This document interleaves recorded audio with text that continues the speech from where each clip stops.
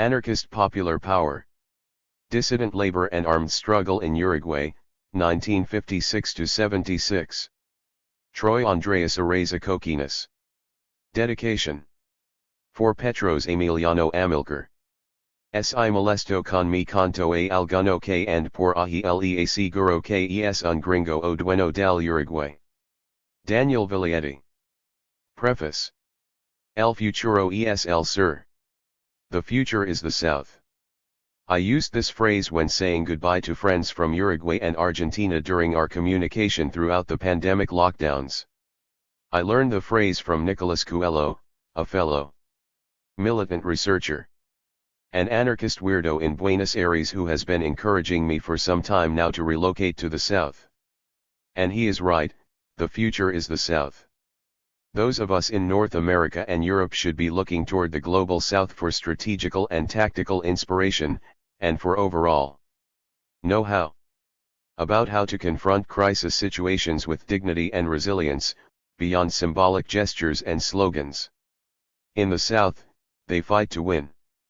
The late urbanist and historian Mike Davis made a similar proposition in his 2010 article Who Will Build the Ark? There, he recognizes that poor populations in the global South, those Frantz Fanon called the wretched or damned, have been confronting political, economic, and environmental crisis for generations. Scholars Susanna Draper and Veronica Gago recognize how such a phenomenon is already occurring in the struggle for abortion rights in the United States, where the pañuelo verde, the green scarf that has emblematized those movements in Latin America, is a common presence at protests. In this way, they recognize the uniqueness of a moment in which North American feminists are aprendiendo desde el sur del mundo.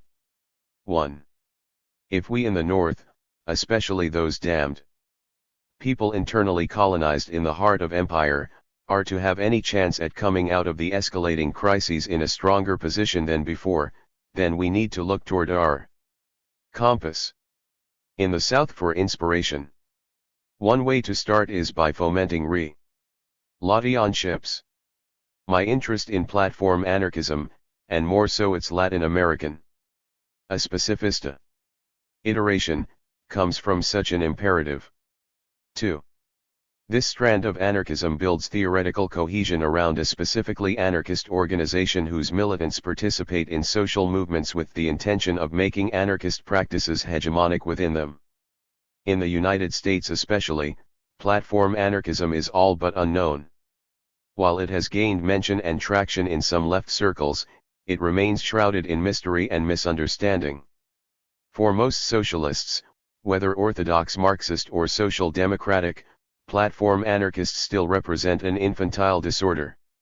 This perspective, borrowed from Vladimir Lenin, sees platformists as troublemakers without a plan because of their refusal to enter the state apparatus.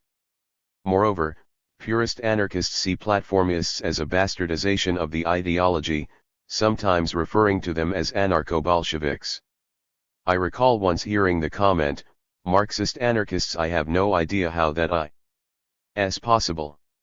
While such a position may seem strange to a North American, it makes complete sense in the Latin American context, where anarchists are still credited with having grounded the labor movement and organized left.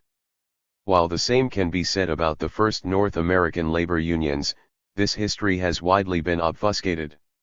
In contrast, in the River Plate region, working people seem to know and respect this history because their unions, which are still active and intact, have taught them this. I was often struck by my conversations with cab drivers in Buenos Aires, of which the following is illustrative. "Driver, what are you doing here?" "Me, I am doing a historical investigation of the Uruguayan Anarchist Federation. They were exiled during the Dirty War and were targeted as part of the pilot operation of P. Lanconder."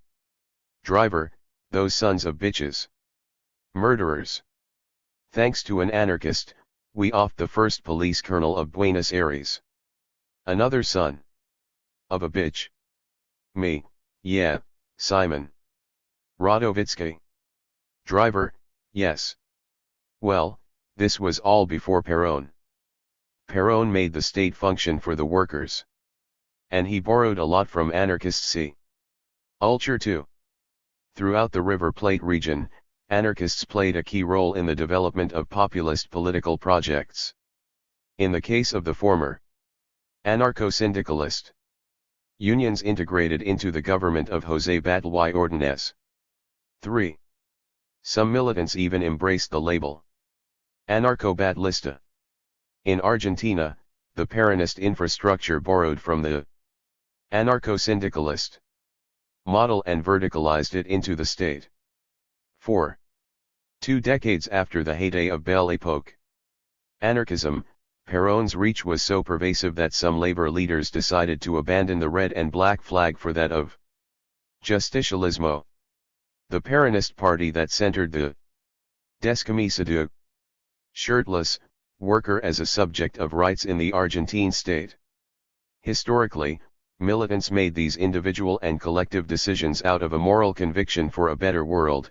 They did what they thought was right under conditions of poverty, hyper-exploitation, and neo-colonialism. North American anarchists have not confronted such dilemmas because the left has not provided a clear threat to power in nearly a century. This enables a purist sentiment among leftists who often only discuss strategy abstractly and who are in no way situated in spaces with potential of building toward a mass politics in the rare case that strategy is discussed at all, beyond mere lifestyle and personal politics. In contrast, the Latin American left has made, and continues to make, bids for power. This is a result of their emphasis on strategy, consensus building to identify everyday problems and their structural origins, and the development of campaigns that go beyond lobbying and voting in an effort to transform those conditions. That is not to say that the Latin American left merely ignores the state. In fact, some of the only left-identifying statist projects of the past 2 decades have come from the region. However, there is a broad consensus among the left of the necessity to build mass movements, and what is debated are strategies about how to do so. In such conditions, anarchists have made and remade their politics. Moreover, the institutional left has absorbed anarchist strategy, tactics, and culture. But conditions in Latin America are not unique solely because of the left's potential to claim state power. There is also a uniqueness to everyday Latin Americans' willingness to take risks. When crises intensify, Latin Americans act. And they do so unapologetically, because their lived experience directly reflects the immiseration and precarity brought on by centuries of coloniality. Thus, everyday people are aware of the stakes of their actions, and they organically respond to their realities in ways that are only possible from generations of practice. Crisis comes in cycles. And the cycle that hit Uruguay in the late 1960s and early 1970s provided background in which the Uruguayan Anarchist Federation, FA, developed its politics. One militant told me, people just acted on their own. We don't even know half of what went on, because it was impossible to keep up with. There is no North American comparison to the half-decade of intensified conflict in Uruguay from 1968 to 1973. All said, this climate of conflict was also a climate of chaos. As feminist activist Lillian Kelly Bertie shared, it was like we lived 20 years in only 2. The social upheaval admittedly lends itself to moments of chaos in the written historical narrative. Nevertheless, I consciously set out to capture details of what everyday people were doing during this time. For in this context, it is not enough to simply write, there was a strike. After all, the details of what took place matter. We must ask, what did these strikes look like? What were people doing at the micro level? The details can exhaust, and oftentimes the narratives relayed in this book terminate anticlimactically, without winner or loser. But, according to the FA, all these dissident activities proved vital for the accumulation of experiences toward collective subjective transformation. As the following chapters hope to show, only through building popular power is it possible to make socialismo desde abajo. Introduction. On October 11, 2017, I received Juliana Martinez at my Montevideo home in Barrio Sur. I had visited her home 5 months prior to interview her alongside fellow Uruguayan Anarchist Federation, FA, militant Zelmer Dutra. In the initial May visit, I learned a rather superficial and linear narrative of Juliana's FA militancy in the early 1970s, when she joined, why she joined, when she fell prisoner, and so on. Following our initial chat, we developed an amicable relationship. I often visited while she organized the FA library, and she frequently invited me to dinner at her home. On one winter Sunday, we spent the day alongside her 2 lifelong friends from the armed Marxist National Liberation Movement, Tupamaros, MLNT. We attended Montevideo's Fine Arts Museum to observe the works of Julio Manchego, a student of the famed modernist painter Joaquim Torres Garcia and fellow member of the FA's armed apparatus, the Popular Revolutionary Organization, 33 Orientals, OPR 33. The October interview was much different. Sitting comfortably in my living room, Juliana communicated more about feeling than chronology. She shared details of everyday life in the OPR 33 safe house where she lived while working at an eyeglass factory, a home that served as a key site for the meetings, propaganda production, and reconnaissance.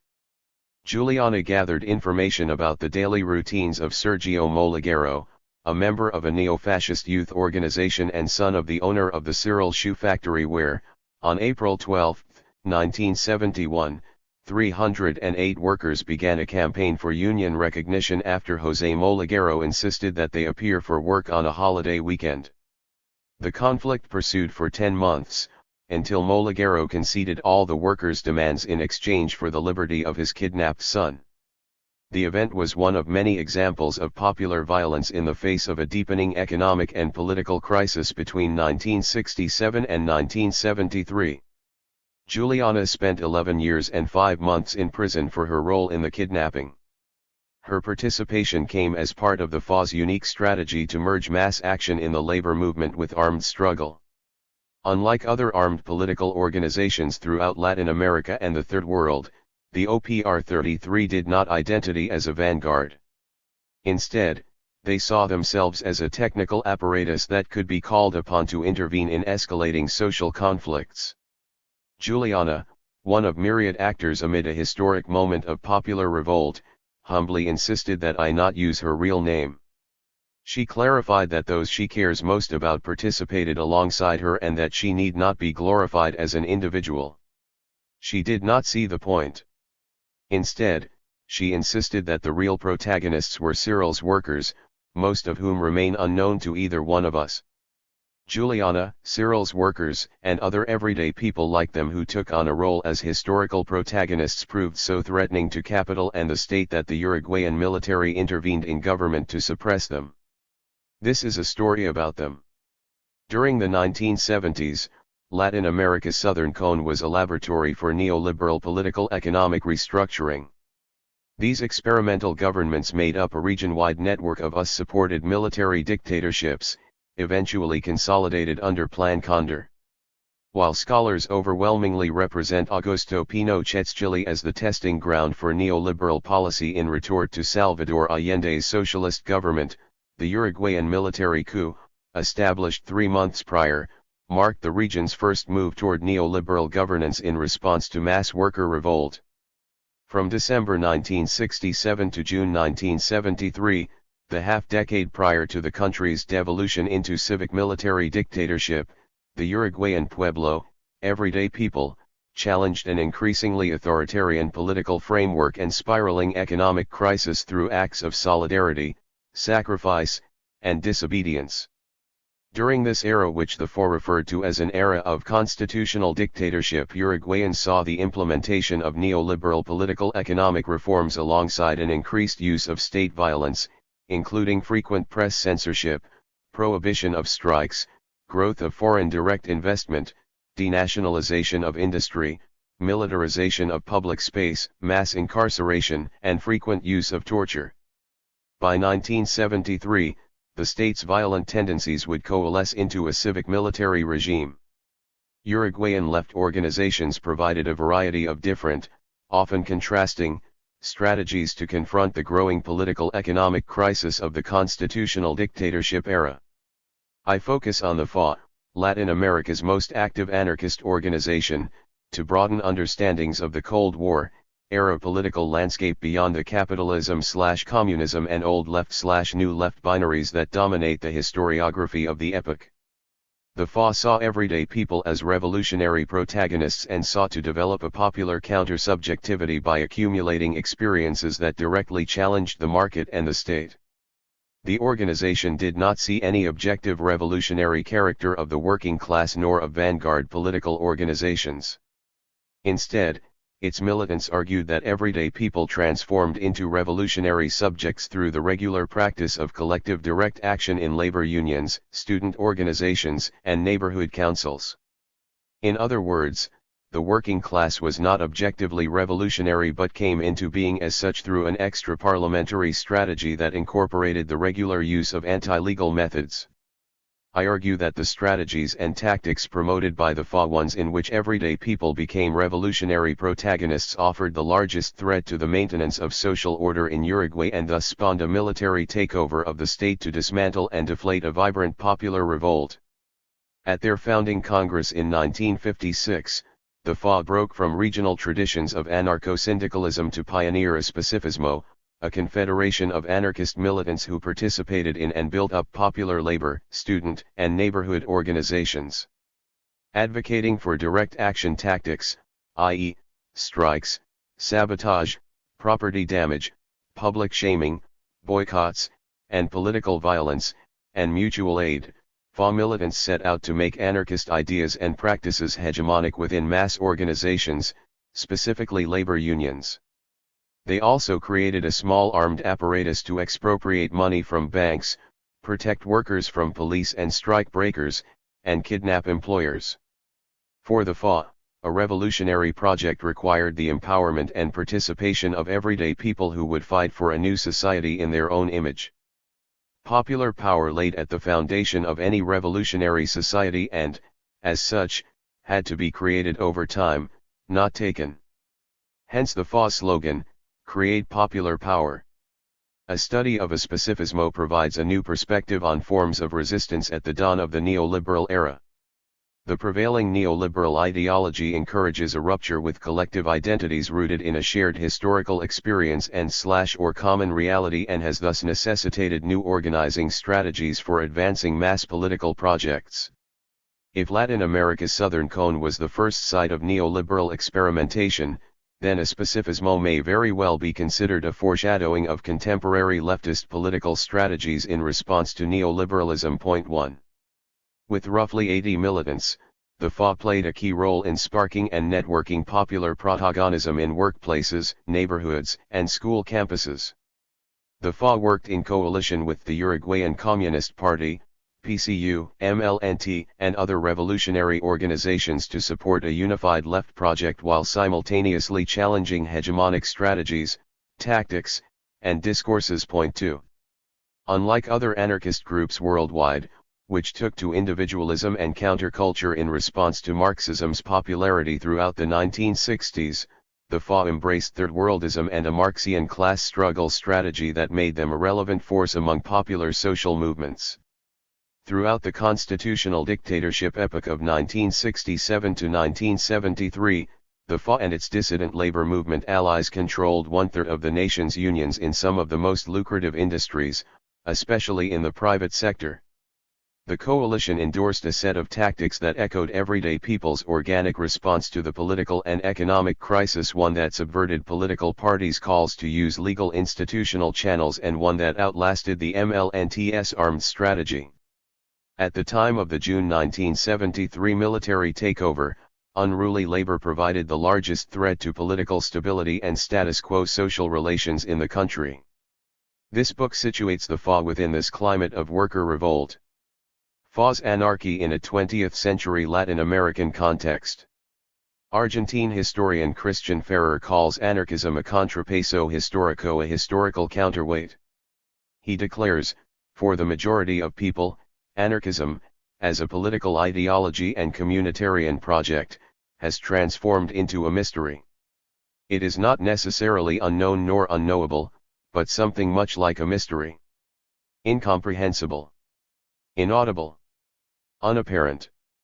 Ferrer continues, in every city in the world, no matter how small, there is at least one person who claims to be an anarchist. 3. Historian and political scientist Benedict Anderson also recognizes that one can expect to find a small, enthusiastic group of anarchists in every urban center, while communist groups have lost relevance and popularity after the ideology's perceived failure in the post-Cold War era. He recognizes that anarchists' inability to realize their utopian vision in the 20th century has served as both a blessing and a curse. 4. Ferrer conveys a similar sentiment through use of a metaphor. Communism always seemed to be a river current that roamed uncontrollably until a natural estuary, the post-historical unifying ocean of humanity. For its critics, this river was dirty, irredeemably polluted, but even for them the current was unstoppable. Nevertheless, this river dried up, as if an overpowering sun dried it up in an instant. If we continue with the hydro metaphors, anarchism does not correspond with the figure of the river, but instead with the geyser, as well as a flood, a downpour, an underground river, an inundation, a deluge, a breaking wave, the eye of a storm. 5. Although scholars can hardly deny the relevance of anarchism in the trajectory of the left throughout the 20th century, few have ventured to provide thorough investigations of the movement after the Spanish Civil War era of 1936 to 1939, which is widely considered the last hurrah for the ideology. 6. As such, scholarship on anarchism in the Cold War era Global South is nearly non-existent. 7. At the turn of the 20th century, anarchists played a foundational role in working-class organizations and culture throughout the continent, especially in Argentina, Chile, Cuba, Brazil, Mexico, Panama, Puerto Rico, and Uruguay. Eugenio Tandinat, a French utopian socialist and follower of Charles Fourier, transported anarchist thought to Uruguay's shores in 1844. There, he linked with recently arrived Italian exiles who shared the experience of fighting alongside Giuseppe Garibaldi in their country of origin. The widespread study of Tandinat's exploits emblematizes a broader trend in River Plate historiography of anarchism, which similarly focuses on its European migrant origins and circulation, especially in Argentina. 8. In 1876, anarchists in Montevideo formed the country's first labor confederation, the Uruguayan Regional Federation of Workers, FORU. By May 1911, FORU organized Montevideo's first general strike, spawned by disgruntled streetcar workers who challenged elite notions of progress in the city. 9. In 1911, nearly three-quarters of the country's 117,000 industrial workers belonged to the FORU. 10. River Plate anarchists emphasized organizational decentralization and direct action tactics within the labor movement. 11. This class-based anarchism can be traced to the influence of Errico Malatesta, who lived in Buenos Aires from 1885 to 1889. Malatesta recognized the frequency of victorious strikes in the region, arguing that anarchists could capture that fervor and push workers toward forming a revolutionary consciousness. 12. Turn of the century anarchists worked in coalition with rival political organizations for the sake of strengthening the combativeness of the labor movement. According to historian Geoffroy de la Fourcade, this ubiquitous and flexible quality was a feature of anarchist militancy seldom considered by historians who chronicle its sectarian fortunes. 13. Anarchists' emphasis on working-class militancy has tricked some historians who evaluate the ideology's impact based on its weight in working-class consciousness.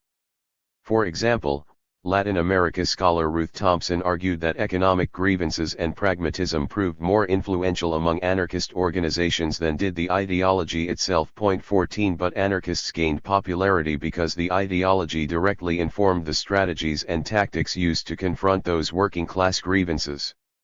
Yet regional historians trace the end of anarchist influence to the populist projects of Uruguayan President José Bataillé Ordóñez and Argentinian President Juan Domingo Perón. 15. Although both countries saw an influx of Spanish anarchist exiles who migrated to urban and rural areas to escape civil war and fascism, the Peronist experience in Argentina is commonly cited as bookending the ideology's influence in the region. Indeed, Many of these Spanish anarchist exiles in Uruguay became founding members of the FA. But Argentina's experience with Perón and the strong influence of Marxism in Uruguay, whether via the Communist Party or the MLN Tupamaros, have cast a shadow on anarchism's activity throughout the region. Still, little is known about anarchism's role and contribution to Cold War-era mass politics. And this remains the case in spite of the fact that New Left mobilizations sparked an upsurge of scholarly interest in anarchism throughout the 1960s. In 1965, for instance, French anti-authoritarian writer Daniel Guérin proclaimed that state communism, not anarchism, was out of touch with the needs of everyday people in the modern world in his Anarchism, From Theory to Practice. Historian James Joll, who concluded his monograph The Anarchists in 1964 with an obituary to the ideology, was forced to acknowledge that anarchism lived on in the spirit of the 60s. 16 But the initial excitement around anarchism and the New Left primarily acknowledged the ideology's influence in protest and counterculture, more specifically its broader critique of the bureaucratic nature of Soviet communism. More recent scholars such as Arif Derlich and Andrew Cornell have dedicated themselves to showing anarchism's influence on popular revolutionary and social movements, such as the Chinese Revolution and the U.S. Civil Rights Movement. 17 But this type of scholarship is rare to encounter, as broader historiographical trends continue to fall short of acknowledging anarchism's existence beyond the Spanish Civil War. The FA's Latin Americanist anarchism broke from turn-of-the-century anarchist thought and practice to remain relevant in the New Left political trends of the time. In this sense, the FA's contributions to anarchist political thought and strategy provide another example that challenges the unidirectional relationship between the global North and South, namely, the FA moved forth a post-nation-state vision for a revolutionary society in an era during which decolonial and anti-imperialist struggles were saturated with calls for nationalism. While the FA incorporated some of this Third World nationalist discourse into their own political outlook in effort to remain relevant with the times, they proposed something beyond the globally prescribed solution offered by the left of seizing state power and transforming society from above. Whereas the post-colonial turn of the 1980s supposedly broke from the tradition of Third World nationalisms, the FA's Latin Americanist anarchism predates such efforts to look beyond the nation-state to resolve the contradictions, challenges, and limitations imposed by the post-colonial condition. Notably, the group advocated for building popular power by growing participation in workplace and spatial conflicts to manifest the relationships and experiences necessary to wage a prolonged battle for the establishment of a non-bureaucratic socialism, one that would forego the nation-state through the implementation of democratic federalism continent-wide. 18 Moreover, the organization embraced third-worldism as opposed to rejecting it. In their strategic cultivation of this ideology, the FA would have concurred with scholar Vijay Prasad's observation that the Third World was not a place. It was a project. 19. The FA's unique brand of politics synthesized the region's class-based anarchism with third-worldism. The result was an anarchist party that merged traditional anarchism with new left ideas. While the FA membership consisted of some ex-communists who once collaborated with the group in coalitional political spaces, the primary force behind the organization's political trajectory was likely the real impact of Marxism, and especially the presence of the Soviet Union in the Third World, something that anarchists a generation prior did not have to confront. Thus, a study of the FA also breaks from the capitalism/communism binary that dominates Cold War historiography. The FA and dissident labor in Uruguay. Uruguayan labor has been highly understudied in both English and Spanish language historiography, especially during the Cold War era. 20 The study at hand borrows from a new labor history framework to focus on everyday people rather than states, institutions, and electoral parties, a lens that coincides with a new Cold War history approach to centering bipolar political power. In its place, this book focuses on a small group of non-state actors who played a key protagonist role in escalating social conflict. Cold War historiography tends to reproduce a unidirectional relationship between the imperial rivals, United States and Soviet Union, and victims in the global South. As such, Global historical accounts produced by North American scholars tend to maintain a US-centric narrative while confining Global South populations as derivative or reactive, thus failing to account for Latin American left protagonists' production of an upsurge of intellectual, strategical, and tactical innovations specific to local realities situated within a continent-wide struggle. Point 21. While avoiding such easy binaries, this study also aims to escape the trap of focusing strictly on the FA. As Geoffroy de Lafourcade notes regarding early 20th century River Plate anarchism, the cataloging of explicitly anarchist organizations and campaigns tends to limit our understanding of the ideology's range. 22. Therefore, though this book begins by showing the organization's ideological and strategical contributions within the Latin American New Left milieu, it swiftly moves away to focus on conflicts between Uruguayan workers and management, including native-born employers that arbitrated the relationship between foreign capital and labor. The conflicts also saw significant intervention from the Uruguayan state, both as mediator via the Ministry of Labor and repressor via the police and military. While the state certainly cannot be ignored, everyday people remain central to this study. Upon the FA's inception in 1956, the organization set out to ignite a dissident labor movement by inserting militants into existing union structures. The first successful union battle occurred while the FA was still in formation in 1955, when workers at the Funsa rubber factory went on a 52-day strike to protest for arbitrary firings and to split with their business-friendly union. In 1958, the newly formed union occupied the plant and put it under worker control. 3 members of the FA were elected to key leadership positions. The campaigns established Funsa as a point of reference for other dissident labor currents. Funsa workers forged relationships with fellow autonomous unions within the Intersyndical Solidarity Commission. 23. Such unions remained autonomous from the communist-led Uruguayan Confederation of Workers, CUT, due to conflicting positions regarding the simultaneous holding of political office and union leadership roles, and affiliation with an international labor federation. Throughout the 60s, the FA challenged the communist grip over the labor movement by advocating for labor autonomy and the use of direct action or anti-legal tactics, as opposed to courts and the Ministry of Labor, to resolve workplace conflicts. Recognizing labor unions as mass organizations and thus spaces to build popular power, the FA emphasized participation in workplace struggle as key to the formation of class consciousness. In 1964, members of the FA spearheaded the call to form Uruguay's first nationwide labor confederation, the National Workers' Convention, CNT. Within the confederation, the FA aligned with other dissident unionists who challenged the communists' continued emphasis on negotiation, a coalition first evidenced by a 1967 fight plan, Plan de Lucha, rejected by the CNT's majority communist leadership. This alliance built upon the relationships established in the Intersyndical Solidarity Commission and eventually grew to encapsulate 1/3 of the nation's labor unions in the Tendencia Combativa, combative tendency, which led some of the most dramatic and combative campaigns during the half-decade leading up to the 1973 dictatorship. From July 1969 to June 1973, Tendencia-affiliated unions were responsible for 67% of workplace occupations, 74% of strikes lasting longer than 3 days, and 72% of strikes lasting longer than 10 days. 24. These unions organized prolonged work actions that often rejected legal channels of mediation, a number of which drew solidarity actions from fellow unions. The Tendencia's impact on the labor movement and on greater social relations in Uruguay is undeniable.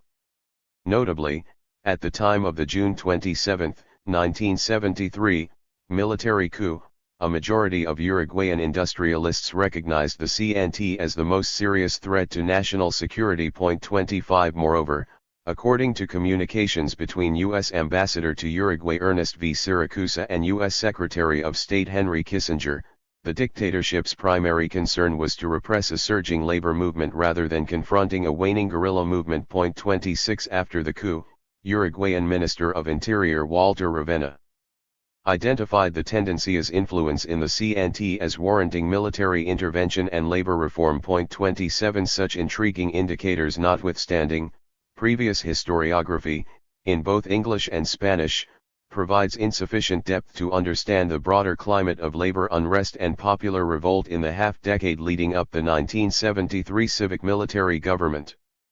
Therefore, the FA is all the more valuable to the present study as both an object of analysis and a conduit to access narratives from this climate of popular social upheaval. The FA and Latin America's New Left.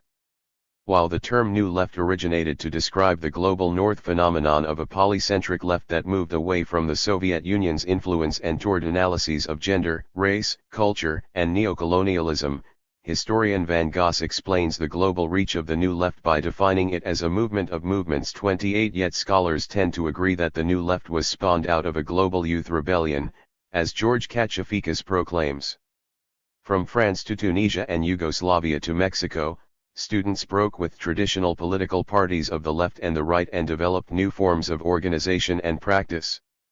Their unified actions and emergent aspirations were a product of centuries of centralization of the world economic system, but at the same time, they helped define new dimensions to the global culture. New values for international and interpersonal social relationships quickly spread as a result of these movements, values which went beyond what was previously considered possible or acceptable. 29. The New Left is most commonly associated with leftist ethno-nationalist groups, like the Black Panthers and Young Lords, and countercultural youth movements, like the Yippies, that thrived during the late 60s and early 70s in the United States. When broadening to a global scope of the New Left, some scholars have claimed these countercurrents were spawned from middle-class youths who reproduced an en vogue, yet vacuous language of dissent. 30. While these definitions help us understand the New Left's eclectic makeup, they fall short of explaining the particularities of the movement in a Latin American context. Scholars of Latin America generally struggle when applying the term to the continent.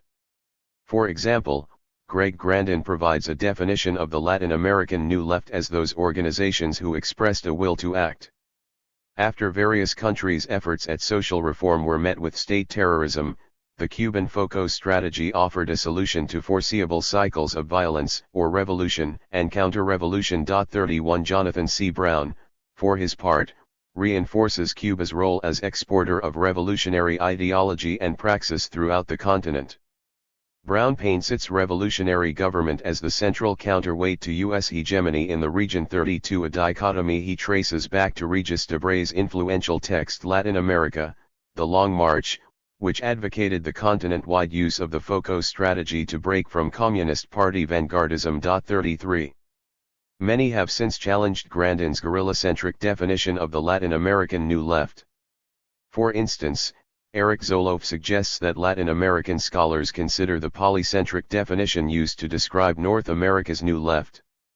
He insists that Grandin's narrow definition of the New Left excludes the vast sectors of largely middle-class youth that took no direct part in armed revolutionary activities, yet who were deeply impacted by the cultural and political trends of the time, and allows no interpretative room to address the countercultural practices found on the left, practices that have been silenced by the historical process which has tended to emphasize the overriding significance of armed revolt and repression.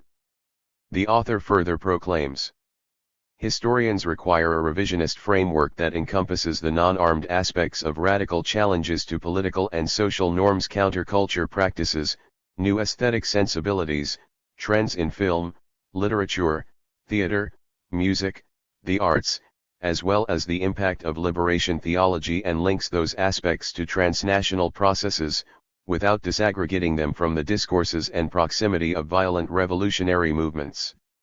Rather than viewing armed struggle, the heroic guerrilla, as distinct from seemingly non-revolutionary, consumptive practices, we should regard these as twin facets of diverse and intersecting movements that confronted state power, on one hand, and patriarchal norms, on the other. 34.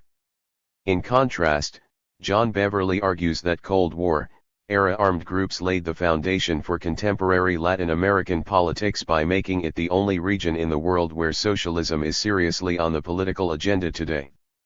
This is the case even though the popular representation of armed struggle remains one of a romantic adolescence prone to excess, error, irresponsibility, and moral anarchy.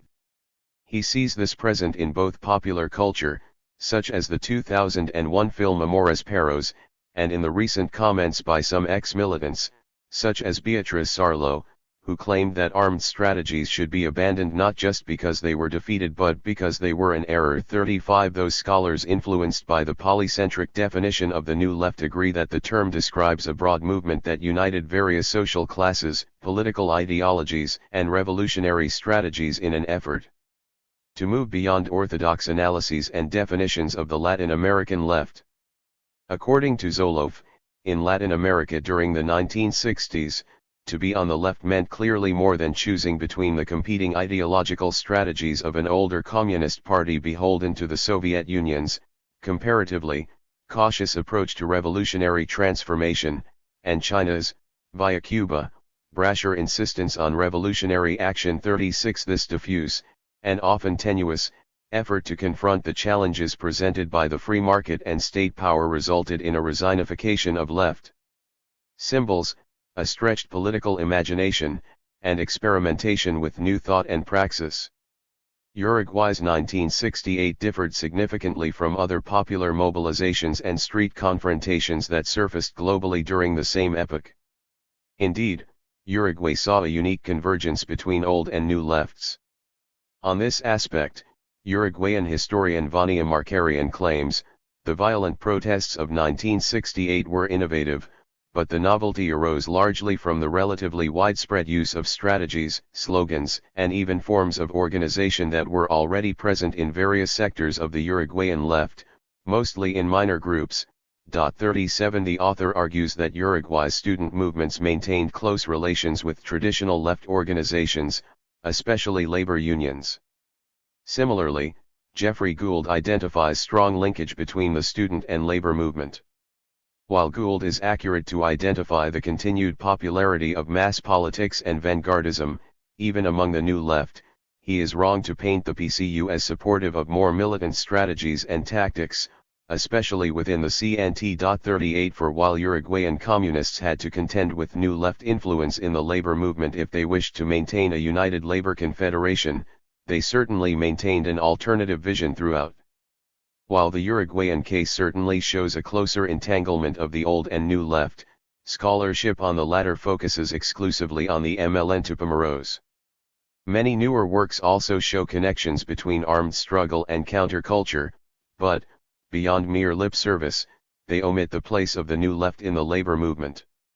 In this sense, they explore armed struggle solely through groups that applied the FOCO model. 39 In Uruguay, the FA and other new left organizations critiqued FOCO while still embracing the need to take up arms. 40 Yet, unlike many of their Argentine counterparts, Uruguayan scholars have not fallen into the ideological trap of painting the new left, especially armed struggle, as separate from the working class. 41 Some North American sociologists even claim that middle classes resorted to armed struggle because their growing expectations that accompanied regional modernization could not be met by the structural limitations of a third world reality. 42 As an example of the crossover between the new left and organized labor, economist Arturo C. Porzekinski's 1974 study shows that working class participation in the MLN Tupamaros doubled between 1969 and 1972, from 17 to 34%. By the time of the June 1973 military takeover, the demographic distribution consisted of 29.5% students, 32.4% professionals, 32.4% workers, and 5.7% other. 43 Moreover, the unidimensional category of student, frequently utilized in dominant historiography, poses issues, as Argentine writer Pablo Passi notes.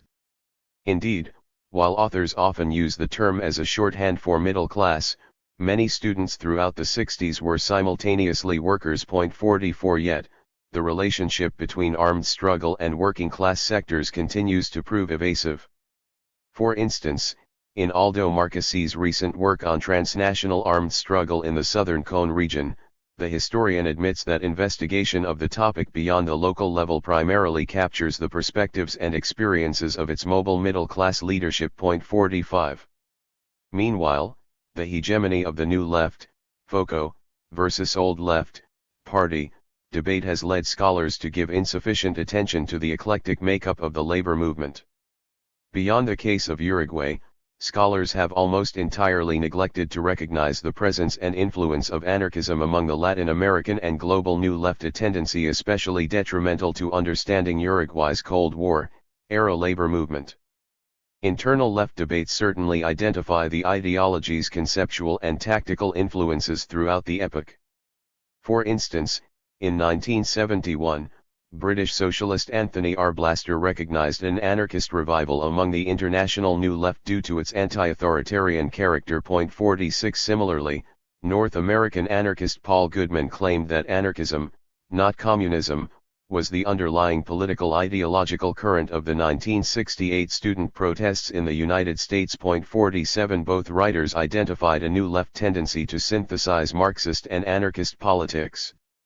Arblaster acknowledged that while anarchist organizations were few, many new leftists first developed an affinity for the ideology and later sought to combine it with elements of Marxism and socialism.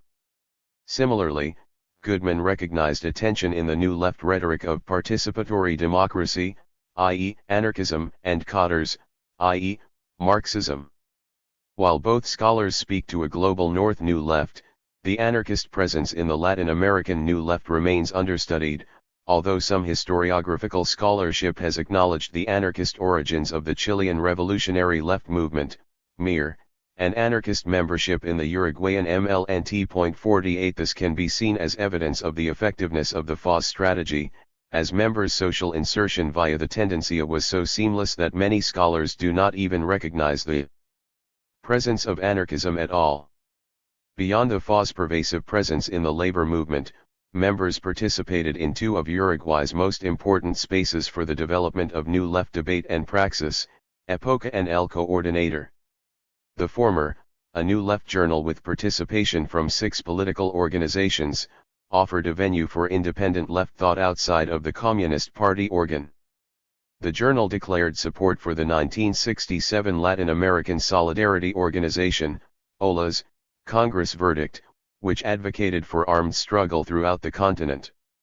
Gerardo Gatti, a FA militant and graphic artist, maintained responsibility of the organ's print shop. However, the FA's understanding of armed struggle differed significantly from those conceptions popular throughout the rest of the Third World.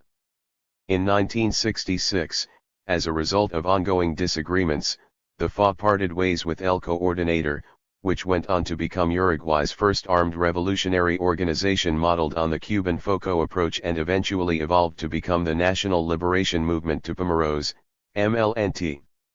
In mid-1969, the FA challenged the MLNT's armed strategy by forming the Popular Revolutionary Organization, 33 Orientals, OPR 33, an armed apparatus of roughly 60 militants to confront escalating state violence. More than a guerrilla unit replicating the Cuban model, the OPR 33 operated as a technical apparatus with clear targets and goals to support workers in labor conflicts. From 1969 to 1974, the OPR 33 carried out 8 kidnappings, roughly 24 robberies, and over 30 acts of significant property damage. The organization opposed assassinations and never killed a political opponent. Contrary to the claim that Latin American armed left organizations consisted primarily of naive, young middle-class males waging a belligerent war against the state, the case at hand offers an opportunity to understand a critique and alternative to the FOCO model advanced by an organization that shared an affinity for the use of armed struggle. The FA's strongest presence was in Montevideo's working-class neighborhoods of El Cerro and La Teja, and the Funza rubber factory union. The organization merged a traditional labor union strategy with new left armed tactics yet remained strictly committed to the former due to its mass political nature. Finally, a thorough study of the FA offers an opportunity to better understand predominant Uruguayan left organizations, the PCU and MLN Tupamaros. The FA's critiques shine a refreshing new light on topics of armed struggle and electoral politics that move beyond those presented by the hegemonic rival organizations themselves and the state, which used a wide brush to paint the entire left as criminals and terrorists. Indeed, while left projects throughout the continent have made significant reforms in the past half-century, they have holistically failed to provide sustainable alternatives to the market and state. Thus, it is becoming increasingly important for historians to explore critiques of the predominant left that come from within the left itself. Sectarian rivalries aside, Jeffrey Gould accurately concludes, the new left provoked a virulent debate. For most rank-and-file militants, however, the debate was less important than the fight for immediate objectives. However radical, the old and new left thus had to coexist, even if not in harmony. 49. The FA was certainly a new left organization in the Latin American context. Having formed in the Cold War era with the intention of moving away from traditional anarcho-syndicalism, the FA introduced a novel approach to anarchism that drew influence from historical and contemporaneous ideas and strategies, including Marxism, populism, and third-worldism, with the intention of massifying a will to act. Sources and methods. This study uses a mixed methods approach and draws from a range of different sources. Primary source print documents include left publications, FA internal communications, police reports, and memoirs from state and personal archives. I rely primarily on FA publications Epoca, 1962-67, Cartas de FA, 1968-71, and Campanero, 1971-73, to explore questions of the group's ideology and politics. Epoca hosted foundational conversations of a new left coalition that would eventually become the Tendencia Combativa in the labor movement. Edited by the celebrated historian and journalist Eduardo Galeano, the journal served as a platform for 6 revolutionary left organizations, including the FA. After the government shuttered it in December 1967 and outlawed all 6 political organizations, they were forced to operate underground. Cartas de FA, a weekly clandestine bulletin circulated from June 1968 to March 1971, provides the best printed documentation of the organization's public rhetoric during its 3 years operating underground. Roughly 18,000 copies were produced during the first 2 years of publication. Cartas aimed to recruit sympathizers with the FA's position by sharing frequent critiques of and alternatives to the Communist Party's strategy. Some militants eventually abandoned other leftist organizations to join the FA after developing a familiarity with the anarchist strategy and analysis via the documents. Distribution was risky. Indeed, anyone caught with the propaganda was subject to detention and torture.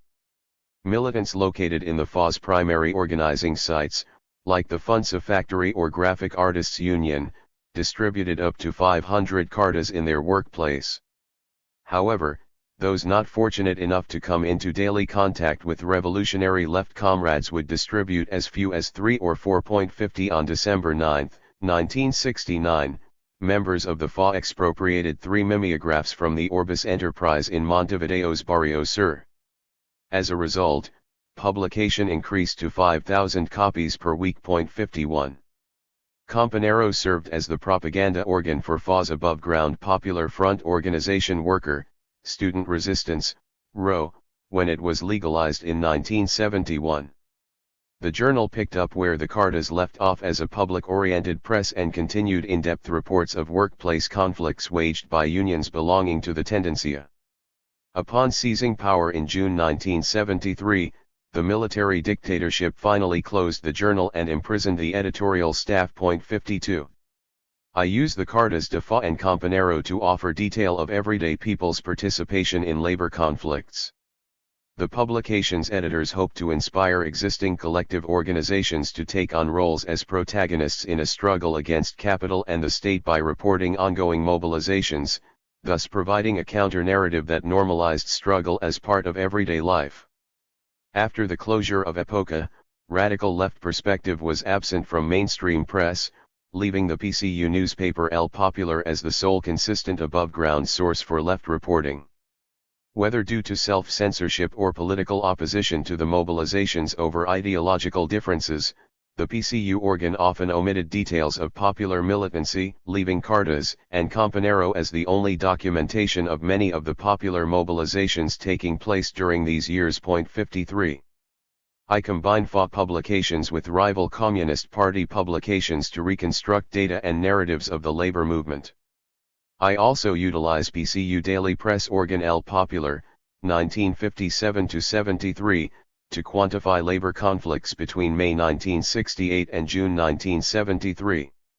While the daily suffered frequent censorship and often its editors chose to omit details of more confrontational tactics for ideological reasons, the paper dedicated at least a full page to covering labor conflicts regardless of the union's affiliation.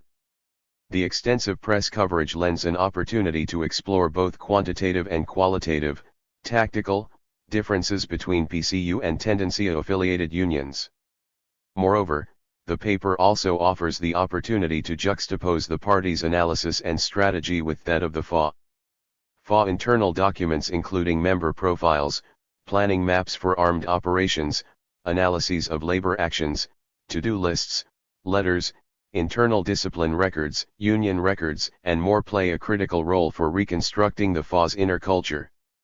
These documents were preserved in the personal archive collections of Juan Carlos Mecaso, Martín Ponce de León, Héctor Rodríguez, Ricardo Villaró, and Hugo Cors. In the case of the former, the contents were hidden in a secret compartment behind a safe house wall for 14 years while FA militants were imprisoned or in exile during the military dictatorship of 1973 to 1985. I have interviewed 27 members of the FA who have shared in-depth personal narratives to elaborate on the events covered in the documents. Due to the overrepresentation of men in the historiography of the Cold War and New Left, I intentionally sought out women participants to represent over half my sample. Interlocutors guide me to relevant primary sources and help bring meaning to documented events by offering intimate details of personal experiences. I also rely heavily on published memoirs and personal historical research by Hugo Cors, Eleuterio Fernandez Huidobro, Maria Julia Alcoba, Jorge Chagas, Juan Carlos Mecaso, Iván Trias, Universindo Rodriguez, and Augusto Andres. While the abundance of propaganda produced by the FA allows for a unique look at the organization's broader analysis and strategy, it does not always capture the nuances of workplace conflicts, which were often sparked by communication between the organization and one or two workers located at the site of conflict. Oral and written testimonies have proven indispensable to the work's final chapter on the FA's experiences with transnational state terrorism.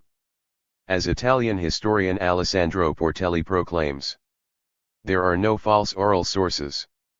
Once we have checked their factual credibility with all the established criteria of philological criticism and factual verification which are required by all types of sources anyway, the diversity of oral history consists in the fact that wrong statements are still psychologically true and that this truth may be equally as important as factually reliable accounts. Point 54.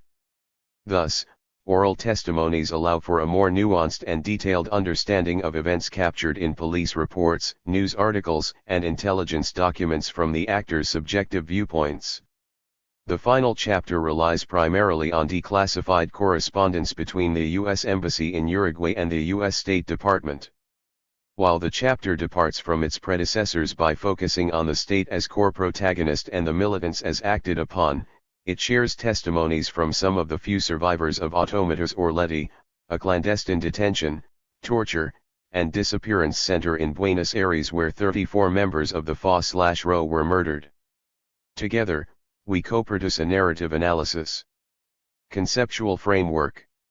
While each chapter focuses on a different element particular to the FA, such as ideology, structure, strategy, and / micro-level protagonism, this book pivots around the organization to gain a window into how everyday people participated in a rapidly escalating social war. To this end, the present study offers special attention to micro-narratives and micro-gestures in attempt to capture their activity within the framework of intrasyndical debates around strategy and tactics at the union leadership level. Here, I draw upon the scholarship of Howard Kimmeldorf, who argues that labor history should move between union politics and everyday people's behavior. He recognizes that labor history has been tainted by the unfair assumption of workers as either revolutionaries or reformists, a binary he traces to the positions of Vladimir Lenin, who argued that workers would follow their proletarian instincts if the vanguard party could at least neutralize bourgeois hegemonic thought, and economist Selig Perlman, who argued that workers were inherently conservative and would naturally reject all radical doctrine in the absence of Leninist agitators. Regarding these assumptions, Kameldorf jokes, Lenin's proletarians were too stupefied by bourgeois thinking to complete the journey, while Perelman's trade unionists were too pragmatic to even begin at 55. Thus, bread and butter labor struggles lead to polarizing and different conclusions. For Leninists, every act of worker resistance, no matter how small, marked a challenge to the system itself. For Perelman, workplace demands represented rearguard actions aimed at protecting diminishing economic opportunities in the face of a rapidly changing free market. Faced with this dichotomy, new labor history moves away from unions to study working-class identity and consciousness in everyday spaces, such as churches, bars, music halls, social clubs, and the home. However, Kameldorf offers a caveat that is instructive for the chapters that follow. A new labor history should indeed recognize working-class subjectivity beyond the union, but it must not veer too far from unions as popular expressions of working-class interests. 56 Indeed, in the case of Cold War-era Uruguay, unions remained key spaces for everyday people's protagonism. This study is largely guided by the Italian communist Antonio Gramsci's concept of hegemony, specifically what he called the war of position. For Gramsci, revolution in Western Europe did not only require taking state power, or what he called the war of maneuver. Whereas the Soviet Revolution succeeded merely by claiming control over the state, in Western Europe civil society upheld liberal values of the market and state even under conditions of crisis. Thus, bourgeois ideology gained legitimacy or hegemony, and the ruling class's ideology became the social common sense of everyday people. For Gramsci, the question of revolution not only revolved around taking state power but massifying counter-hegemonic socialist ideas. Moreover, the counter-hegemonic position itself becomes a battleground for rival factions among left groups, who struggle to win working-class hearts and minds toward their respective strategies and tactics.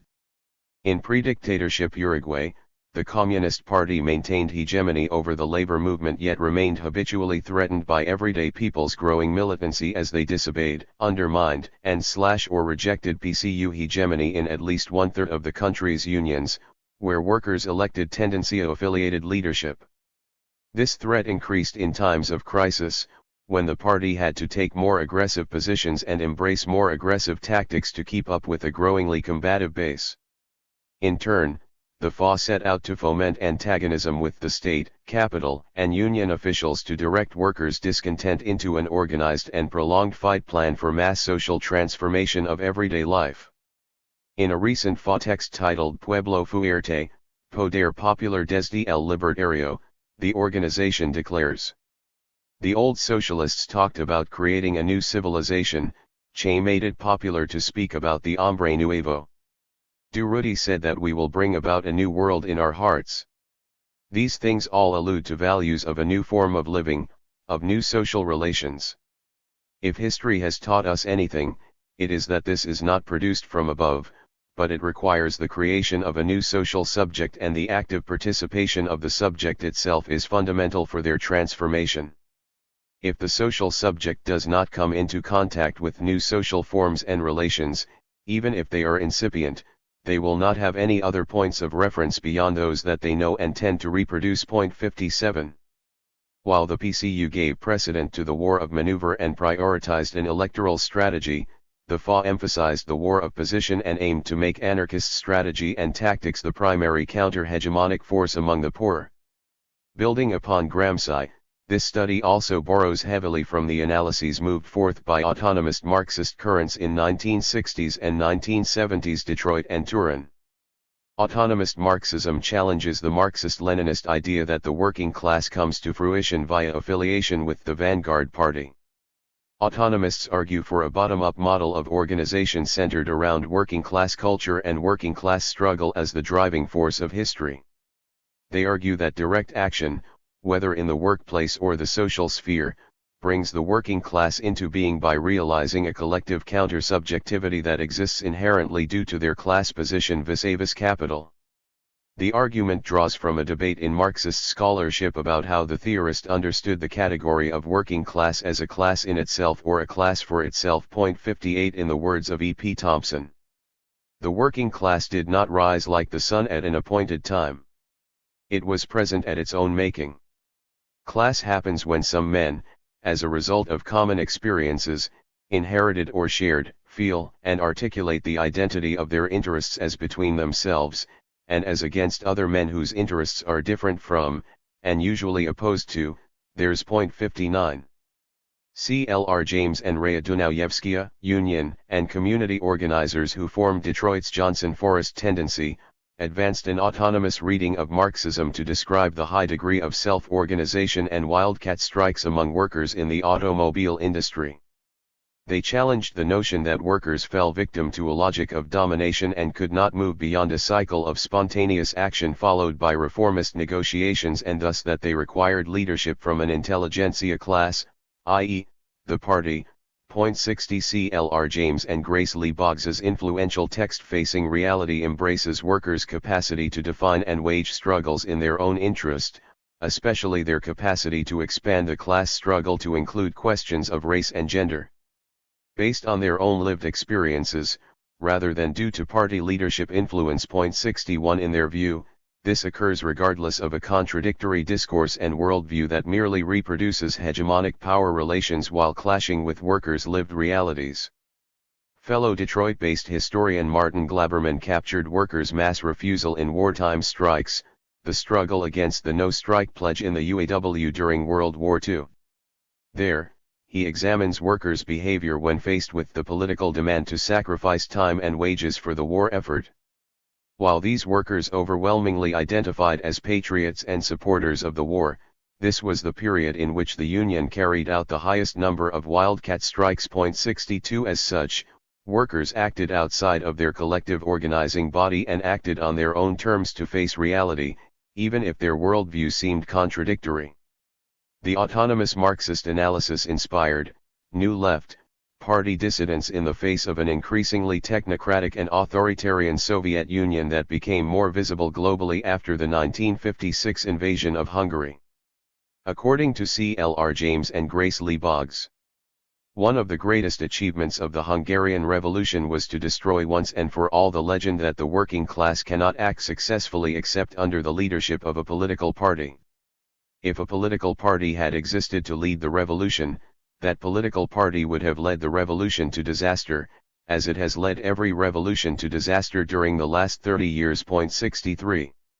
For James and Boggs, control over production means control over workers, and thus one of the modern state's key functions is to incorporate trade unions into it.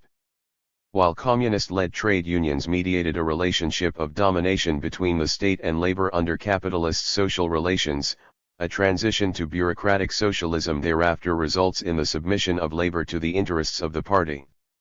Italian autonomist Marxists labeled their current as operaismo, or workerism. Italy in the 1960s saw a group of academic sociologists and union organizers coalesce around the journals Potere Operaio and Lotta Continua. In his seminal article The Strategy of Refusal, written amid this intellectual and political ferment, theorist Mario Tronti declares, "Exploitation is born, historically, from the necessity for capital to escape from its de facto subordination to the class of worker-producers. It is in this very specific sense that capitalist exploitation, in turn, provokes workers' insubordination. The increasing organization of exploitation, its continual reorganization at the very highest levels of industry and society are, then, again responses by capital to workers' refusal to submit to this process. It is the directly political thrust of the working class that necessitates economic development on the part of capital which, starting from the point of production, reaches out to the whole of social relations. From the very beginning the proletariat is nothing more than an immediate political interest in the abolition of every aspect of the existing order. As far as its internal development is concerned, it has no need of institutions in order to bring to life what it is, since it is nothing other than the life force of that immediate destruction. It doesn't need institutions, but it does need organization. Just as there can be no classes before the workers begin to exist as a class, so there can be no revolution before the destructive will that the working class bears within itself, by the very nature of its existence, takes solid form. 64. Moreover, such an argument should not be pigeonholed as the charge of autonomist Marxists alone. Drawing on similar logic, sociologist Alain Touraine argues for an approach centered on the study of social action, or social movement.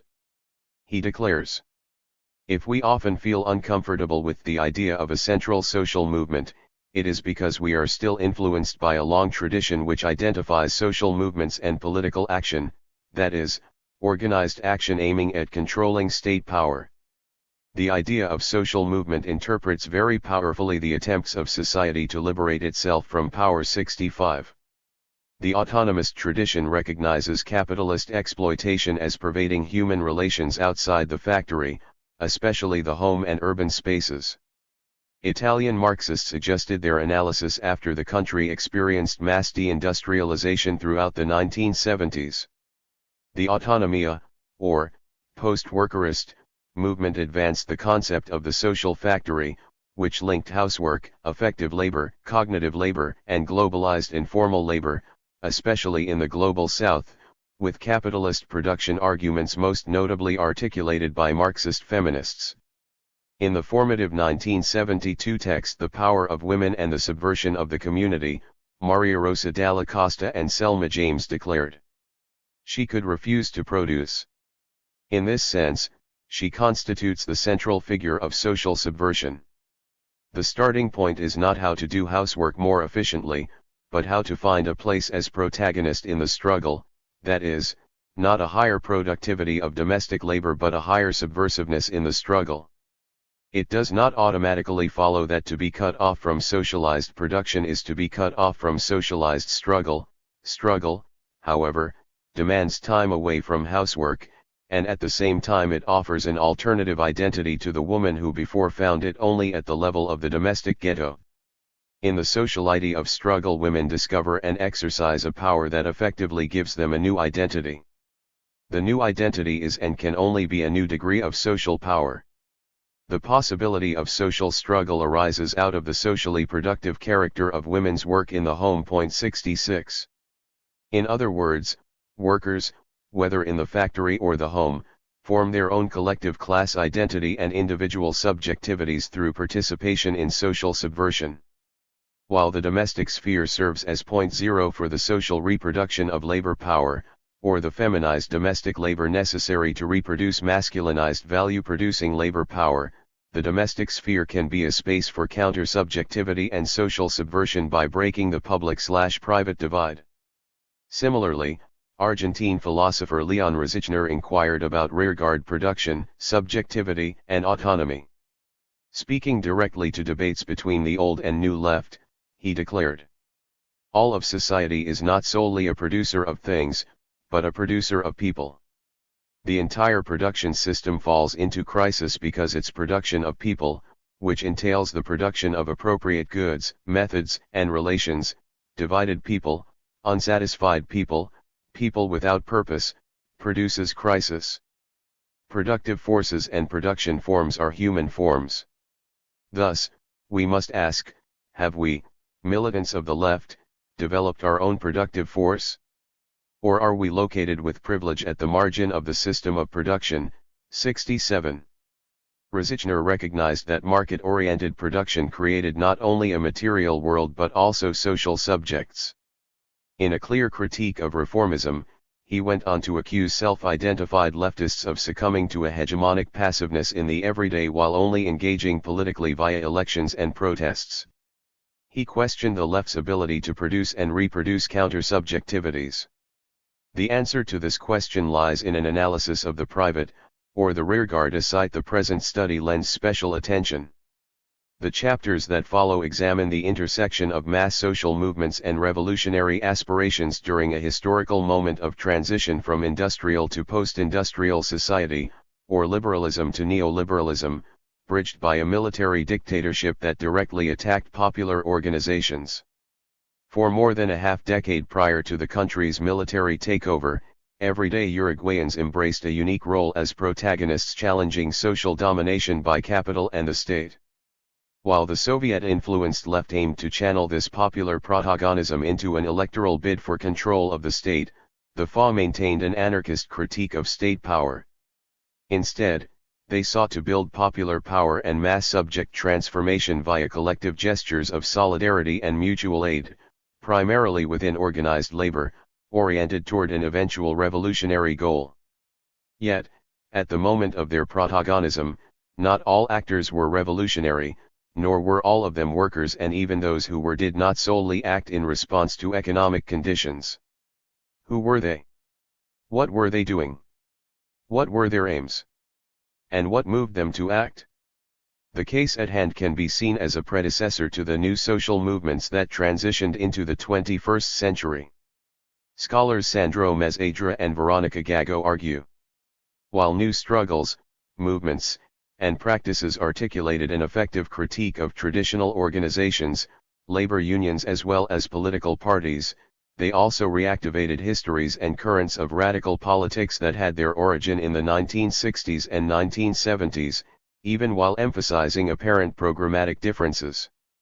The issue of power was not absent from the movement's practices and discourses, however, it was mainly articulated in a critical way, starting with radical challenges to any understanding of politics that centered the state as its privileged side. 68. Borrowing from the autonomist understanding of history, if everyday people's protagonism played a key role in pushing capitalism toward neoliberalism and its accompanying violent reaction from numerous states, i.e., military dictatorships, and their legacy, then everyday people's protagonism will also be fundamental for moving toward an alternative. 1. Anarchy, Patria, Omuerd. Organized Labor, Armed Struggle, and the Origins of the Uruguayan Anarchist Federation, 1956–67. In April 1958, the Union of FUNSA workers and employees initiated a strike in response to management's arbitrary release of 4 workers. Management retaliated by locking workers out various times throughout the next 6 months. The conflict escalated on October 9, 1958, when workers responded to a lockout with a shift-long factory occupation. The day prior, management had suspended a supervisor at the Incal satellite plant, where a team of 30 assembly line workers did not meet the daily quota. Workers responded by implementing rolling strikes, taking 2-hour breaks to disrupt the flow of production. Management contested once more by suspending the supervisor for 48 hours and the assembly line workers for 1 full day. Upon returning to the plant at 6 o'clock the next morning, management notified workers of the supervisor's release. Impromptu negotiations between union representatives and management failed to bring resolution to the conflict, eventually leading to a planned 3-hour work stoppage to begin at 9 a.m. When attempting to start their shift again at noon, workers were greeted by locked doors and non-operating utilities, a lockout. They reacted by cutting the locks and breaking in to occupy the factory. The occupation committee consisted of FA militants Leon Duarte Washington Perez, and 7 other union delegates, who met on October 12 and decided to put the factory back into operation under workers' control if the conflict was not resolved within a week. Workers were unaware that they were making history by partaking in the first experiment of expropriation and autogestion in Latin America. FA militant and union officer Miguel Gromas recalls, "We were looking for something that was spectacular. We told ourselves, a peaceful strike is a long strike, so we looked for something that would call attention and that could catch the management off guard." One worker remembers the experience similarly, declaring, "We worked with such drive and consciousness. We didn't keep track of the time that we worked. The only thing we wanted to do was produce the same quantity of batteries as if it was a normal workday." 2 strikers occupied the factory in shifts while sustaining a protest encampment in front of the Uruguayan parliament. They marched repeatedly to the executive palace in Montevideo's center, where they carried out frequent acts of petty vandalism and property damage. On one occasion, women of the factory used iron rods to break through the windows, allowing a flood of protesters to rush in and take over the ground floor. Workers reimagined the occupied plant as more than a site of production and opened it to student activists fighting for co-governance of the University of the Republic. Over 100,000 students participated in the campaign that eventually claimed victory with the 1958 Organic University Law, which established a democratic process for administrative leadership's election by students, faculty, and alumni. Amid the struggle, FUNSA workers demonstrated solidarity by providing 14 company-owned delivery trucks as barricades in Plaza de los 33, where students clashed with police while occupying the university. The trucks carried banners that read, "Workers and Students United and Onward." After 3 days of worker self-management, the factory bosses, under pressure from investors, returned to settle the conflict. The workers gained a 33% daily wage increase and management reimbursed all suspended workers with back pay. The occupation fostered solidarity among supervisors and manual workers alike. Gromas recalls. The vast majority of workers who participated in mobilizations demonstrated wide agreement within the attitudes of the union. Without this, we would not have been able to mobilize 1,300 to 1,500 people in the street. What's more, I was always taken back that regardless of the fact that the majority of workers were either Blancos or Colorados conservatives or liberals, they expressed a strong loyalty to the union, and on many occasions put their party divisions aside. Point 3. Recognizing the supervisor's sentiment, Duarte reached out to them, a liaison that eventually led to expansion of the membership base to all 2,200 plant workers, thus birthing the Union of FUNSA Workers, Employees, and Supervisors, UOSF. In early 1961, FUNSA owner Pedro Sainz sold the plant to US-based Firestone, a development that would give new meaning to the frequent workplace strife as the site became another emblematic example of neocolonialism throughout Uruguay and Latin America. Point 4. For the next 15 years, workers consistently elected List 1, a radical coalitional caucus with the FA's Leon Duarte as general secretary, thus placing an anarchist at the helm of organized labor in Uruguay's largest industrial plant. Point 5. Upon assuming the role, Duarte began to work full-time as a union organizer. Management refused him access to the workplace because he was no longer on the shop floor. Duarte subsequently developed a knack for sneaking into the bathrooms, where he would spend all day chatting with workers. Point 6. The 1958 coordination between the UOSF and the Uruguayan University Student Federation, FEUU, took on a mythical quality due to revealing the potential for collaboration between old left, labor, and a growing and enthusiastic new left rooted in the student movement. While this encounter proved hopeful, FEUU Secretary General Alfredo Arandoni and Secretary of Union Relations Hugo Cors, both FA militants, produced a 1958 report on student-worker relations in which they argued that the FEUU remained supportive of labor struggles from afar via public statements but fell short of an active relationship between themselves and the community. They suggested increased engagement with the labor movement through student attendance at union meetings, rearguard support, and coordinated strikes. Point 7. Through such encounters, the FA aspired to grow a relationship between the old and new left. What matters here is the FA's position vis-a-vis fellow left organizations and its contributions to founding the country's two most important left spaces over the next decade, El Coordinator, predecessor of the National Liberation Movement, Tupamaros MLNT, and the National Workers' Convention, CNT. While the FA eventually declined to participate in the former due to its distance from popular movements, the organization remained committed to the latter despite remaining a minority position within it. Latin Americanist anarchism, a break from tradition. The Cold War era brought economic, social, and political crisis to Uruguay. The country's ranch economy, meat, wool, and hides came to a halt after international demand plummeted at the end of the Korean War. Rural production remained steady at 90% of total exports throughout the post-war epoch, yet the total proportion of primary production for export fell from 49 to 26% from 1941 to 1961, numbers that continued to plummet throughout the 60s. The decline in exports brought crisis to a national economy that financed its large state bureaucracy, progressive welfare system, and import substitution industrialization on the earnings brought in from the rural sector. As foreign markets reoriented toward Australia and New Zealand, landowners refused to invest in new technologies and agricultural stock, thus further accelerating the decline. 8. By the 1960s, over half of workers in Montevideo labored in the public sector.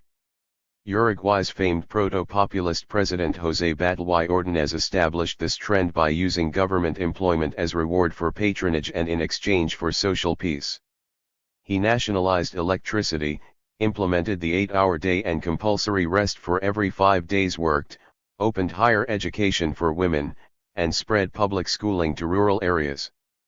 President Battles' reforms responded to growing militancy in the labor movement. In some ways, the government's own policies contributed to labor's combativeness, such as unrestricted immigration to political radicals from Argentina and Europe and implementation of the right to strike. According to historian David Struthers, Battles expanded the functions of the state to a position of neutrality above classes and sought to maintain an equilibrium between an antagonistic organized labor movement and the increasingly more vulnerable urban industrialists by concessions to each, while conserving and strengthening the independence of the political system through its capacity to mediate. 9. Struthers goes on to argue that Uruguay's urban immigrant working class lacked party loyalties and thus identified with anarcho-syndicalism, which forced Battles to make concessions for the sake of integrating labor into the state infrastructure. Between 1908 and 1911, Uruguayan labor carried out over 100 strikes, accounting for over 500,000 workdays lost. While Battles famously blessed the 1911 general strike, he was forced to develop a progressive platform for his government and his Colorado party due to anarchists' hold over the unions and their influence over workers' refusal to vote. 10. Anarchists would eventually lose control of the labor movement due to internal splits over relationships with the Soviet Union, which resulted in the formation of another confederation, the Uruguay Syndical Union, USU, in the 1920s. The tension was eventually compounded by the 1931-38 dictatorship of President Gabriel Terra, who censored left press and deported many labor leaders. In 1942, the Uruguayan Communist Party, PCU, spearheaded the formation of the General Union of Workers, UGT, a new labor confederation made up of its affiliated unions. In this moment, the party made use of Soviet financing and the symbolic importance of the Russian Revolution internationally to claim hegemony in the labor movement. In 1943, the UGT supported the law of wage councils, which formed a body made up of 2 representatives from the executive branch, 2 representatives of commerce, and 2 representatives from labor to see forth the implementation and adjustment of the minimum wage. While rival USU viewed this as a defeat representing the bureaucratization of labor, the UGT declared the law of wage councils as victorious due to its guarantee of labor's representation within the state. 11. The law of wage councils would come to influence the party's line regarding social transformation and the state for the next 3 decades. In 1955, the widely read Marxist writer Rodney Arizmendi assumed the position of PCU General Secretary, arguing a unique position that challenged the Soviet backstage theory. While the Soviets claimed that socialist revolution in the periphery first required a national bourgeois revolution before a proletariat one, Arizmendi argued that both stages could be carried out together so long as the proletariat was in command via the Communist Party in political power. He argued that such transformation could be achieved within the parameters of liberal democracy. This strategy translated into a labor movement that moved away from the direct action tactics of the Uruguayan Regional Federation of Workers, FORU, and toward negotiating within institutions. 12. By the mid-50s, the engorged public sector paid poorly and offered many part-time or no-show jobs. Many public employees began working 2 or 3 jobs to survive. Moreover, the bureaucratization of the urban economy drew nearly 2/3 of the population to the nation's capital, Montevideo, leaving the countryside depopulated and impoverished. From 1952 to 1967, the role of the presidency was replaced by a National Council of Government, which consisted of 9 representatives from Uruguay's 2 dominant political parties, the National Party, or Blanco Party, and the Colorado Party. 13 The rural crisis reverberated in the industrial sector, causing capital flight due to an unpredictable economy and a shortage of money in circulation, and thus inflation rates as high as 136% per year. From 1956 to 1972, gross national product fell 12%, per capita GNP stagnated at about US $500 for this duration as well. While Uruguayans enjoyed the highest per capita income of any Latin American country in 1956, real salaries dropped nearly 24% over the next decade. 14 By this time, communists controlled nearly two-thirds of the nation's unions. However, the growing state of crisis generated dramatic shifts and new possibilities for the left. The FA originated under these conditions. From April 14 to May 5, 1956, Uruguayan anarchists held the National Anarchist Plenary Session, PNA. The PNA responded to a call from the International Anarchist Congress held in Paris in 1949 to create worldwide anarchist organization.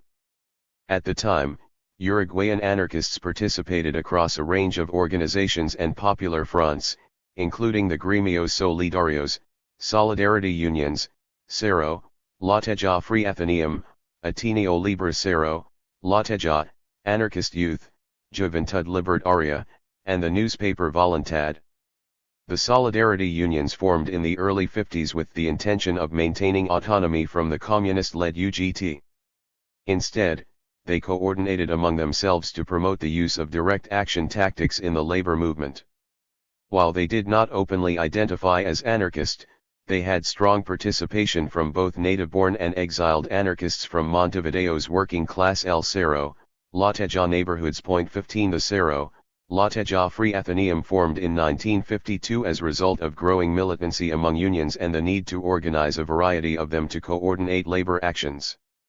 While the Athenaeum declared itself politically neutral, local anarchists used it to spread their ideas and tactics to residents and fellow militants.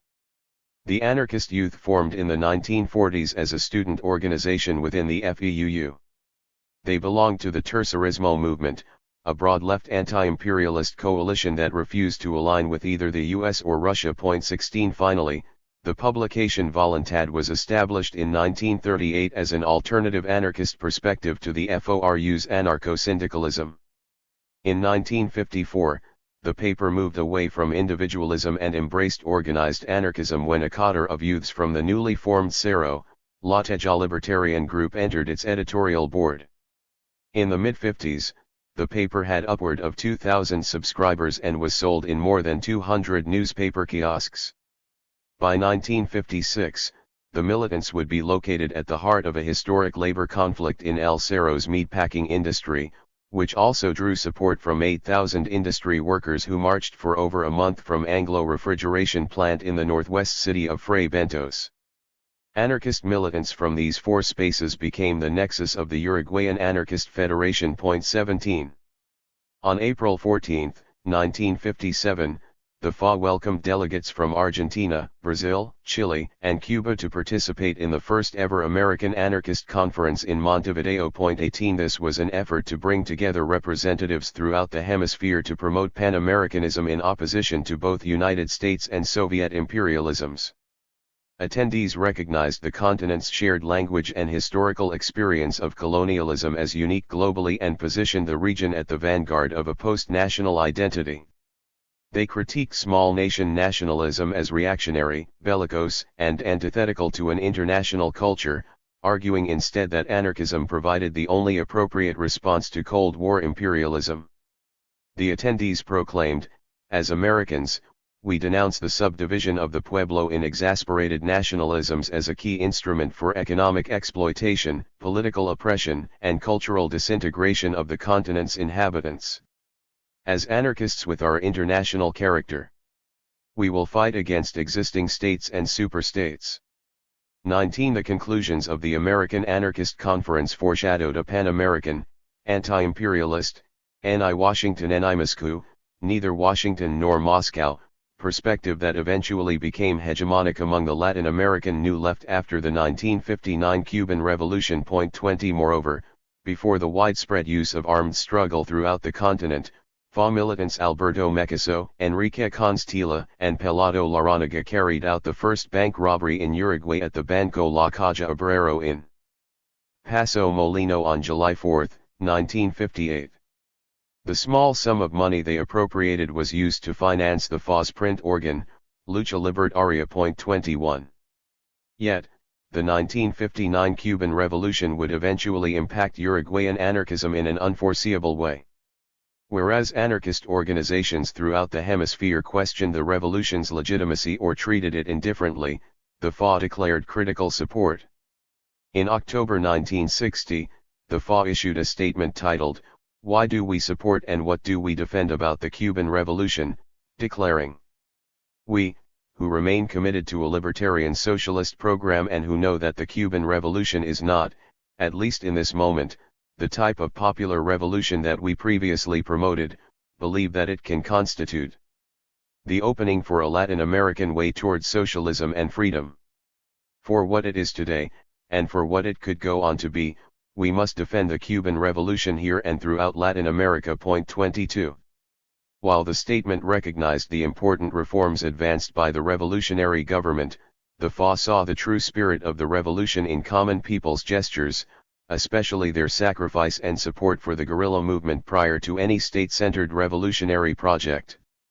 Everyday people's gestures, including those of non-working class sectors such as students, peasants, small shopkeepers, and vendors, proved vital to their taking an active role in the revolutionary process.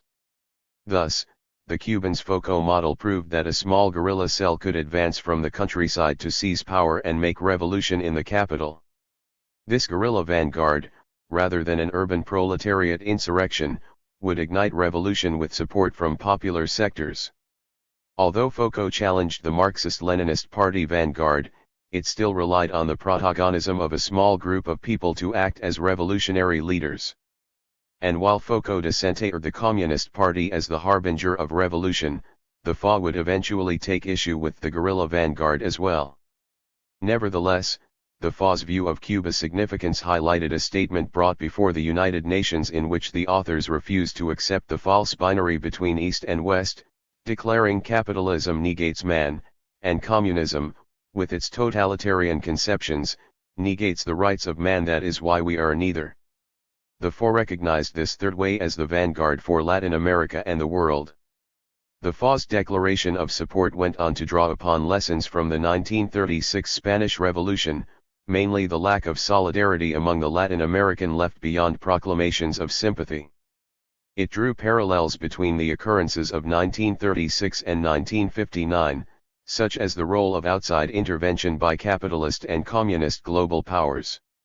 Instead, the FA declared that the only way to avoid the liquidation of the Cuban Revolution to both communist states and parties was to amplify solidarity among the Latin American non-aligned left. 23. The FA's position on Cuba drew inspiration from orthodox Marxism, populism, and democratic federalism. While they recognized that the state-centric Cuban Revolution contradicted anarchist principles, they saw it as a potential stepping stone towards stateless socialism, or what Marx referred to as communism. Moreover, Tercerismo's emphasis on non-alignment and positive use of the term third position showed influences from regional populism, including Peronism, which initially drew upon symbols, discourse, and strategies of turn-of-the-century Argentine anarchism, specifically the figure of the descamisado, shirtless one, a poor, rural, racialized internal migrant who settled in the urban outskirts of Buenos Aires, Rosario, and Córdoba to find work in a growing domestic industrial economy. Finally, the FA imagined Latin America's future as a democratic confederation, liberated and self-organized through participatory democracy rather than a nation-state model. 24. While Cuba did not represent this vision, the revolutionary government's emphasis on continent-wide revolution demonstrated a shared ethos that could be pushed further toward an anarchist horizon. The FA's position on Cuba sparked internal division within the organization.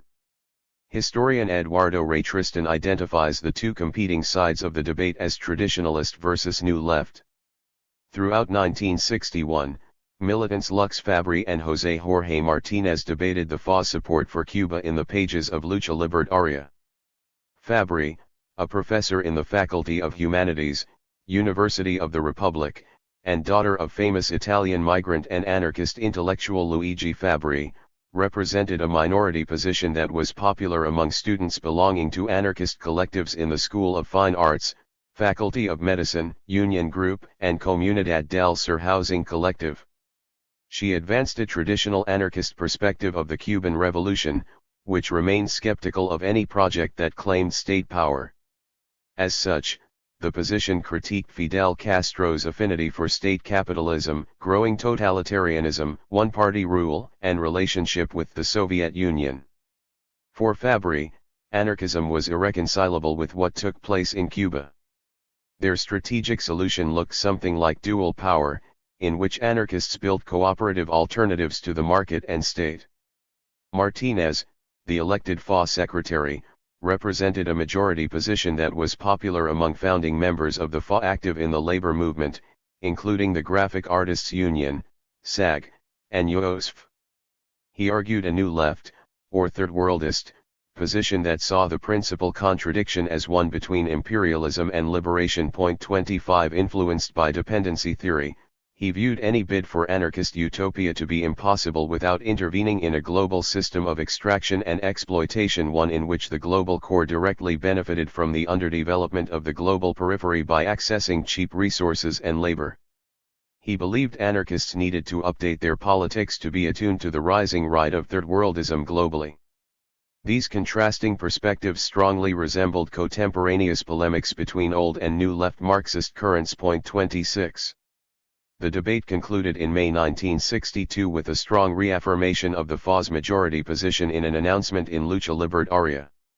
The statement referenced militants' experiences organizing in the Tercerismo movement and emphasized a commitment to an anti-imperialism that rejected both US and USSR expansion into Latin America. The FA's position nodded toward en vogue conversations in coalitional organizing spaces, especially the student movement, where supporters of Tercerismo opposed the Moscow-imposed prescription for revolution via stages, especially the replacement of old, foreign, oligarchy with a new, domestic, one, and Marxist-Leninism as the sole representative of socialism. Instead, the FA emphasized the importance of building and linking a network of self-managed production and consumption cooperatives throughout the continent to build regional solidarity and transcend the market and state. Popular liberation struggles throughout the Third World were a step in this direction. 27 Most importantly, the FA's position on the Cuban Revolution inspired a re-evaluation of their domestic strategy in Uruguay, such as the defense of popular organizations as the only true revolutionary protagonists, advocacy for a united, revolutionary, left around points of unity, shared sensibility, compromise, and a search for theoretical and ideological inspiration beyond European models. 28 These interventions established a unique mass political strategy rooted in a synthesis of traditional anarchism with Third World liberation, which entailed moving beyond the concept of a universal subject and its relationship to the market and state, and toward the incorporation of a structural analysis of global politics, one in which the wretched of the earth, as Frantz Fanon famously called them, had unique relationships with the global world system outside of the Marxian dialectic but nonetheless served as revolutionary protagonists. By this time, anarchist organizations throughout the continent and around the world had begun withdrawing their support for Cuba. Among the global anarchist community, initial reports of the Cuban Revolution came from Manuel Gaona Sosa, the Relations Secretary of the Cuban Libertarian Association, who supported Castro and sought to cooperate with the new government. In a 1961 document titled A Clarification and a Statement by the Cuban Libertarians, Gaona denied that any anarchists had been detained or persecuted during the first years of the government. However, word rapidly circulated of the purging, imprisonment, exile, and killing of many Cuban anarchists who had initially played key revolutionary roles, especially as labor leaders in Havana. The Cuban government also suppressed the anarchist press in an era when free journalism all but disappeared. 29 On the other side of the River Plate, the Argentine Libertarian Federation, FLA, published some of the first testimonies of Cuban anarchist exiles in the periodical Reconstruir. 30 Yet, The FA maintained its line of critical support in publicly oriented propaganda throughout the 60s and early 70s. By late 1962, nearly all militants affiliated with the traditionalist current left the Confederation, reducing the organization to roughly 4 dozen people. 31 While the two differing factions had smoothly collaborated for 2 years after the organization's foundation, the debate surrounding Cuba eventually pushed existing tensions over the top. 32 The new left current identified more strictly as workerist or clasista and focused on building strength in mass organizations, especially labor unions. They viewed organized labor as the best avenue to build popular power through the establishment of relationships with everyday people around material-based struggles. They advocated a strict internal structure, including a central organizing committee as opposed to open assembly. 33 They emphasized organization and discipline in attempt to move toward clandestine, revolutionary armed struggle. The traditionalist current, in contrast, identified more closely with the cooperativist anarchism and sought to build alternative spaces and practices. The traditionalists sought to make cultural interventions, primarily at an aesthetic and immaterial level, and spent time building relationships with common people through community-based art projects and cooperative living experiments. They had specific concerns as students that could not be addressed by the FA's labor-based strategy.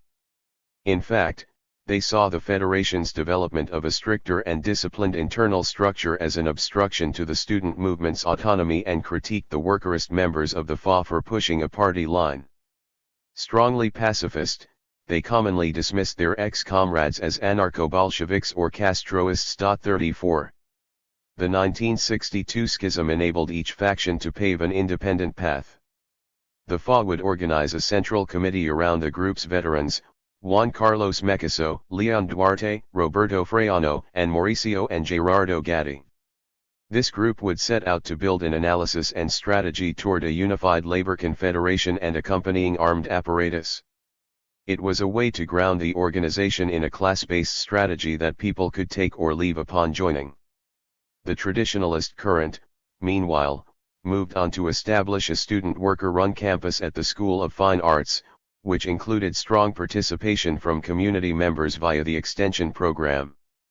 In 1965, students and faculty launched a community-based art project to engage with people outside of the university by painting the facades of houses in working-class neighborhoods, such as Barrio Sur.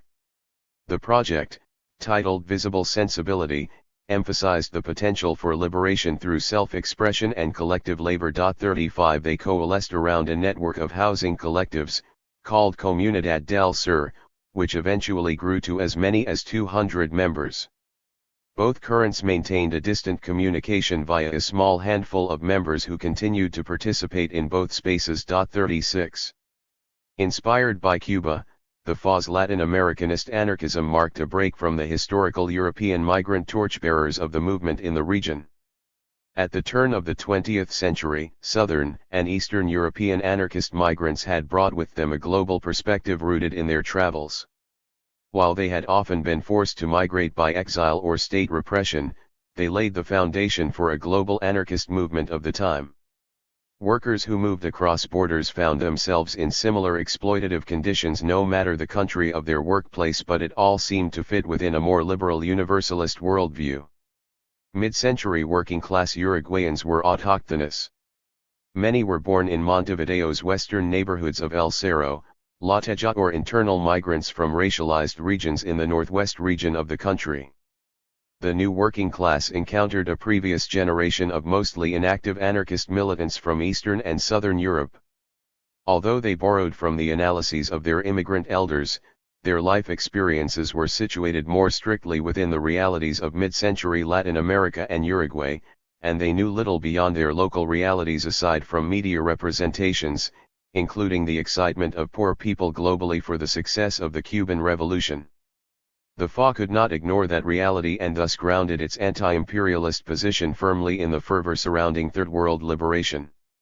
Words separate us, action unites us, El Coordinator and the National Labor Convention. In mid-1962, 400 sugarcane workers marched from Bella Union, Artigas department, to Montevideo, traveling 600 kilometers from the northwest corner of Uruguay. In the 1950s, sugarcane workers began organizing to challenge widespread abuse by employers under the guidance of Raúl Sendic, a young lawyer and member of the Socialist Party of Uruguay, PSU. The Artigas Union of Sugarcane Workers, UTAA, grabbed public attention when they began coordinating frequent marches to Montevideo to demand rural labor reforms, specifically an 8-hour day, minimum wage, and expropriation of 30,000 hectares left by absentee landlords. After waging a regional campaign for nearly half a decade, they marched to Montevideo to gain more visibility. These marches revealed the tension between the countryside and Uruguay's predominantly urban population. Authorities detained upward of 400 people during the UTAA March of 1963.37. The cane workers' struggle inspired radical left organizations in Montevideo to come together in a coalition consisting of Peasant Support Movement, MAC, Eastern Revolutionary Movement, MRO, Revolutionary Left Movement, MIR, FA, and minority factions within the Communist and Socialist parties. Meetings consisted of left militants who would become key figures of the revolutionary left over the next 15 years, including Raúl Sendic, Eleuterio Fernandez Huidobro, Andrés Cultelli, Aber Mahias Colazo, José Mujica, Washington Rodriguez Belletti, Eduardo Pinla, Canario Long, Jorge Torres, Gerardo Gatti, and Vivian Trias. 38 They first gathered in late 1962 after the government implemented Prompt Security Measures, MPS, which established a state of emergency and suspended constitutional rights. The measures prohibited work actions, banned the right to assembly, enforced curfews and press censorship, and enabled authorities to detain and interrogate members of labor unions and political organizations.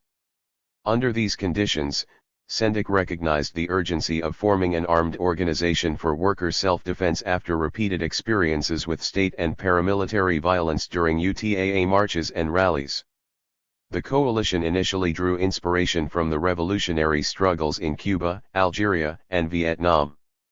Its members also saw themselves as a frontline response to the rise of neo-fascist groups that had gained traction during the recent economic downturn, many of whom frequently carried out physical attacks on members of leftist organizations, especially youths. 39 Identifying the imminent threat of a military coup, the coalition began to meet frequently to develop a provocative but unpopular analysis.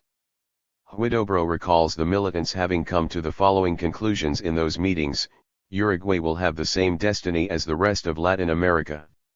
There will be hard social conflicts, hard repressive measures, and likely coups d'états. There is a need to prepare for self-defense, at the very least. There is a need to adapt, invent, and prepare, to think about new responses and new crossroads. 40 Such perspective led those in the coalition to prepare for what was seen to be an inevitable armed conflict with the military. Those early meetings saw the first mention of stockpiling weapons from the local shooting range and resulted in the formation of El Coordinator, Uruguay's first armed left organization. To ensure all participating organizations maintained autonomy, the coalition operated around 6 points of unity. 1. Each organization would maintain independence in anything that did not come from coordination with other groups within the coalition. 2. Organizations could freely collaborate with one another outside of the coalition. 3. Participants would keep secret all information about membership and resources. 4. Organizations would share any information regarding security and intelligence within the coalition, but there was no obligation to share anything else. 5. Organizations would maintain their own political line and their existing affiliations with political organizations or labor unions, in which obligations to El Coordinator were only mandatory in cases of actions and other coordinated efforts. And 6. Acceptance of new groups to the coalition would require unanimous support and would require that such group participate in at least one military action. 41 The coalition aimed to transcend left sectarianism and united under the phrase of co-founder Raúl Sendic, who declared, "Words separate us. Actions unite us." 1 year later, Uruguay would be plagued by rumors of military takeover while sandwiched between dictatorships in Argentina and Brazil. On August 1, 1963, El Coordinator carried out its first expropriation of the Swiss Rifle Club in Colonia. Members ventured 170 kilometers northwest in a Volkswagen van and returned with 20 1934 shotguns, 5 1908 shotguns, 2.22 rifles, 1 Martini rifle, and 3,700 bullets. 42 In Christmas season 1963, El Coordinator organized a series of expropriations under the name Operation Manzanares, in which members robbed a series of food delivery trucks belonging to the grocery chain Manzanares and distributed the food in the working-class Montevideo neighborhood of Barrio Cerrito. Between 1963 and 1966, El Coordinator carried out a handful of similar actions, which they signed under the name Hunger Commandos. Such actions gave rise to the group's reputation as Robin Hood guerrillas.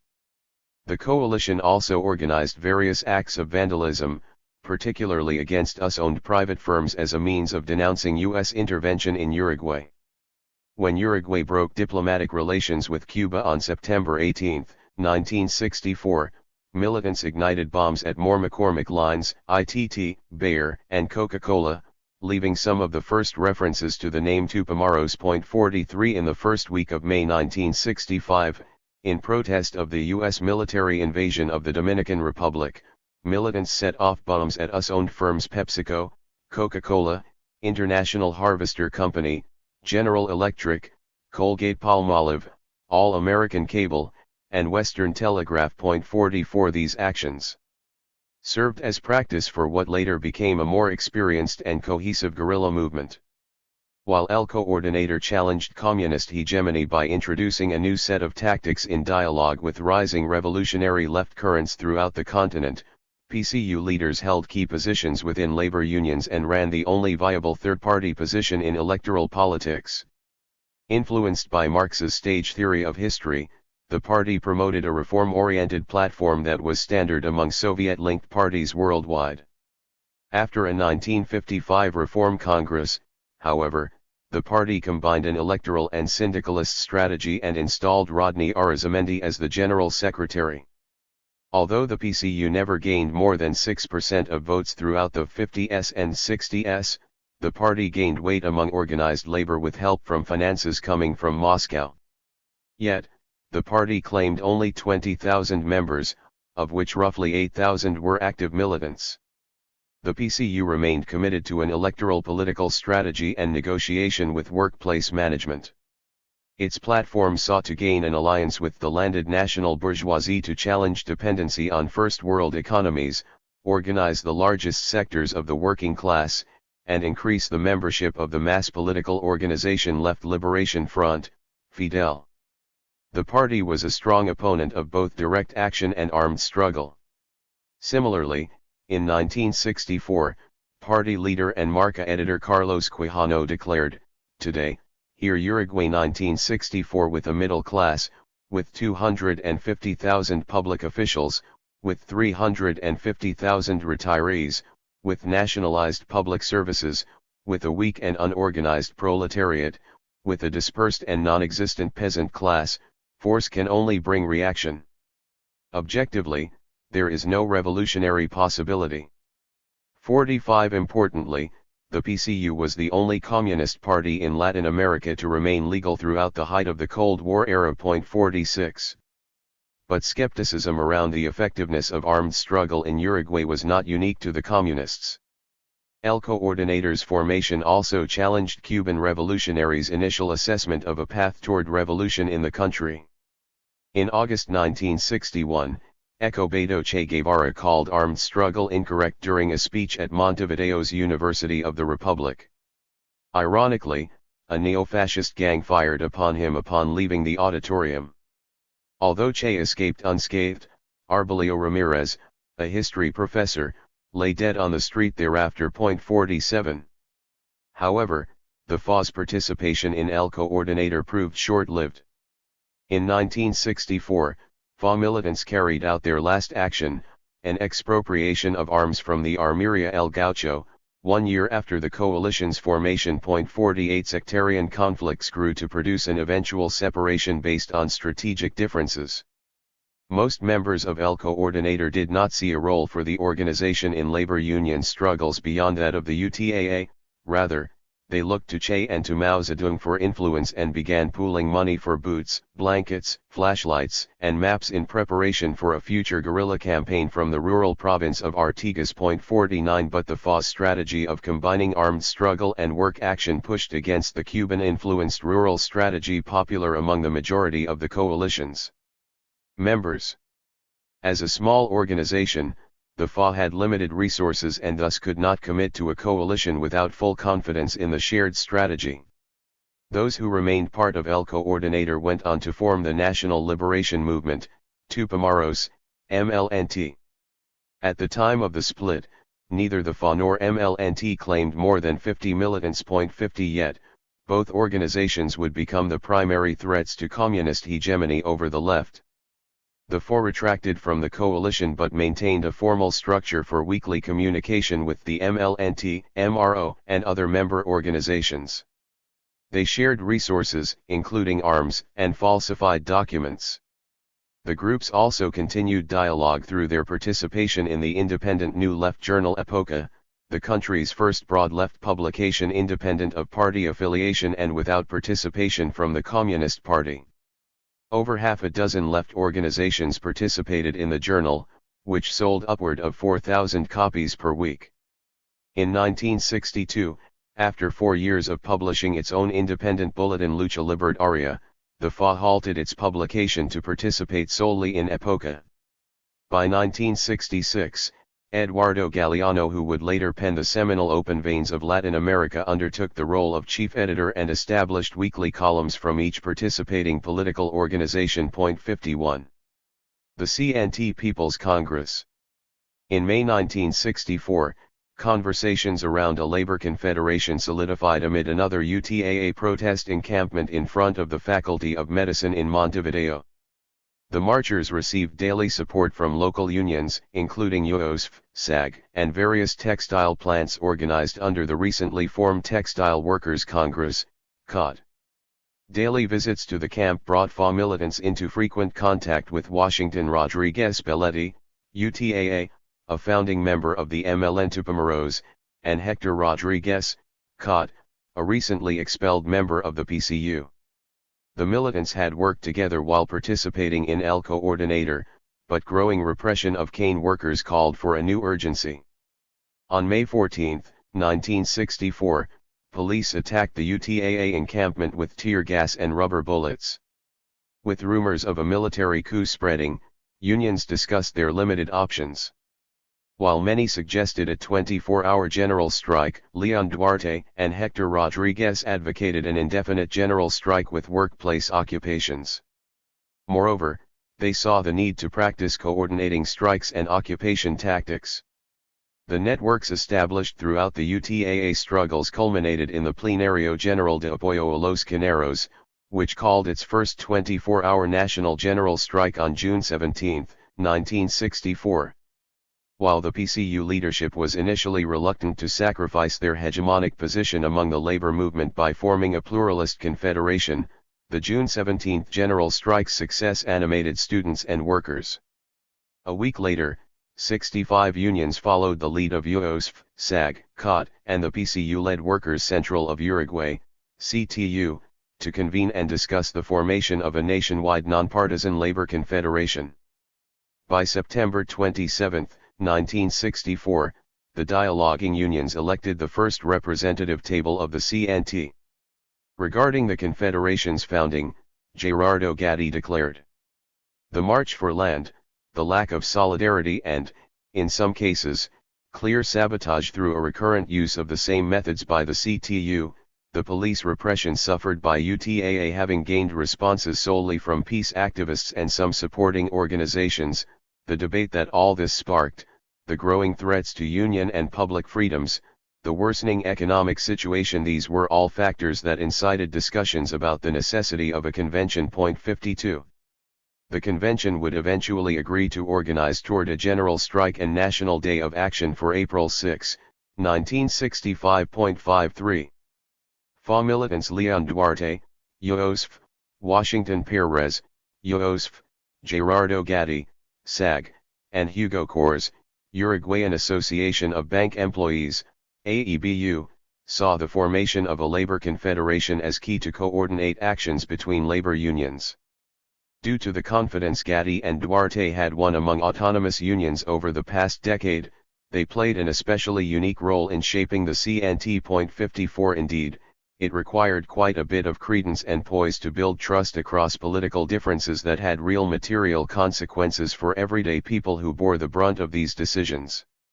For example, El Cerro residents frequently heckled PCU organizers with sheep noises as spite for the party's role in squashing the 1956 meatpackers strikes. 55 Thus, organizing across sectarian lines required fighting against many bad historical memories. While many unions had remained autonomous as opposed to joining the PCU-led initiatives to form the UGT and CTU, the anarchists' participation in the formation of the CNT showed the potential for a more pluralist labor confederation. The UOS earned a nationwide reputation for its campaigns alongside students throughout the 50s, and Gatti was widely known among communists for his work as an officer in SAG, although the artists' union remained a PCU stronghold. Moreover, communists felt threatened by growing discontent among workers within the CTU and the rising trend of laborers rejecting their unions. All these factors combined to ignite the formation of Uruguay's CNT. The CNT's genealogy could be traced to three prior attempts to build nationwide labor confederations: the Uruguayan Regional Federation of Workers, FORU, 1905, the General Union of Workers, UGT, 1942, and the Union Confederation of Uruguay, CSU, 1952. 56 For Gatti and other FA militants, the FORU served as a shining example for how to network and coordinate different labor unions around a central body, but played too much of an ideological function for anarcho-syndicalism, which could not sustain itself politically after facing strong state-led repression. Contrarily, they argued that the UGT and CSU fell short of growing worker combativeness due to their international political associations. The former was directly linked to the Soviet Union via the PCU, and the latter eventually fell into the hands of the US-based American Federation of Labor and Congress of Industrial Organizations, AFL-CIO, after various political maneuvers enacted by a small fraction of its leadership. The CSU was an especially interesting historical case. While primarily an initiative of the Uruguayan Socialist Party with Juan Acuna, José D. Elia, and Jorge Pereira at the helm, it eventually settled into the stewardship of the International Confederation of Free Trade Unions. The CSU served as an alternative to the Communists' UGT and CTU. Throughout the 50s and early 60s, it was the largest labor confederation in the country. In 1953, it doubled UGT membership with 40,000 workers. By 1962, the CSU claimed 80 unions among its membership. In the early 60s, the Confederation began to unravel after key member unions, such as AEBU, voted in communist leadership. In 1961, the American Institute for Free Labor and Development, a subsidiary project of the U.S. Agency for International Development, demanded a CSU-affiliated housing cooperative be turned over to their control. Tensions mounted when General Secretary Juan Acuna refused, and numerous communist and PSU-led unions began to withdraw from the federation. Heeding the CNT call for labor unity, Acuna retired from his position in 1965. The CSU disbanded on June 16, 1966. Having learned from the shortcomings of such sectarianism, Gerardo Gatti and other FA militants envisioned a labor movement more appropriate for the historical moment, in which the National Confederation was open to all political perspectives and all workers. Such a project would also require that the labor movement remain free from interference by national political parties, foreign governments, and religious institutions. The CNT structure was meant to encourage rank-and-file participation and decision-making, in which active and vibrant conversations within fields, factories, and workshops could define a political culture and strategy specific to the realities of the working class, without electoral or reformist illusions. 58. In August 1965, the CNT hosted the Congreso del Pueblo, People's Congress, a gathering of over 1,300 delegates and 707 organizations representing almost 1 million people to assess the country's socio-economic situation and devise a program to confront it. With PCU-affiliated and autonomous unions all committed to participate, over two-thirds of Uruguayan workers were represented in the Confederation. 59 While most attendees represented unions, other groups included university students, retirees, and production cooperatives, among others. Even as the Congress showed the left's potential to organize, it became a battleground for competing ideologies and strategies when participants selected 9 officers to serve on the National Directory. While most belonged to the PCU, Gerardo Gatti and Hector Rodriguez, COT, represented a challenge to the PCU line in the CNT's highest body. 60 The CNT was divided into over 20 different zonal committees with delegates representing each worksite in each geographical area of Montevideo and the interior. For example, Zone 20 consisted of Funza, Giringheli, Naboplast Toy Factory, and 8 textile factories, including Fueza, Hisisa, and Sadile, some of the most combative in the industry.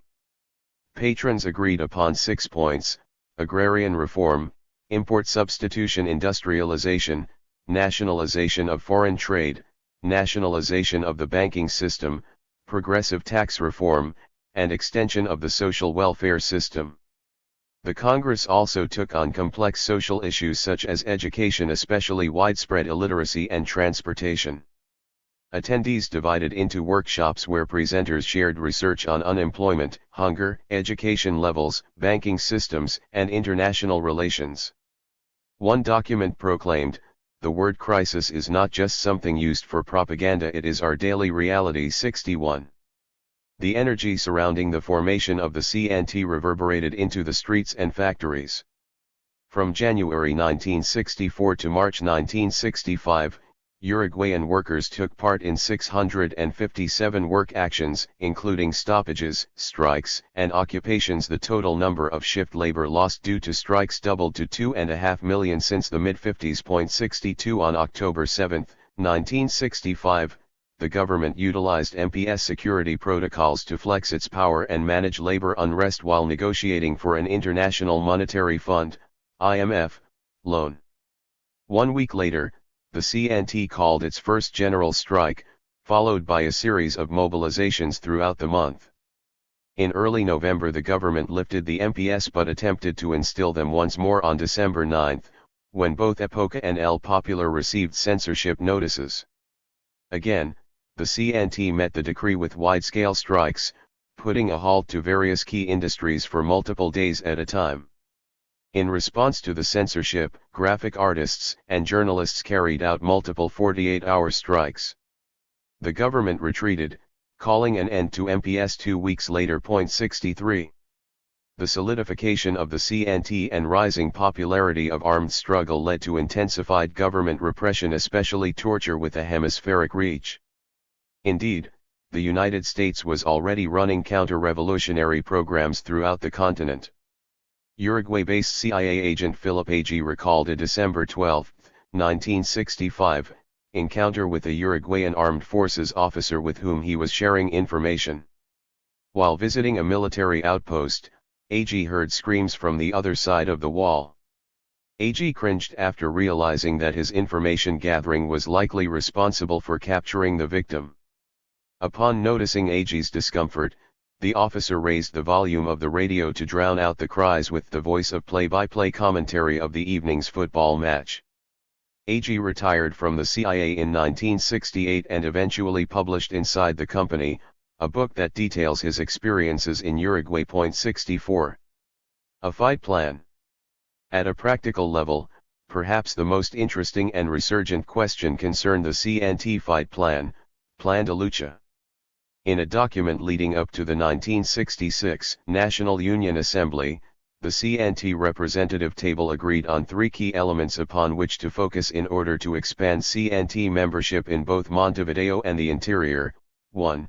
Finding points of unity among campaigns in both urban and rural contexts, and building solidarity around them. 2. coordinating simultaneous actions among the entirety of the CNT to confront the government, landed oligarchy, and industrial class, and 3. Utilizing coordinated action via the CNT, specifically its zonal committees, as a base to broaden participation from other social sectors. 65 Moreover, the table recognized the growing climate of crisis and the necessity of going beyond defensive spontaneity and toward permanent and long-term action. Recognizing the CNT's diverse political makeup, the table proclaimed that sectarian tensions would dissipate by leaving no workplace conflict isolated. In other words, unity in action. 66. The FA saw the CNT as having the potential to galvanize every sector of popular Uruguayan society and turn them into revolutionary protagonists. 67 The CNT fight plan closely paralleled the FA's own political vision of building popular power, albeit without the strong anarchist rhetoric commonly used only within the organization. Moreover, the anarchists left a strong footprint in the Federation's trajectory, most notably Constitutional Article 49, which prevented CNT officers from simultaneously holding government positions. Yet, the PCU remained hegemonic among organized labor and thus became synonymous with the CNT majority. While the CNT maintained lofty standards of non-sectarian solidarity in rhetoric, this would not always play out practically. Although the fight plan promised not to leave any conflict isolated, leadership's energy often went into institutional efforts. Whereas FA militants interpreted the fight plan as a blueprint for a strategy of tactical escalation around the use of direct action, the CNT majority consistently respected and legitimized state institutions as avenues for resolving class conflict, whether through legal codification or arbitration. Majority-aligned unions often used short-lived tactics such as 2-hour work stoppages or 24-hour strikes to flex their might to the government. The mobilizations terminated with a rally in front of the parliament and a return to work the next day.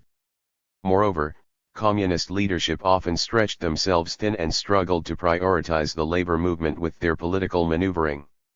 Indeed, it was on such grounds that the FA and other New Left groups critiqued the Communists' Yellow Reform campaign leading up to 1966 elections.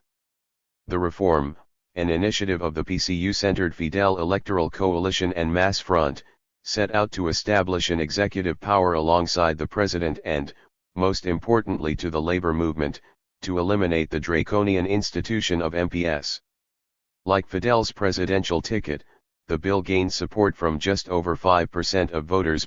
68 The PCU participated in advancing the reform while simultaneously involved in the formation of the CNT. In Marca, Hector Rodriguez declared, "They have thrown out the idea to confront reactionary reforms with popular reforms. It seems to be a way to enter into distracting games around constitutional reformism. Reformist projects isolate, confuse, and divide." 69 Similarly, Jacinto Ferreira, UOSF, proclaimed, "To enter into the game of struggling over one reformist project or the other is confusing to workers. It entails entering into the politicking and obstructive game of the bourgeoisie. We are not opposed to reforms in order to remain apolitical but because they do not help the process of unification." 70 In other words, communist political wranglings gave workers the impression that leadership was operating in the institutional sphere, although many of them distrusted it to begin with. FA militants raised concern over what they called fetishism of a utopian strong parliament.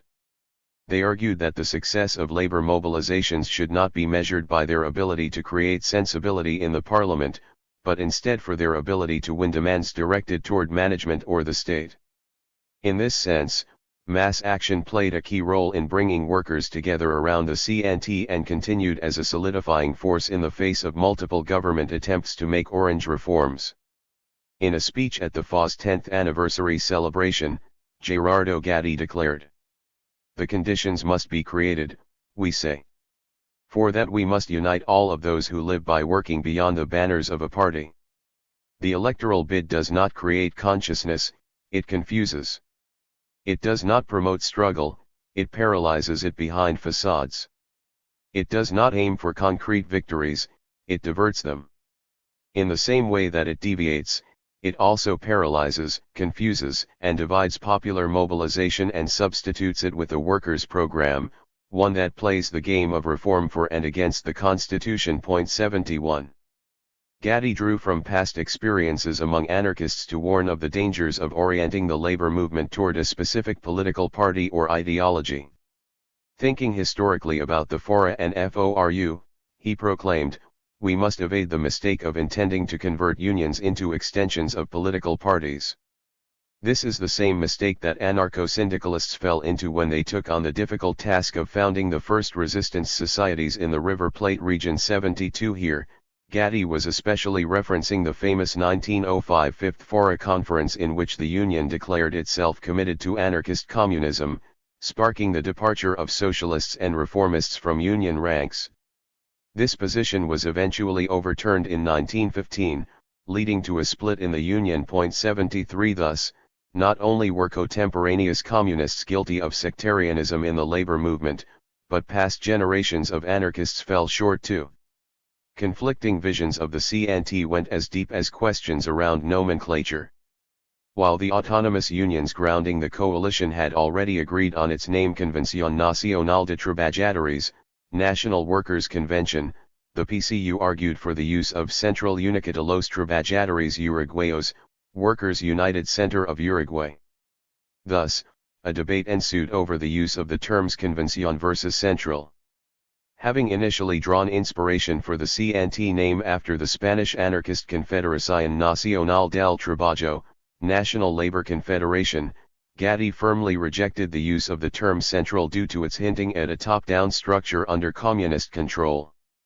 Contrarily, Vladimir Turiansky, a high-ranked PCU official, argued, "There is a statute, there is a program, there is a declaration of principles, and thus, it is a central. But we are not going to risk the thin specter of unity that we have over a name. It is a central, meanwhile we will call it a convention." 74. Agreement around even-minute questions proved difficult. Disputes around the initial direction of the CNT would result in a series of street fights throughout Montevideo in its inaugural years. 75. But militants persisted. Yet, the FA and PCU shared the analysis that revolution was not on the horizon. In a 1967 interview, Gerardo Gaddy declared, "I emphasize that whatever direction a union takes, it will finish a conflict or struggle negotiating. Except for the case in which there is a complete triumph of the working class, something that is not possible at the moment, the correct route is negotiation." 76. The overarching question was around the role of negotiation and its prioritization vis-a-vis popular direction, considering militants had limited amounts of time and resources. The FA critiqued the PCU for having demobilized everyday people and prevented them from sharing experiences that would make them more militant. Hugo Kors declared, "Class struggle is not only the apocalypse of the Union, instead it is a determinant in the process of unity and liberation of workers and the pueblo. It is also what unites workers with the pueblo in the way that they express solidarity during conflicts." 77. Such conversations around the role of campaigns for wage increases existed within FORU at the turn of the century. The FORU generally opposed wage-based struggles for reformist ends, seeking instead to organize toward one revolutionary general strike and insurrection.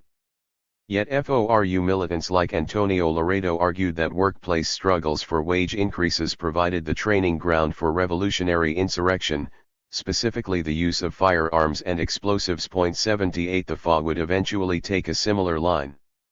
Tensions between the PCU majority and dissident union currents were on public display on June 3, 1967, when the UOSF submitted a second fight plan to the CNT Executive Board.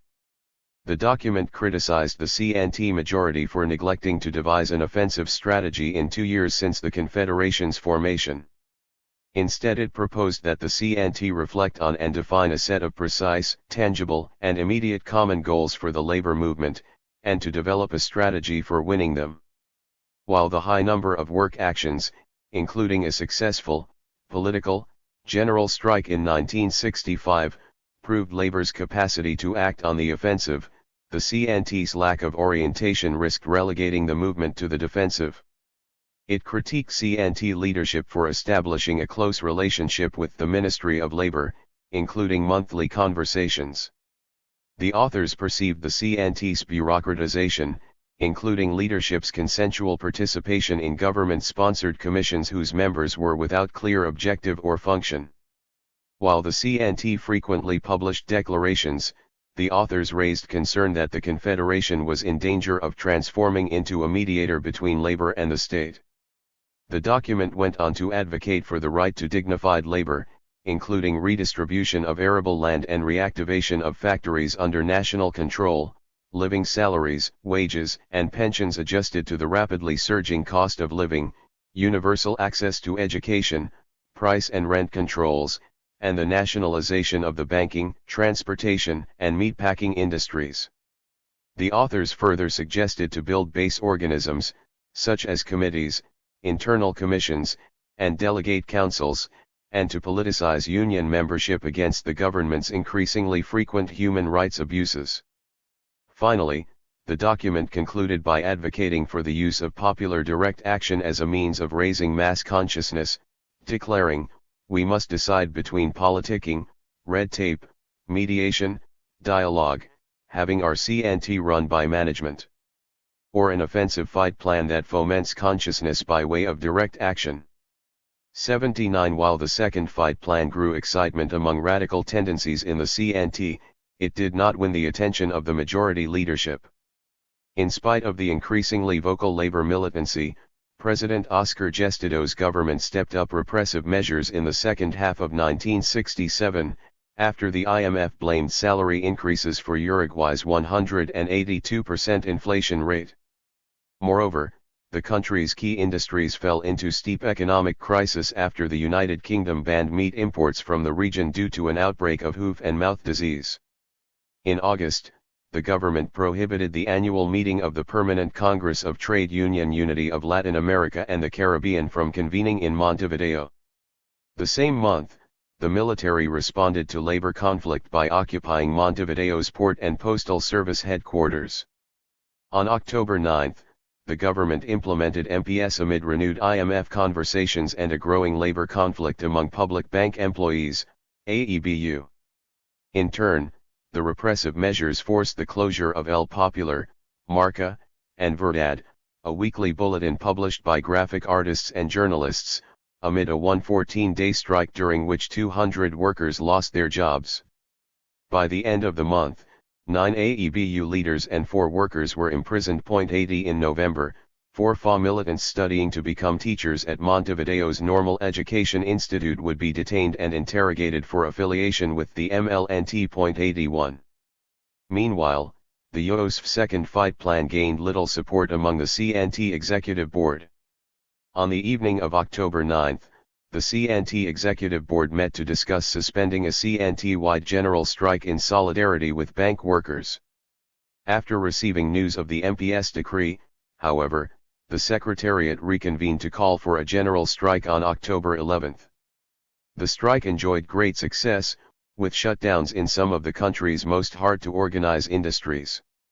2 weeks later, after the CNT threatened another 24-hour general strike, the government lifted MPS.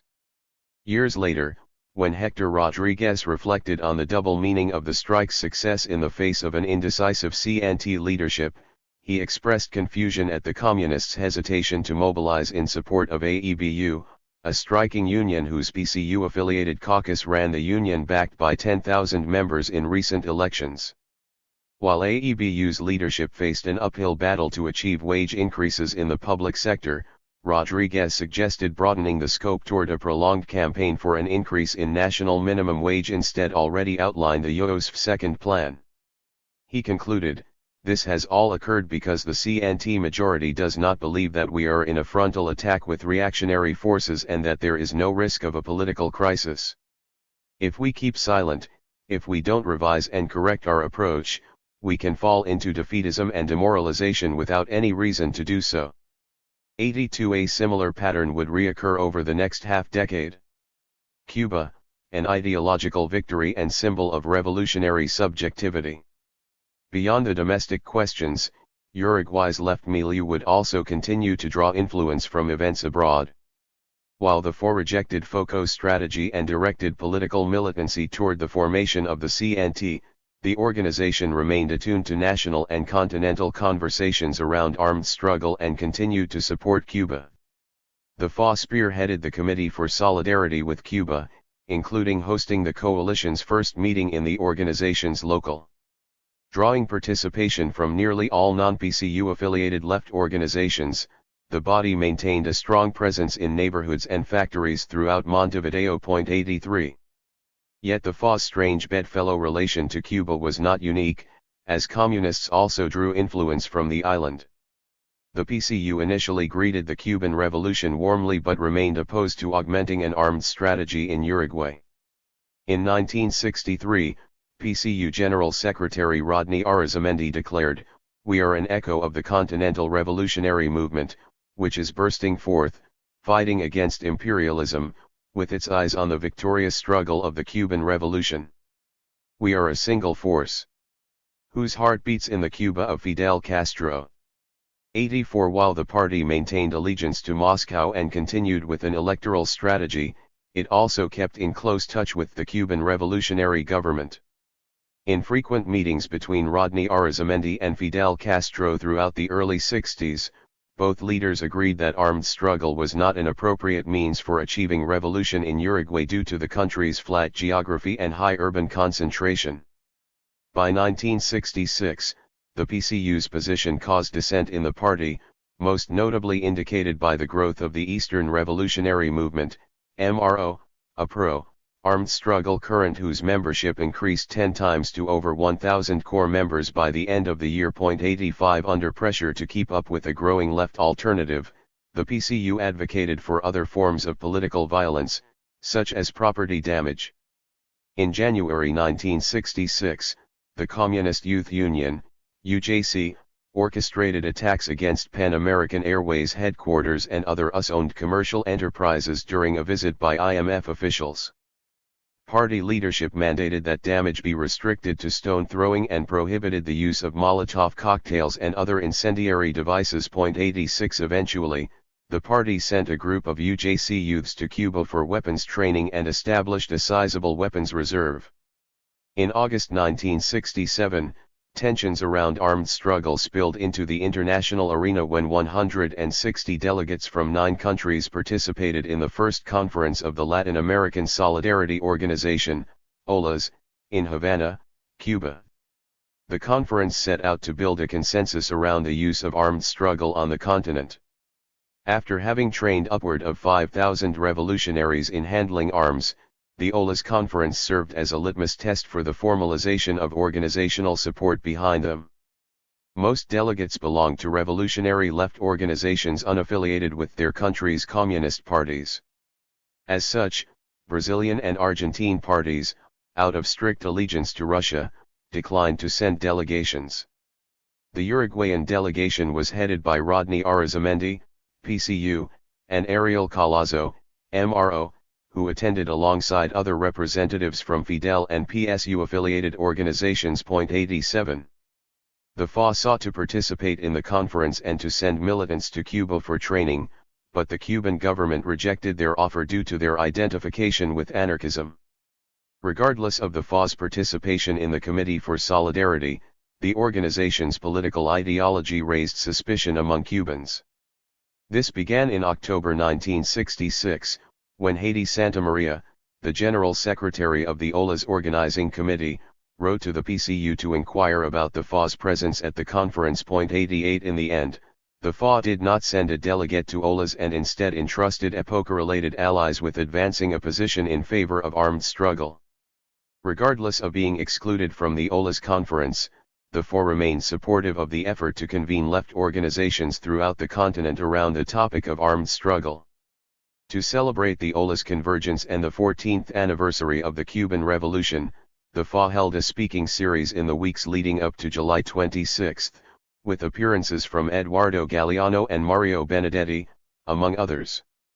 Advertising the series in Marca, the FA declared, Aside from our support and participation for the popular mobilizations taking place on July 26, the FA would like to contribute to the public understanding of Latin American revolutionary experiences and, especially, take from them some conclusions that can be applied here as they are appropriate to our reality, those of a combative orientation, without hesitations, and of an offensive struggle against the oligarchy and imperialism. 89.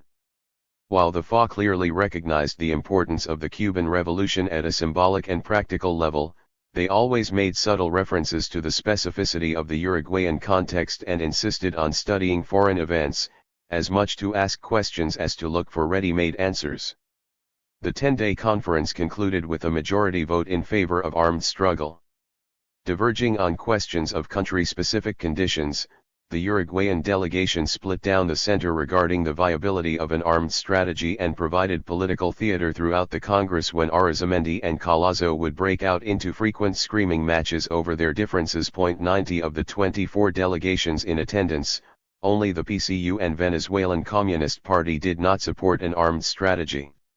While the former split its vote, the latter outright rejected armed struggle and was banished from further participation after accusations of Moscow-inspired sabotage. 91 The 20 points published at the conference conclusion generalized the FOCO strategy as viable throughout the continent. 1 point proclaimed, armed struggle is the fundamental line of Latin American revolution, and all other forms of struggle should serve, and not impede, this fundamental line, which is armed struggle. 92. While the FA opposed vanguardism, whether rooted in guerrilla organizations or political parties, the organization welcomed the OLA's verdict as a victory against the PCU's reformism and the hegemony of communist parties throughout the continent. Eager to spread the word of the widespread support for armed struggle, the FA requested permission from Galeano, Epoca's chief editor, to use the organ's press to run off over 20,000 copies of an OLA's special edition bulletin that included the first publication of Fidel Castro's closing speech circulated in Uruguay. 93 The special edition set out to fill a void left by the lack of coverage in the PCU's paper, El Popular.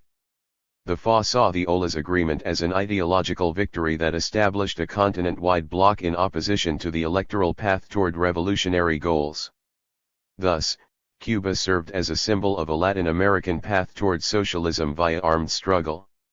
However, the goal of a continent-wide revolution via armed strategy soon encountered doubts following the capture and execution of Che Guevara in Bolivia, exactly 2 months after the conclusion of OLA's.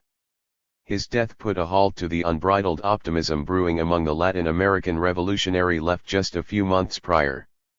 According to historian Aldo Marquesi, Che's murder marked a shift toward new repertoires in armed struggle, more specifically toward urban guerrilla warfare, and a geographic relocation of the focal center of armed struggle from Central America and the Caribbean to the southern cone. 94 It also sparked an internal battle among the left around the meaning of his life and ideas. For the FA, Che served as a moral example due to his commitment to igniting a revolutionary protagonism in common people throughout the continent. 95 Whereas the OLA's conference concluded that it was the duty and right of Latin Americans to make the revolution, Che best embodied this ethos by taking on that responsibility subjectively.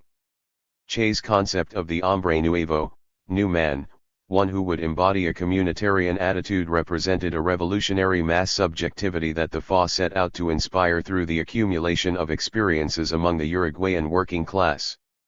The 1968 FA pamphlet series Rojo y Negro would eventually dedicate significant text to an anarchist perspective on Che.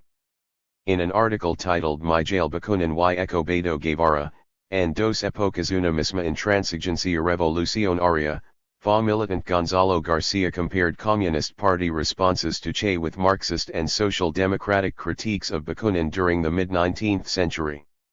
Whereas Bakunin ventured throughout Europe to participate in popular struggles, including various riots and street fights with authorities, Che had led a guerrilla campaign throughout the global south. Both embarked on a mission to spawn popular insurrection.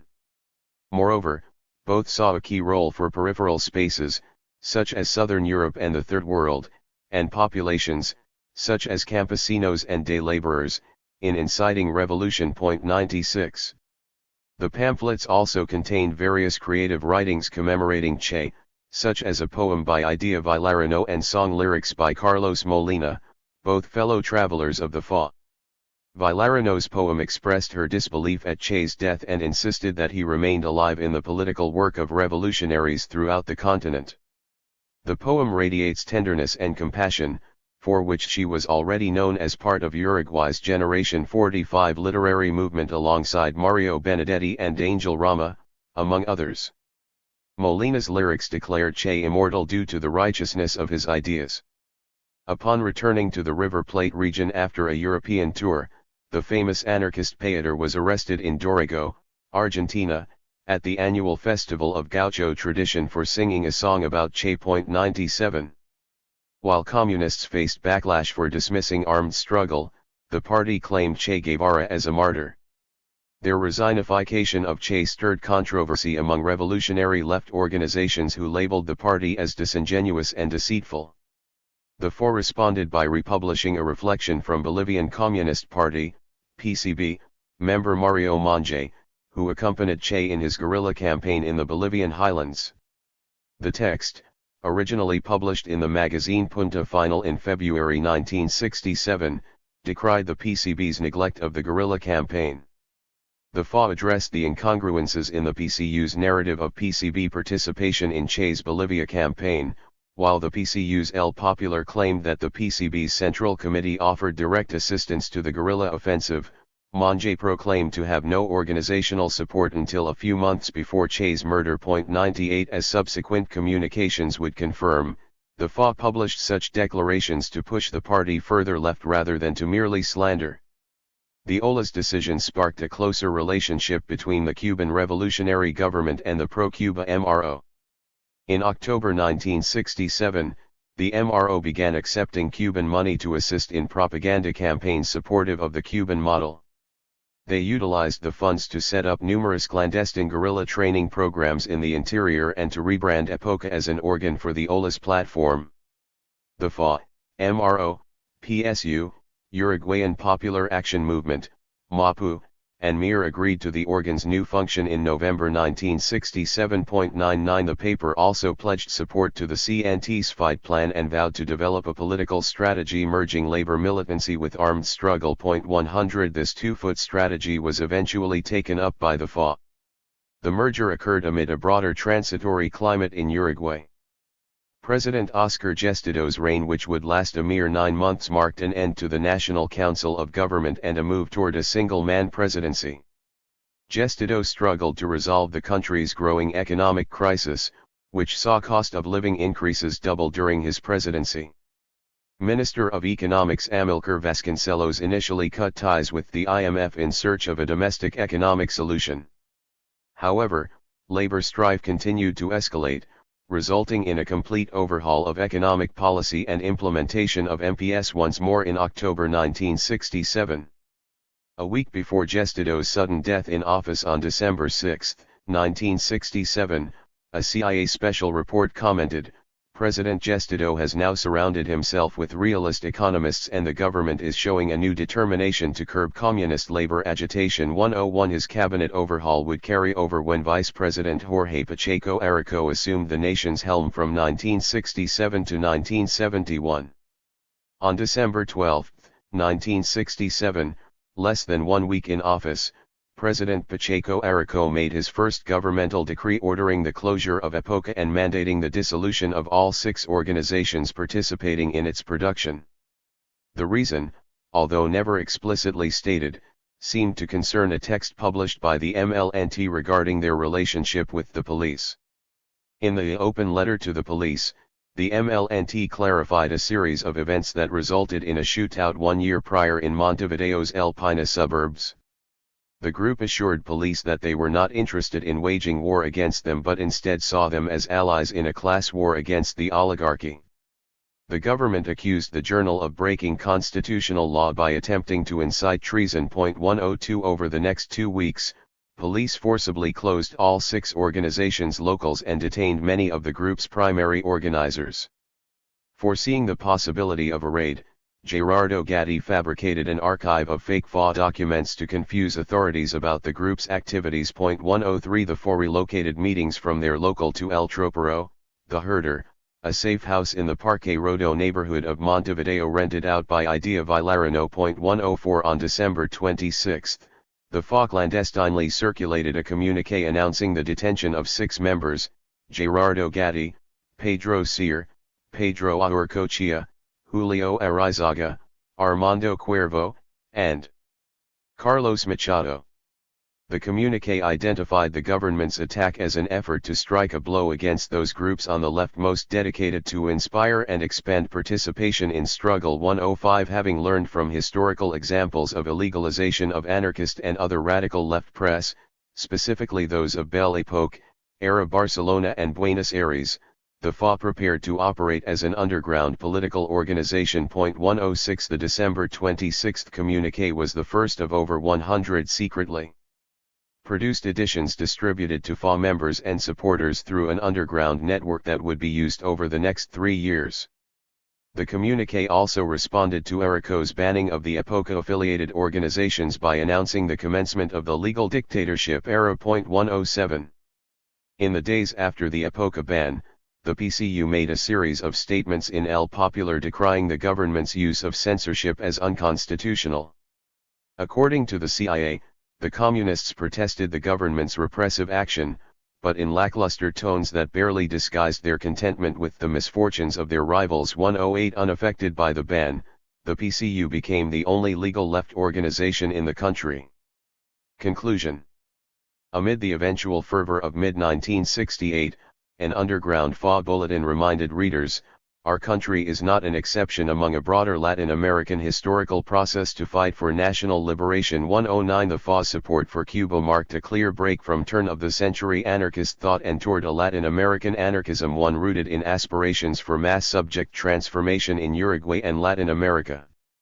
The Cuban revolutionaries served as a moral point of reference. They challenged orthodox Marxist and liberal democratic prescriptions for social change.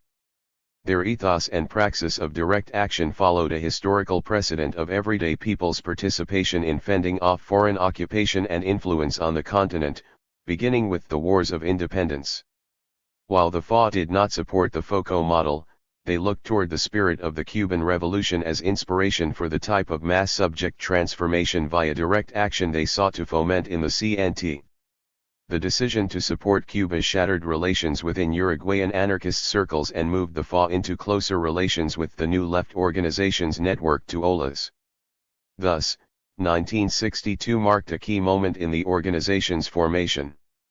Hugo Kors declares, "The FA has to be the only anarchist movement in the world that was equally influenced by anti-colonial and anti-capitalist revolutions and that stood for another very important thing. That Gerardo, Duarte, and Raúl Cariboni defended the integration of the CNT alongside communists. You have to keep in mind that they were doing this in 63, 64, 65, and 66, when the wounds of the Spanish Civil War were still fresh. 110. While anarchists worldwide declined to cooperate with communist parties due to tensions that spilled over after the Spanish debacle, the FA's insistence on coalition building among the left laid the groundwork for their own internal shift toward a hybrid Marxist and anarchist politics.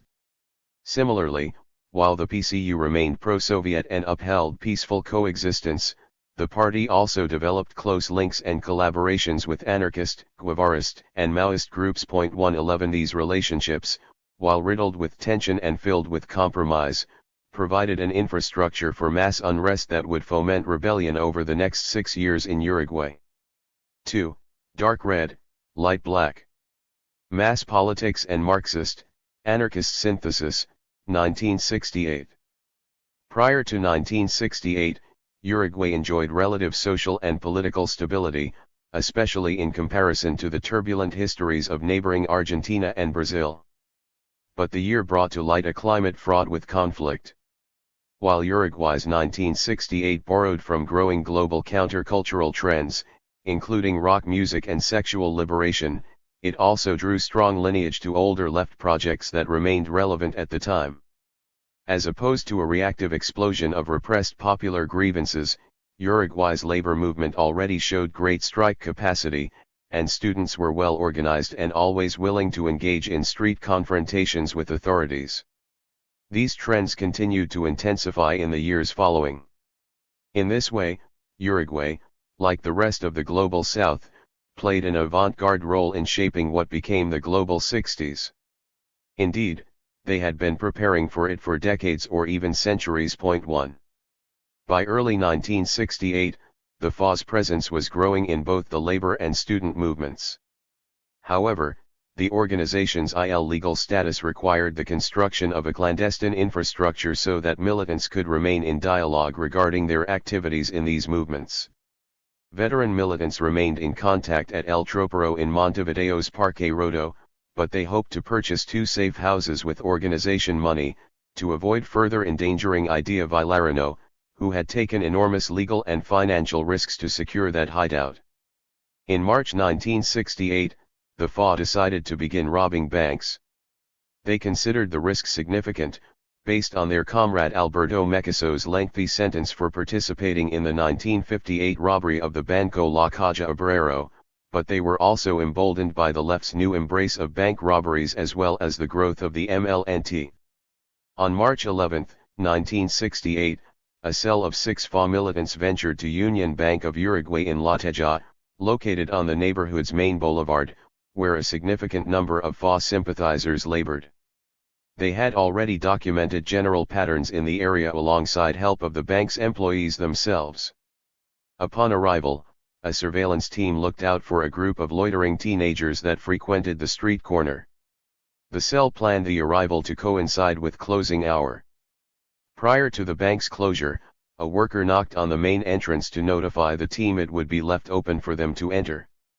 The bank tellers exited through the back door, leaving the security guard alone on site. Workers previously warned the militants of his hot temper, "Be careful with the feisty Gallego, he can make your life miserable." The operation faced complications because of the militants' work schedules. The escape team, which consisted of 2 textile workers from La Aurora factory, were summoned to work an hour overtime. After finishing their shift, they scoped out a nearby avenue to intercept and steal a vehicle. Upon stopping the first option, the worker entered the vehicle to find it was an automatic transmission. Bewildered by the modern setup, the militants agreed to leave it and opted for another. As the operation proceeded, 2 militants stealthily entered the bank armed with iron rods. Within seconds, the duo exited calmly to the escape vehicle with the bank's entire cash deposit, only to wait nervously for an hour with bags of money in hand as the militants struggled with the car's many quirks. The engine went out twice, and the brakes required a forceful jab to stop. To make matters worse, the escape occurred at rush hour and demanded frequent braking amid bustling traffic. The occupants rocked violently back and forth as FA militant and bank worker Hugo Cors pressed and released the brake. Cors, meanwhile, was flying high after the successful expropriation from an industry to which he belonged. It was a cartoonish spectacle. At every jerky stop he bellowed, "Arriba los Calichan! Hooray for those who struggle!" Upon opening the bags at El Tropero, the militants found that the bills were worn and damaged, and they spent the following days repairing them with cellulose tape. Cors' phrase would become the FA's rallying cry, and it is today used by social movements throughout the continent. 2. Over the next 5 years, the FA carried out 10 successful expropriations, including operations at 6 banks and 4 private firms. 3. While the organization remained committed to class-based strategy and continued recognizing workers to be the traditional protagonist of social transformation, as seen by the historical left, their embrace of anti-legality, specifically armed struggle, moved them to the category of a new left organization. In the case of Uruguay, the term New Left gains an added level of complexity when recognizing the PCU's preparation for armed struggle and embrace of counterculture, the MLNT's nationalism, or the FA's vanguardism. Thus, the year 1968 marked a turn toward political hybridity, coalition, and synthesis in which the entirety of the Uruguayan left underwent significant transformation, thus becoming something new. The FA was no exception. While the FA clearly demonstrated what historian Greg Grandin identifies as a will to act, the organization shared the New Left characteristics of coalition building and hybrid politics. They experimented with a synthesis of traditional Marxist and anarchist politics. They did so not only to remain lockstep with en vogue ideas of the time, but also because a more autonomous reading of Marx fit neatly within their understanding of the role of workers, or the masses, in revolutionary transformation.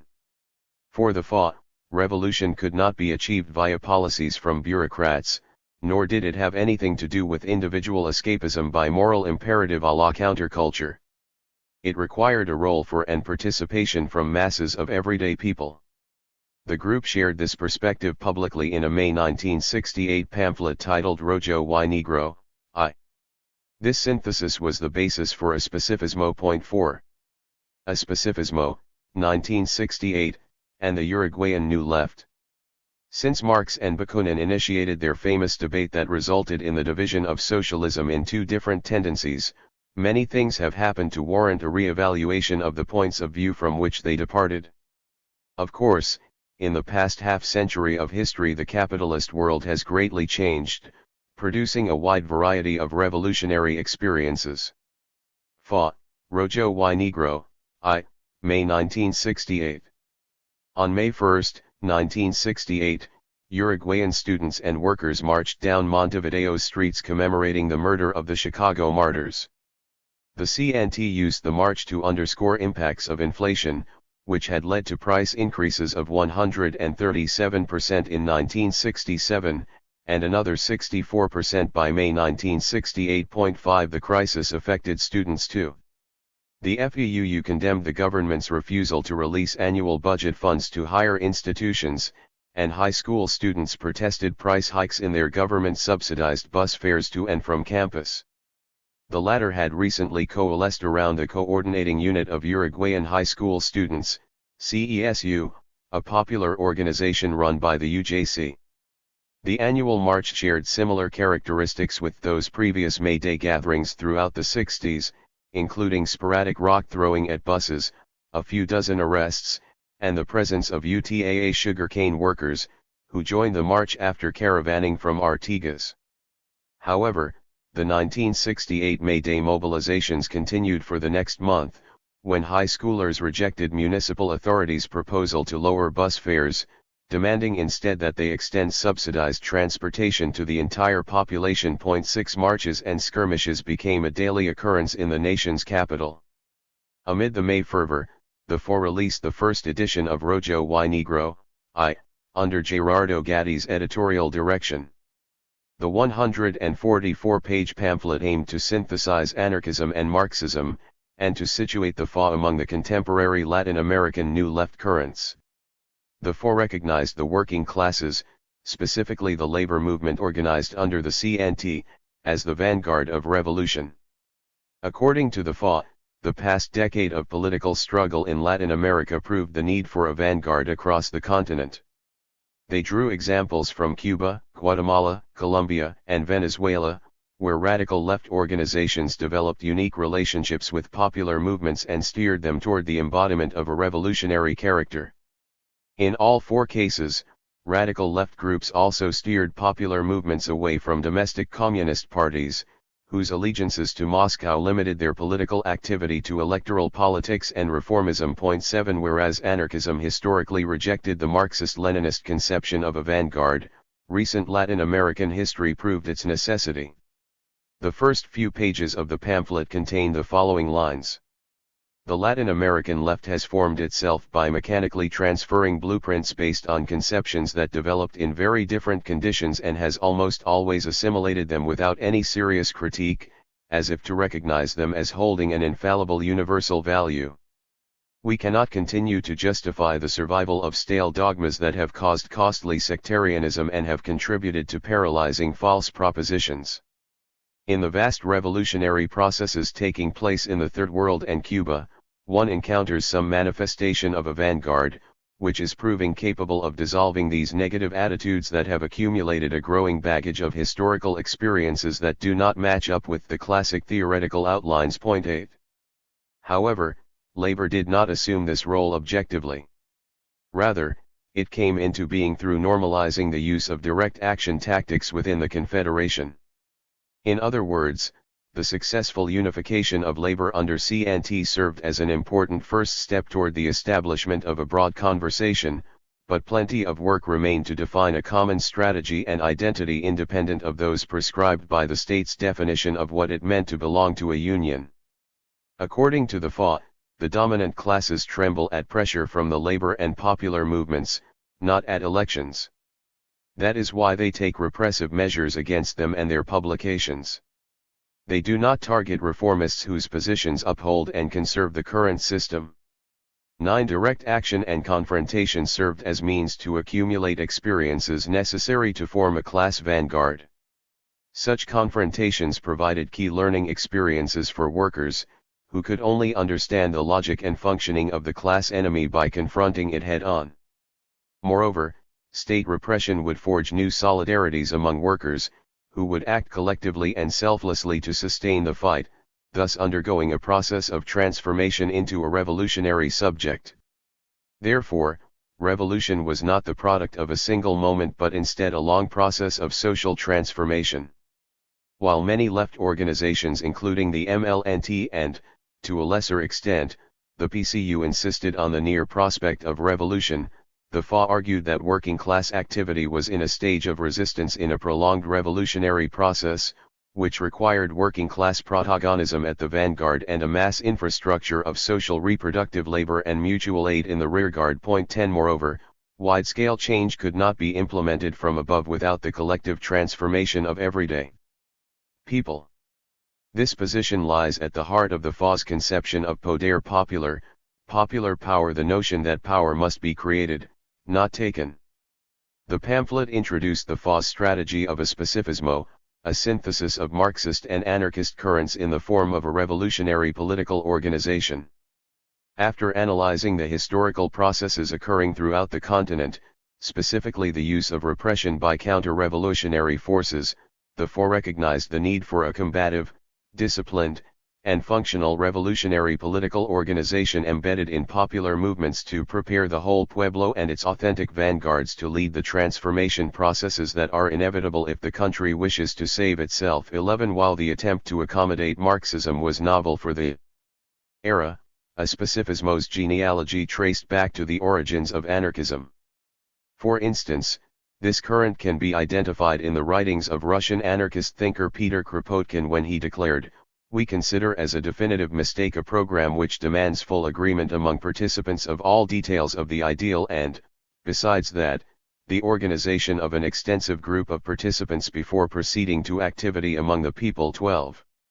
The first practical example of a specificista anarchism in the River Plate was the Argentine Anarcho-Communist Federation, FACA, a group that split from the more orthodox anarcho-syndicalist Argentine Regional Federation of Workers, FORA, in 1935.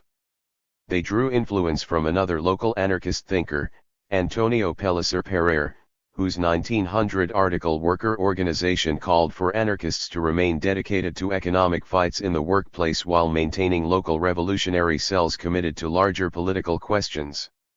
The FACA had strong pull in the construction workers' union but saw the labor movement solely as a field of action and sought to mobilize all members of society instead. The Spartacus Workers' Alliance, another anarchist group that splintered from the FACA, emphasized unity of action within the labor movement and remained open to working with Marxist political parties. Like the FA, both organizations operated clandestinely. 13. The anarchist political organization differed from the traditional left electoral party in its rejection of parliamentarianism and legality. Moreover, the FA sought to challenge the conservative conception of labor unions as a political economic organizations, proclaiming, union activity alone, even with the best orientation possible, is not sufficient. The existence of an organized revolutionary political movement is a decisive factor for advancing the process of struggle in this country. 14. Whereas the labor movement already operated under the hegemony of the PCU, the anarchist organization served as a counterweight to advocate for the autonomy of popular movements while ensuring they do not lose sight of a revolutionary horizon. For the FA, unions provided the highest form of mass organization and democracy due to their legal status, open membership, participatory decision-making process, and heterogeneous ideological makeup. Because traditional parties viewed unions as arenas in which to compete for an electoral base, anarchists had to challenge them in this popular sphere to undercut their influence and promote political independence, direct action, and class consciousness. Failure to do so voluntarily surrendered the realm of mass politics to election-oriented organizations while isolating anarchists, and anarchism, as something countercultural and disconnected. This emphasis on mass action and political organization paralleled analysis and strategy of contemporaneous Italian autonomist Marxists like Mario Tronti, who later reflected, workers' struggles determine the course of capitalist development, but capitalist development will use those struggles for its own ends if no organized revolutionary process opens up, capable of changing that balance of forces. 15. The FA recognized that anarchism had gained a poor reputation globally for having lost its class struggle origins in exchange for countercultural practices. However, rather than revise the ideology, they set out to reconceptualize it based on merging the thought and praxis of its forefathers with that of the Cuban Revolution. They saw Cuba's use of the colors red and black as a resignification of the historical anarcho-syndicalist flag. The old red and black flag of the anarchists. Its vital attitude. Its libertarian communism. That is its vital message. But along the way anarchism has taken up a negative meaning, one that is not valid: individualism, spontaneity, anti-organizational, community constructivism or cooperativist or syndicalist or educationalist, a sectarian ideology, an unliberating sclerosis. Well, the old anarchist flag has been planted by new hands. It is the flag of the Latin American Revolution, the red and black of Fidel, of Camilo, Cienfuegos, and of Che, that of July 26, of the assault on Moncada, of the guerrilla in our continent. It is that of the old and new causes for socialism and freedom, for anti-imperialism, and for anti-capitalism. That of forging a new man and a new society. In this way we are setting out to be one more of the little motors behind the broader popular movement that will march toward revolution in our country. 16. The FA also referenced Ola's discourse to proclaim its commitment to building left unity via collective action. They included a text from Felix de la Hoz, director of the Cuban School of Revolutionary Instruction, who emphasized a unity in action among the Latin American left. De la Hoz challenged Communist Party claims that unity was required prior to action, proclaiming instead that unity came into being via collective action. Thus, he stressed the importance of a consensus to act as opposed to bringing together broad and diverging positions, which could only lead to concession-making and moderation. 17. The Cuban critiqued the Argentine and Brazilian Communist parties for relying on broad political fronts that included representation from the national bourgeoisie. Moreover, both parties argued that the masses were unprepared to take up arms and that armed struggle would only induce a military takeover of government. Instead, they argued the party's role was to organize the masses to prevent a coup, and maintain the status quo, while striking up political allegiances with centrist parties, whose complicity would be necessary in the case of a coup. 18. For de la Hoz, the party subordinated the working class to the national bourgeoisie. In a final effort to align the FA's vision with that of the Cuban Revolution, the back cover of the pamphlet bore the following quote from Fidel Castro: "The world does not need guiding countries, nor guiding parties, nor guiding men. The world, and more than ever, our Latin American world, needs guiding ideas." The FA's anarchist party set out to formally fuse two ideologies considered incompatible for nearly a century. While the global North New Left organically merged anarchist and Marxist ideas and praxis, the FA's Latin American anarchism set out to create a formal synthesis at an organizational, rather than personal, level. Bankers' strike and June 68 prompt security measures. Social tensions heightened as students continued marching and key industries remained in conflict beyond May 1968. In June, workers at the ANCAP utility plant occupied the La Teja refinery, causing a nationwide gas shortage. The visuals of street protests and gas queues inspired the Pacheco Araújo government to present the Formula Lanza, a series of wage increases meant to curb the escalating mobilizations. The PCU and other moderate currents in the labor movement embraced the formula, promoting it as a triumph for workers. However, while the formula offered some sectors substantial gains, others, particularly those that fought most fiercely, suffered harsh retaliation. Faced with a permanent lockout in response to a 4-month strike, workers at General Electric conceded a significant pay loss for strike days and the firing of all union officers for the right to return to work. 19 In recognizing that concessions frequently coincided with escalated repression, many workers saw the moment as ripe for turning up the heat against the government and their employer. The Association of Uruguayan Bank Employees, AEBU, rejected the government's gesture and remained on strike, initially as a gesture of solidarity with ANCAP refinery workers. AEBU had earned a combative reputation as early as 1962, when dissident workers pushed contract negotiations to a strike, as opposed to previous practices of quick-to-settle bargaining. The long-fought contract also saw solidarity strikes in the textile industry. By 1964, AEBU leadership moved away from its white-collar identity to situate itself more closely to the labor movement. In 1968, Banca official workers voted for the FA and MLNT-led Lista 1955 caucus, making Hugo Cors the president of their public sector-wide union. The 1955 caucus later won the private banking sector union elections in 1969, giving them full control over organized labor in the financial sector. The FA viewed AEBU's recent election of Cors as proof that state repression had radicalized workers rather than disempowered them, and that further tactical efforts would build a tighter, more cohesive movement. 20. In response to the government's Formula Lanza, AEBU's new leadership distinguished itself from the old guard by rejecting the proposal on the grounds that it did not meet the living wage minimum agreed upon by membership. Moreover, AEBU leadership denounced the formula on moral grounds because it offered a higher percentage increase to white-collar bank workers compared to other working-class sectors. In stride with AEBU leadership's combativeness, a June 6 General Assembly elected to continue the work stoppage and coordinate efforts with a planned teachers' strike in July 1968.21 The bank workers braved intimidation from police units, who surveyed the assembly from inside and attempted to detain union officials upon approval of the strike's extension. 22 Later that same evening, President Pacheco Araújo invoked Article 168 of the new constitution to implement prompt security measures, MPS. Minister of Labor Manuel Flores Mora proclaimed, "I cannot be thankful enough for the kind disposition and seriousness of CNT leaders and leadership of other unions. But my good nature, and theirs too, has been taken advantage of by the attitude of minority groups whose ignorant proposals and whose solvent behavior have made this extraordinary regime necessary."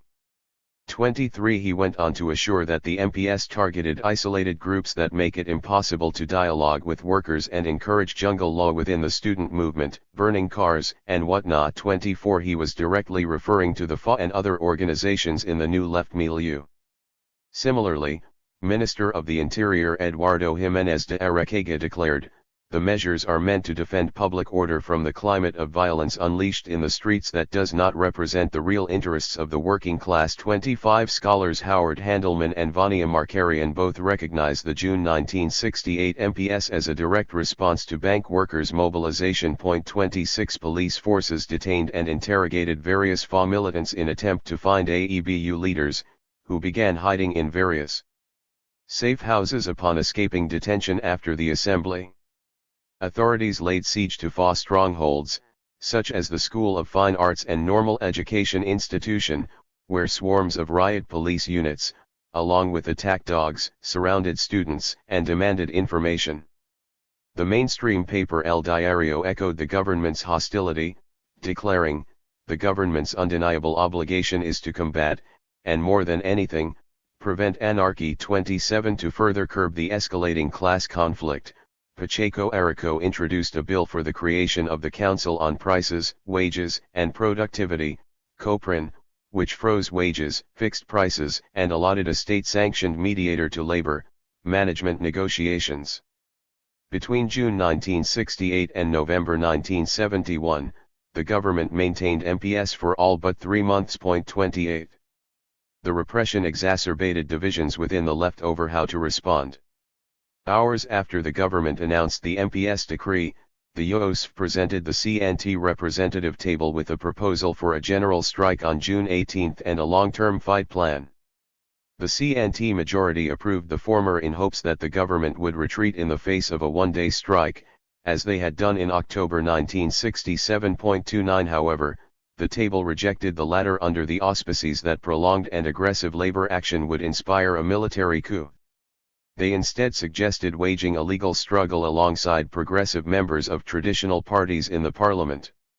The FA argued that Uruguay was already under legal dictatorship in which the government utilized legal means to intervene in, demobilize, and dismantle social organizations in the interests of the national bourgeoisie, mainstream political parties, foreign enterprises, and imperialist nations. 30 On June 21, an article in El Dia reported on a meeting between newly appointed Minister of Labor Julio Cesar Espinola and CNT President José D. Elia regarding potential wage increases for public sector workers. 31 The FA viewed such negotiations as bribery, considering workers' concerns had begun to far surpass mere bread and butter reforms. Opposing sectors also clashed within the FEUU regarding the urgency of a prolonged strategy and use of combative tactics. Lists of radical students from the schools of architecture, medicine, humanities, engineering, natural sciences, economics, law, and chemistry coalesced around a position influenced by the FA, MLNT, and other new left organizations. On the eve of the general strike, they submitted a letter to D'Elia with their manifesto attached. The statement concluded, FEUU should return to the path of its earlier days, with the values and tactics, to confront the reactionary police and the legal dictatorship that governs both us and the labor movement. 32. The June 18 general strike offered an opportunity for more combative unions in the CNT to set a precedent. On the eve of the larger action, the UOSF initiated 1-hour rotating strikes and occupied the plant. The Textile Workers' Congress, COT, called upon their 12,000 members to barricade themselves inside their workplaces as a self-defense mechanism against police, who now had the green light to arrest and slash or use force against strikers under MPS law. 33 The general strike kicked off a month-long push with daily rallies and street actions by students and workers. The fervor provided a political opportunity for factory workers, textiles, rubber, electrical services, and white-collar employees, especially teachers, civil service, and bank workers, to meet one another. In so doing, they discovered similar conditions in their seemingly disparate industries. Crowds frequently targeted transit by blocking routes and breaking windshields in opposition to the fee hike. FA youths from the night school led a campaign to paint buses with slogans in opposition to the MPS.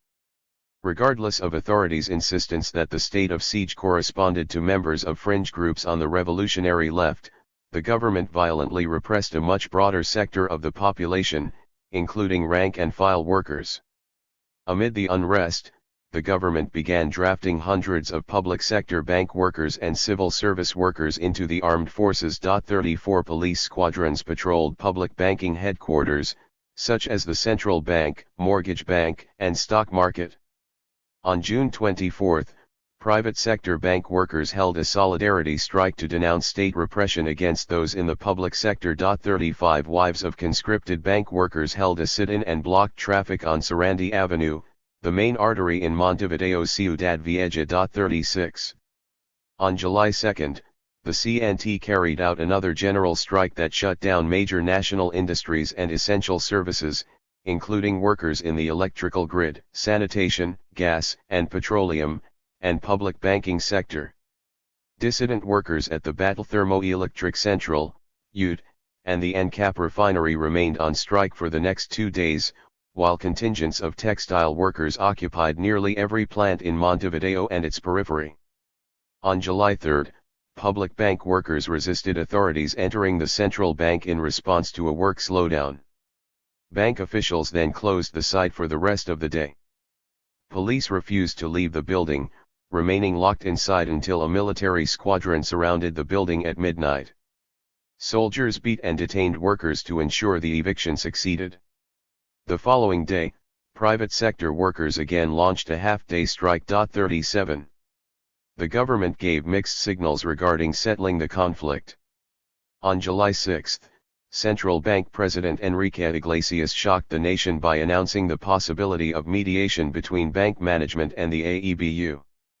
The next day, the office of the president released a statement declaring the government's refusal to participate in negotiations. 38. Meanwhile, over 50 bank workers from the Villa Garcia branch remained detained for nearly a week, and military forces occupied the ANCAP oil refinery in La Teja, threatening workers with conscription should they strike. 39. As everyday people demonstrated a heightened militancy, the FA insisted on disseminating an anarchist perspective, regardless of the organization's banned status. On June 20, a team comprised of Raúl Cariboni, Mauricio Gatti, Gerardo Gatti, and Elena Quinteros produced the first edition of a 4-page weekly propaganda organ, titled Cartas de FA.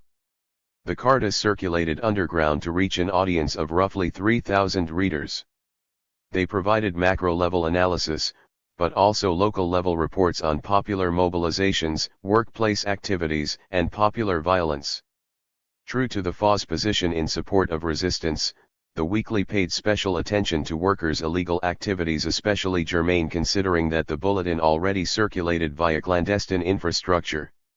The FA found importance in these narratives of resistance given their omission from mainstream and PCU-related press organs. Editors encouraged readers to pass their news to trustworthy peers, Haga Circular, make it go around. On July 17, a coalition of 6 unions proposed a new fight plan to the CNT representative table to broaden participation in the growing conflict. The plan's authors UOSF, Union of Bow Workers, Glass Workers Federation, Health Federation, FUS, Gearing Heli Union, and Autonomous Union of TEM Workers, SAOT, called for a 2-day general strike accompanied by factory occupations and sabotage to be scheduled for the first 2 days of August.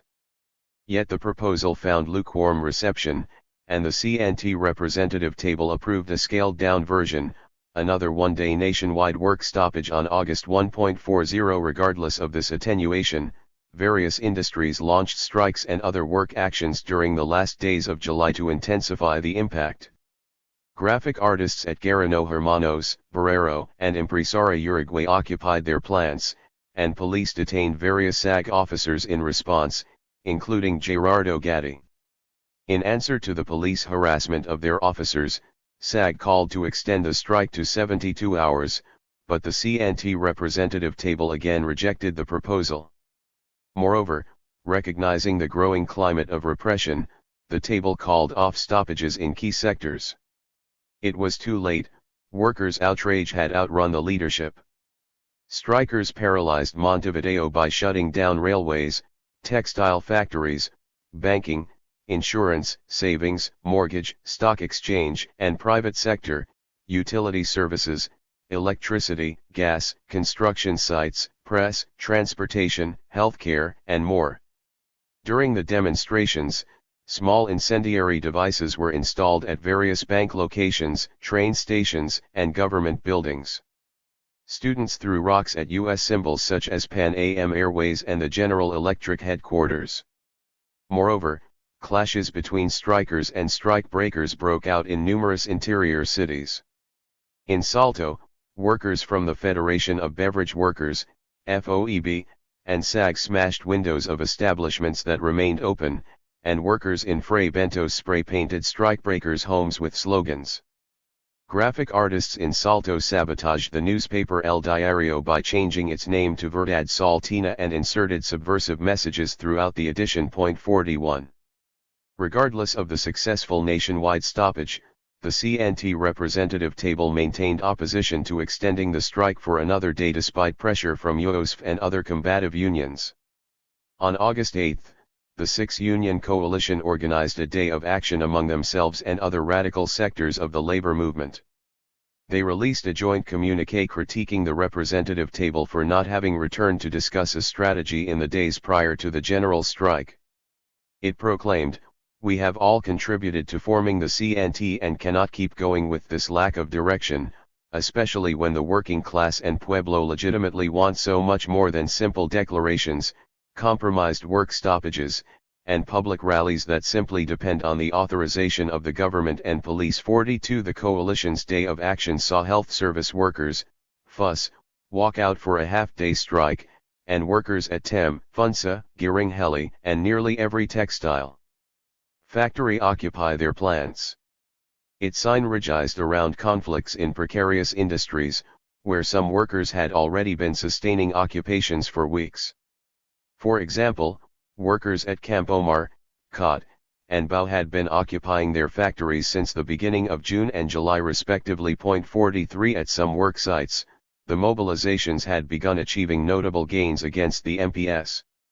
For instance, at Garano Hermanos publishing firm, graphic artists successfully pressured management into breaking the state-sanctioned wage freeze after having stopped work 24 times since the June 13 MPS decree. 44 These actions and the gains achieved from them offered hope at a time when more radical factions in the labor movement felt that it was not reaching its full potential. As the unrest accelerated, the FA and other revolutionary left organizations remained targets of state repression.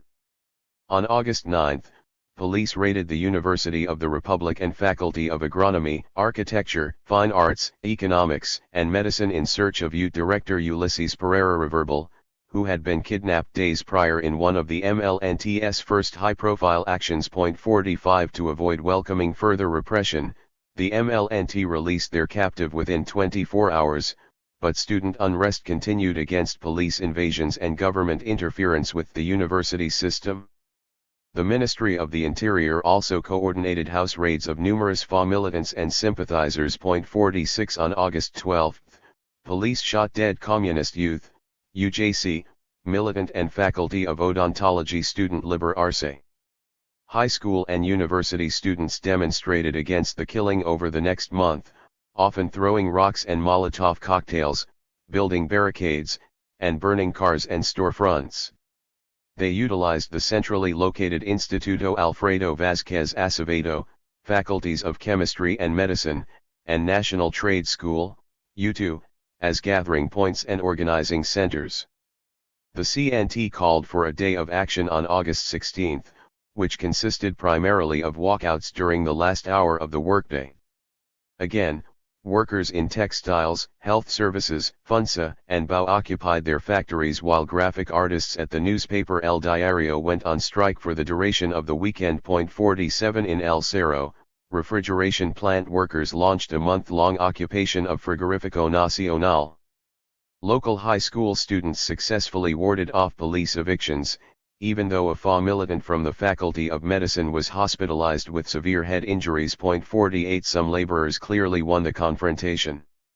Among them, rubber workers at the FUNSA and Giring factories achieved a cost of living wage increase. 49 More broadly, the mobilizations demonstrated everyday people's capacity for a quick response to growing state repression. Although spontaneous and reactive, the FA saw them as a litmus for the risks people were ready to start taking. The promising demonstrations and successful wage gains inspired the COT to resubmit the July 17 fight plan for approval from the CNT representative table. The reformed proposal called for mass demonstrations and factory occupations on September 4, followed by the launch of an indefinite general strike the next day. COT's proposal gave new life to the July 17 plan, which the CNT table delayed, but never fully rejected. However, the table, including the COT representative on it, voted unanimously in favor of a new proposal to hold rallies on September 5 instead. One table representative proclaimed, "There are paths already being paved at the level of Congress." 50 While this news frustrated the more radical faction of the labor movement, they were far from finished with agitating for further escalation. The September 5 day of action again sparked intense confrontations with police and spawned two clear nuclei of social unrest, the Faculty of Medicine and El Cerro. The former, home to nearly a dozen FA-affiliated students and staff members, served as a gathering point for sieges on the Legislative Palace due to its proximity to the structure. It also hosted a first aid room to service students injured during battles with police. In El Cerro, a contingent of teachers, students, and workers from BAU, FUNSA, Alpargatas, Health Services, and Frigorifico Nacional barricaded the bridge connecting the neighborhood with the city center. 51 Again, everyday people's actions in the streets proved to be a step ahead of labor leadership. Taking notice of the trend, the FA labeled the table's timidness as traitorous, declaring, "We are not opposed to negotiations, but they must be carried out above principled foundations that maintain the highest level of mobilization and conflict possible by the working class, because only this guarantees and preserves its protagonist and vanguard role." 3 months have passed in which we have confronted an unprecedented reactionary offensive. In this time span we have seen many brief work stoppages, sometimes even for just minutes, that did not cause them to stop enforcing union sanctions. There have been isolated strikes that, without having been surrounded by a broader fight plan, continue to be difficult to understand in their context. There are sectors that proclaim tiredness and bewilderment with a more complete struggle and whose objectives are tangled up, one way or another, with mediation, contact, and negotiation. 52. Yet the CNT Executive Board offered a different analysis of the situation. Its leadership insisted that the labor movement was not equipped to take on the government's executive orders alone and instead needed to continue pushing for solutions in the parliament while simultaneously building a broader coalition with the Uruguayan Chamber of Commerce, Catholic Church, and Masonic Lodge. The board also saw the need to find foreign support in the International Red Cross and United Nations. The CNT announced its position publicly at a high-profile football match between CA Cerro and FC Rampla Juniors, where they also invited audience members to a fundraising rally the following week. 53 Many spectators responded with mocking sheep noises, which El Cerro residents commonly used to haze party members upon encountering them in the streets, a practice that had begun following the failure of communist-led meatpackers' union campaigns in the decade prior. As the CNT retreated, state repression continued to escalate. 54 On September 20, police shot and killed faculty of economics student Hugo de los Santos and U2 student Susana Pintos, both UJC militants, amid a worker-student demonstration. The government took advantage of the murders to close all school campuses in Montevideo until October 15. The government also ordered the closure of the CNT and AEBU locals, and military forces surrounded both buildings to prevent them from being used as organizing spaces. 55 By the end of September, 65 bankers were detained and conscripted into the military. Union officers, primarily from the AEBU, testified to having experienced home raids, physical violence during interrogations, and threats to their family members. 56 Repressive tactics previously reserved for agitators were now being used on everyday people, and they were feeling the heat. Regardless of the heightened state repression, workers continued to be both resilient and proactive. The CNT again responded to the students' murders by calling a general strike on September 24. Leading up to the strike, State Savings Bank workers climbed to the second story to drop plastic bags filled with water onto the heads of businessmen who gathered there to inaugurate a statue to national hero José Artigas. Upon the arrival of police, workers scampered off to avoid arrest. On the eve of the strike, private bank workers held a half-day work stoppage and entered the public mortgage bank to distribute flyers and chant slogans. Workers at Banco Italo-Americano occupied their workplace and denied management access. On September 24, a FA-MLNT coalition calling themselves the Comandos de Autodefensa del Pueblo, People's Self-Defense Commandos, awakened 3 police chiefs to the sound of Molotov cocktails exploding in their front yards. 57 Workers at the Apollo paint factory in La Teja experimented with occupying their plants for the first time after voting a reform caucus to power in their autonomous union. The occupation lasted into mid-October, funded by numerous tolls they organized to collect contributions from passing drivers. 58 The mid-1968 responses to police murders of the politicized youths would prove to be the most explosive of the year. By late October, student mobilizations had fizzled out.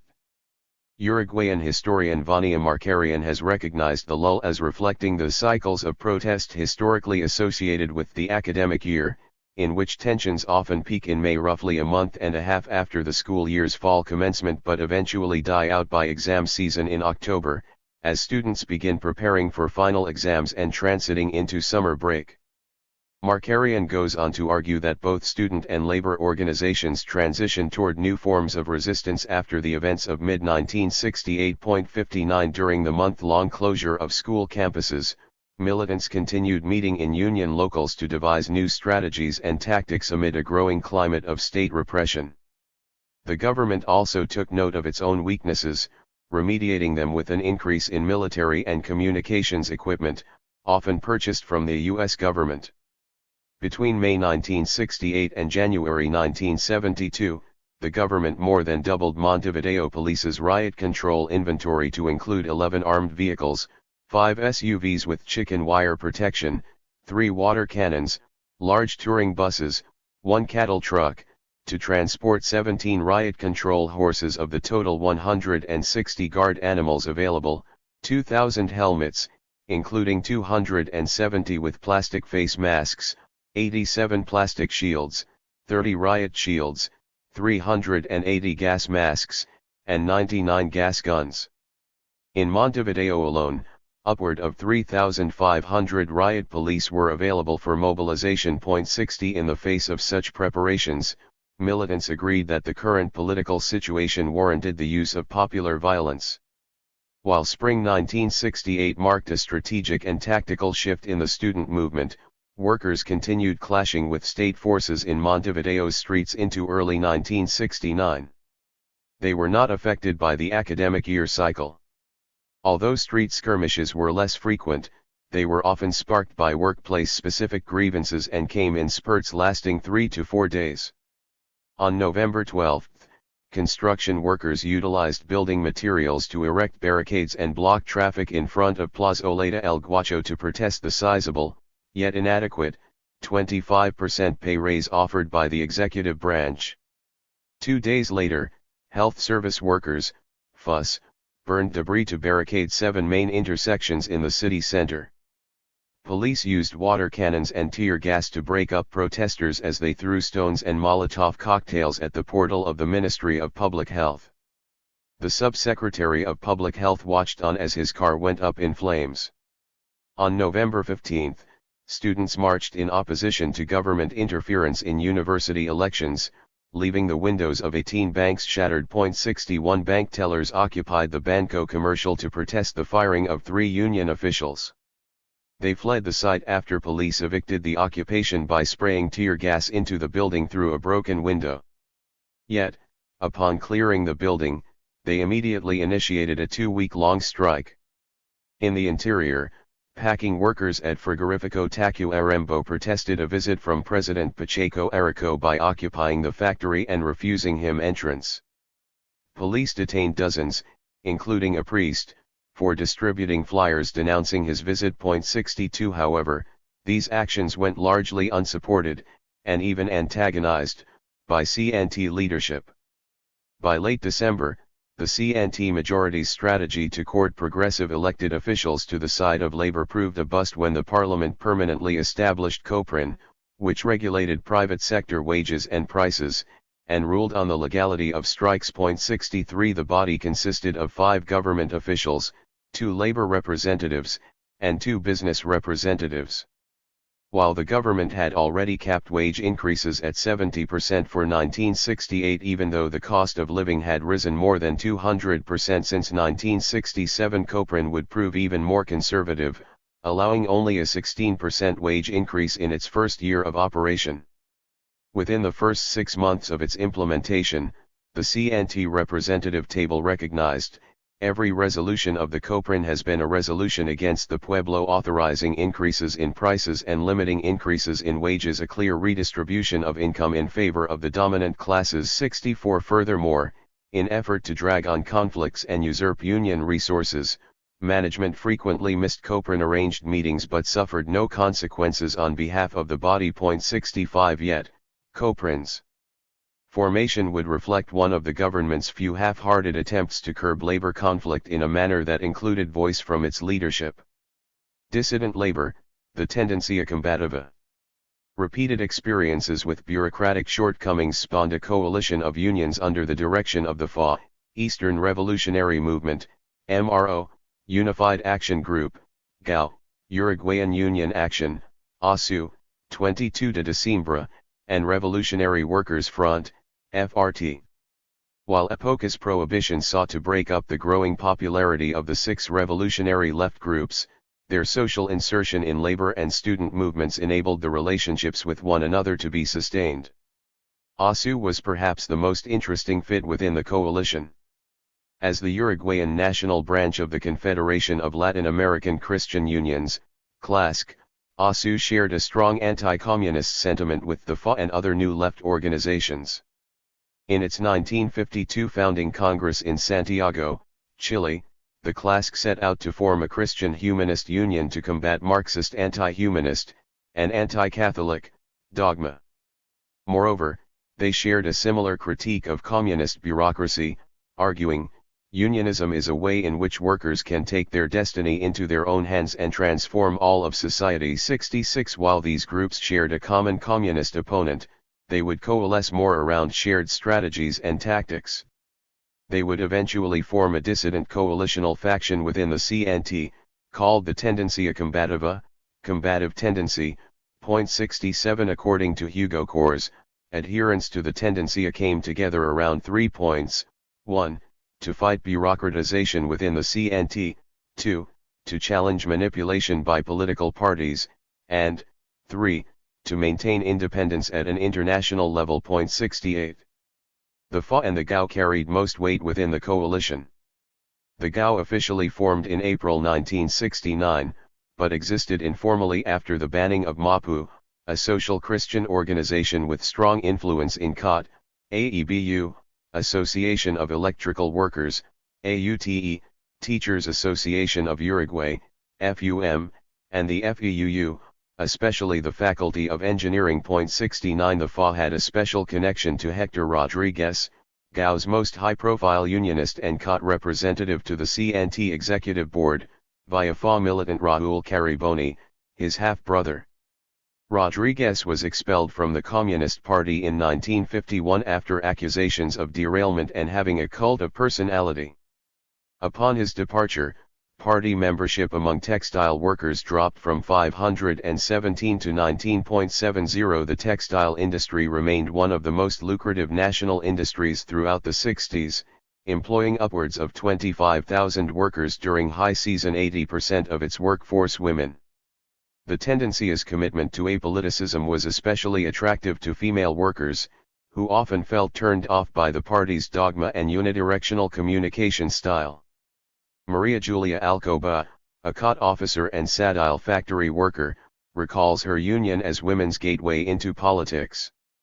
While parties remained dominated by male counterparts, women in textiles, nursing, and meatpacking identified foremost with their unions before any political party, regardless of how they voted in elections. 71 It was their close-knit group of trusted companions, and that intimacy proved key for taking risks together. Like the FA, Rodriguez and GAU continued to challenge the PCU around interpretation of the CNT fight plan. While GAU did not set out to spark revolution or take state power, they advocated for a plan of escalation toward an indefinite general strike for the freedom of political prisoners, nationalization of key industries, and termination of wage freezes and MPS security measures. The coalition had a clear strategic purpose within the CNT. The majority line, represented primarily by the PCU and Christian Democratic Party with 397 delegates, sought to organize, unify, and structure the working classes and organize them behind progressive political candidates. The minority position, represented by the Tendencia Combativa with 150 delegates, sought to confront the everyday conditions of the political and economic crisis through direct action tactics, specifically by coordinating labor actions across industries.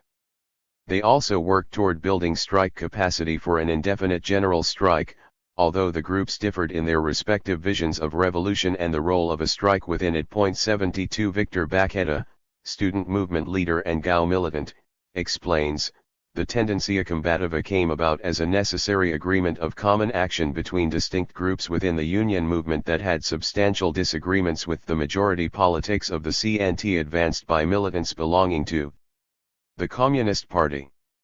73. UOSF, AEBU, SAG, COT, FOEB, Health Services Federation, FUS, BAU Soap Factory Workers, and the UTAA were the largest unions affiliated with the tendencia. Each claimed membership numbers in the thousands. Moreover, AEBU and COT were the first and third most represented unions on the CNT representative table, with 63 and 45 delegates respectively. Tendencia-affiliated caucuses also carried considerable clout, and sometimes won out, in other large industries and professions, including the medical laboratories, railway workers, and teachers' unions, among others. 74 lists developed around only one or two militants who laid groundwork for claiming leadership positions in the locals' elections. For example, FA militant Gustavo Inzorralde began agitating in the Student Association at the Normal Institute for Teachers, a public academy made up of primarily lower middle-class students seeking careers in public education. Many students, whose primary and secondary education took place in clergy-led Catholic schools, were attracted to the institute because it served as a pipeline to placing teachers in underserved schools. The student union was divided into two caucuses, List 5, representing the PCU, and List 3, representing a hodgepodge of oppositional currents spearheaded by students who identified with social Christianity and liberation theology. Inzorralde moved forth the FA's positions within List 3, but his work was guided by an anarchist analysis of his immediate circumstances. His job as a List 3 militant was to win support for List 3's politics, not to win over people to anarchism. Yet, he would develop close relationships with List 3 rank and filers and leaders who he would eventually bring into the FA, such as Elena Quinteros, Yamandu Gonzalez, Hugo Casariego, Lillian Kelly Berti, and Sarah Mendez. 75. Like the experience in the textile industry, some of the most important tendencia-affiliated unions formed after splits with their PCU majority leadership. Throughout the 50s and 60s, the communist-led National Union of Metallurgical Workers, UNMRA, gained a poor reputation due to its frequent disciplining and or purging of dissident caucuses. For example, Trotskyist factions existed in UNMRA-affiliated factories like Inlasa and Nervion until the 50s but gave up on organizing after being frequently run out of work sites and reprimanded by union leadership for distributing dissident propaganda. In June 1966, Javier Uslenhai, a Trotskyist worker from the bridge factory, publicly denounced UNMRA in Epoca for having demobilized workers in preference of negotiations with management. 76 Similarly, members of the Social Catholic ASU spearheaded the formation of the Autonomous Union of General Electric Workers, SEAG, in 1958. The SEAG spent the duration of the 60s in conflict with management and repeatedly used occupation and street confrontation to ward off police and strike breakers. In 1961, FA publication Lucha Libertaria recognized SEAG as among the nation's most militant unions. 77. Many autonomous unions were born of schisms in reaction to PCU management of the CTU. For example, the Autonomous Union of TEM Workers, SAOT, formed in July 1963 after membership voted 245 to 61 to disaffiliate from the communist-led UNMRA. SAOT moved toward the radical left after losing a 1961 strike, during which workers became disenchanted with the UNMRA after receiving little support for the work action. The ASU had a strong influence in the decision to disaffiliate. By 1964, SAOT allied with the SEAG to form the Executive Board of Radio Electricity, which eventually welcomed participation from fellow autonomous metal worker unions at SIAM Saratoga, Castells Ferraz Malt, Regusai and Volminote, Philips, Radisxa, Galileo, Warnersdalen, APSA, and FAMSA. 78. The tendencia gained a unique stronghold in small, newly formed union locals such as Cyril, Sixa, and Manzanares, supermarkets, Divino, Portland Cement, Atma, and BP Color. All would wage dramatic and important conflicts between 1970 and 1973. Minority, but nonetheless influential, cadres of tendencia-linked militants also existed within PCU-led unions, such as leather workers, shipbuilders, various agricultural workers, chemical workers, UNTMRA, sweet factory workers, newspaper vendors, and utilities workers, UT and gas. 79 Throughout the mid-60s, PCU leadership often struggled to call an end to strikes because workers disobeyed their orders and refused to work until winning their demands.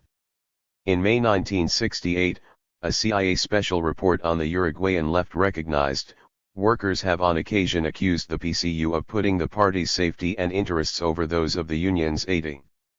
Although not all member groups within the tendencia oriented themselves toward revolution, the FA viewed the coalition as necessary to link together organizations with shared principles and tactics.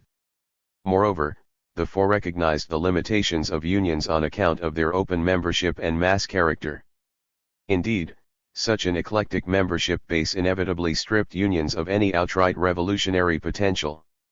Nevertheless, the democratic structure of unions allowed an opportunity to form caucuses around shared values and to fight to win most of the membership's support for more combative tactics.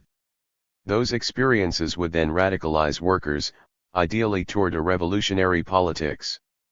In a communique titled Sindicato y Tendencia, the FA declared, "The union cannot serve as a sufficient base to construct a revolutionary movement. That is why, if we are going to advance a line of combative action among the masses, aside from participating in a union, we must come together to form a tendency.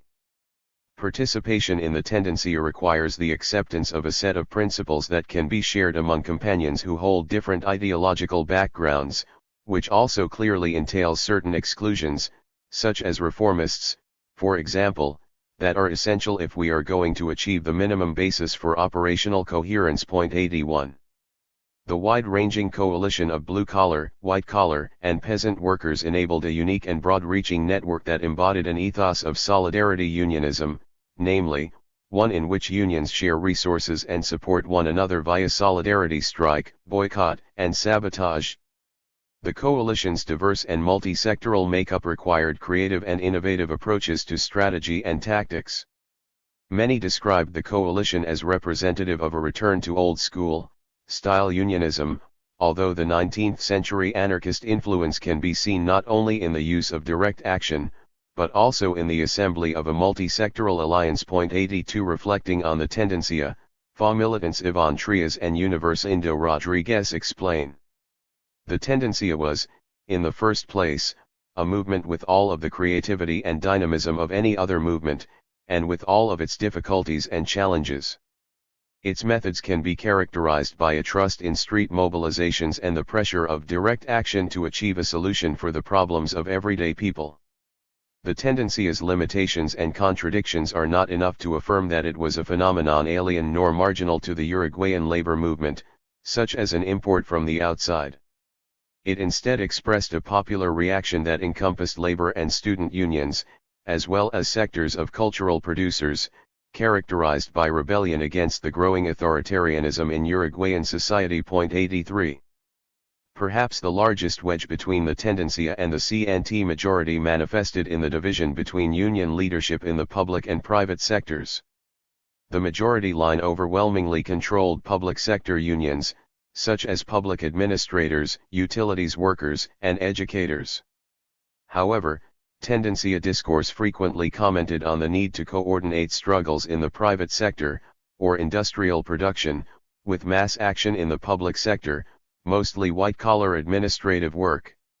Such unity showed sporadic signs of potential, primarily due to autonomous action of militant factions in blue-collar public industries, like railway and oil refinery workers. In 1972, teachers waged a 64-day strike against an education reform bill drawing solidarity from all sectors in the CNT. State workers, however, mobilized around partial strikes and rallies. Considering over half of Uruguayans labored in the public sector, its risk aversion strongly held back the labor movement from reaching full capacity. Finally, the strong relationship between Uruguay's private sector and foreign investment placed Tendencio-affiliated unions at the forefront of resistance to imperialism. US-based capital owned 80 of the country's largest private firms, including Portland Cement, FUNSA, Coca-Cola, General Electric, Sixa, Paper Mill, Bayer, Chase Manhattan, and Citibank. Other large foreign-owned firms under Tendencia control included National Beverage Factory, German, and appliance firms Tem, Philips, and Farrows Malt, Dutch. Moreover, foreign firms owned much of the textile and wool industry, including Hart, Sadile, and Fibratex. While these Uruguayan factories produced for export, they often replaced labels with Made in England or Made in USA for consumption in the foreign market. 84 Combined with the Tendencia's strong presence in administration of state railways, AFE, Regus I Volminot, and the meatpacking industry, the coalition controlled the country's most lucrative national industries and export infrastructure. 85 Knowing this, militants recognized the real potential for economic damage in coordinating action across Tendencia-affiliated unions alone. While there remained little hope of winning over the public sector unions to the Tendencia line, this mattered little beyond the symbolic considering the relationship of existing Tendencia-affiliated unions to global and domestic capital. Conclusion. Regardless of the CNT's rejection of the July 17 fight plan, many labor unions continued to utilize radical tactics, such as street confrontations and occupations, throughout 1968. During the second half of the year, lengthy factory occupations took place in at least a half dozen factories, including General Electric, Giring Heli, FUNSA, Frigorifico Nacional, and TEM. Textile workers at the Campomar factory in Juan Lacazzi occupied their plant for over 50 days beginning in mid-June. Graphic artists, including those at mainstream press organs, maintained daily 2-hour work stoppages for 3 months. Workers at over 2 dozen work sites occupied their plants multiple times, including Bow Soaps, Alpargatas, National Beverages, Inca Paints, Health Services, and various textile mills. The AEBU strike ended in a stalemate and would be reignited again the following year. Although these unions differed greatly in their political orientation, their shared tactics and analysis thrust them into a dissident coalition within the CNT, the Tendencia Combativa. The Tendencia's diverse political makeup represented a movement of movements. While the Uruguayan New Left did not approach questions of race and gender in the same way as their global North counterparts, the struggles of UTAA's racialized sugarcane workers and COT's overwhelmingly female base showed an embrace of minoritized categories and peripheral workforces. The Tendencia remained committed to building a combative union movement around workforces historically pushed to labor's margins globally and thus moved beyond the communist strategy of focusing on labor's most advanced industrial sectors. Moreover, to build solidarity among other everyday people, Tendencia-affiliated unions emphasized flexibility in their tactics. During the 1968 AEBU strikes, for instance, certain sectors remained on post to ensure the processing of paychecks, retirement, and social security. 86. The FA and other Tendencia-linked groups declared the government's austerity politics as the core source of their grievances. Indeed, they recognized the state-sanctioned wage and salary freeze as a direct attack on workers' rights because it further entrenched class disparities and illegalized labor's efforts to maintain a decent standing of living as cost of living and inflation surged. In other words, it reversed the labor movement's bread and butter gains of the past decade and enabled an extreme transfer of wealth into the hands of the owning class.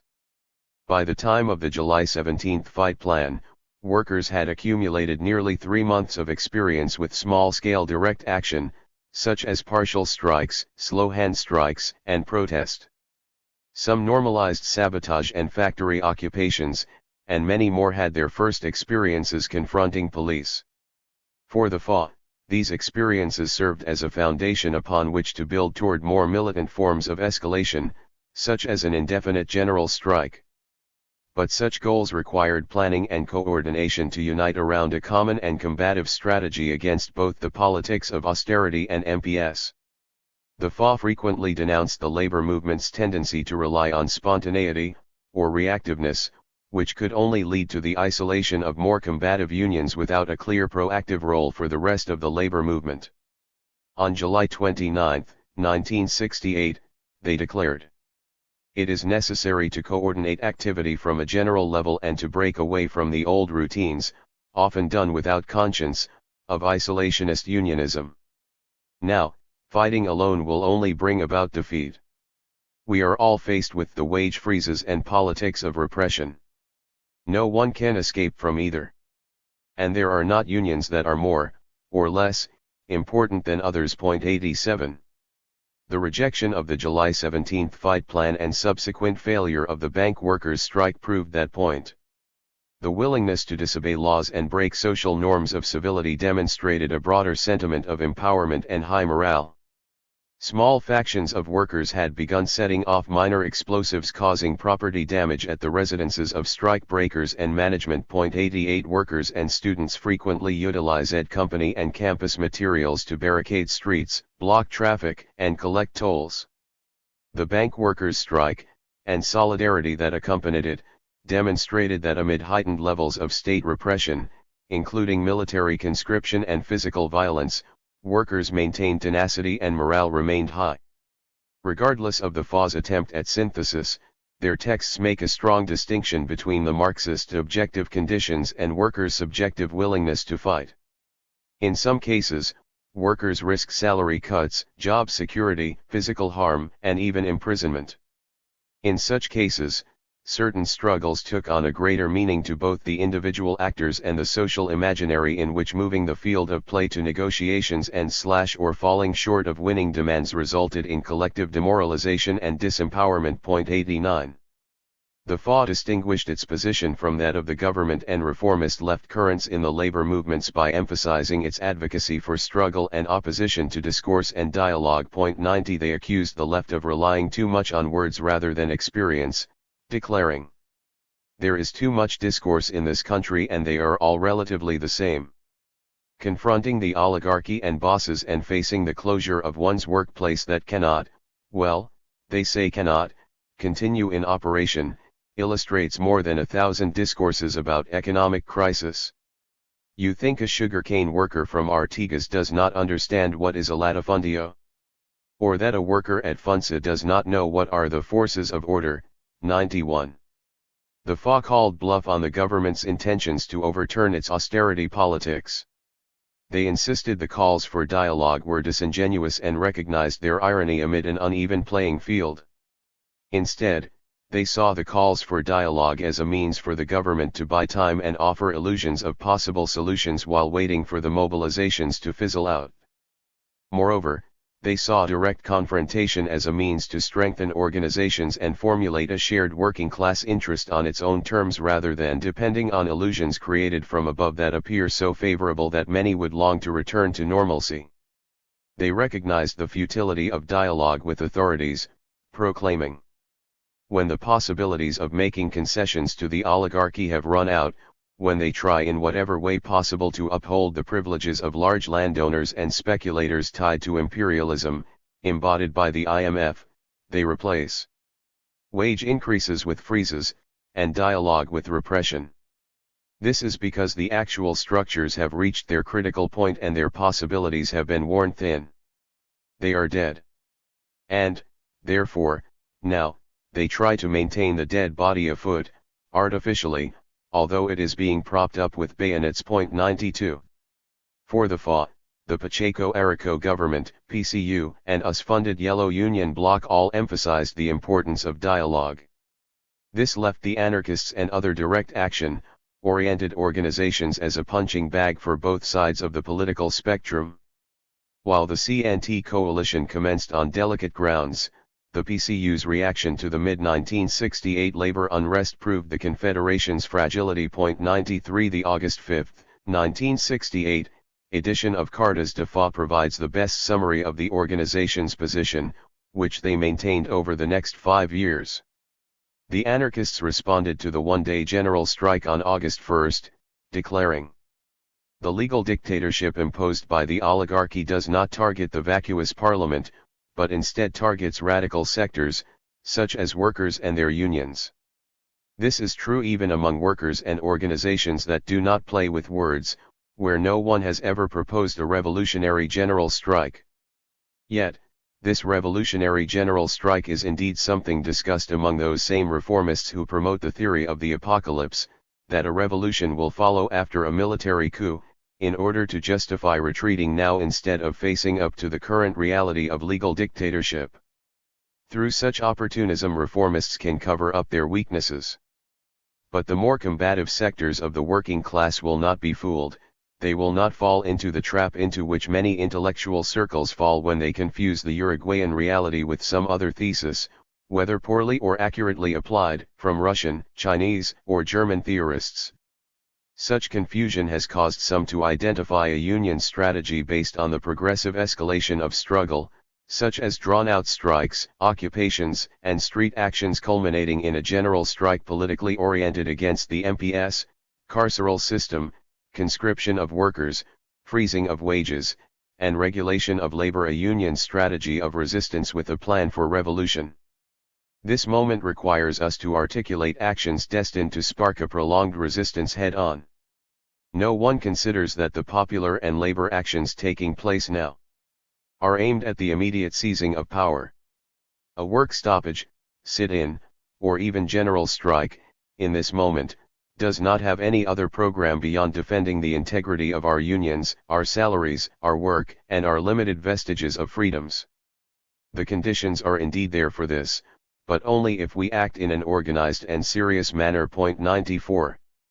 Regardless of differences concerning strategy, Uruguay's 1968 marked a 5-year span during which, according to PCU General Secretary Rodney Arizamendi, the country had the highest relative index of strikes, general strikes, and demonstrations of anywhere in the capitalist world. 95.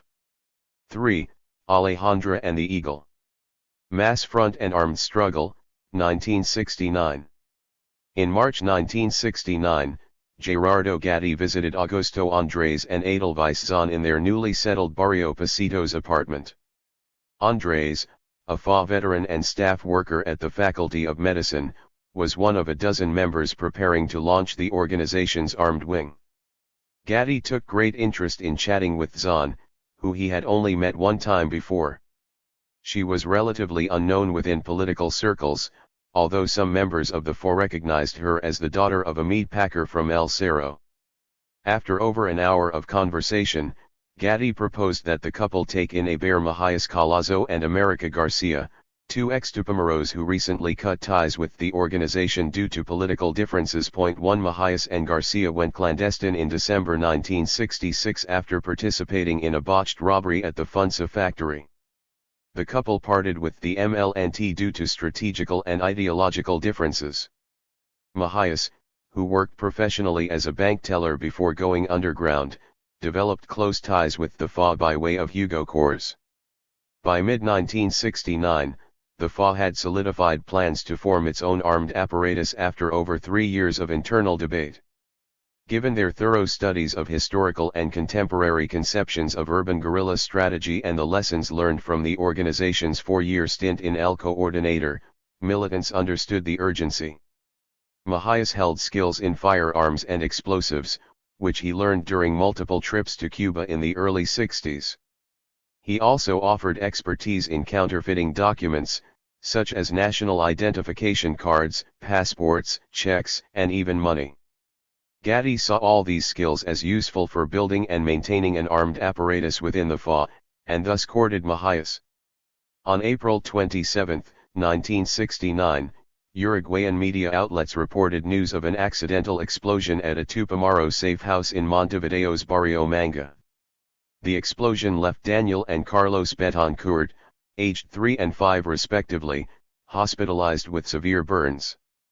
The children, who belonged to Juan Carlos Mecaso and Guirnalda Betancourt, were playing nearby as Aber Mahias and America Garcia offered a bomb-making tutorial. Mecaso, a member of the FA's directorate, fled from his father-in-law's home to lead an underground life for the next 3 years while pursued by authorities. Mahias and Garcia, already underground, drew neighbors' attention with their ruined clothes and charred flesh as they flagged a taxi on the nearby ring road.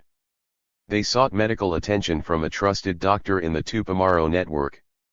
Daniel Betancourt, who arrived home minutes after the explosion, found his daughter amid a panic attack as she huddled over her burned children. He transported his daughter and 2 grandchildren to Pereira Russell Hospital before being detained by police for interrogation. Neighbors were shocked at the incident. They recalled nothing suspicious of Mekiso's transitory hours, claiming, "He came and went from work as a graphic artist at the newspaper El Plata like anyone else." They remembered Guirnalda as performing the role of a typical housewife. She cared for the children and frequently tended to her garden. The explosion would mark the initiation of the FA's armed branch, the Popular Revolutionary Organization, 33 Orientals, OPR 33.2. This chapter explores the infrastructure and pilot implementation of the FA's two-foot strategy, a unique approach that combined mass mobilization and armed struggle. By 1969, the FA realized the formation of the Worker, Student Resistance, RO, a mass front that sought to intersect and synergize labor, student, and neighborhood conflicts, and OPR 33, a small armed apparatus that funded the organization via bank robberies and extorted managers to settle labor disputes. Pacheco Araco's heavy hand provoked a nationwide radicalization of social movements, which brought to light clear divisions among the various left camps. These differences manifested not only in public debates between labor leaders, but also in the strategic and tactical approaches of the CNT majority and Tendencia Combativa. The FA's two-foot strategy aimed to break PCU hegemony in the labor movement while still envisioning everyday people as the core protagonists of revolution. They sought to create a new hegemony of direct action and confrontation, including the use of armed intervention, within popular organizations. As such, the organization's role was to proactively foment and stimulate class struggle by establishing concrete infrastructural, organizational, and financial mechanisms to enable workers to act. Isolation, whether within the specific organizing site or among the broader labor movement, proved the worst possible outcome of a campaign. The FA's highest priority was to remain relevant in the labor movement.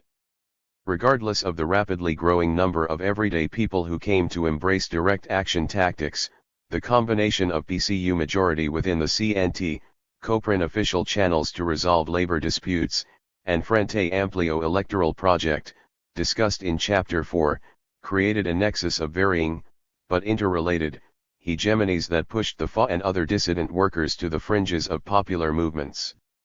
The organization, Fomento, Alejandra, Aguilar. The FA's party infrastructure took on a more formal shape by early 1969. A group of veterans made up the organization's Fomento, or directorate. Its role was to link up pieces of RO and OPR 33. All above-ground FA militants participated in RO, codenamed in FA internal documents as Alejandra, whereas only a select few militants participated, clandestinely or semi-clandestinely, in OPR 33, codenamed in FA internal documents as Aguilar. For security purposes, the anarchists paid close attention not to mix the legal and anti-legal spheres. Moreover, the compartmentalization of tasks and growing safety risks generated a need for members to abide by strict behavioral codes and logistic responsibilities. The FA required all employed militants to belong to a union, student group, or neighborhood organization. 3 Militants set out to identify struggles specific to these spaces and galvanize support for an organized campaign around them. Anarchists had to remain disciplined in their efforts to capture popular grievances around which to organize mass campaigns, rather than taking on more radical campaigns supported by only a small militant minority of workers, even where such demands may have fit better within an anarchist set of tactics and vision of the world. Yet the FA viewed missed opportunities as presenting even more of a difficulty. The worst possible scenario was to lose a conflict without putting up a fight. Similarly, militants also needed to develop an awareness of when to lay rest to campaigns due to low morale or lack of combativeness from their colleagues.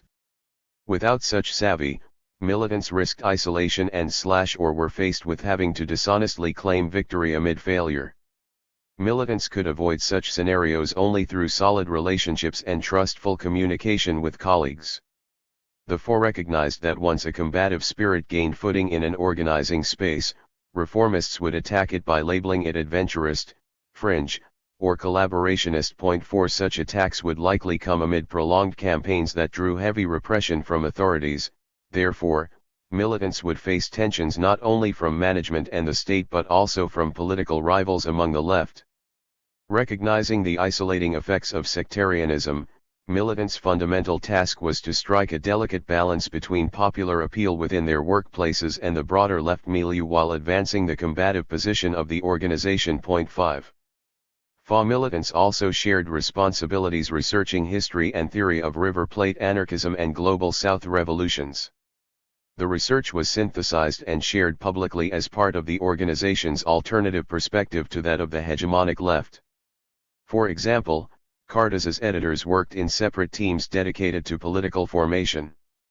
One team, consisting of Lillian Caliberti, Luis Prisno, and Raúl Cariboni, met weekly to discuss historical and theoretical texts, especially regarding the emergent debates regarding the Soviet Union, such as the 1956 Hungarian Revolution and the Sino-Soviet split, that translated to the national context by way of the differences between the Tendencia and Communist Party. Caliberti recalls continuing the conversations late into the night while walking through Montevideo's empty streets. 6 Furthermore, teams of militants carried out a wide variety of thorough investigations to further the organization's understanding of legal codes, political opponents, and demographics. All members carried Know Your Rights cards, which included legal definitions of crimes and their subsequent penalties. An internal document titled Responsibilities for Every Militant, Every Team, Every Day spelled out the quotidian responsibilities of FA militants to ensure security and efficiency. Militants' tasks required close attention to the everyday spaces in which they navigated, including documentation of sites of police presence, recognition of behavioral patterns of local bosses or political elite figures, and identification of suspicious vehicles. 7.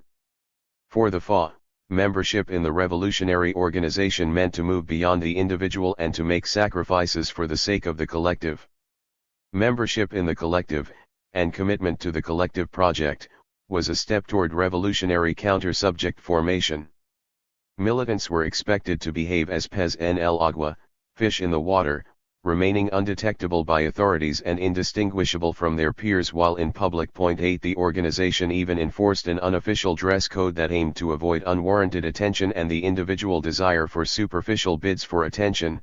Beards, long hair, and shabby clothes were highly discouraged. 9 In this way, the FA's anarchism shared much more in common with Latin American Marxist and Third World liberation organizations than it did with anarchist tendencies in the global North. 10. Fomento, the Directorate. The FA Directorate consisted of veterans Gerardo Gatti, Mauricio Gatti, Juan Carlos Mecaso, Hugo Cors, Raúl Cariboni, and Leon Duarte. They focused primarily on building strategy, producing analysis and propaganda, mounting connections between the labor and student movements, and coordinating actions between the popular and armed fronts. The Directorate differed significantly from its Trotskyist democratic centralist counterpart in that RO and OPR 33 cells could discuss their proposals and decide among themselves whether to accept tasks. Lillian Caliberti, a normal school student and intermediary between the Directorate and both feet, recalls never having questioned the organization's structure because of its organic fluid in decision-making processes. 11 While she came to question the male-dominated Directorate after embracing feminism in the 1980s, she recalls having welcomed the veterans' role because of the knowledge and wisdom that they offered as a result of experience. While most FA militants joined the FA after being radicalized in the struggles of the late 60s, the Directorate's veterans had been involved with the organization for more than a decade. 12. Alejandra, worker, student resistance. The FA had been seeking to build an interlocking network of worker and student militants since the 1958 Organic University Law, which brought strong acts of solidarity between striking FUNSA workers and combative students in the FEUU.13. But throughout the 60s, the organization directed its energy toward building up the CNT and Tendencia. By late 1968, the momentum of the student movement organically synergized with that of the labor movement, and the FA used the intergenerational ties to form the Worker-Student Resistance, RO. For many students, especially high schoolers, the May 1968 episode served as their first experiences with street protests and their first confrontations with state authorities. In the University of the Republic, these newly radicalized students primarily gravitated toward the PCU's Communist Youth, UJC, wing, which served as the major left force within the FEUU.14. University students also flocked toward the newly formed the Revolutionary Student Front, FER, a new left student group that informally served as recruiting base for the MLNT. However, many freshly energized high schoolers were not yet networked into an established political project. Given this potential, as well as communist dominance in the university, the FA therefore sought to build RO chapters in local high schools, especially those in El Cerro, La Teja, and Colón, which would deepen the organization's influence and presence in all three peripheral working-class neighborhoods. Soon thereafter, RO developed a strong presence in at least 16 different Montevideo high schools. They also built a strong university and technical school student base at the U2's night school and the faculties of fine arts, medicine, agronomy, humanities, social sciences, architecture, economics, chemistry, and education.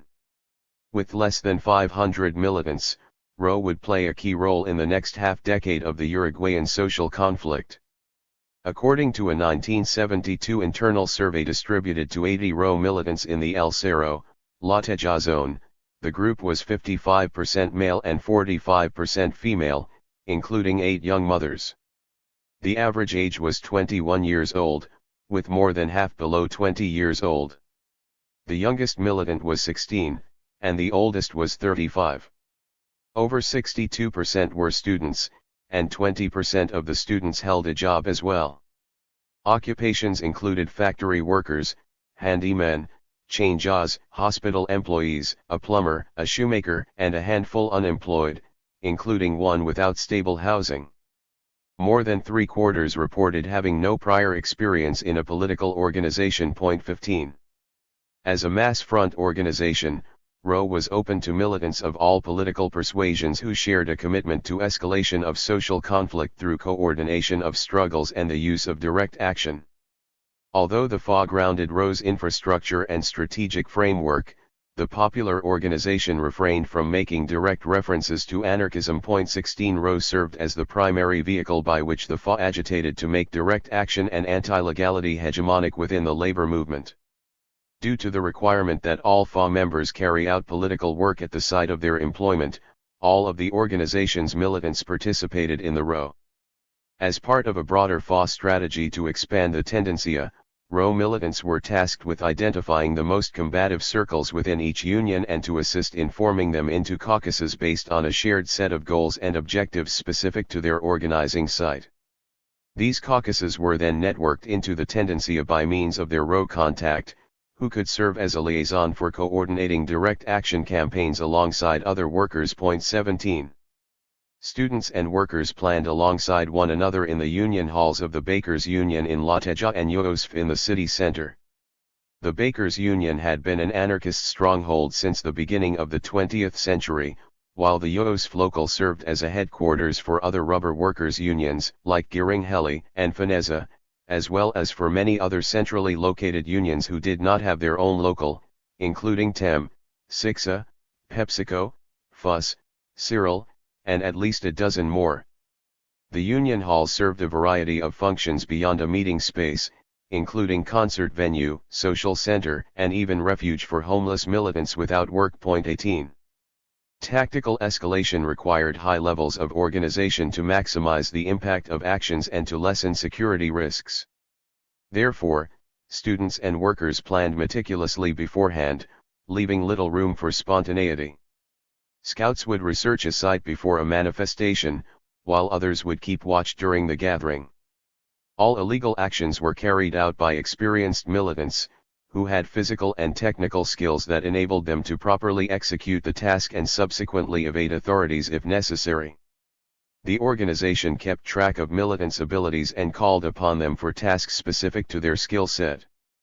The most common street actions were relampagos, or lightning actions, which the organization defined as under 5-minute actions such as vandalism, traffic stops, graffiti campaigns, and slash or building administration takeovers carried out by highly coordinated disciplined groups amid demonstrations. The organization expected each participant to commit to their respective roles and see the actions through. Point 19. Due to the limitations of networks insular to the Union world, the worker-student coalitional strategy proved important. Maintaining the tendency as infrastructure required popular participation beyond Union officers and rank and file. While Union officers primarily dedicated themselves to planning and bureaucratic responsibilities, rank and filers balanced between their workplace responsibilities, assembly participation, and mobilization. This often led to the neglect of research, information gathering, propaganda distribution, and more. Rowe thus completed many of these quotidian tasks as a gesture of student solidarity with the labor movement. For example, in El Cerro a Rowe team produced a thoroughly researched profile of the neighborhood, including the location and hours of shift changes of all factories in the area. The profile included locations and operating hours of schools, bars, and cafes. Militants referenced the neighborhood profile when outreaching to workers and members of the community. For security purposes, many internal documents were signed off as CNT, Commission Juvenile and dated 1965. Some were written exclusively in code. Point 20. This was a security protocol in preparation for the potential seizure of documents by police raid. Rowe also participated in various local neighborhood organizations, such as the Support Committee for Popular Struggles in La Teja and the El Cerro Neighborhood Commission, which represented upward of 45,000 families. The former represented a coalition of workers, students, and shopkeepers who alerted the community of local social conflicts by painting on walls, whereas the latter served as a renters' union. The Rowe encouraged a proactive role for those outside of the organized labor infrastructure, especially students, amas de casas, homemakers, small vendors, and the unemployed. The FA's initial vision for the mass front came after realizing the limitations of labor unions and the necessity to build a rear guard based on mutual aid and collective social reproduction.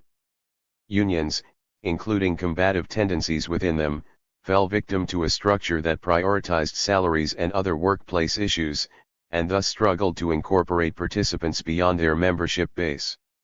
An April 1970 communiqué declared, "There are many people in the neighborhoods who are not members of labor unions but who are prepared to fight, and who have organized among themselves to do so. The tendency realistically cannot provide a backbone for this reality. Instead, we should develop the coordination of activities among groups who share our tendencies within the same zone or neighborhood, and thus open a real possibility for all those who wish to participate in the struggle to do so whether or not they are affiliated with a union, non-unionized factory or shop workers, students, unemployed, and amas de casas should have the chance to participate in the fight." 21. Uruguayan left organizations broadly sought to connect with students, but the FA's call to unemployed youths and amas de casas were especially unique. Some scholars have identified the left's failure to challenge traditional gender roles as marking an epoch of regression during the 50s and 60s. 22. For example, the PCU's El Popular continued to depict women in the domestic sphere, including weekly columns dedicated to cooking recipes and beautification. While the FA did not promote a discourse of gender liberation akin to early 20th century anarcho-feminism, which promoted free love and liberation from the domestic sphere, the organization saw amas de casas as protagonists in a broader class struggle and sought to find a role for them within Rowe's rearguard support network. Similarly, the Rowe recognized women and shopkeepers in La Teja for offering support behind industrial conflicts, declaring, "They have given a hand to those who are fighting for the dignity of all of us." There is a role for everyone, and there is no place for any one person to come away feeling like a hero. There is no such thing as an isolated act. With every act we construct something bigger. 23 women played an increasingly important role as part of the FA's Prisoner Solidarity Network, in which mothers and spouses transmitted information and transferred care packages to imprisoned loved ones as repression increased. 24 Thus, unemployed and non-wage workers, including small shopkeepers, prefigured a non-market-oriented and solidarity-based economy through their gestures of mutual aid. The protagonists' multi-sectoral categories consolidated as El Pueblo, the people. The FA, like other contemporaneous left organizations in the River Plate region, borrowed heavily from populist discourse to redefine popular protagonism beyond the term working class. While anarchism had a rich history of organizing popular sectors outside of the Marxist purview, such as peasants, street peddlers, and vagrants, the regional term pueblo also carried anti-imperialist notions. Argentine philosopher Escobedo Laca calls the term an empty signifier, so much so that it could be defined and redefined to incorporate sectors ranging from peasants to middle classes in the name of a shared political objective. 25 While the FA's use of the term recognized the importance of a broad alliance of protagonists, the organization still centered labor conflict as central to social transformation. This differed greatly from the strategy of the MLNT. While the Tupamaro similarly recognized all sectors of the poor as revolutionary protagonists, they did not have a clear role for the working class prior to the organization's Marxist-Leninist reformation while exiled in Chile in 1973. 26. Finally, the worker-student coalition sometimes created tensions between both groups. Augusto Andreas recalls students' response to the campus closures in September 1968. Pacheco closed the middle schools, high schools, and the U2, so the youngsters invaded the faculties. Up until then, control of the campuses was the responsibility of unionized staff workers. The FER and RO, each on their own, expropriated 2 rooms where furniture and files were kept in the Faculty of Medicine. They began to use them without consulting anyone. There, they began to use paint, cardboard, and papers. They kept gasoline there too, and it got all dirty. Conflicts began to develop between them and unionized staff. In Funza it was something similar. The youngsters of the row began to operate in the main room and then occupied the secretariat that is in the entrance. They often answered the phone, and there were always a dozen militants at a time. The Funza workers began to retreat. They would meet in the bar nearby, which was almost theirs anyway. 27. Aguilar, Popular Revolutionary Organization, 33 Orientals.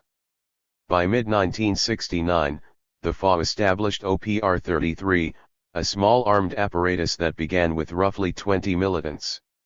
Unlike RO, all OPR 33 militants were also members of the FA. More than a guerrilla wing, OPR 33 served as a military technical apparatus, with clear targets and goals within existing campaigns and social conflicts. The FA's directorate modeled OPR 33 after the Spanish Civil War, era Iberian Anarchist Federation, FAI, a confederation of small affinity groups that carried out direct action and political work parallel to the National Confederation of Labor, CNT.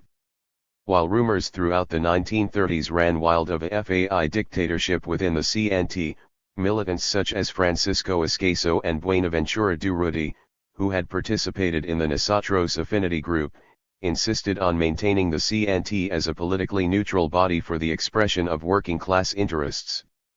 In a 1933 FAI meeting, Durruti had declared, "The FAI advises the workers of the CNT to be prepared for any eventuality. You control the factories and the places of work. Remain with them. Do not abandon them.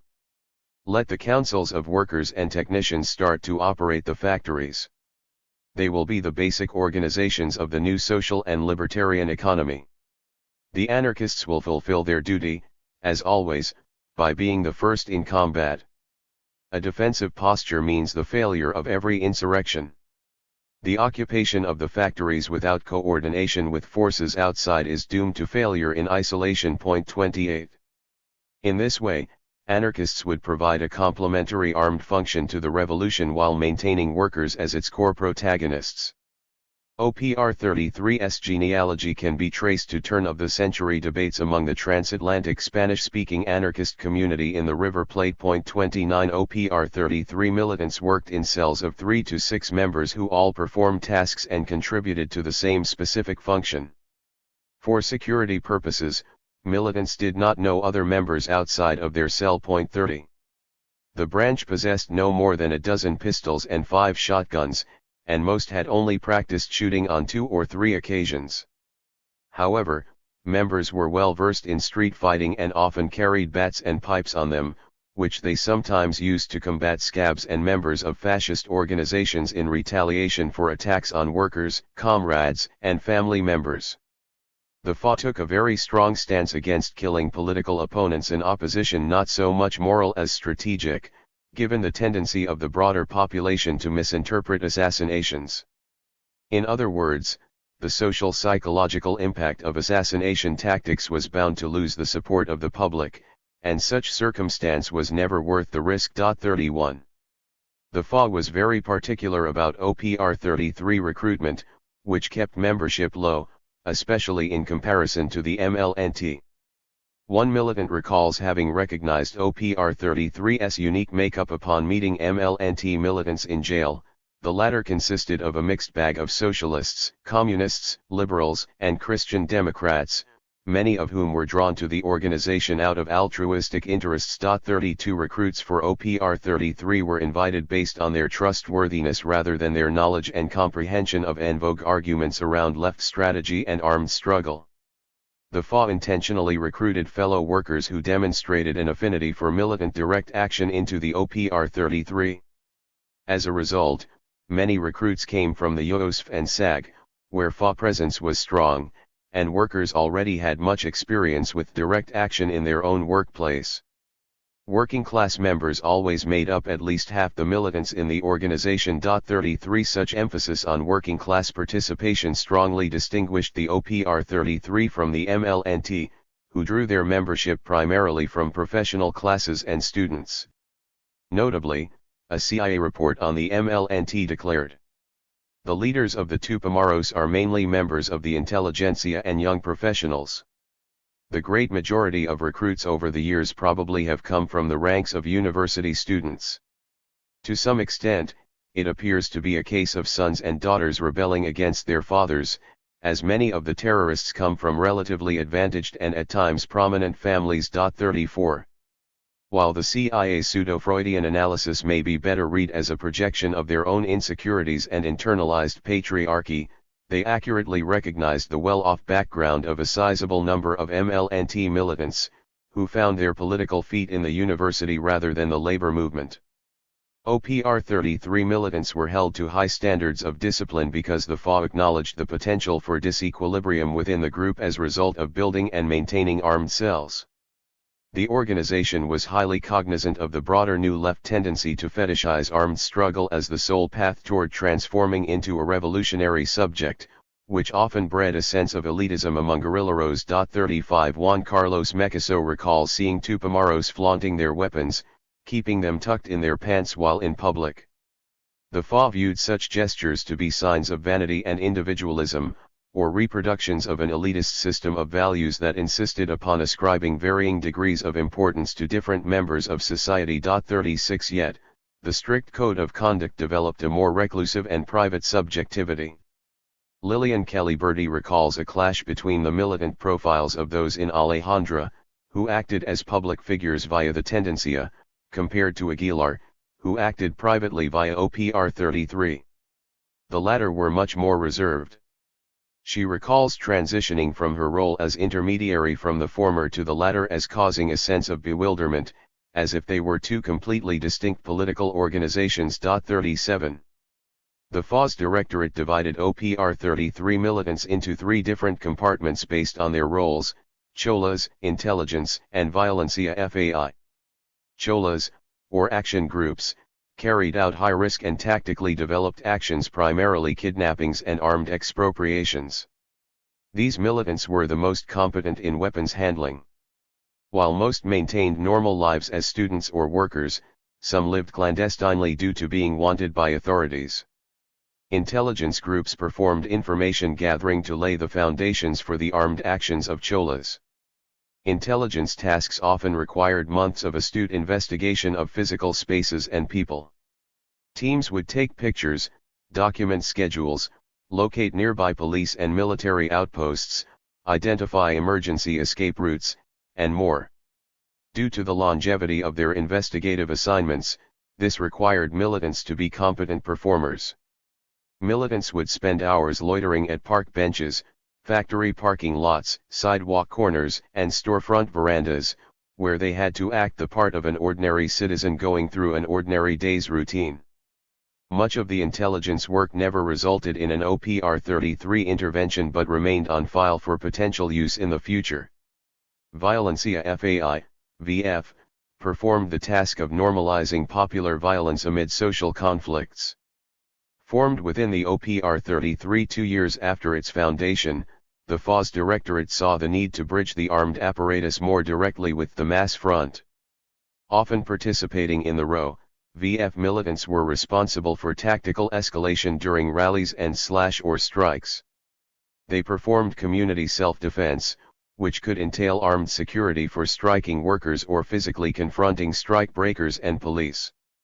As protagonists in their own workplace conflicts, they laid the foundation for future class-based violence and sought to plant the seed of a popular militia among the working classes. Last, VF militants assisted and complemented cholas by performing reconnaissance and driving escape vehicles. 38. Each OPR-33 cell had one encargado, head, who was responsible for keeping contact with the Directorate by way of an intermediary and for organizing information within the group. Cells elected their encargado based on a survey process, which included questions about each militant's teamwork, discipline, capacity for self-criticism, organizational skills, demonstrations of solidarity, and punctuality. 39 Although the Directorate assigned the cells with tasks based on the climate of union conflicts, militants debated their responsibilities internally before consenting to carry them out. Cells often declined tasks based on their own self-perceived limitations. In such cases, Fomento simply assigned them to other cells. The consent process differed dramatically with other armed organizations throughout the continent. For example, the MLNT permitted cells to debate, but it prohibited militants from disobeying orders from their superiors and even punished them with sanctions for doing so. 40. The FA's extra-legal activities required a complex infrastructure and an extended support network of sympathizers. Accordingly, the OPR-33 surveyed all its members and sympathizers to document the skills and resources they had to offer the organization. To prevent risking a leak of the participants' identities to state authorities, these profiles were hidden in a pozo, hidden wall compartment, at a FA safe house on the outskirts of Montevideo. 41 For example, some of the profiles included personal details of woodworkers who had been contracted to construct secret holding rooms in safe houses for kidnappees. 42 Many sympathizers did not participate in the organization beyond offering their homes as future refuge for clandestine and or wanted militants. In fact, to maintain a clean house and low profile, those offering safe houses were often asked to refrain from participating in any further militancy. Sympathizers with higher social class positions were very important because of their networks within broader communities with means. In one example, an economics professor linked the OPR-33 to a friend's private aircraft, which was used to fly escaped prisoners across the river to Argentina. 43 Sympathizers also participated in the FA's Solidarity Commission, which kept in regular contact with imprisoned members and their families. Many of OPR-33's small-scale robberies served to raise funds for imprisoned members or to offer stipends to family members and sympathizers who were sustaining clandestine militants. 44 Imprisoned militants often communicated by means of pastillas, or pills. The encrypted notes were written on cigarette papers and wrapped in nylon thread, then passed by mouth to visitors. 45. Labor Action and Armed Struggle. A report titled Standards for Mass Level Work, 1, in the May 19, 1969, edition of Cartas de Fa spells out the Fa's strategy, situating it within left debates of the era. The document's argument addresses conditions specific to Uruguay, where rank-and-file union militancy and armed struggle had both obtained high levels of organization and achieved significant success. The piece directly criticizes the PCU, declaring, "In spite of accumulated experiences and practical everyday evidence, there are still those that insist on presenting the two methods as exclusive and incompatible when really, they are just different levels of the same struggle that can, and should be, convergent and harmonious. There are those who continue to create an artificial tension between mass action and armed struggle, union mobilization and direct action. Following such a trajectory one is destined to suggest, the conditions are not there yet, we should stick to legal propaganda, nonviolent action, and electoral fronts." In the same spirit they also argue, first we organize the party 46. While legal means such as electoral politics and above-ground press had successfully won wage increases and workplace rights historically, they were not enough to break the austerity politics of the moment. 47. Furthermore, the FA argued that everyday people's development of political consciousness and counter-subjectivity presented itself in various stages and that a political organization's role was to escalate class conflict by empowering them to act collectively and autonomously, and to use direct action. They labeled the first stage as agitation, which included rallies, flyering campaigns, mural paintings, and protests to lay the foundation for a later confrontation. The second stage included work stoppages and strikes, which served the purpose of making workplace-specific gains.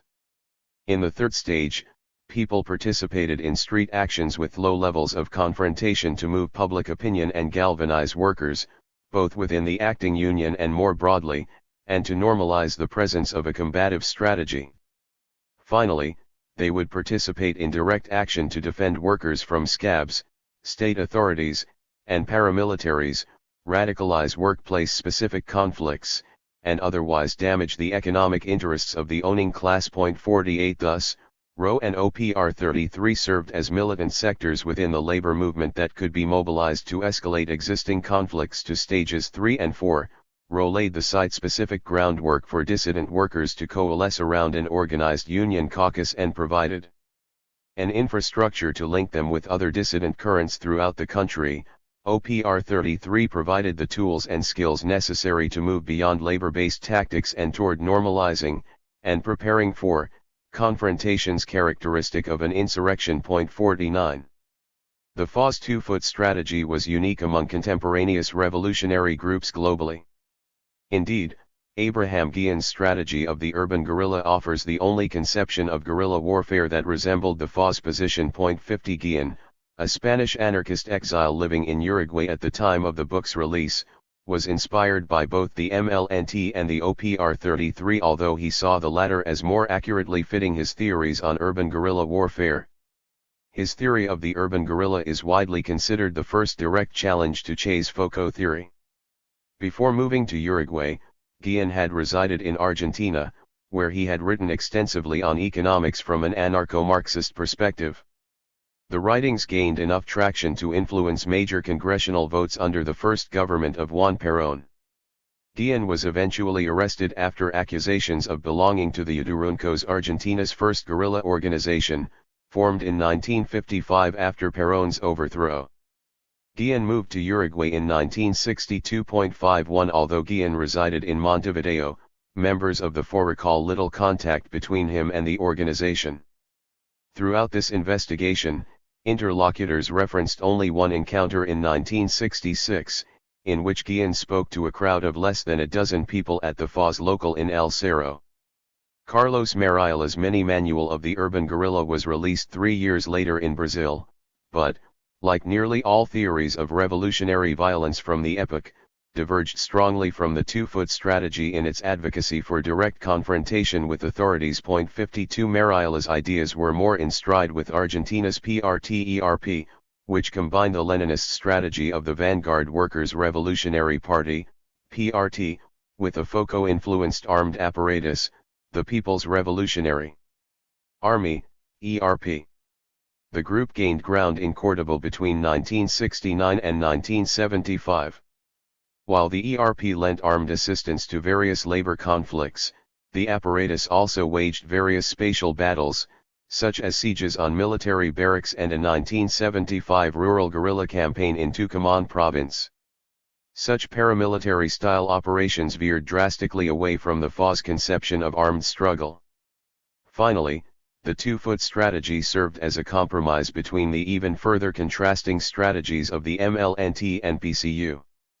The MLNT sought to drive a wedge between the masses by forcing them to choose between joining the armed struggle or side complacently with counter-revolution.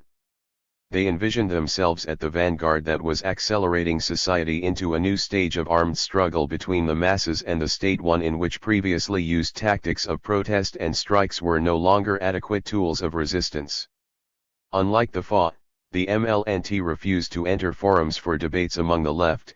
Instead, they claimed that they could lead by example in their practice. 53 The MLNT, for its part, rejected the PCU's argument that FOCO tactics contradicted a mass strategy.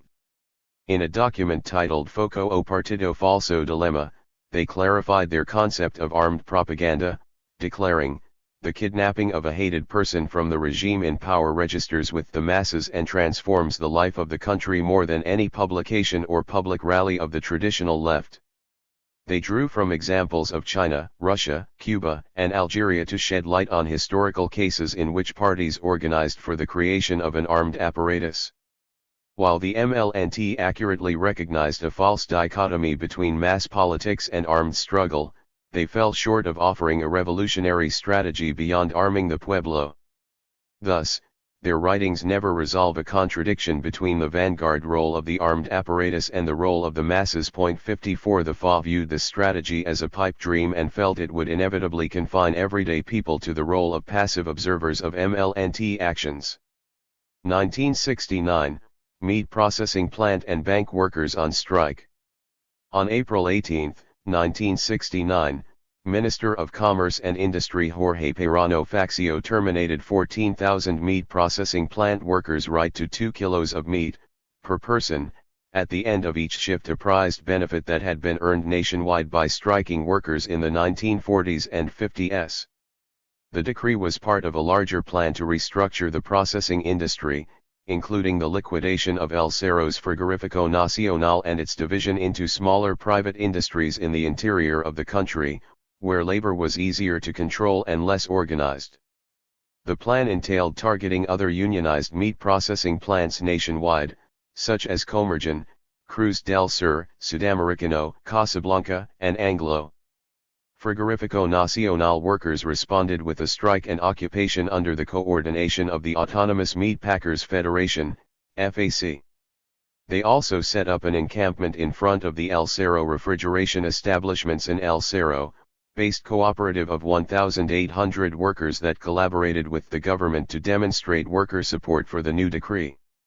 Workers from Casablanca and Anglo, located in the interior cities of Paysandú and Fray Bentos respectively, marched to Montevideo to participate in the protest camp, encountering various waves of police violence along the way. The campsite received support from thousands of sympathizers in the El Cerro, La Teja neighborhoods. The FA's networks in local neighborhoods and middle schools played a key role in offering solidarity to the strikers. The RO implemented roadblocks and peages, toll booths, to collect money from passing drivers. Students carried out daily expropriations of supermarkets and food delivery trucks to gather sustenance for the encampment. One report in Cartas claimed, in the Isles of Manzanares, not a single food product remained. Upward of 30 people, militants and common people alike, participated in these frequent supermarket raids. 55 The occupation tactic required workers hold out inside Frigorifico Nacional and thus led El Cerro's amas de casas to take on a unique role in the home and community. Their domestic labor assumed new meaning as the backbone of labor strife, as they frequented local fruit stand vendors to request food donations and cooked large meals in a communal pot to feed their husbands. They also did the laundry to assure their spouses had clean clothes. At night, They roamed the city posting flyers and painting walls to provide updates of developments throughout the conflict. 56 Over 11 different unions affiliated with the Tendencia Combativa set up donation boxes in their union locals. The Railway Union, UF, the site of the RO-affiliated Worker Dignity Caucus, refused to transport cattle and offered limited service throughout the interior, actions undertaken in solidarity with strikers and to pressure the state-owned railway services into paying their withheld salaries from April and May. 57 When companies turned toward trucks to transport meat instead, two were mysteriously set on fire. 58 Not only did striking workers face off against management, but they violently confronted police and strike breakers as well. In early May, an MLNT and OPR 33 coalition organized alongside striking workers to establish a community self-defense network. Augusto Andres recalls, "There were moments that resembled an insurrection. There were enormous barricades made with cut-down trees set ablaze. Police on horseback forcing children off the street were confronted by mothers, who struck them with whatever they had in their hands. At nighttime, students dressed in all black climbed the trunks of trees on Calle Grecia and launched steel pellets at police patrols with slingshots. 59 After being evicted from their encampment in front of the Frigorifico Carrasco factory, striking workers confronted police with bats and knives. When the police unit that led the eviction took over their encampment and began using it as a base for further eviction operations, workers laid siege to the site and reclaimed it for their own use. For example, an unclaimed bomb blew up the front door of ex-Police Commissioner Basiovina's home after he was rumored to be using his newly opened bar as a recruitment center for scabs. 60 In mid-May the CNT held its first ordinary Congress, which shed light on clear strategical differences between the CNT majority and the Tendencia. The gathering brought together 603 delegates representing 71 unions nationwide. The Tendencia introduced its May 1969 Fight Plan, which aimed to coalesce organic expressions of solidarity with the meat processing plant workers into a coordinated plan to fight the broader grievances of workers nationwide, such as the wage freeze, mass layoffs, union busting, and salary cuts. The coalition announced its opposition to the COPRAN and argued for its abolition. It also called for the nationalization of the meatpacking industry and reinstatement of workers' right to 2 kilos of meat. 61 Finally, the Tendencia's plan recognized a serious disconnect between mobilization efforts of private versus public sector workers and sought solutions for addressing it. 62 AEBU issued a statement echoing the plan, declaring, "It is correct that we should not be using a general strike for the sake of it, but it remains incorrect to limit its use solely in the face of a military coup. Doing so puts workers in the defensive against a military intervention, a weapon of capitalism and imperialism." 63 The plan was voted down, 397 to 150, along caucus lines. Instead, the Congress resulted in a CNT-wide strike on June 11, which left Montevideo and the interior paralyzed for one day while resulting in the arrest of upward of 5,000 workers. 64 While the Tendencia's motions did not win majority throughout the CNT, its combative spirit grew across industries where its militants maintained a stronghold. In early June, FUNSA workers participated in elections to reaffirm Leon Duarte and Rose List 1 at the union's helm. 65 The PCU aligned List 5 frequently accused union leadership of adventurism in an intense campaign to change power dynamics, but they fell short with only 15% of the total vote. After the victory, List 1 announced, "Workers should be united against management, the government, and capitalism. Without opportunism and without demagoguery. Against sectarianism and dialogue without struggle. For an offensive fight plan to confront capitalism and its reaction. For solidarity with all workers in conflict, with politically persecuted, and with political prisoners." 66 Aside from the nod to anti-capitalism, statements such as these demonstrate FA militants' propensity to take radical positions without going beyond workers' threshold to lose their support. On June 16, 1969, AEBU assembled for the largest gathering of locals in the union's history. There, they agreed to begin partial rolling strikes at different bank locations to initiate a campaign for a break from International Monetary Fund influence while also supporting the striking meat processing plant workers. AEBU President Hugo Coors, who by now served on the FAS Directorate and as Vice President of the CNT, remained committed to unifying the CNT around an escalation strategy to break the wage freeze. A day after the assembly, Pacheco Araco's government implemented MPS for the second time in less than a year, both induced by AEBU's strike call. Beyond prohibiting strikes and escalating repressive policing tactics against work actions, the measures also censored major news outlets Acción, Extra, BP Color, and El Diario for 21 days and closed El Popular for 1 month. 67 Anticipating the popular response, the government's press censorship sought to obfuscate the deluge of work actions that took place for 2 weeks after the MPS announcement. 68. The wave of illegal work actions extended nationwide, including wildcat strikes, sabotage campaigns, vandalism, and censorship defiance. The revolt saw over 500 detentions, including that of José D. Elia, the standing president of the CNT. Railway workers continued to refuse to transport meat, and bank workers intervened in the supply chain by refusing to process checks for the meatpacking plants. On June 26, electrical grid workers at the state-owned UTE launched an industry-wide strike in reaction to militarization, a forced draft of striking workers in the industry. Montevideo was left without electricity for 5 hours when workers at the Battle Thermoelectric Central sabotaged the grid, and rolling blackouts continued throughout the city for the next week. The El Cerro encampment continued to resemble a war zone with nightly clashes between strikers and police, often in the dark. 69 The strike drew a violent response on behalf of the state, including the opening of a new detention center at the abandoned lighthouse station on Isla de Flores, a small island 34 kilometers offshore from Montevideo. Journalists and graphic artists defied their newly prescribed role as mouthpiece for the government. Rather than legitimize press censorship by continuing production of Ministry of Interior reports, they implemented an industry-wide strike of their own. Workers at Extra occupied the plant, using the printing machinery to barricade the doors.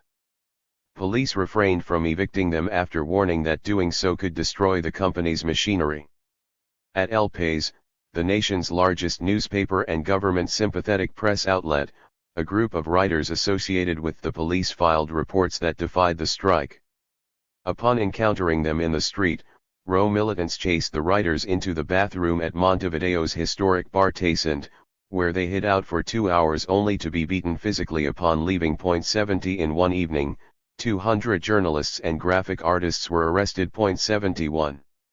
Montevideo's chaotic environment led New York Governor and Alliance for Progress Representative Nelson Rockefeller to cancel a visit to Montevideo and instead take refuge in Punta del Este. The days leading up to his scheduled visit saw over 20 attacks on US-owned private firms scattered throughout Montevideo.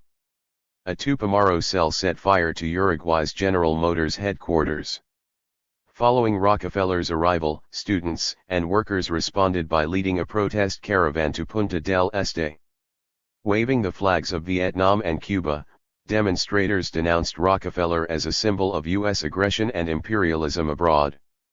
The FA trumpeted their anti-imperialist position by using red and black balloons to raise a large banner proclaiming death to empire in Montevideo's Plaza de Libertad. 72.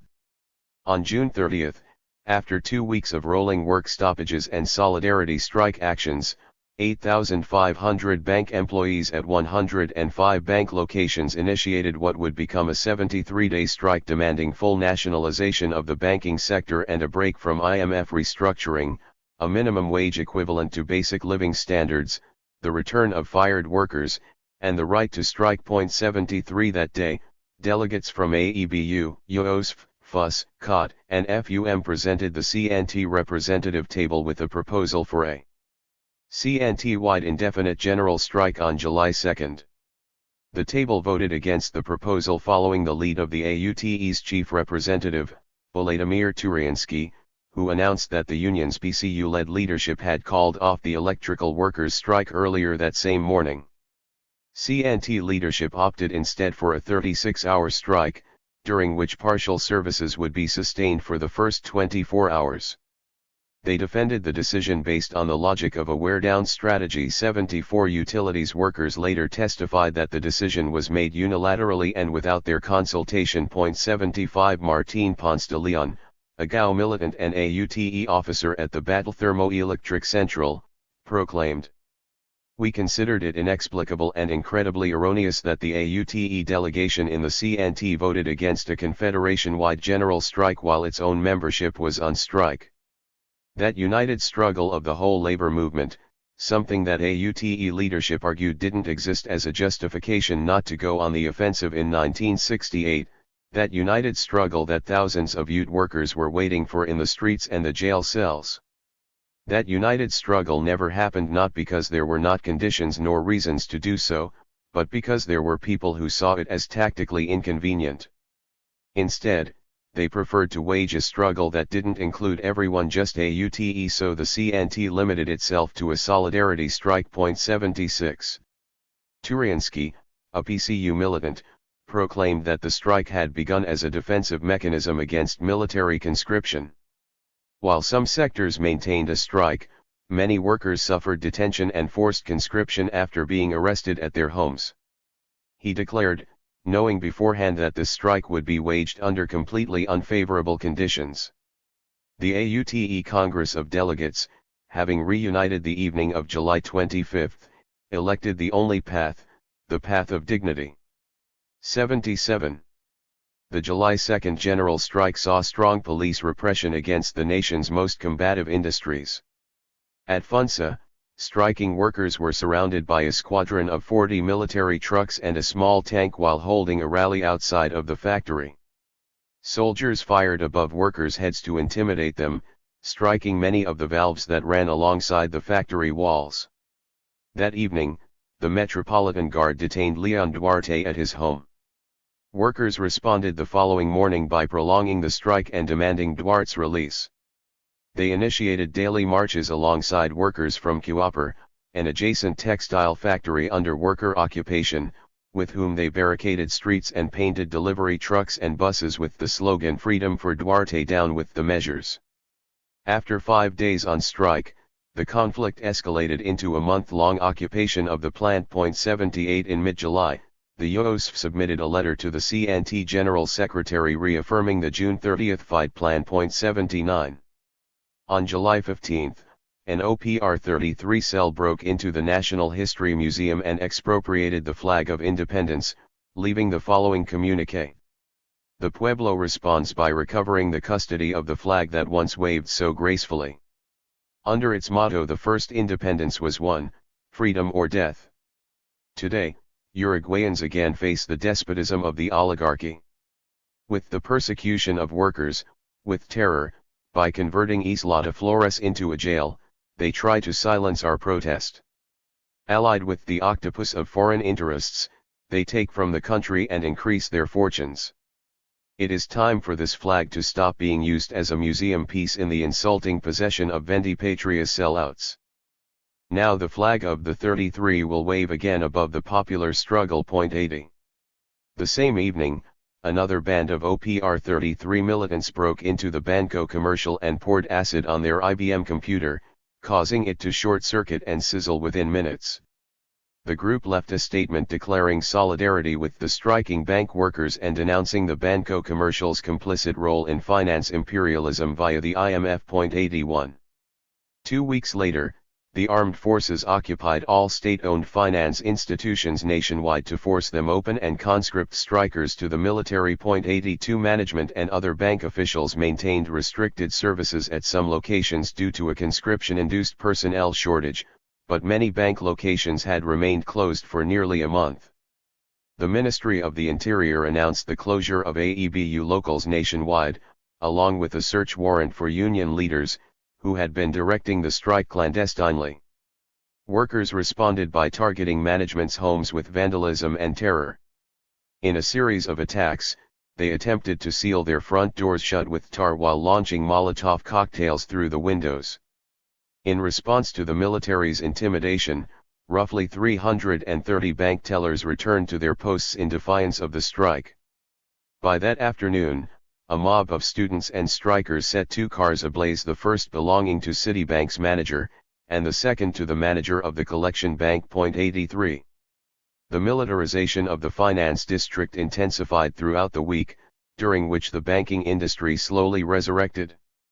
On July 29, a caravan of military vehicles carrying detained bank tellers arrived from interior cities San Ramon and Traint Trace.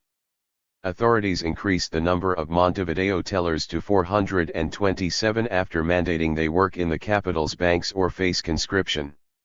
The next day, the number of workers increased to 576.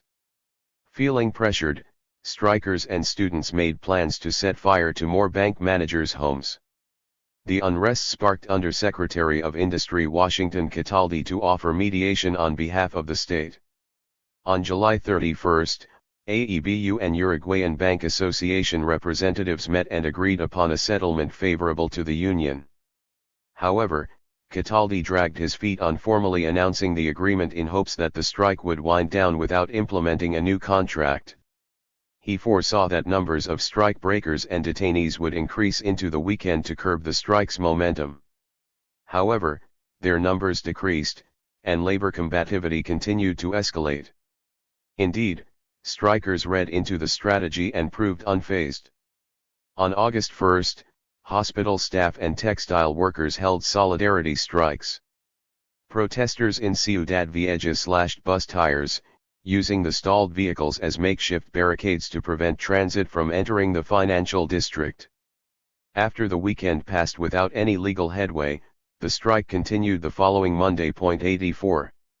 In the first half of August, nearly 5,000 bank workers gathered in separate meetings to discuss strategies for maintaining the strike. They re-evaluated tactics for communicating with strike breakers. While they had previously used shame and confrontation, such as public tarring and circulation of blacklists with personal information, they decided to do more outreach. This plan, called Rescue Operation, saw a strong decrease in strike breaking at over a dozen banks, including Citi and Banco do Brasil. Workers rotated calling in sick en masse, leaving banks with only 2 or 3 employees on hand and thus forcing closures. 85 Strikers continued attacks on bank property. At the Banco Commercial, a team of workers ransacked administrative offices, dragging out furniture and filing cabinets and setting them ablaze in broad daylight. That same evening, 4 banks burned to the ground. Students entertained themselves by breaking bank windows and throwing Molotov cocktails between classes. 86 By early September, President Pacheco Araújo called for the militarization of private banks as well. On September 9, the MLNT kidnapped Gaetano Pellegrini Giampietro, secretary of the Uruguayan Bank Association and head director of CUSA, the editorial firm for both El Diario and La Mañana. Pellegrini, whose father had served as Minister of Labor in Italian dictator Benito Mussolini's government, acted as a spokesperson for management's hardline stance throughout the conflict. The guerrillas demanded settlement favorable to the workers within 48 hours. 87 In response, Minister of Labor Jorge Cepelli shared news of secret negotiations between the government, Carlos Gómez, and CNT President José D'Elia that had commenced days prior. The announcement accompanied a call for an AEBU General Assembly to discuss a potential settlement. Gómez, who represented the PCU-affiliated minority caucus within the union, argued that settlement offers were growing progressively worse since July 26. He claimed that the strike's continuation would at least preserve the union's legal status and achieve the reinstatement of all conscripted workers. AEBU leadership argued that a settlement would maintain IMF control over Uruguay's financial system while abandoning the 181 workers who lost their jobs during the conflict. Moreover, they accused D'Elia and Gómez of misrepresenting the membership base. On July 12, bank employees voted to settle and return to work the next day. For Hugo Cors and other Tendencia militants, the maneuver caused an irreparable loss of trust. 88. Adding to the bankers' defeat, The meat processing plant workers' strike ended with the permanent closure of El Cerro's main source of employment, Frigorifico Nacional, and initiated an extended process of closing all other meat processing plants in the neighborhood.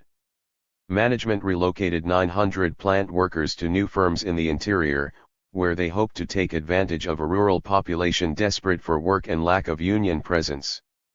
The plant's closure led to a 6-month conflict over worker compensation and reimbursement for the factory's auctioned machinery. To ensure productivity, military personnel established a presence at packing houses throughout the country, and freelance truck drivers began transporting butchered meat in response to rail workers' refusal to do so.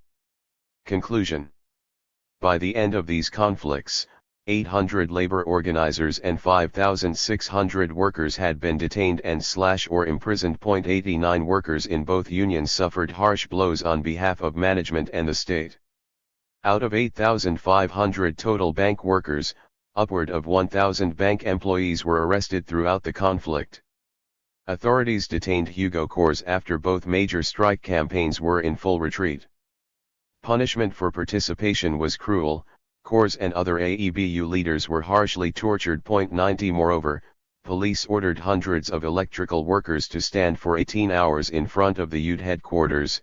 One UD worker died while imprisoned. 91 2,000 bank workers were marked as deserters for evading military conscription, and 181 bank employees remained without their jobs. 92 The repression of AEBU rank and file affected the April 1970 union elections, which saw participation from nearly 6,000 workers who selected the PCU-affiliated List 3 by a 154-vote margin. Election participation fell by 25% compared to the previous year. Many of the more radical workers remained in prison, while more conservative workers turned away from union participation in general. 93 By the end of the year, dozens of union officers began living clandestinely. According to MLNT commander and ex-bank worker Eleuterio Fernandez Huidobro, the 1969 bank strike was one of the largest and best organized in the history of the country. 94 But it still fell short. The 1969 conflicts provide the clearest example of diverging positions within the CNT. 95 The May 15 fight plan best reflected that of the Tendencia, which advocated for a coordinated and prolonged strategy of escalation grounded in an ethos of solidarity unionism. 96 While the call fell upon deaf ears among the CNT's majority, they would soon find a new bedfellow. The Pacheco-Arico government's poor handling of the conflicts created a political crisis within the Colorado Party. Congressmen Elmer Michel Linney and Alvaro Bello left the party, while General Liber Serigny retired from his position in protest. 97 All three soon after participated in the formation of a left electoral coalition alongside the PCU in 1971. Amid the conflicts, FA militant and UOSF Secretary Washington Perez drafted a letter to the CNT Executive Board on behalf of the union declaring that the only way to put a stop to wage freezes, state repression, massive layoffs, and increasing poverty was to coordinate a CNT-wide indefinite general strike. He recognized workers' autonomous tactical escalation among PCU-led unions, like AUTE, AFE, and postal workers, and critiqued the majority leadership for bypassing internal processes to put an end to strikes, such as in the cases of the AEBU and AUTE. 98 The Tendencia, for its part, saw these calls for de-escalation as undermining the full potential of a labor federation by returning to a strategy of site-specific, isolated conflict that could at best produce spontaneous action. The PCU, in contrast, saw the 1969 strikes as drawing energy away from the effort to build an electoral project. After the conflicts of 1969 lost steam, Hector Rodriguez, GAO, and Mario Acosta, PCU, publicly debated the diverging positions of the Tendencia and PCU in a series of articles over the next 6 months. Rodriguez, who published his position in the New Left journal Marca, claimed that support for the 1969 fight plan was a moral imperative and a warranted response to keep up with government repression punch for punch. He accused Acosta and the PCU of offering mixed messages. On one hand, the party emphasized caution, claiming that an indefinite general strike call would unleash the violent full force of the state apparatus and would eventually bring on the illegalization of organized labor. But Rodriguez emphasized that this concern was unique to the PCU as the sole legal entity on the left. However, he argued, the party's rhetoric offered false myths of hope and invincibility.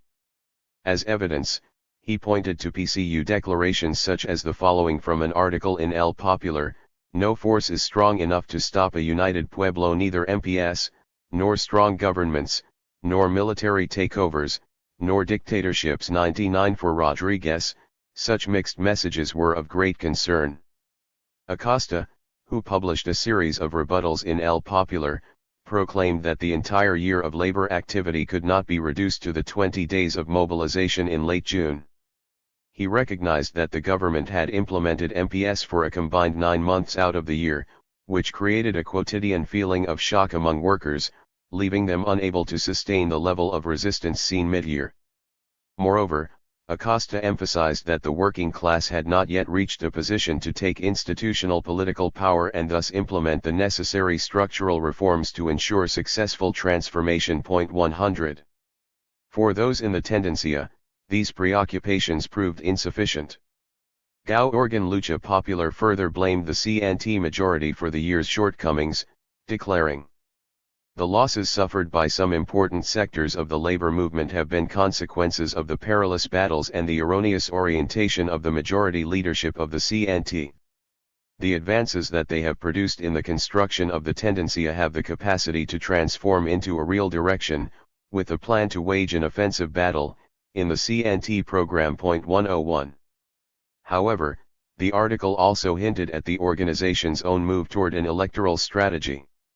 The 1969 conflicts led Gao to realize that most workers followed the PCU's electoral strategy and thus to reform their own positions. The public debate between Hector Rodriguez and various representatives of the Communist Party including Mario Acosta, Cesar Reyes Dalio, SAG, and Oledomir Turiansky, AUTE, continued into February 1973. 102. These diverging strategical visions would play out repeatedly over the next 4 years. The core tension revolved around the question of legality. Whereas the PCU aimed to maintain its legal status, Tendencia-aligned organizations had already illegalized and thus did not respect legal rulings or state institutions. Moreover, the MLNT and OPR 33 interventions in the conflicts showed the possibility of coordinating labor conflict and armed struggle. Hugo Kors recalls, "What set the FA apart from the PCU in the everyday life of unions had to do with our conception that gave credence to workers' capacity for rebellion and theirs which saw political action as channeling support for elections. For us, if the legitimacy of the capitalist state relied on violence which, beginning in 1968, we are talking about a constitutional dictatorship, our practices should not express any fetishization of legality. It was the state that violated the law. The struggle, as we saw it, was to remain firm against an ongoing persuasion and coercion, the violent deception that upholds domination." 103. 4. Tiempo de lucha? Tiempo de elecciones. Peripheral conflicts and election, 1970–71. In the latter half of 1970, the OPR 33 embarked on a series of expropriations to raise funds for self-sustenance. By this time, roughly a dozen militants had already begun living clandestinely. Of the 5 operations, only one terminated successfully. In December 1970, OPR 33 coordinated 3 simultaneous actions under the name Operation Apertesis. Militants entered the homes or offices of 3 national elites and forced them to fill out checks. 2 of the actions failed, one in numerous arrests, the other in a shootout.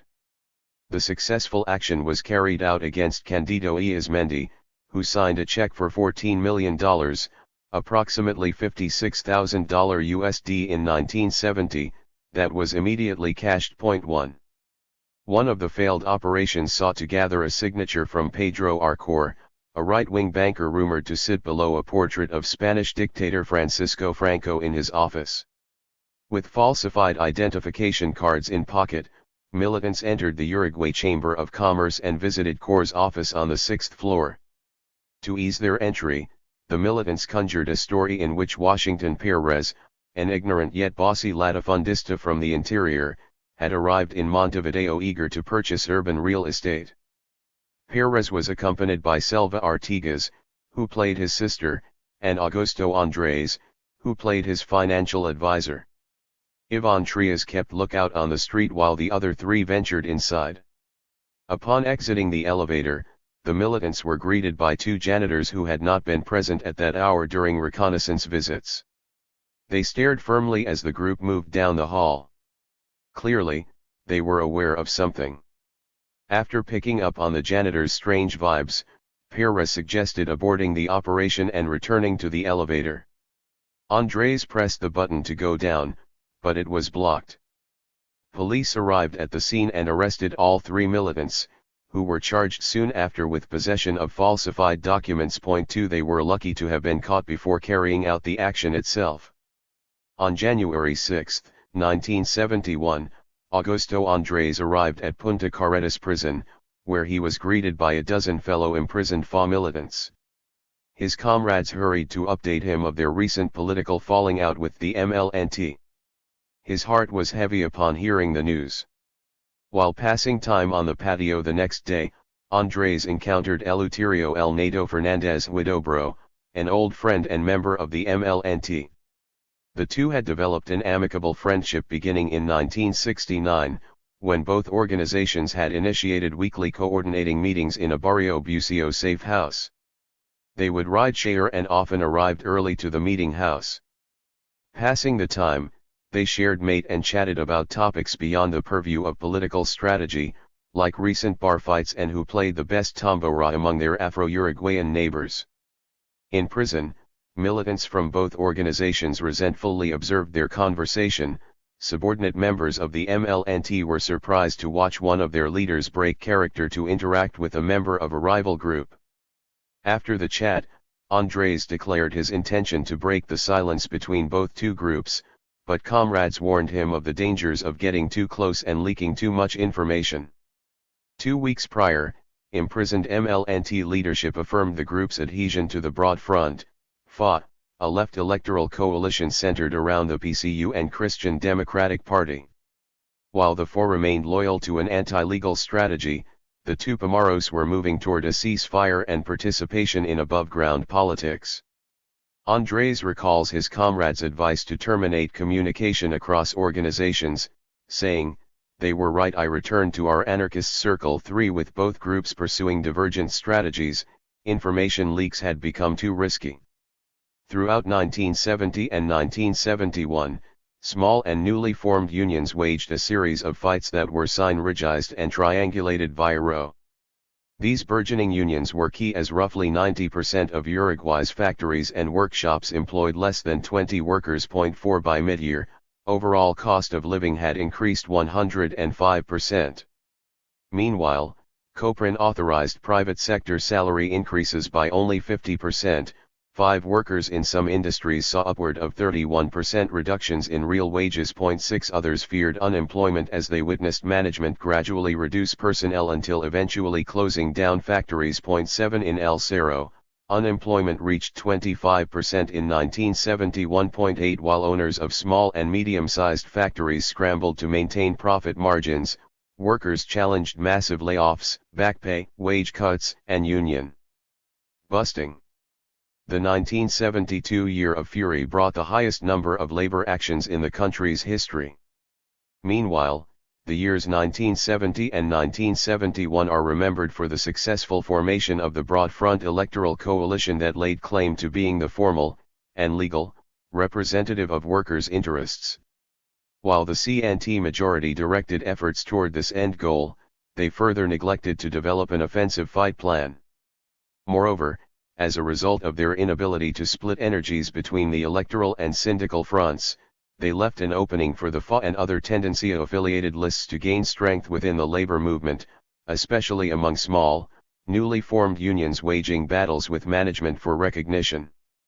While the period saw 3 general strikes, it did not see any CNT-wide coordination in the nation's largest industries like in 1968 and 1969. However, the period proved key for grounding solidarities and developing shared praxis among workers from smaller firms. Moreover, the gap between the public and private sector's combativeness grew even larger after a June 25, 1970, law recognized all public workers to be providers of essential services and prohibited them from striking. 9. From 1970 to 1971, Uruguayan workers carried out at least 120 work actions. The two-year period saw at least 53 occupations, of which 42 were carried out by Tendencia-affiliated unions. The period also saw at least 56 strikes lasting more than 3 days and 36 strikes lasting more than 10 days. Tendencia-affiliated unions carried out 45 of the former and 27 of the latter. Workers at Dissident and Hermanos Carino printing press struck for over 7 months, including a plant occupation at the former. Workers at 6 foreign-owned medical laboratories occupied their plants for over 80 days. Called industry-wide occupations and 2 weeks of rolling strikes. Workers on Zerzul, a cargo ship, forced the vessel to dock 4 days in Montevideo after workers occupied it and demanded nearly 2 years of back pay. Despite their alignment with the CNT majority, workers at 5 different metallurgy plants occupied them for over 20 days. After management closed the Arosa metallurgy factory due to the accumulation of $110 million in debt, workers occupied it for 10 months.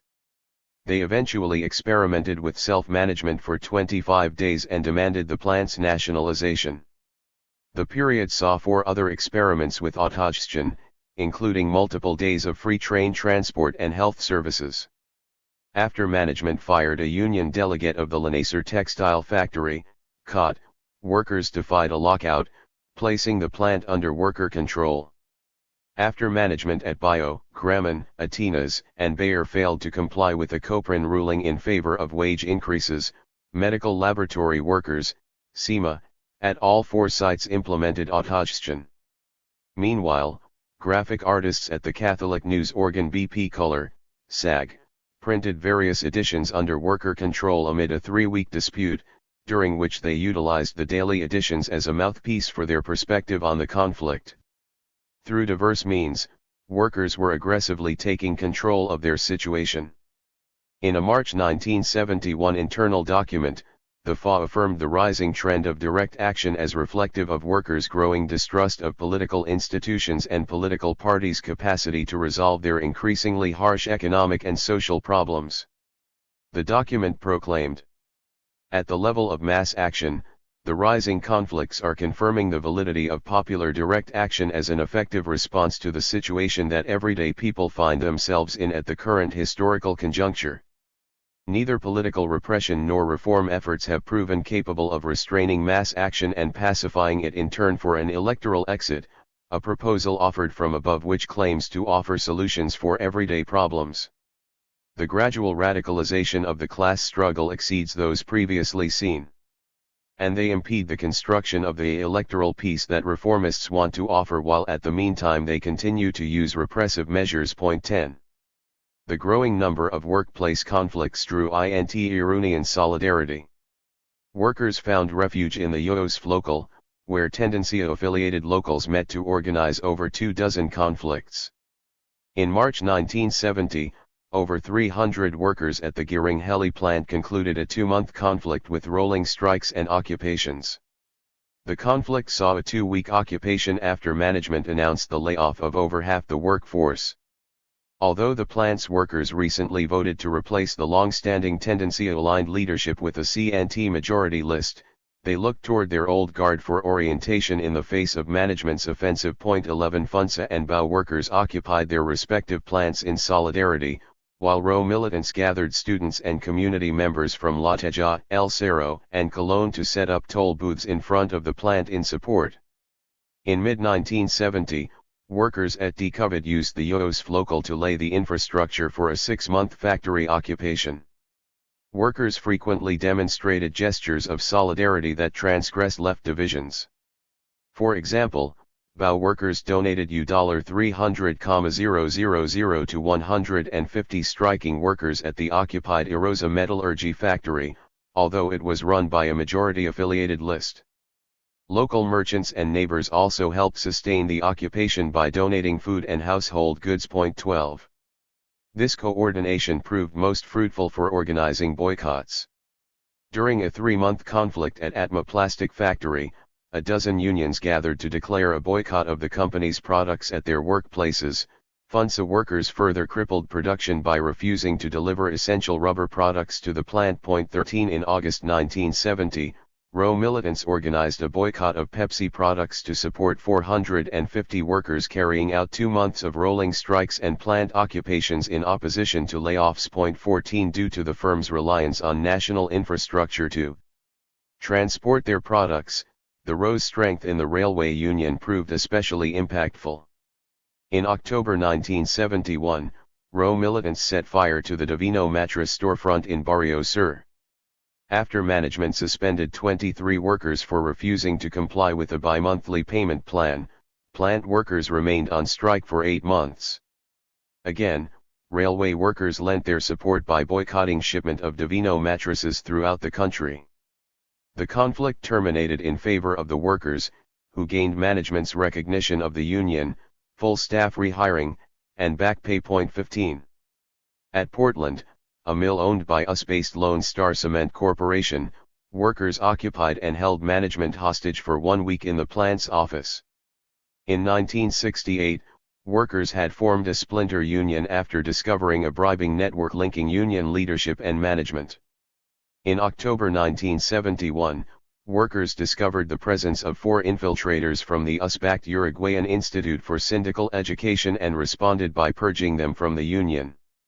In pursuit of their demand for health care and updated machinery at the aging plant, workers first initiated a slow-hand strike, cutting production to 10%. 3 days later they occupied the plant using a gasoline tank truck as a barricade. Over the next 4 days, AFE conductors slowed trains when passing the occupied plant and allowed workers on board to circulate flyers and a donation box. The week-long conflict terminated in a settlement favorable to workers' demands, including an extensive workplace health inspection, wage increase, holiday bonus, and retirement severance after 25 years. 16. The frequent and sustained conflicts, Iranian solidarity, autonomous labor action, and community solidarity demonstrated the labor movement's swift recovery from the past 2 years' defeats. Unraveling some of these threads, this chapter explores a handful of labor conflicts that took place at smaller work sites during this period. Whereas Uruguay's left largely shifted focus toward an electoral strategy in preparation for the November 1971 elections, the FA continued to emphasize everyday people's protagonism as the sole means of creating power. While the CNT majority viewed labor action, especially in smaller industries, as peripheral to a campaign strategy, the increasing number of labor conflicts and growing labor militancy proved that workers would not be pacified by the prospect of an electoral win. Moreover, the COPRAN's ambivalent role in the face of management's growing antagonism showed the state's limited capacity to resolve a growing hostility induced by economic crisis. Instead, workers confronted their realities by utilizing a variety of direct action tactics coordinated alongside other unions. In support of TEM, direct action at every level. In mid-1970, a medium-sized factory of metal workers organized a combative campaign that drew participation from various Tendencia-affiliated unions while getting little attention from PCU labor officers.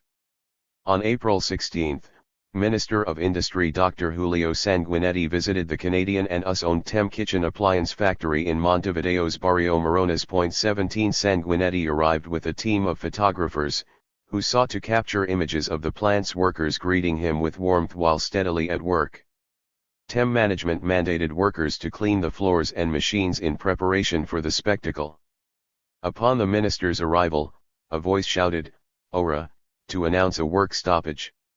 All 500 plant workers responded by leaving the factory and refusing to pose for photographs. One worker described the factory floor as having taken on a deathly silence, in which the minister and his crew anxiously navigated the space searching for an appropriate site to capture a photograph. THEM management responded by suspending all 500 workers for 6 days without pay. When workers returned to the plant, their employers presented them with a pre-written letter of apology and required each worker to sign it before starting the shift, but most of the workers refused. Management retaliated with massive layoffs. 18. In attempt to divide the workforce and curb unrest, THEM subsequently accepted all but 39 of the fired workers back to the plant. All those left jobless belonged to the Tendencia-led SAOT. In answer, the SAOT launched a 112-day strike under the call All, or No One. RO supported the effort by organizing a boycott of THEM products and raised money for striking workers and their families by setting up toll booths in front of the University of the Republic. Other Tendencia-affiliated unions demonstrated solidarity through workplace sabotage. Various radio station broadcasters contacted the strikers to notify them that they would no longer offer THEM advertising space on their shows. Workers at Akadike, a gas company, blocked the shipment of 3,000 propane tanks to the THEM factory.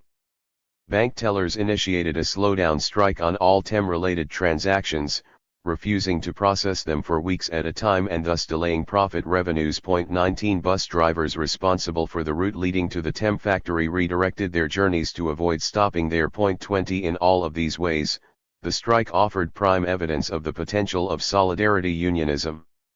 After 100 days of striking, the conflict saw a wave of tactical escalation. On July 17, RO militants launched a sabotage campaign against kitchen vendors who dismissed the boycott. In a coordinated effort, roughly 4 dozen pairs of RO militants entered stores on Avenida 8 de Octubre, emulating newlywed couples. While one member distracted the retail workers by expressing interest in certain stovetops and ovens, the other snuck away to pour acid into THEM appliances or paint them with the words, "Fabricated by novice strike breakers." The vandalism was accompanied by a public propaganda campaign that painted "Do not buy THEM products, they might burst" on walls throughout Montevideo, hinting at the potential for malfunction due to the damage induced by the acid. By the afternoon, some kitchen setups began smoking. 2 days later, police responded to the vandalism by arresting over a dozen of the most active SAOT workers in a wave of home raids. Consequently, the RO activated its Prison Solidarity Commission in collaboration with families of the detained. Students then embarked on a public shaming campaign by covering Avenida 18 de Julio with union propaganda, leading to various detentions for breach of the peace. On the morning of July 21, workers at nearby factories initiated a work stoppage and convened at the intersection of 8 de Octubre and Corrales, where they met up for a rally alongside workers from Funza and COT. After a series of speeches, the mob marched down the avenue toward the city center. However, after proceeding only a few blocks, they met a police barricade. Confined to the street where the conflict initiated, distraught students and workers attacked various vendors who continued to sell THEM products, including Bazaar Lamar, where marchers dragged stove sets into the street to use as a barricade and set them on fire. Others tossed Molotov cocktails into the store, igniting a fire that required 2 fire crews to extinguish. Solidarity marches took place in various RO strongholds, including Zona Norte, Sayago, Carrasco, Colón, and Peñarol.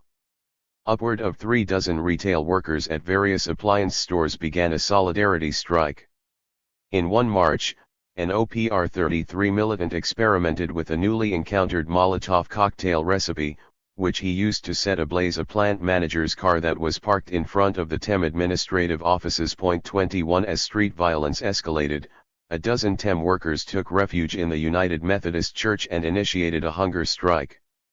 A banner that hung at the doors of the church read, "Then they spat in his face, they punched him, and others slapped him."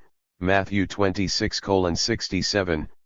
22 RO saw the importance of maintaining a delicate balance between fighting management and winning public opinion. In this case, workers used nonviolent protests tactics and spirituality to appeal to public morality. On July 24, students at the Instituto Alfred Vázquez Acevedo, Montevideo's largest high school, set up barricades on Avenida 18 de Julio denouncing a recent audit of the public school system. They also declared solidarity with TEM strikers. Upon drawing attention from police, the high school students took refuge in the University of the Republic, where they linked with more strike sympathizers.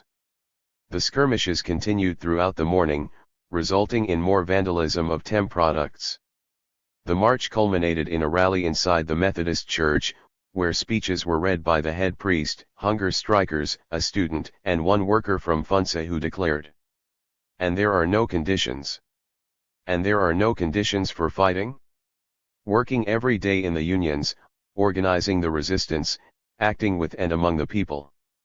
And acting out of practical solidarity in model struggles like that being waged by the workers of TEM, we are starting to pave a new path. With their lives, their struggle, and their sacrifice for the cause of the people, Che Guevara and Camilo Torres show us the path, that with the everyday militancy we are going to follow. And like this, fighting, as said by Buenaventura Durruti, labor militant from Spain, we will make a new world because we carry it in our hearts. 23. The speech directly challenged the PCU's reformism, in which party leaders often labeled direct action tactics as adventurous and misguided. Moreover, the speech highlights the faux syncretism of left political symbols and figures, referencing two recently martyred Latin American revolutionary figures for the sake of maintaining popular relevance while situating their ethos and spirit alongside that of a more obscure anarchist historical figure, Durruti. On July 26, the Senate intervened and pushed for mediation between the union and management. 5 days later, management rehired all 500 workers at the plant and agreed to a 4% productivity wage increase. 24 Reflecting on the triumph, striking workers recognized the essential role of those outside the factory. Their victorious communiqué proclaimed, "Compañeros, you are a pillar in the victory that the pueblo will pull off against the millionaire gringo management of TEM. This victory is not only by the TEM workers, but instead by all the workers, and from a will to fight, one that is rooted in a combative unity of the pueblo, and one that can defeat the bully management." 25. Similarly, one SAOT leader declared, given the selflessness and sacrifice of the striking workers, the strike became a central concern and welcomed solidarity from broad sectors of the pueblo. 26. Notwithstanding the popular support, the conflict failed to draw the attention of the PCU-run UNRWA or the CNT majority. The officer quoted above went on to lament the lack of interest from the CNT Strike Commission, which did not inquire with union leadership about the nature of the conflict until the 70th day of the strike. The officer recognized the conflict as a clear example of the disconnect between the CNT strategy and the reality of everyday people's strong combativeness. He went on to praise the support from RO and Tendencia-affiliated unions, especially UOSF and AEBU, declaring, "We believe that the CNT statute and program are good things. The CNT draws membership from the great majority of the Uruguayan working class. However, we find issue with its current direction, whose tactics are not sufficient for confronting the current dictatorship. Regardless, we believe that our union should affiliate with this organism." Other unions find themselves in a similar situation, taking issue with the current direction, but they, bank workers, FUNSA, teachers, and textiles, participate in it anyway. 27. Similarly, another SAOT officer proclaimed, "We believe that the CNT does not utilize the full potential of the labor movement." 28. Yet, the PCU's dissatisfaction with SAOT's tactics remained clear.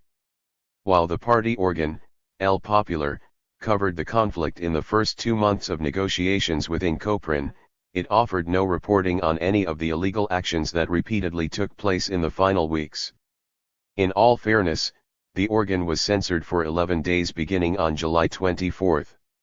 Nevertheless, when coverage resumed, it omitted details of the SAOT's more combative tactics, even if it spoke fondly of the hunger strike.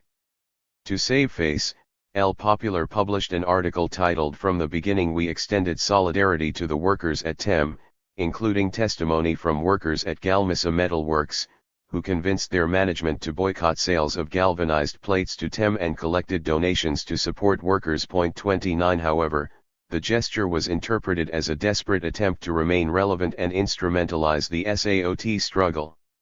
After the long campaign, SAOT expanded to include all wage-earning workers at the plant and thus changed its name to Union of TEM Workers and Employees, modeling the move after UOSF. 30. To unite fighting, to divide voting, the FA and the Broad Front, 1971. For nearly 2 years prior to the November 1971 elections, left organizations channeled political energy into building and campaigning for the Broad Front coalition. PCU General Secretary Rodney Arizamendi, MLNT leader Mauricio Rosenkopf, and Christian Democratic Party politician Juan Pablo Terra helped marshal the coalition, recruiting ex-Colorado Party member General Liber Serigna to run as the FA presidential candidate. The PCU identified their strategy as the least painful road to socialism, by which the party rejected armed struggle while emphasizing the importance of courting the military. According to Arizamendi, the state remains susceptible to outside influence in certain areas, such as public administration and education, but maintained a bourgeois monopoly on violence via the military, which had never seen the influence of popular sectors in its directorate. However, the growing reform faction among the military leadership provided a possible opening should a left government gain access to the state. Arizamendi saw critiques of elections, parliamentarianism, and broad coalition building as historically revisionist for assuming such strategy could only lead to a synthesis of capitalism and socialism, i.e., social democracy, and not to the destruction of the bureaucratic military machine of the bourgeois state. 31 For PCU leaders, elections offered a unique opportunity, considering their rare status as one of the only communist parties in Latin America not yet banned. In a July 6, 1971, speech to members of Fidel, Arizamendi proclaimed, "Revolution is the product of a united people, the product of a united working class, of the working masses, of the most advanced sectors and the anti-imperialists. There is no other war toward the liberation of the people on earth." Dear friends, to speak of electoralism as creating a clash between the campaign work and revolutionary work is old news and was resolved forever by Marx, by Engels, by Lenin, by Fidel Castro, by our beloved and dear Compañero Guevara in his old polemics against the anarchists and other infantilistas of the left. 32. The PCU looked toward the Soviet Revolution as an example of a unified pueblo that included peasants, workers, and soldiers. Its leadership argued that in Uruguay, the FA coalition offered an opportunity to coalesce these sectors around a political project, seeing this as a prerequisite for any revolutionary endeavor. The FA hoped to achieve three main objectives: agrarian reform, nationalization of banking, and nationalization of foreign commerce. The objectives overlapped to form a broad economic program. Agrarian reform aimed to resolve the massive rural exodus by shifting production into the hands of small producers. While less than one-third of the national population worked the land, the decline of rural industries endangered some of Uruguay's most important urban industrial sectors, such as textiles, wool, and leather goods. There just wasn't enough raw product to draw from domestically. Through nationalization of foreign commerce, the FA sought to use the state to ensure that foreign enterprises purchase raw resources at market value rather than buying them low and selling the finished product high for Uruguayan consumption. The FA also claimed that such interventions reflected a Uruguay-specific revolutionary program, declaring, "Revolution is the only thing that cannot be imported nor exported. No one is going to invent the Uruguayan path except for us Uruguayans, and it is based on our way of seeing our own reality." 33 The FA set out to develop a program that permitted an organic national link and brought together cadres from hundreds of movements. And that created thousands of forms of struggle, whose originality and contributions we should validate and respect. 34. In December 1970, the MLNT expressed frustration with the electoral coalition but nonetheless saw potential in the mobilizations leading up to and after the vote. In one communiqué, the MLNT declared, "In our support of the Broad Front, we understand that its principal task is to mobilize the working class masses and assure that this labor does not start and end with the elections. 35 The MLNT acknowledged a false dilemma between FOCO strategy and party politics. They saw themselves as providing armed propaganda for constructing a political party.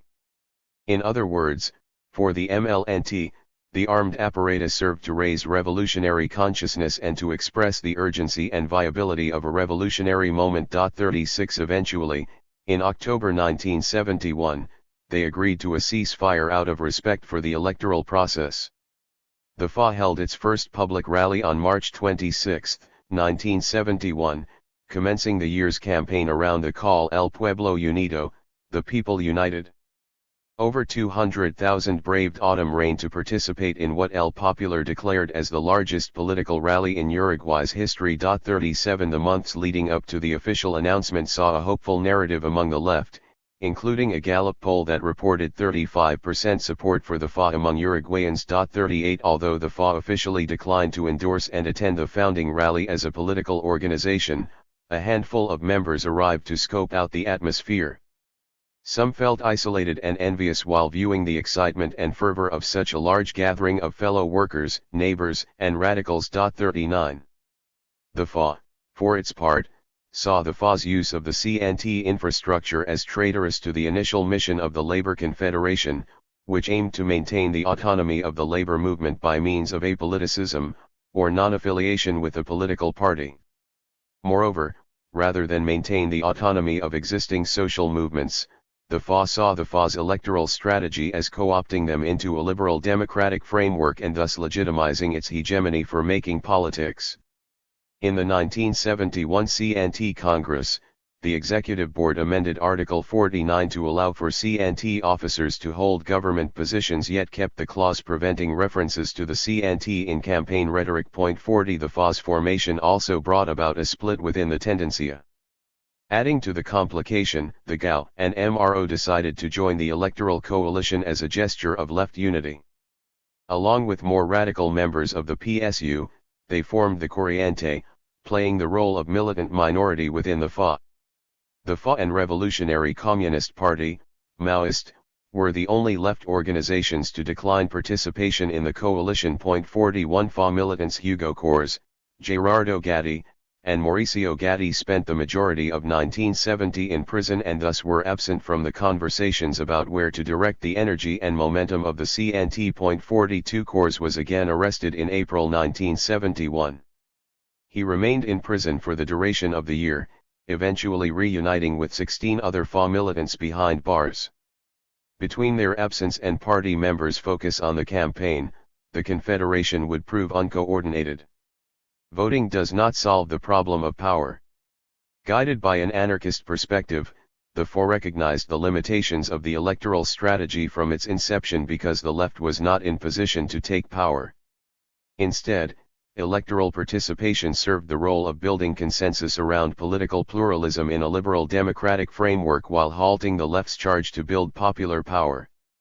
As a June 1969 communiqué notes, the electoral campaign is the means by which the oligarchy seeks to re-establish dialogue with the working class and recuperate their influence among them disguised as their representatives.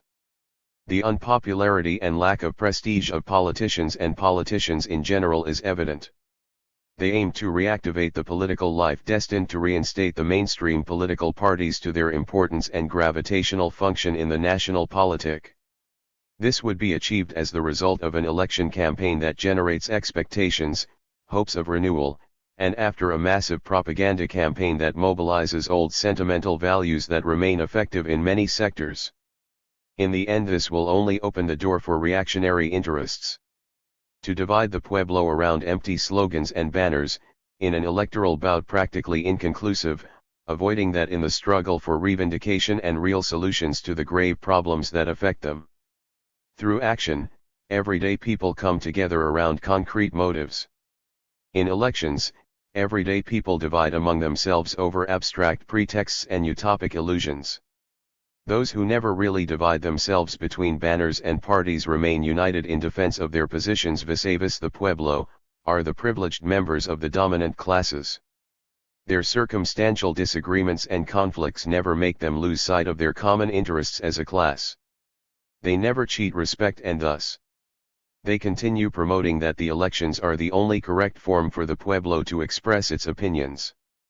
Thus, faced with the intentionally confusing maneuvers of reaction, and faced with the attempts to derail the pueblo toward the electoral route, there is only one response: escalate and broaden the struggle.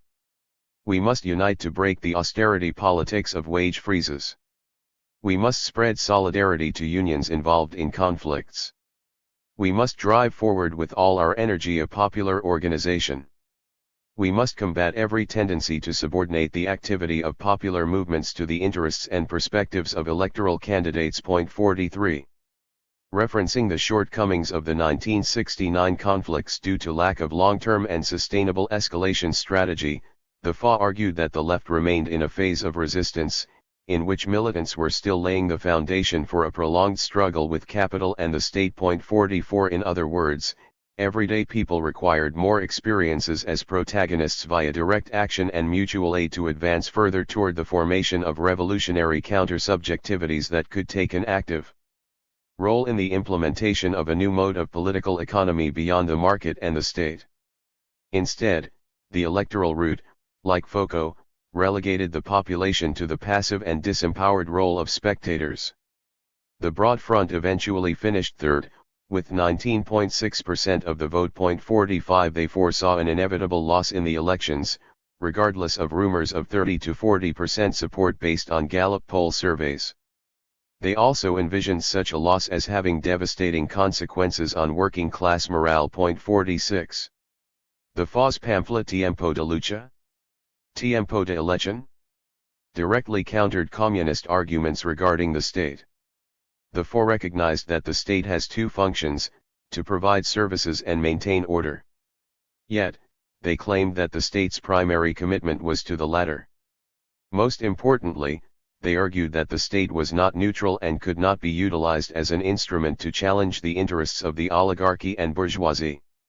Moreover, they looked toward history to claim that any government's attempt to significantly challenge ruling class power would inevitably result in a military takeover. Point 47. The FA viewed the recent struggles at small and medium-sized firms as proof of labor's unity in the face of worsening economic realities. Whereas workers could potentially think, feel, and vote against their own interests, their shared economic condition moved them into the role of protagonist in their neighborhoods and workspaces. They simply needed more experience to ensure a subjective transition. A November 1970 article in Cartas proclaimed, "The reformist leaders cling more and more to their policy of confronting the struggle at the mass level to avoid tensions and channeling the generalized malaise of the people toward the electoral opening, where it will materialize, without risks, for the system in obtaining some legislative seats." However, under the pressure of increasingly difficult living conditions, people naturally tend to adopt attitudes and combative positions as soon as they are lowered from the unalterable and rarefied climate of union summits to the reality of concrete action between the people. Workers who, at the time of voting, have opted for the most diverse hairs, which had the most diverse beliefs or opinions, white or red, believers or atheists, at the time of facing the prepotencies or the revived ones of the above, they unite closely, in the hard fight and without returns, in that eternal war, between the exploited ones and the exploiters. Point 48. But not all was lost in the climate leading to the election. Throughout 1971, row grew not only among combative sectors of the labor force but also among students. In April 1971, the row took advantage of a government lift on press censorship and began releasing Compañero, a bi-weekly newsletter under the editorial direction of Leon Duarte. The paper's content paid special attention to the labor conflicts by Tendencia-affiliated unions. By this time, the FA infrastructure had grown to be upward of 200 active militants who advanced and reproduced the organization at various levels of participation. The growth was primarily due to Row's popularity among workers and students, which had gained a reputation for winning dramatic labor conflicts in coordinated efforts with the storied UOSF. Many of the newer members were high schoolers from El Cerro, La Teja. For example, Juan Pilo joined the RO at age 13 and began distributing copies of Campanero to nearly 100 subscribers throughout La Teja. Most were purchased by members of the Bakers' Union. One afternoon, while Juan was waiting outside a union hall with papers in hand, an unknown man approached him and asked for a copy. Juan responded with the paper's cost, and the man responded, "I am Duarte, you know." 49 The anecdote demonstrates the RO's large growth and local emphasis. New members could not identify core militants due to the organization's widespread reach and emphasis on maintaining a low profile. Regardless of the organization's legal status, participation in the RO and other left youth organizations became increasingly risky throughout the election year. In May, the government mandated that all households register their family members at local police stations. In effort to prevent political meetings, police subsequently monitored houses for gatherings larger than the registered number. The program's architects, who drew inspiration from Nazi anti-espionage, hoped that its implementation would inspire a social fear of gathering in private spaces. 50 The increasing criminalization of popular political activity left youths vulnerable to attacks by fascist groups and the police, who sometimes acted jointly. On May 31, 1971, a group of students affiliated with the far-right Uruguayan Youth at Attention, JUP, collaborated with plainclothes police to violently attack high school students in Cologne, a RO and UJC stronghold. The JUP identified as anti-communist, with the primary goal of maintaining the law and order status quo of Blanco and Colorado political hegemony. The group also accommodated a radical wing oriented toward street violence modeled after Spain's Falangist blue shirts. The JUPistas identified their dissident peers to the group of middle-aged men, who mounted an attack on the playground that left 40 injured, including one in critical condition. 51 In October 1971, a middle school student in Bauza threatened a teacher with a revolver after faculty members broke up a JUP rally on campus. 52 The focus on national elections also opened opportunities for RO-linked caucuses to win union elections, as the PCU and PSU remained preoccupied. One of RO's biggest wins came in the UF, a 12,000-strong union that stretched out across Uruguay's nationalized railway system, the Administration of State Railways, AFE. Upon nationalization of the railways in 1952, the UF developed close ties with mainstream political parties dating back to the Batllista Populist project, thus gaining AFE workers a reputation as some of the most conservative in the country. AFE workers watched the street conflicts of the late 60s from a distance and condemned more militant actions, such as toll booths and property damage. But they faced a tactical and moral crossroads beginning in 1969, when the government began radically slashing funding to the industry, giving preference to the construction of a private bus infrastructure instead. The rail industry was already highly neglected. Workers frequently loaded railcars built in 1872. Nearly half of the country's locomotives remained out of operation, and workers received monthly paychecks every 45 days. With a small nucleus of under 24 militants, the RO-affiliated Worker Dignity Caucus won the UF elections in 1971. Their victory reflected more of a change in workplace culture than an outright ideological shift among the railway's employees. Raul Oliveira, a FA militant and UF officer, remembers workers welcoming more radical tactics after recognizing there was no other alternative. They found themselves replicating tactics used by the student movement, such as blanketing the street with spike strips to prevent police vehicles from approaching train stations during strikes. Amid one conflict, workers expropriated operating machinery from the Peñarol neighborhood station, holding it hostage until management agreed to demands. While workers previously refused to align with students for questions of disparate class interests, they maintained a firm link with the RO contingent from the U2. By 1971, this relationship proved vital as students played an important role distributing propaganda via flyers and murals to grow zonal solidarity around the workers' conflict in the face of the industry's liquidation. Workers returned support for students by implementing political strikes in opposition to police violence against the student movement, including 6 students assassinated by armed forces between 1971 and 72. The Roe caucus not only embraced combative tactics but also introduced the first female UF representative. These events and conflicts led to the formation of new solidarities among AFE workers, who could no longer rely on institutionalized channels of representation. On March 24, 1972, workers placed the railways under worker control for 2 days and offered passengers free rides from rural areas to Montevideo. They also refused to transport military supplies. Oliveira recalls the union circulating the following phrase, "Fight against the bosses and for public opinion." 53. However, this change of guard did not expand to the rest of the labor movement. On June 23, 1971, the CNT held its second Ordinary Congress in Montevideo. In a statement addressing Congress attendees, PCU Prime Secretary Rodney Arizamendi hinted at the CNT's role in the Broad Front project, declaring, "Today an unforeseen trajectory has opened to the pueblo, that of taking over the government."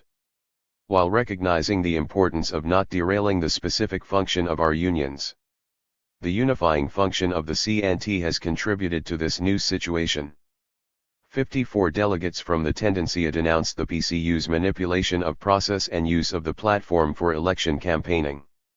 For example, the Federation of Maldonado Industrial and Commercial Employees, a Tendencia-linked union representing over 1,000 workers in the interior, was prohibited from participating in the Congress for failing to pay dues. 55 A UF delegate asserted. There has not yet been any real joint effort to confront the oligarchy.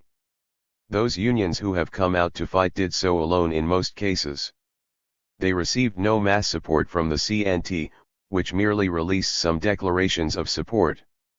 As the result of the lack of a fight plan, today there are very important unions that remain semi-paralyzed after having exerted themselves alone and without the support of the rest of the workers. 56. Beyond participation in workplace conflicts, the FA sought to maintain connections to popular neighborhoods by redistributing resources in Montevideo's periphery. Such actions took new meaning during the 1971 election season, as many among the left saw the electoral coalition as a real possibility to take power. On August 6, 1971, the Dia del Niño, Children's Day, an OPR 33 cell broke into the Plast-Lit toy factory and began filling large sacks with toys. The expropriation went smoothly and without interruptions, but upon arriving to the distribution point in Barrio Cerrito the operation went poorly. Children began fighting over the toys, and teenagers harassed younger children to take their toys. After a few hours, the FA militants ended the action with a poor taste in their mouths. Some militants returned a few days later to sign off on the action by leaving a photocopied image of the independence flag. A group of mothers came outside to take the flyers and burn them. Others called the police, who sent search teams throughout the city to find Los 33. The militants realized that they had lost popularity in the neighborhood after consistent visits from Colorado Party affiliates who came to distribute spaghetti and blankets in the months prior as part of the electoral campaign. The action would be one of the FA's last neighborhood redistribution efforts, as militants redirected energy and resources into labor conflicts and political prisoner support. As such, the left's overall ability to connect with peripheralized populations appeared to be losing ground. While the FA relied strongly on the CNT infrastructure to collect votes, the community's reaction proved that the labor-based strategy had not gained equal footing among the unemployed and amas de casas.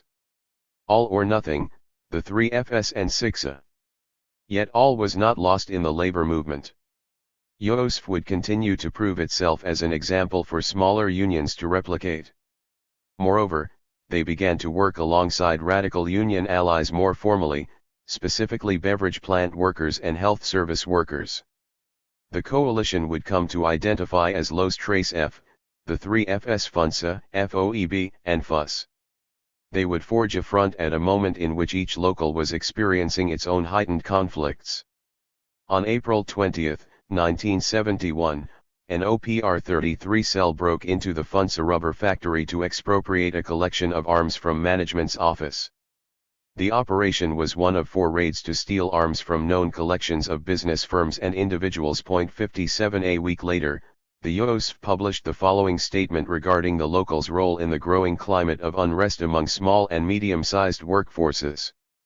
We have nothing to hide regarding the use of our union hall. It is regulated and public, and we are notorious for what we do here.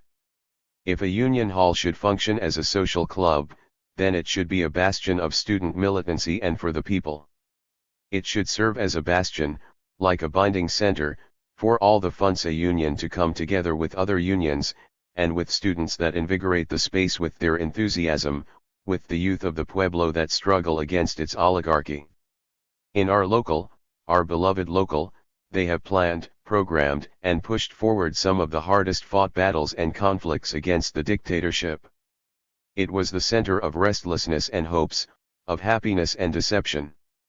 This is the use of our local, and we are proud and honored that we can serve the student and worker Pueblo, as they have served us. 2.58. The UOSF local hosted Sunday afternoon meals commonly attended by community members and guests from ally unions. The support network often extended into Leon Duarte's home, where fellow organizers gathered frequently to seek consultation. 59. The UOSF maintained its commitment to solidarity unionism primarily by offering support for smaller union struggles largely ignored by the CNT majority. Indeed, the union's unique role as referent proved key to moving the labor movement further toward the strategies and tactics encouraged by the FA and the Tendencia. While UOSF remained outspoken in its support for direct action, the union rarely entered conflict with management beyond verbal negotiations.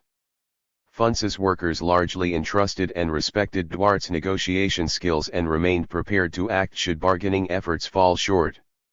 Moreover, most of the union's radical activity concerned moral and political questions rather than bread and butter issues. But that changed as stratification intensified. In late August 1971, the UOSF called for a boycott of FUNSA's products in demand of a cost of living wage increase. Regardless of the union's militancy and notable gains over the past decade, management enjoyed an annual profit margin 500 times greater than employees' yearly salaries. Upon receiving the demand, management insisted the issue be presented before the COPRIN, but the latter responded by asserting that the claim be handled at management's discretion. In a maneuver that further surpassed the COPRIN's function, management announced they would accompany a wage gain with augmented prices and increased productivity. 60. Leading up to the UOSF's boycott call, an OPR 33 cell kidnapped Luis Fernandez Ledo, a member of FUNSA's shareholder board of directors. His father, Saturnino Fernandez, served as the board president. The kidnapping was meant to intervene in a labor conflict at Frigorifico Modelo in Tacuarembó, where workers labored in 12-hour shifts and where Ledo served as vice president. The armed cell held Ledo for 51 days after kidnapping him while en route to his local butcher shop. On October 9, Ledo's father delivered $200,000 in ransom and brokered a settlement of the FUNSA conflict in exchange for his son's release. 61. A similar climate of conflict existed in factories organized by the FOEB. On August 12, 1970, over 400 workers at PepsiCo commenced a 2-month strike in response to management's firing of Douglas Laquista, a union steward who recently requested management provide workers with boots and gloves. Laquista also served as the Pepsi plant-based locals representative to FOEB, which represented 7,000 workers throughout the industry. The union petitioned COPRIN's intervention to remove Chief Director Ignacio Aguirre from decision-making over labor. Aguirre was a frequent collaborator with the Uruguayan Institute for Syndical Education. He sent 6 supervisors to the school in hopes of breaking the plant's union and served as the chief director for TEM. The union accused him of creating the workplace conflict to pressure COPRIN into approving the company's outstanding request for price increases. In November 1969, the company's 4 largest beverage producers petitioned COPRIN, with Pepsi uniquely threatening a lockout to leverage the request. 62. The union's request drew mediation from the Ministry of Labor on September 3. However, Aguirre left the meeting in outrage before his turn for getting questioned. 63. Instead, company lawyer Daniel Jimenez de Arequega proposed a plan titled Internal Labor Regulation, which banned the distribution of union propaganda within the plant, prohibited. Workers from leaving their section, mandated workers clock out when going to the bathroom, granted management authority to search the locker room, and forbid the use of the telephone. The plan consisted of 93 new rules in total. 64 On September 22, the union rejected Copran's mediated solution for leaving Aguirre in place and neglecting to rehire Laquista. 65 2 days later, plant foreman Heber Cecchilli fired a shot from his car window as he drove past a group of strikers in Montevideo's center, leaving one assembly line worker with a bullet in the knee. 66 The conflict drew widespread support, including from the CNT, which called for a boycott of Pepsi products and collected over $40,000 in donations from supporters. 67 On September 15, the CNT North Zone held a 2-hour work stoppage, halting production in surrounding textile, metallurgy, and chemical factories. Students and teachers also walked out to join the rally in front of the plant. 68 A day later, Tendencia-affiliated unions held a 2-hour work stoppage to gather at the UOSF Local 4. Another solidarity rally. 69 The plant's 80-strong fleet of delivery drivers expressed solidarity with the striking assembly line workers. Elcio Mancini, president of the Cargo and Transportation Workers Union, SUCRA, proclaimed, "We express full support to the PepsiCo workers and our comrade delivery drivers whose labor remains halted at the fault of plant manager Ignacio Aguirre. We denounce management's bad attitude that has deliberately provoked this conflict in attempt to break the PepsiCo workers union. SUCRA remains committed to our CLAS line and will always be side by side with the workers in conflict. Our union demands an immediate resolution to this situation." 70 On October 16, 1970, Pepsi plant workers negotiated an agreement to all 4 strike demands, including a joint labor management committee to negotiate workplace conflicts, a loan reimbursement for lost time, Aguirre's removal from his acting position, Cecchilli's forced resignation, and Laquista's rehiring without penalty. 71 A year later, on October 22, 1971, the Uruguayan Health Federation, an MLNT stronghold, occupied mutualista, private, dues-based, clinics throughout Montevideo and offered free medical services for 2 weeks. These popular hospitals, a tactic utilized on 4 different occasions, responded to the year-long conflict between workers and management at Montevideo's 10 largest private hospitals that, combined, serviced over 800,000 patients annually. 72 While each hospital local negotiated separately with private management, the Federation enabled all workers to coordinate both demands and labor actions to make a stronger impact on industry. The conflict was a culmination of organizing that had begun 1 year prior. In July 1970, an assembly of 300 FUS delegates representing over 13,000 health service workers voted to initiate a campaign for nationwide free health service with worker participation in its directive. The campaign began with 2 separate 48-hour and 72-hour strikes within the same month. In October, various acts of police repression, including a bloody bludgeoning of 3 workers at Hospital Britannico's entrance, swiftly radicalized the conflict. On October 27, workers responded by implementing the first popular hospital and issued free services for 2 days. Workers at Impasa and the Italian hospital followed their lead. 73 Meanwhile, students and staff at the Faculty of Medicine camped in front of the recently closed residency clinic, which shut its doors due to loss of funding. The clinic lacked medicine and hygiene products, leaving staff so dramatically under-resourced they could not adequately change patients' bed sheets. The government's $2.3 billion debt to the university forced the closure of various campus resources, including labs and cafeterias, and left students with scholarships without stipends. One student declared, "We conceived of the encampment as a propaganda method to reach the everyday worker, the housewife, the man in the street.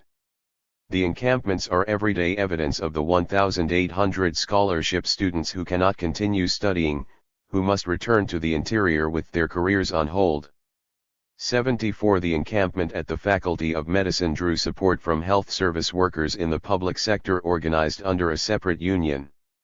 Although they could not legally strike, they presented the Coprin with a parallel list of demands and utilized the encampment to draw public sympathy. 75 In late 1970, FUS retreated from further labor actions and announced they would integrate the free health service and wage increase demands into the CNT program. 76. By October 1971, the entire health industry spiraled into labor conflict. Health service workers protested management's failure to comply with the September ruling by the Coprin, which approved an immediate 27.2% wage increase, the 6-hour day, and a salary bonus for night shifts and skilled labor. On October 26, FUS initiated a campaign for a 50% salary increase as living costs continued to rise. They began by implementing popular hospitals that drew participation from unionized doctors who offered free service to roughly 300 people each day. Many doctors were recent graduates of the Faculty of Medicine, a longtime feeder of militants to both the FA and MLNT. The Uruguayan Medical Union, SMU, was an especially important MLNT stronghold. 77 Doctors maintained their own set of demands, including pay bonuses for performing surgeries and paid transportation costs to and from work. The conflict also intersected with workplace occupations at Omega and Warner Lambert, two pharmaceutical laboratories. Both laboratories belonged to Union of Drug and Allied Industries, SEMA, a federation of lab workers that coordinated occupations across 5 different labs during a 3-month conflict over pay increases 1 year prior. 78 Moreover, the November 1970 conflict had ignited a union drive at the US-owned Warner Lambert laboratory. By mid-October 1971, Warner Lambert's 200 workers had maintained a 2-month occupation in protest of management's firing of a union militant for insubordination. The campaign drew solidarity from FUS, Faculty of Medicine administrative employees, FUFM, who refused to distribute the company's products, and SAG, who refused to print the company's labels. 79. By November 1971, various hospitals agreed to settle the conflict, agreeing to a month paid vacation and time and a half for night shifts. 80 The conflicts in the health service industry calmed down until March 1972, when FUS and SMU launched another bid for universal health care accompanied by demands for wage increases, pension reform, and freedom for political prisoners. Beginning in October 1972, FUS embarked on a 52-day strike demanding universal health care and back pay from as far back as 1967. Regarding the 1972 campaign, one FUS steward proclaimed, "The current government, while installing fascism through concentration camps, state of siege, violent attacks, torture, and assassinations, on the other hand proposes for the humanization of medicine. The people know that a humanization of medicine is only viable if it is framed in the total change of the structures of the country." 81 The campaign for universal free health service would eventually come to fruition under the Broad Front government in 2005. During this 2-year time span, the three FS established themselves as bastions for a combative unionism. As hotbeds for the FA and the MLNT, these unions had an ideological clarity guiding their actions from the start. But other unions organically developed their combativeness when confronting their immediate situation, and through that process often turned to support from militants like Duarte, Gatti, and Perez. The close relationships forged at the UOSF local built trust and opened possibilities for OPR 33 interventions in workplaces with little to no FA presence. In mid-1971, 6's 250 pulp and paper mill workers waged a 3-month campaign for union recognition. The plant's North American owner, known throughout Uruguay as Gringo Brown, openly boasted that he had saved up $30 million to bust any unionization efforts. Workers had organized an unsuccessful campaign for union recognition 3 years prior, during which a strikebreaker assassinated 6A employee Urian Correa amid a confrontation at the picket.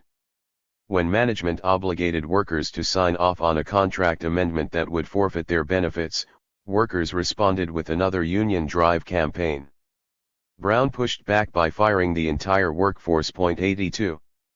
On June 23, 1971, the OPR-33 hatched a plot to kidnap Dr. Alfredo Cambon, a lawyer and legal advisor to both SICSA and FUNSA management.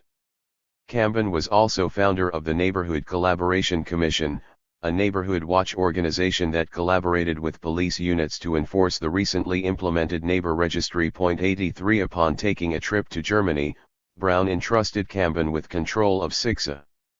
FA seized the opportunity to confront Cambon, having already gathered information on him due to his affiliation with FUNSA. Disguised as a moving crew, the armed cell approached the lawyer's home and greeted him bedside with a 9mm pistol. Upon transferring him to a people's cell, they demanded he contact his family to request they deliver groceries and supplies to the workers' encampment at the gates of the plant. His son soon delivered the goods personally.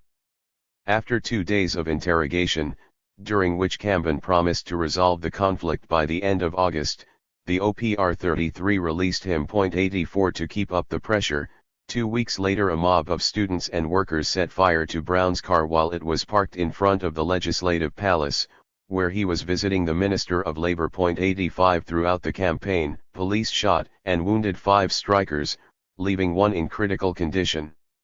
On July 24, 1971, the campaign also saw the death of Heber Nieto, a Roe militant and construction school student, who was shot with a sniper rifle at a toll booth organized to support the workers. 86 Historian Clara Aldrai later discovered that the assassin's .225 Winchester was one of 4 donated by CIA agent Dan Mitrian to the Uruguayan secret police in 1969. 87 2 days after Nieto's assassination, 16 unions called for an indefinite general strike against state repression. 88 In early August, SICSA workers won union recognition. Brown initially attempted to rehire only a portion of the workforce, but this did not fly with the union. Management eventually agreed to rehire the entire staff and pay 40 days back pay with help from a loan by the National Social Security Fund. Regarding the experience, one worker declared, "In the conflict we established a unity among our co-workers, which was something that we did have prior. We got to know one another by sharing mate and meals, and during the sleepovers. This was the most important result of the occupation. There were 80 of us who cohabitated and did things together that we had never done throughout the 10 or 12 years that we had worked together. Now, it is like we are all brothers." We also discovered the support of groups from the outside, like students. We did not understand the logic behind what students were doing previously, such as socking someone in the face or burning a car. Now, after having gone through this with our own bodies, we understand it all. We recognize that what the students do is very fruitful. They come out to work, toll booths, signs, mobilizations, and to defend us. 89 Elections, fervor, fear, and failure. However impressive, many of the struggles listed above were lost in the election fervor leading up to November 1971. Aware of the volatile situation in labor relations, the Pacheco Araújo government broadened repressive measures beyond that sphere by maintaining strong influence over media and militarizing public space in the months prior to the election. On September 10, the government censored 4 FA-affiliated press organs, including one for 6 months. 90 On October 30, a group of FA supporters were detained on Montevideo's Playa Ramirez after setting up a day camp on the beach with umbrellas featuring the coalition's logo. 91 Meanwhile, the government made use of media coverage around recently completed infrastructural projects, such as National Highway Routes 5 and 26, to simultaneously campaign for the Colorado Party. The repression extended beyond the state apparatus, including numerous JUP attacks on FA locals. 92 Amid the fervor, 16 FA militants remained indefinitely detained in the Punta de Reales special holding centers. All those detainees were Roe militants, including Gerardo Gatti, Washington Perez, and Hugo Cors, who had contracted hepatitis during his more than 6 months of detention. 93 Other prisoners included Dario Espiga, an active militant in the TEM and SICSA struggles, Eduardo Dean, a shoemaker and student, Lillian Kelly Berti, a middle school teacher, Jose Carabala, a student at the Technical University, and Ruben Prieto, a student in the Faculty of Education and union delegate, among others. Various FA militants moved in and out of prison during the months leading up to the election. If authorities considered militants useful sources of information, they could be detained repeatedly, even after serving jail terms. 94 Although Pacheco Arico denied their imprisonment to the press, word of the militants' detention spread widely in left political circles, inducing sympathy from the FA. 95 Although the two organizations took different positions on the elections after working closely together for nearly a decade, the GAU remained in solidarity with the FA. On November 22, all 16 political prisoners launched a hunger strike to bring light to their torture and to decry the undemocratic conditions under which elections were being held. Family members moved between the 1st Military Division, General Command, and Ministry of the Interior searching for answers, but no one accepted responsibility or revealed the location of the prisoners. On election day, Ahora, the Broad Front newspaper, published an article titled "Hunger Strike in the Prisons, Those Kidnapped by the Government Cannot Vote Today," which questioned Pacheco Arico's claims of free elections due to significant numbers of the population being held in prison. The article also contained a powerful statement by the Medical Doctors Union, which recognized the illegality of the prisoners' detention and identified prisoners' devolving health as due to poor conditions and torture. 96. On November 29, Uruguayans voted in favor of the Colorado Party candidate Juan Bordaberry, who won the presidency by less than a 1% margin with 40.6% of the votes. The Blanco Party took second, and the FA placed third with only 18.3% of the vote total. 97 The following day, an OPR-33 cell kidnapped Michelle Ray, a foreign journalist and the wife of famous French-Greek film director Costa Gavras. Ray, a sympathizer with armed struggle who had been kidnapped by the Viet Cong while reporting on the Vietnam War in 1967, is rumored to have collaborated with the FA to manufacture a sensationalist event that would communicate OPR-33's commitment to armed struggle and anti-legality vis-a-vis the FA's shortcomings. 98 Ray was staying in the home of Maria Esther Gilio, a Uruguayan journalist with close ties to the MLNT. The two women developed a friendship while Gavras and Ray visited Uruguay to investigate for the 1972 film State of Siege. Upon releasing Ray a few days later, OPR-33 shared a communiqué reinforcing the limitations of the elections. Ray aided by distributing the content to foreign media sources. On January 4, 1972, the RO held its first post-election rally, where Gerardo Gatti, Hugo Cors, and Leon Duarte, all recently released from detention, delivered speeches. Appearing gaunt and malnourished from the torture and hunger strike, Gatti reminded attendees of the importance of maintaining an independent labor movement, free of state direction and intervention. He proclaimed, "This is why we give importance to union action as one of the key areas of direct action at a mass scale. Why should we give it such recognition in this country, and why is this not the case in other countries of the continent?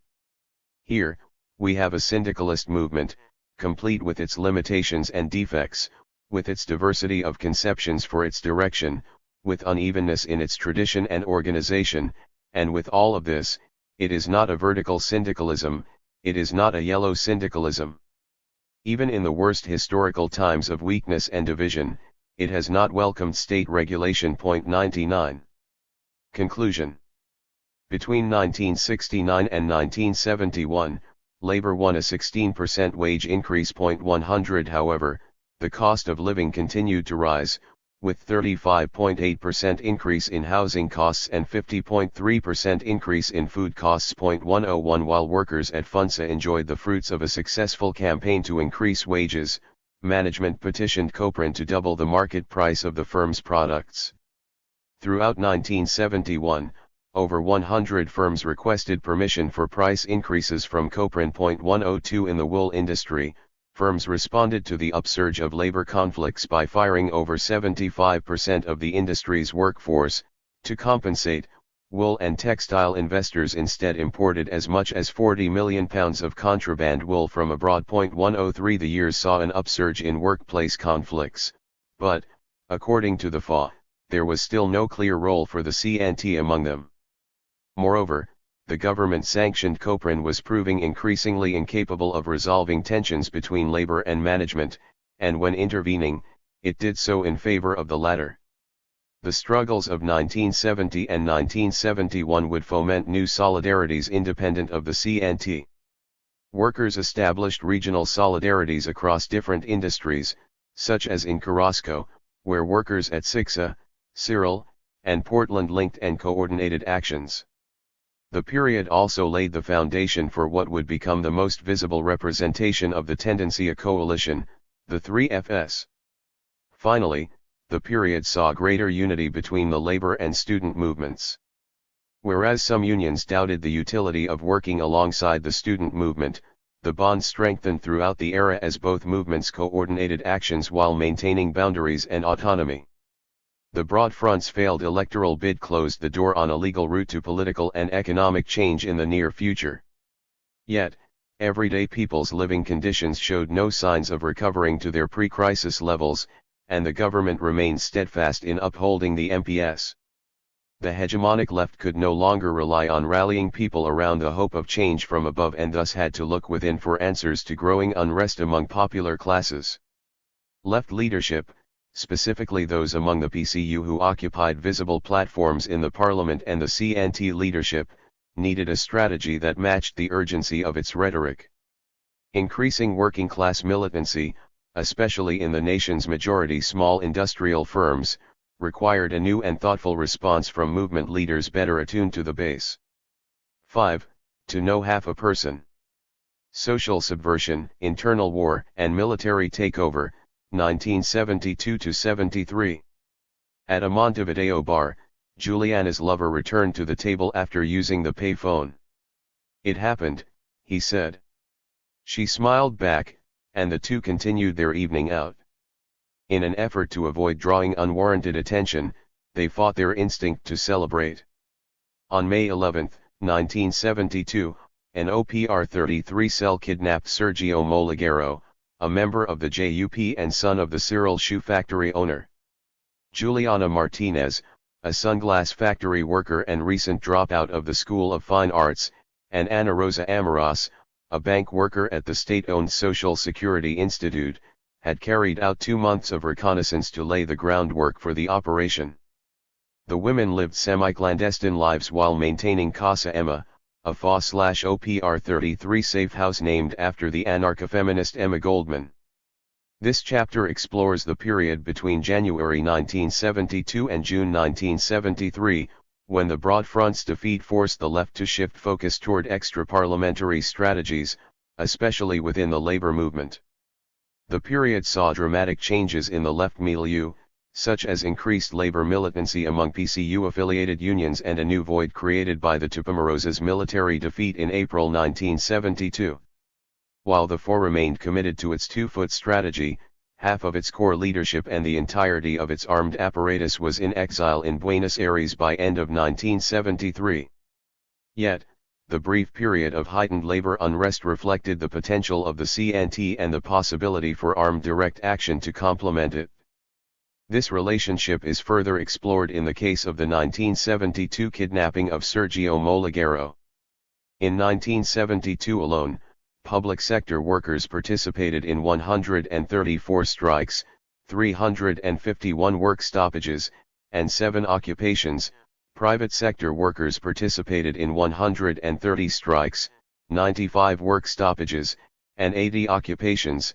Students participated in 56 strikes and 40 occupations. 1 The period saw a boom in work actions because industries began coordinating days of action, including across sectarian lines. On July 5, COT and UNTMRA coordinated to occupy over 100 factories for 2 days. The CNT made 3 calls for general strikes with workplace occupations as part of a campaign for a 40% wage increase. Although the campaign sparked widespread work actions across most of the country's main industries, Coprin offered a 20% raise while simultaneously authorizing price increases for consumer goods in September. Factory occupations remained common in the textile industry, which saw upward of 2,500 layoffs by mid-1973.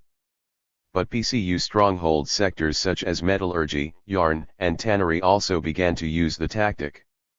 In one case, metal workers at Echepargil occupied their factory for 100 days after 17 union delegates fell to detention. Interior cities experimented with municipal-wide strikes. In one Lakazi, all factories stopped production for 3 hours to demand union recognition for workers at Indleco, FOEB. In Maldonado, workers frequently walked out to join the Montevideo Association of Municipal Staff and Workers, ADIUM, on indefinite strike after not receiving their salaries for 5 months. Railway and health service workers placed their industries under worker control on numerous occasions throughout the year. Finally, teachers nationwide launched a 64-day strike against an education reform bill drawing solidarity from all sectors in the CNT. The Year of Fury marked a shift in CNT majority strategy to begin utilizing more combative tactics, including in the public sector. However, while organized labor was growing its capacity, it was still having only marginal effects on Copran rulings. By this time, union membership had increased 13% nationwide, primarily due to the successful union drive campaigns waged by workers at small plants, most of which had to overcome strong resistance from employers. In May 1972, the CNT National Gathering of Shop Committees received 1,800 delegates from 600 locals.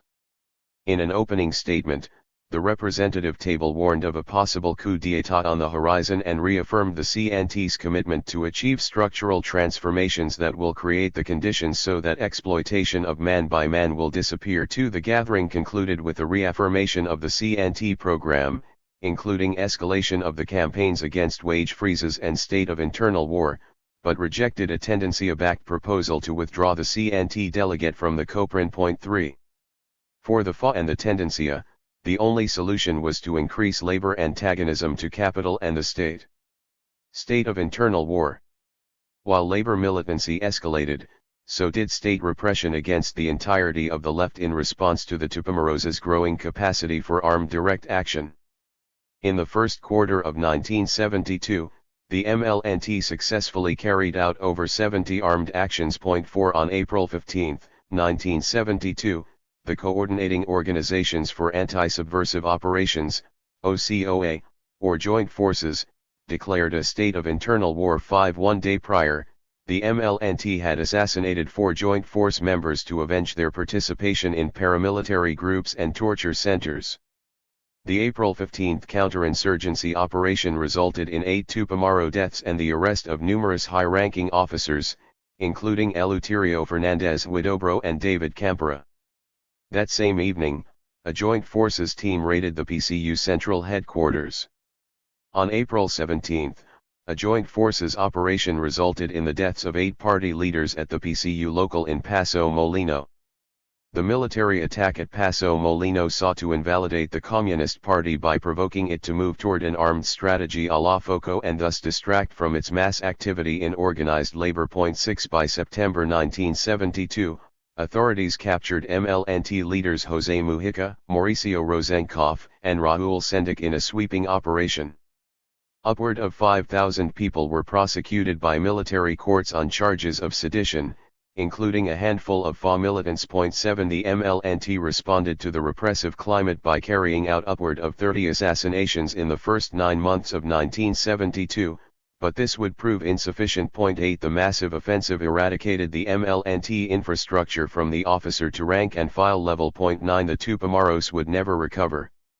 By mid-1972, the FA produced an internal document that assessed the circumstance of the revolutionary left, specifically the shortcomings and subsequent defeat of the MLNT. The anarchists allotted the MLNT's failure to their use of the FOCO strategy, one that put their armed organization at risk by acting as a disparate paramilitary force as opposed to serving as a tool for escalating mass social conflict. 10 According to the FA, the MLNT did not lack connections to popular movements out of neglect, but they had failed to strike a balance between armed struggle and mass action due to their prioritization of the former. While the FA expressed disagreement with the MLNT's FOCO strategy, which had caused a political antagonism between the two groups throughout the 1960s, the organization expressed a heartfelt solidarity with fallen members of the MLNT and a sincere sadness regarding the loss of an accomplice. One communiqué proclaimed, "Until today, armed activity was predominantly oriented around the FOCO conception. We disagreed with this conception from the very beginning. We saw and highlighted its weaknesses. And we oriented our practice along an alternative line. Against all else, above our own shortcomings, our own mistakes, time and actions have given us reason. We do not rejoice in seeing so many of our comrades from the MLNT murdered, tortured, and imprisoned after all that marvelous effort they have made to build up a revolutionary movement in the recent years. We cannot be satisfied with the fact that what we predicted years ago is now coming true. Those dead are our dead. Those tortured are our tortured. They are just as much comrades as those comrades of our own organization, who today are now enduring savage torture themselves, and are putting their lives out there to defend the principles, life, and line of our organization." Point 11. The FA viewed the MLNT as one of the few Latin American revolutionary organizations to move beyond the FOCO strategy, specifically through their use of an urban guerrilla strategy. Yet although the MLNT's tactics represented an attempt to depart from FOCO orthodoxy, they were still informed by and unable to fundamentally break from the strategy throughout their 10 years of activity. Point 12. The FA offered 4 main critiques of FOCO's strategy. First, they critiqued the sense of urgency to initiate armed struggle due to objective conditions, such as the technological underdevelopment of Latin American states, particularly militaries, the economic impoverishment of most Latin American populations, and the popularity of revolution in the collective imaginary. This urgent posturing caused expectations of immediate results, which did not manifest aside from various reform-minded concessions in the political arena. Point 13. Second, the FA critiqued FOCO's assumption that armed struggle would radicalize people ideologically or that worsening subjective conditions would have them join the revolutionary movement despite guerrilla military victories. Thus, military victories did not provide the means for ideological development among the masses. Instead, the strategy converted the idea of insurrection into a grand myth, something achievable upon the advancement of the guerrilla vanguard and thus detached from everyday life. It traced this myth to the earth-shattering events of the Paris Commune of 1871, the Russian Revolution in 1917, and the Spanish Revolution of 1936, which saw the masses running to the streets to construct barricades and defend a set of ideals rooted in a certain revolutionary praxis. In the case of Spain, decades of anarchist organizing in opposition to oppressive factory exploitation, rural servitude, and the capitalist city spawned the formation of schools, unions, social centers, and defense committees that fomented working-class solidarity and identity. But the insurrectionary moment continued to play a role in the left's imagination and to offer a prescription for achieving a revolutionary situation. Whereas collective direct action provided a clear, proactive role for everyday people, FOCO's strategy constrained everyday people to the role of witness to a military theater. Point 14. The FA was not alone in this analysis. Abraham Guillen, the MLNT's guiding strategical influence, argued that the organization's strategy was limited to encounters between the guerrillas versus the army and/or police, which ended up with the people being caught in the middle. 15. Third, the FA viewed FOCO as unique to rural areas, where guerrillas could strike and disappear and always stay in movement. While they recognized the MLNT's innovative contribution to the expansion of FOCO to the urban sphere, this did not mean they agreed with it. Instead, urban guerrillas served to complement their rural counterparts by laying the foundation for their eventual arrival to the metropole and thus the final victory against capital and the state.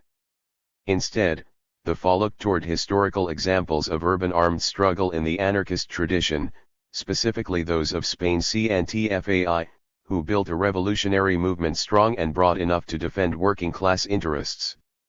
Finally, the FA challenged the action/repression dialectic, or the assumption that generalized state violence would motivate everyday people to action.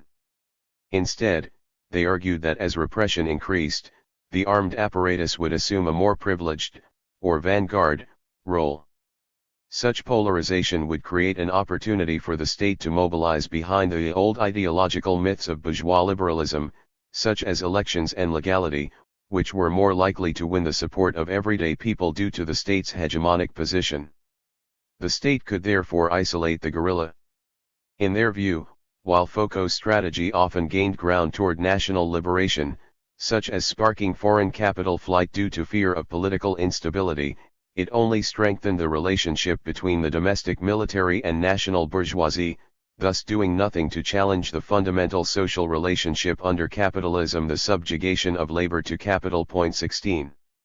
The FA's internal document assured that the MLNT's failure was due to their replication of the Foucault model, not the result of their use of an armed strategy. In fact, the FA offered a reassurance of their commitment to armed struggle, declaring, "The process of deterioration is clearer than ever. Nothing indicates, therefore, that we must change our own strategy. The armed struggle takes on a fundamental role." 17. The document concluded, "Are the comrades who have participated in Foucault's strategy revolutionaries? Yes. Is Foucault an efficient revolutionary strategy? No. Instead, Foucault is an erroneous strategy that is negative and dangerous for making the revolution." 18. Cyril, Sergio Molagero, and the Women of Casa Emma. Gender roles in 60s and 70s Uruguay did not undergo the transformative explosion that occurred in places like the United States, UK, and France. Indeed, relative to the swing in 60s, changes in Uruguayan society were quite moderate. Various interviewees referenced miniskirts and hot pants as an indicator of publicly visible changes of the time, but traditional gender expression and relationships remained much intact. Because it remained common to live at home until marriage, youths broadly struggled to find space for sexual expression. Membership to a left organization often required even further compromise beyond the expectations of the home. As noted by Uruguayan historian Vania Markarian, left militants' private lives were subordinate to the demands of their political activities. 19 Militants faced a dilemma in which the utopian horizon conflicted with the crushing reality of a heavily regulated clandestine life, imprisonment, and torture. Women militants recall feeling liberated by their participation in a political project with different goals beyond that of the prescribed role of women in the heteronormative nuclear family, but much of their activity remained in the domestic sphere. This contrasted strongly with myths around highly sensual and sexually liberated guerrilla women. In reality, their political obligations simply did not allow for such a thing. Moreover, the Uruguayan left classist emphasis led it to straggle behind many of the progressive ideas around gender of the time. Even among the left, child-rearing remained expected of the mother rather than shared, and homosexuality was often seen as fragile and weak. Yet, women militants broadly express having felt emancipated through their participation in OPR 33 and other armed left organizations of the time. FA's coordination between Armed Cell and Mass Front is best represented in the May 1972 kidnapping of Sergio Molagero. Armed operations not only required a complex network for dialogue between those underground and above, but also among intelligence gatherers and supporters who laid the groundwork behind armed interventions. Indeed, such invisibilized and underdocumented labor served as a linchpin for armed organizations throughout the continent. Women protagonists predominantly participated in revolutionary organizations in this way. 20 Like their MLNT rivals, the FA did not advance a clear gender analysis, nor did they incorporate demands for gender equity into a revolutionary vision. Whereas the MLNT saw gendered domestic labor as oppressive and sought to liberate women from this sphere, the FA recognized domestic workers as potential protagonists acting from within the space of the domestic sphere. 21 Women commonly served as encargadas, heads, of mixed-gender surveillance cells, which entailed taking on more organizational and cognitive labor, such as filing documents, identifying and solving problems, synthesizing information, and remembering deadlines. 22 While responsibilities followed the normative gendered expectations at the time, Female militants recall feeling equal to their male counterparts within the organization due to a general understanding of the importance of all political work, no matter what form, in sustaining and advancing the revolutionary cause. As OPR 33 militant Edelweiss Zahn recalls, intelligence was no small task. 23. Women militants embraced a counter-subjectivity that required sacrifice and compromise in their everyday lives to fit the mandates of a political strategy amid conditions of social war. Escobedo Che Guevara famously labeled this transformation as the hombre nuevo, new man, a clearly gendered descriptor that omits the ways in which women militants throughout the continent took on revolutionary subjectivities. Women militants resignified their everyday labor in the rear guard and thus provided an integral, yet invisibilized, role in maintaining a revolutionary infrastructure.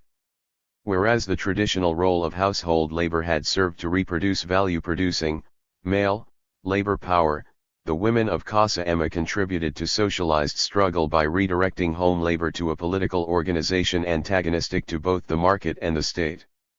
Rather than produce and reproduce value, OPR 33 expropriated and redistributed value from the possession of banks and business owners as part of an anti-capitalist and anti-statist project. As such, their decision to compromise and sacrifice in the name of a revolutionary project challenged liberal feminist understandings of autonomy as rooted in personal choice and option, or living a life of one's own choosing. 24. On the contrary, upon choosing to join the organization, militants' capacity to make life choices thereafter was extremely compromised. For OPR 33 militants, disciplined commitment to a greater struggle proved fundamental to their personal liberation. In the case of Casa Emma, militants' everyday life subverted hegemonic gender roles and thus took on a unique counter-subjectivity. Rather than exacerbate a tension between public and private, or calle, street, and casa, house, women militants labored primarily from the home, albeit with the intention of having a social impact far beyond the domestic sphere. They acted as much more than supporters, their labor was primary and fundamental. 25. Moreover, Uruguayan women's participation in the burgeoning global sexual revolution was a class marker. Most FA militants came from working class backgrounds, and sexual expression was of less concern, at least. Ana Laura Di Giorgi, a historian of Uruguayan feminism, declares, participation in activities that defined a particular youth culture, including the possibilities to enjoy sexual liberation, depended much more on one's class position than the traditions of their family. It required material, cultural, and symbolic resources to purchase modern clothing, to dance to rock and roll in the clubs, to sing in English, to disavow one's father with a mini-skirt, to go to the pharmacy and purchase a pill, and to be capable of not coming home to sleep in one's family home. 26. While some FA militants participated in youth countercultural spaces, particularly among artist and rock music circuits, this was not an overall side of struggle for the group. Women militants recall lukewarm feelings towards sexual liberation and free love. Although some were interpolated by its message and even embodied it in practice, they did not find interest in advancing it as a cause, whether at the mass scale or as integral to the FA's internal politics.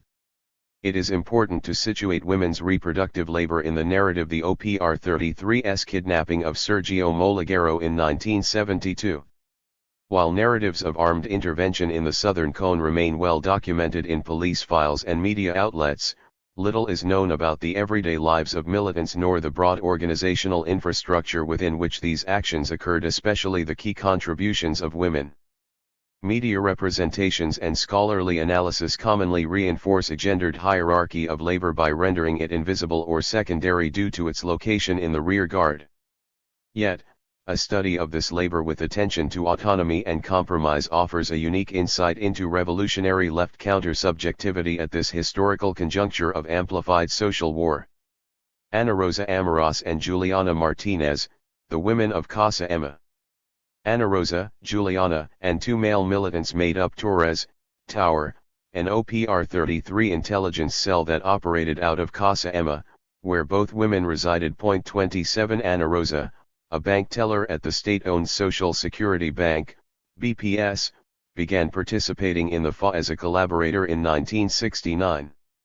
Throughout high school, she belonged to the Catholic Association of Students and Teachers, a Montevideo-based liberation theology project led by Father Jorge Techera. The Bank Tellers Union, the AEBU, remained a FA stronghold beginning in 1968 under the helm of Hugo Kors. A fellow bank worker recruited her after a brief conversation about her prior political militancy. She began participating by distributing Cartas de FA, the organization's illegal underground newsletter. Ana Rosa also collaborated by storing the cartas and other FA-related materials, such as auto parts and hardware, in her family home. Her father, who served as deputy representative of Rivera Department, held parliamentary immunity due to his role in national politics. As such, her class position deviated significantly from that of other FA militants. In mid-1971, Ana Rosa joined OPR 33 and accepted the responsibility for operating the safe house. 28. Juliana joined the cell after 1 year participating in RO. In 1970, she moved to Montevideo from the northeast border town Chuy and began her trajectory as a student at the School of Fine Arts. While Juliana had not been politically active prior to arriving, she was moved to participate in an anarchist political project after her cousin gifted her Daniel Guérin's Anarchism, From Theory to Practice. 29. However, she remembers struggling to comprehend the complex debates surrounding the ideology during student union meetings, where the FA's brand of Latin Americanist anarchism often clashed with a more traditionalist vision popular among fine arts students and Comunidad del Sur 30. She eventually joined RO and participated in various solidarity campaigns with striking factory workers. An intermediary later approached her about taking on intelligence gathering responsibilities in OPR 33. She recalls joining without second thought, even after being warned that participation would likely result in imprisonment, exile, or execution. Juliana moved into Casa Emma in late 1971, soon after dropping out of school to begin working full-time in an eyeglass factory. 31. The quaint house was in Montevideo's Brazo Oriental neighborhood. The women, both in their early 20s, claimed to be students, a narrative that helped explain the frequent visits from youth members of the organization. While they received a small stipend from the organization, the women worked in the formal sector to pay for rent and living costs. They kept up the home's maintenance, received a daily newspaper, and hired a gardener to visit once a week. We were two people living a normal life. We had a life that resembled everyday life in the rest of the country, Ana Rosa recalls. 32. Yet, the domestic sphere doubled as the site of their political militancy. They hosted weekly meetings where participants sought to develop a shared analysis of national politics. The FA published content from these conversations in cartas, drawing upon it to develop appropriate strategies and tactics for its mass front. The women studied daily newspapers to compile scrapbooks of politicians, factory owners, and members of neo-fascist organizations in effort to preempt intelligence gathering for potential interventions. They filed the albums in secret compartments, poses, fabricated behind dressers and vanities within the house. Finally, the women participated in physical training exercises, including weightlifting, aerobics, and self-defense. Ana Rosa recalls frequently practicing lifting one another up off the ground in a drill to simulate assisting a fallen team member while running from authorities. Such drills and training were part of daily life. The home served as a space of refuge but also required attention to detail to avoid unwarranted attention from neighbors. The women had to pay close attention to symbols and references to politics within the home. Prior to one meeting, when a visiting militant noticed they had decorated a vanity dresser with a red and black ribbon, he demanded they remove it for security purposes should the house be visited by police. 33 Juliana spent hours in front of the house with yarn and a crochet hook imitating hand motions, although she did not know how to knit. She recalls feeling anxiety about household malfunctions that necessitated a repairman or plumber to enter the home. They both developed basic handyman skills in order to keep the house clean, or free of outside presence that might reveal its political function. To this end, The organization also relied on its own network of trusted repairmen who shared common skills and were available on call. 34. Due to security precautions, relationships within the armed cell remained limited. The women knew one another, their neighbors, and fellow members of OPR 33 by way of an alias. But safeguarding personal information was very important for the resident militants and visitors alike because revelations could compromise a fellow militant should another member be caught and interrogated. These security measures became even more important when hosting clandestine members, who sometimes passed time at the house before leaving the country to evade warrants. They interacted with a strict focus on political labor, taking caution not to stray into any personal information about their interests, backgrounds, or identities. In one noteworthy gesture of trust, however, a visiting militant shared her real name with Ana Rosa. None of the 4 Torres militants had any contact with the FANOR OPR 33 outside of their intermediary and those who passed through the house. 35. The women's political labor required them to compromise their social lives outside of the organization. While they participated in social activities popular among Uruguayan youths, such as moviegoing and nightlife, they could not share information regarding their activity with anyone, even their closest friends. Within left circles, youths knew that their friends could potentially be participants in clandestine armed organizations. This mandated a social code in which such inquiries and topics of conversation remained taboo. They distanced themselves from friends and family members to maintain boundaries. Juliana recalls feeling anxious when converting previously substantive relationships into superficial encounters. She had to close doors and establish boundaries with people that must have seemed arbitrary to her interlocutors. While, to avoid raising suspicions, she remained in touch with people from her past life, she struggled to balance between maintaining the facade of her previous self and her militant counter-subjectivity. Romantic life was even more compromised. The militants' universe of potential love interests was limited to those they met within the armed wing of the organization. They could not date outside of this circle, because sharing information regarding their activities, even within the confines of a romantic relation, could compromise both people's security. 36 This became even more complicated if one member of the couple was fully clandestine. Juliana recalls balancing her relationship with security needs after authorities issued a warrant for her arrest in July 1972. Henceforth, she maintained relationships with her fully legal partner and friends but feared for their safety should authorities come looking for her while they were together. She remembers feeling like she was putting the people closest to her at risk. Sometimes the flow of life brought you into situations in which you would be together with people. The idea was to do so as little as possible, but sometimes it just happened, she shared. 37. Militants sometimes struggled to strike a balance between their desires and needs as individuals, and their responsibilities to the organization.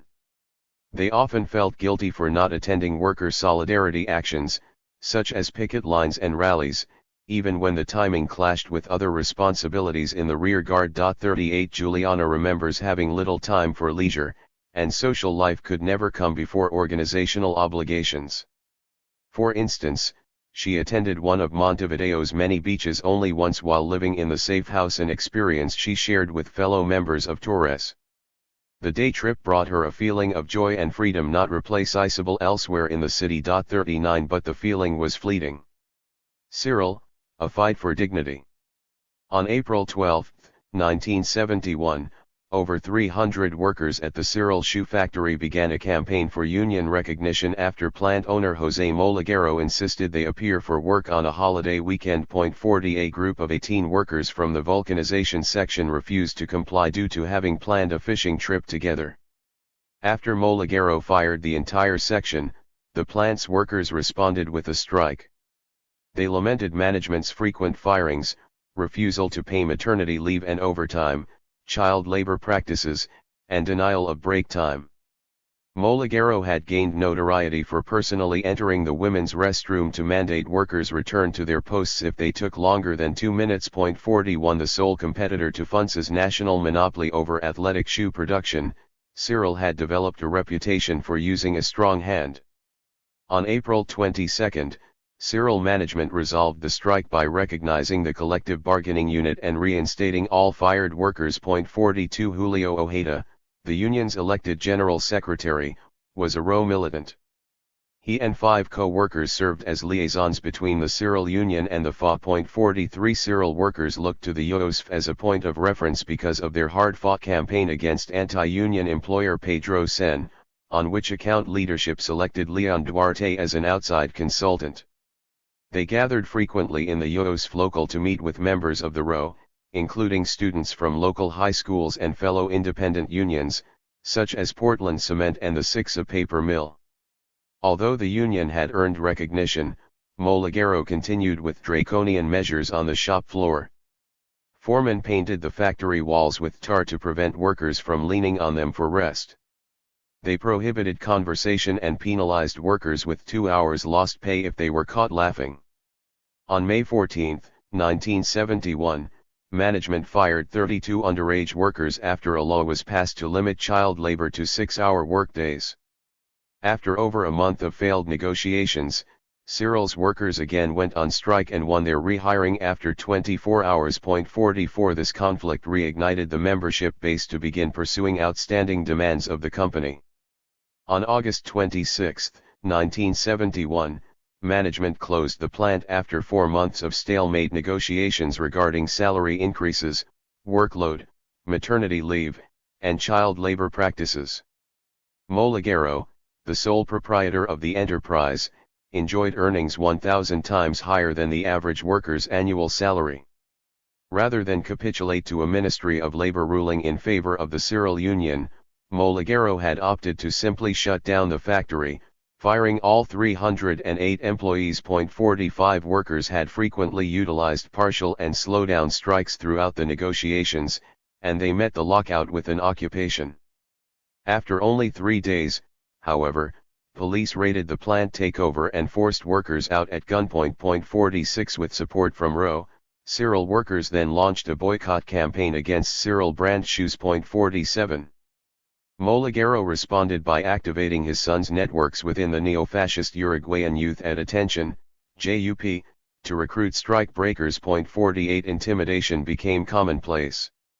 Nelson Hardoy, a shift manager and JUP member, provided the names of union agitators to local police, who frequently raided their homes amid the standoff. Demonstrations outside the factory often drew violence from strike breakers. In one case, a JUP member struck a child in the face while he was distributing flyers in front of the plant. Police frequently arrested workers and their family members during public gatherings. 3 workers and 2 minors were detained for distributing flyers. Another 5 workers spent 3 days in prison for painting a wall with propaganda, and a hired driver of a Parafonio, mobile loudspeaker, was detained for 24 hours. Family members commonly faced harassment from police officers upon visiting detainees. Montevideo's subcommissioner of police once insulted a group of workers' wives, insisting, "Go wash yourselves, filthy women." 49. On December 8, 1971, some 40 workers set out on a 42-kilometer caravan march from the Cyril plant in Santa Lucia, Canelones. Setting out with no destination, the March for Dignity sought to galvanize support throughout the Montevideo metropolitan area. It made stops at various factories in the country's interior, where workers camped and fraternized before arriving to Montevideo. Upon weaving through the city, 11 workers were detained before the march finally settled in Cerro Norte. Within a week the encampment grew to nearly 1,000. Police eventually raided the camp, forcing the marchers to relocate to San Rafael Church in El Cerro, where a dozen workers then initiated a hunger strike for over 1 week. On Christmas Eve, a group of 15 Cyril workers and Rho militants escalated the conflict by vandalizing storefronts of vendors who did not respect the boycott, including the pro shop at the Punta Carretas Golf Club. The group also used Molotov cocktails to set fire to Casa Sands, Montevideo's oldest sporting goods store, causing upward of $10 million of damage. 50. The conflict continued into the new year. Authorities repeatedly evicted various protest encampments as workers settled and resettled throughout the city. In April 1972, Leon Duarte began closely conversing with Cyril's Row caucus to consider the possibility of an armed intervention on behalf of OPR 33. Duarte's internal report back to the FA acknowledged, "It seems to be that Moligaro, the son of the owner and active shareholder in the company, has been insulting workers, groping female staff members, and encouraging a crackdown on the factory's workforce. He seems due for a kidnapping. It's clearly time to look beyond union action for a resolution of the dispute." 51 Upon receiving confirmation from Cyril's Row caucus, a FA intermediary relayed the task to Torres. Members of Torres unanimously accepted the task of surveilling Moligaro. 52 Juliana recalls, "There was no discussion. It was clear because our job was simply to support the labor movement. There was no doubt among any comrade. And we knew that this kidnapping target had a girlfriend in cane loans." 53 Cyril's workers shared plentiful tips regarding Sergio Moligaro's 1955 Ford Thunderbird and his weekly pattern of visiting the nearby town.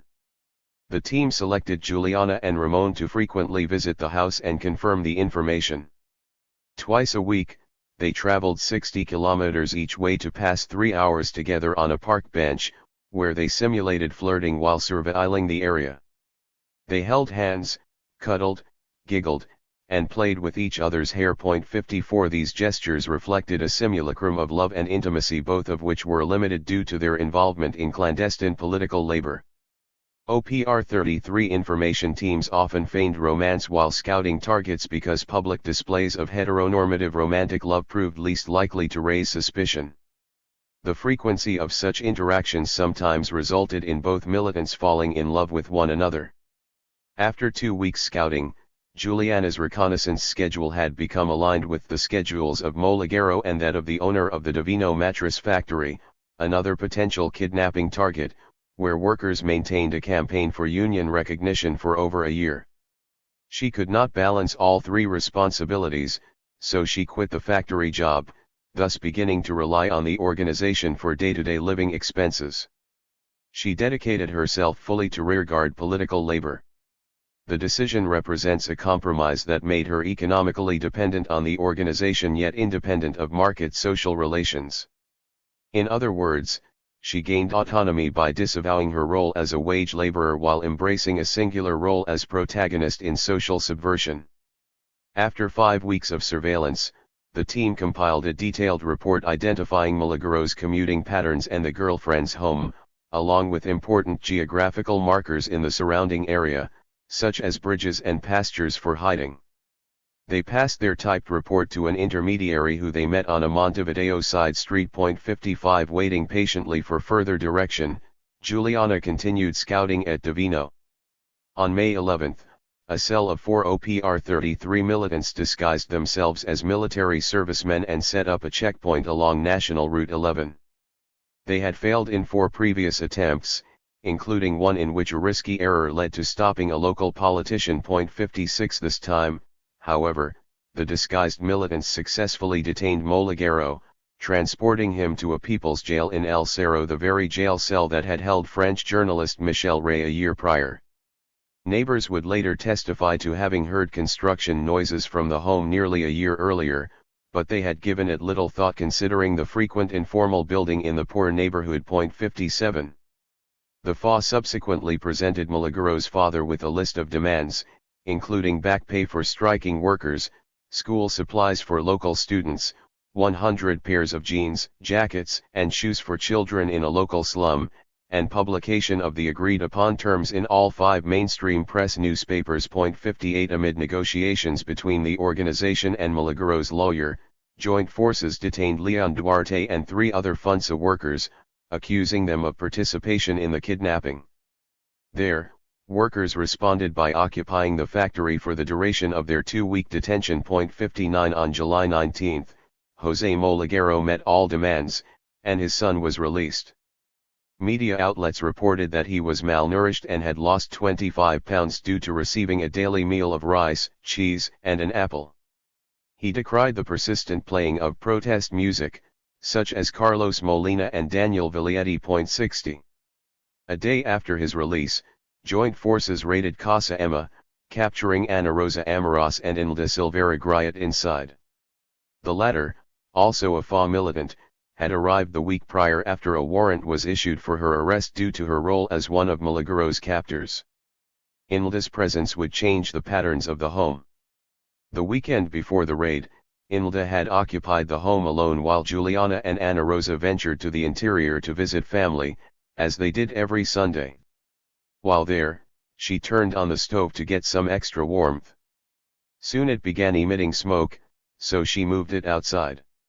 A worried neighbor visited the home, but, to avoid raising suspicion, Inilda did not answer the door. The neighbor, who sent her granddaughter to the home each week for tutoring, became concerned and notified police. In the meantime, Ana Rosa and Juliana returned from their getaway. A joint forces team arrived hours later and immediately identified Inilda from wanted photos. Ana Rosa denied any involvement in OPR 33 and insisted that Inilda was staying at the house after separating from her husband. She failed to convince the authorities but managed to remove a deodorant bottle from the bathroom window facing the street and agreed upon alarm signal, thus warning Juliana upon her return. 61 Before settling back into the home, Juliana ventured to her lover's house to wind down the weekend. Upon returning to the home later that evening, a nearby shopkeeper intercepted her. The shopkeeper, a member of the Communist Party, dashed toward her to give her a wine bottle upon seeing her walk down the street. While simulating a chummy encounter, he warned her that the house was occupied by joint forces who awaited her return. She kissed his cheek and continued walking. She escaped into hiding with a warrant out for her arrest after police found documents revealing her identity inside the home. The Casa Emma raid commenced a series of operations that would break the FA/OPR 33's social and material infrastructure over the next few days. Thus, rather than utilize the established network of clandestine safe houses, Juliana would have to rely on family and friends. She soon left for Buenos Aires with a fake passport but felt estranged and feared being captured in a foreign country. Returning to Uruguay 1 month later, she managed to evade capture for a time but was eventually arrested in March 1973. 62. Juliana spent 11 years and 5 months in prison following her conviction by a military court for subversion, membership in a revolutionary organization, accomplice to kidnapping, and possession of fake documents. Ana Rosa served 2 years in prison for subversion. Authorities frequently raped and tortured both women while imprisoned. The torture tactics often relied on appeals to affect. For example, interrogators frequently threatened to show Ana Rosa the fetus of her stillborn child, who she had birthed shortly after arriving to prison. She recalls the difficulty of remaining non-compliant, declaring, "There were things that we knew, like half the person. But we were accustomed to the role of using an alias, one could not give the authorities more information than what one knew. Sharing too much information was dangerous. It had nothing to do with the other person being bad or anything me, I think that all of us in some way took in the enemy. In my case, I never thought that the torture I would receive was going to be so gutting. And that the rape would be so widespread. You think that you are brave, but then there are so many ways that they could break you down and manipulate you. Really, you feel like you are in the hands of monsters. You try to defend yourself, but there were so many things that kept happening. Then, after 9 months my entire team ended up falling." 63. Ana Rosa suffered extreme back problems that left her immobile for the duration of her sentence. Guards began treating her for tuberculosis.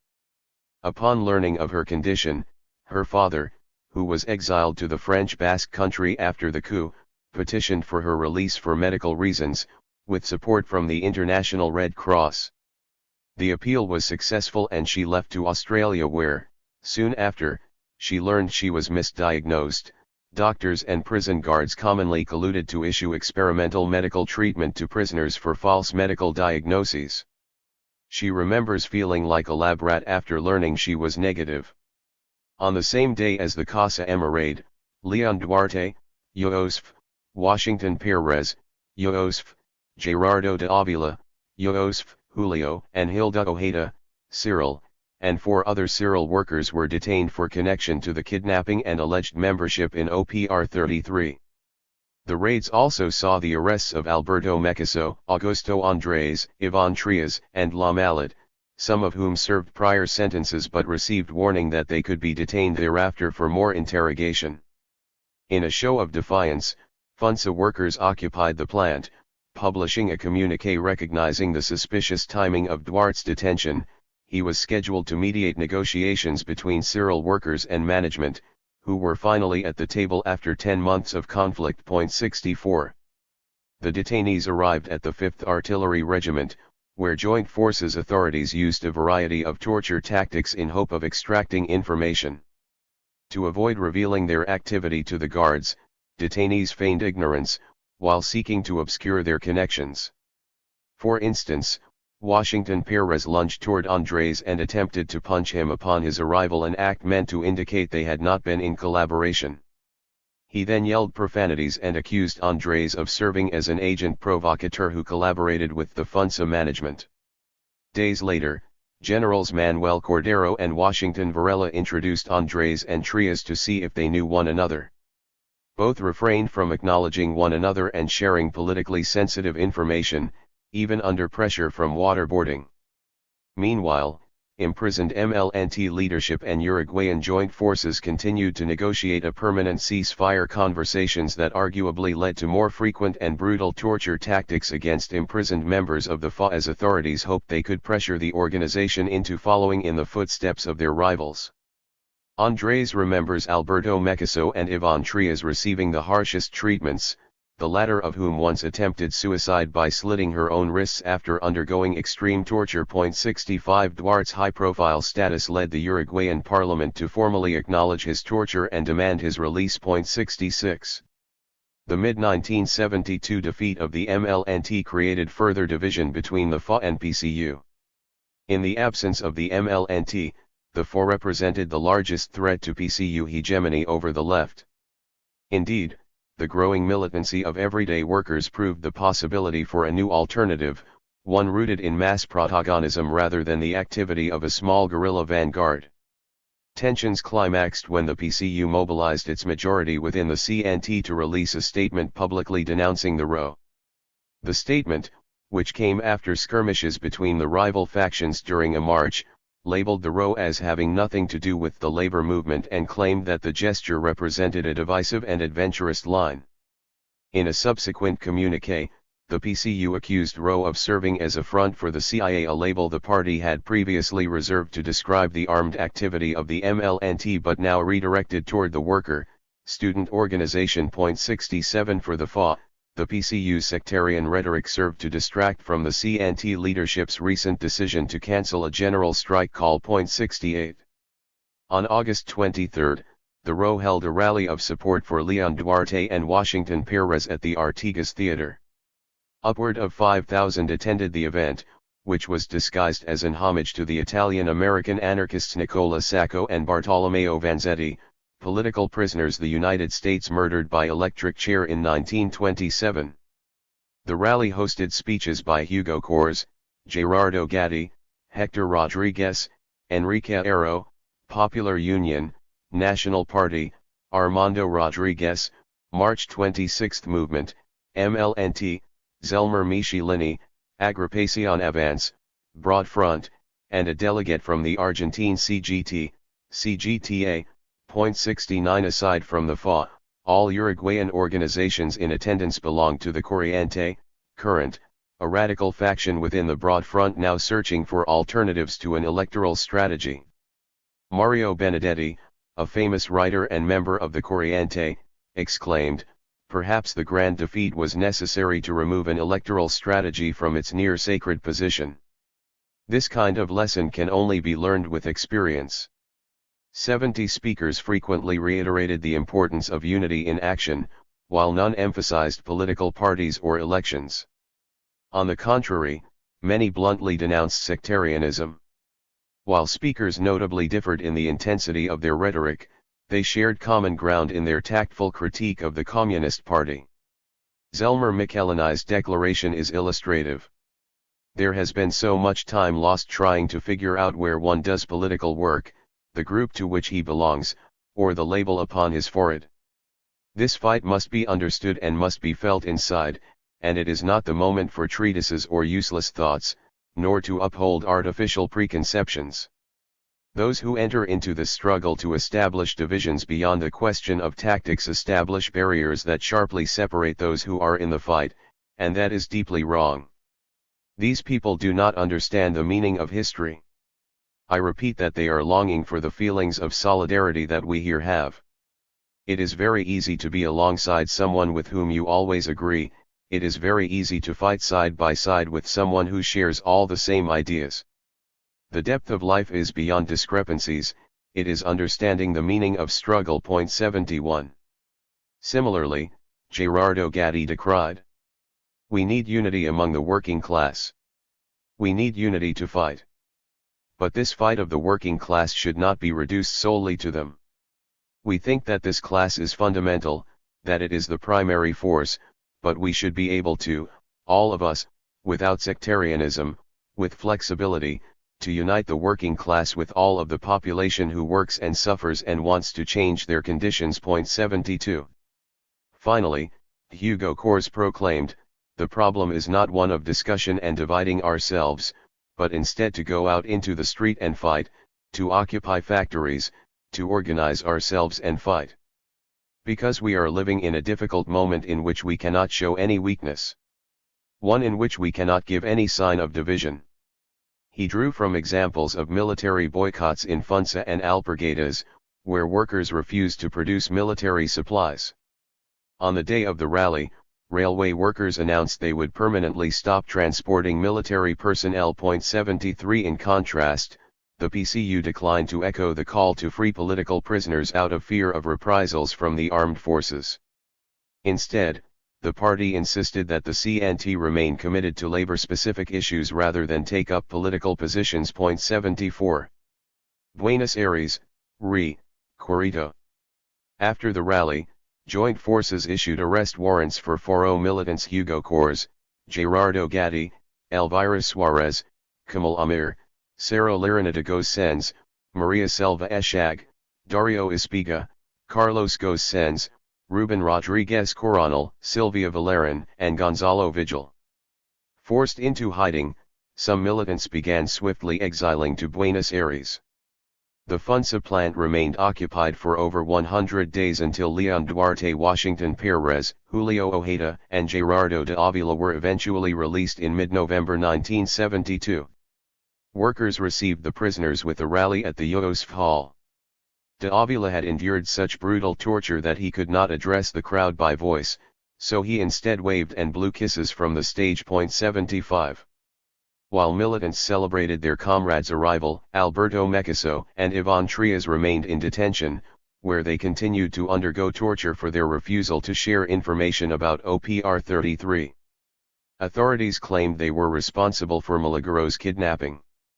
Meanwhile, however, they plotted a prison break among themselves. As the planned date of escape approached, guards coincidentally mandated Trias to solitary confinement and assigned a single soldier to watch over her, nullifying the militants' initial plan to escape together. On November 21, 1972, Alberto Mecaso broke from his cell, jumped the prison wall, and ran toward the North Cemetery. After crossing the Arroyo Miguelite, he flagged down a Junta Papeles, scrap collector, on a horse and buggy. The two men exchanged clothes before the informal worker offered his humble getaway vehicle. Mecaso maneuvered the horse and buggy through a police-ridden Barrio Cerrito until reaching the home of a friend and ex-colleague from his days working in the Swift refrigeration plant. Gatti and Duarte arrived at the refuge the next morning to transport him to a safe house in Ciudad Vieja, where a medic treated him for fractured ribs and amputated numerous fingers. After 2 weeks of recovery, Gerardo Gatti invited longtime friend Eduardo Galeano, who had published his seminal Open Veins of Latin America the year prior, to meet and conduct an interview with Mecaso. 76. For his own security purposes, Galeano used an alias and fabricated the interview's suburban Madrid location to give the impression that Mecaso had already fled the country. The interview provided detailed descriptions of the joint forces' various torture methods, including sessions of electrocution and waterboarding that lasted up to 3 hours. He also testified as to having witnessed rape and genital electrocution as common practice against female prisoners.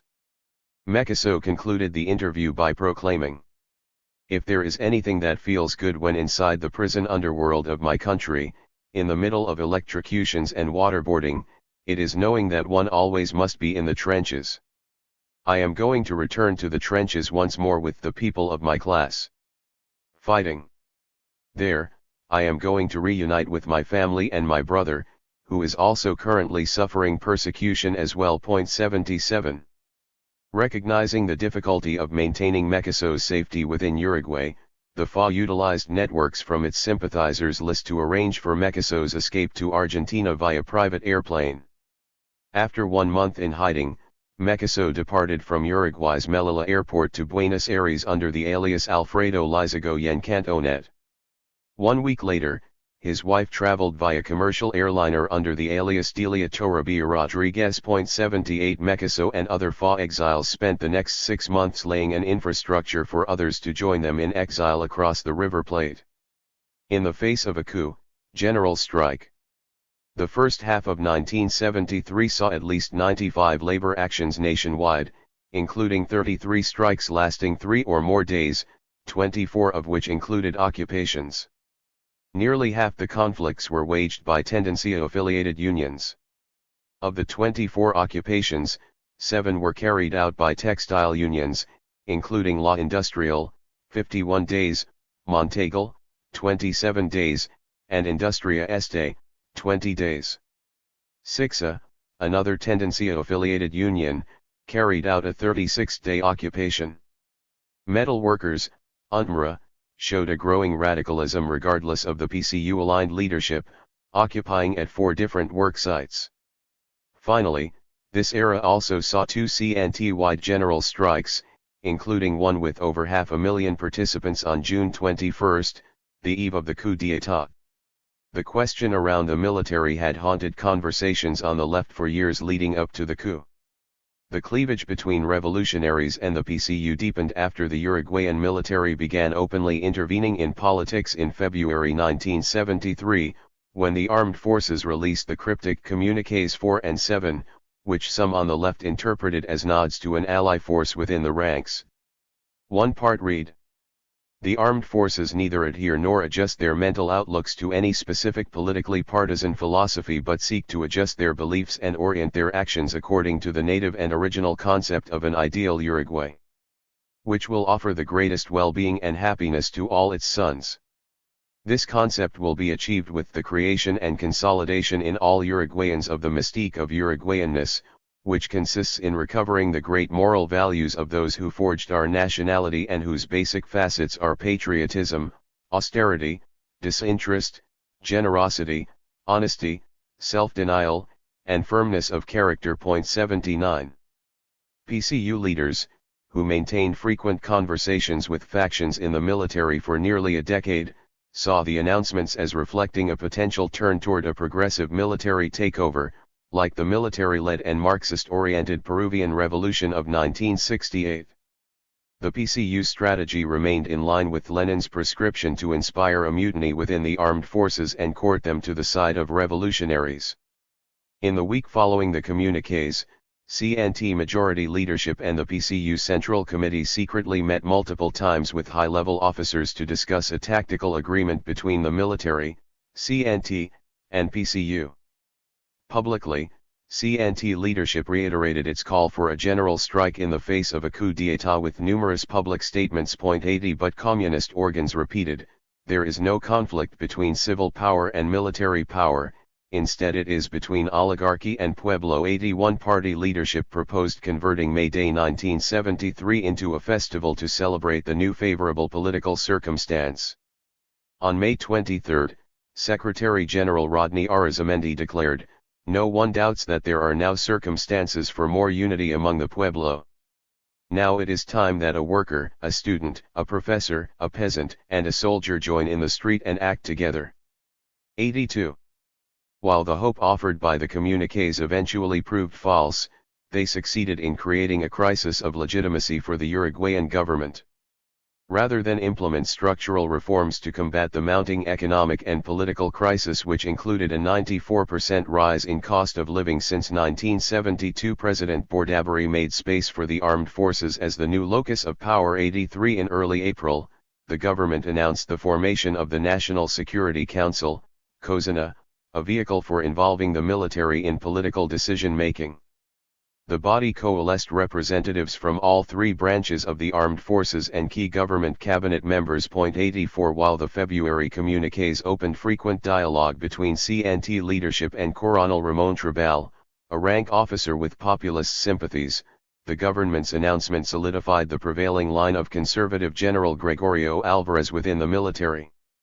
On April 9, COSINA blamed the CNT for creating an economic crisis and announced its intentions to modify labor laws, specifically the right to strike. 85. Advocates argued that labor had become too politicized.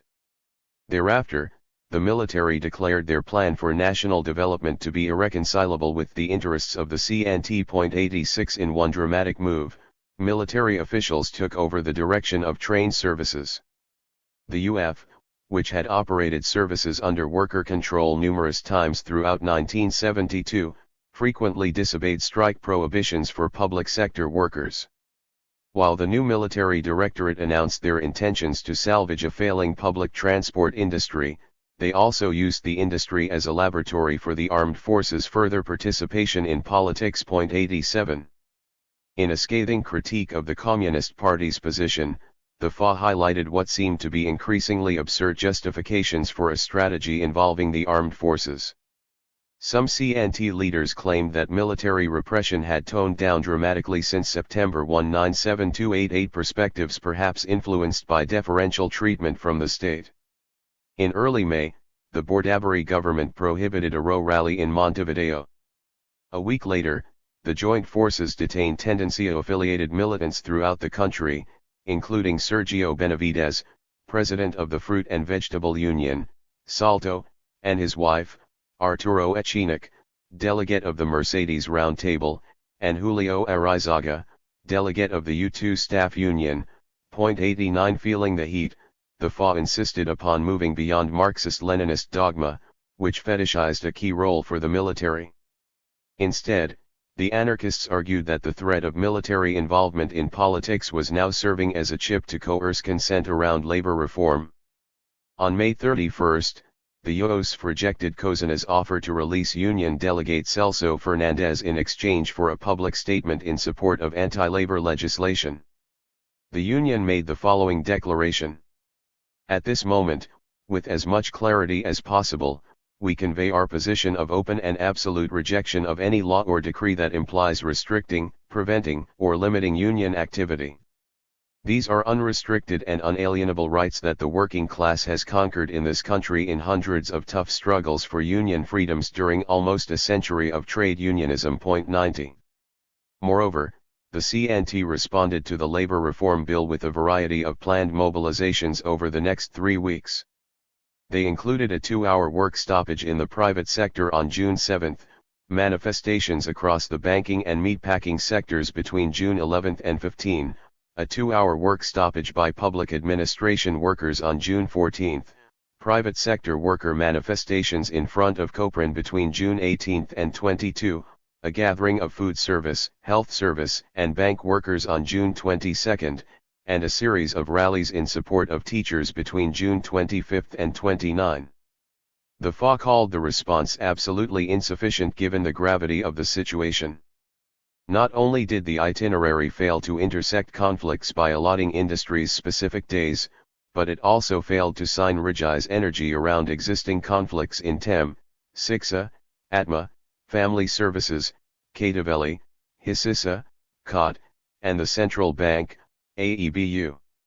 All were actively engaged in strikes and occupations. 91.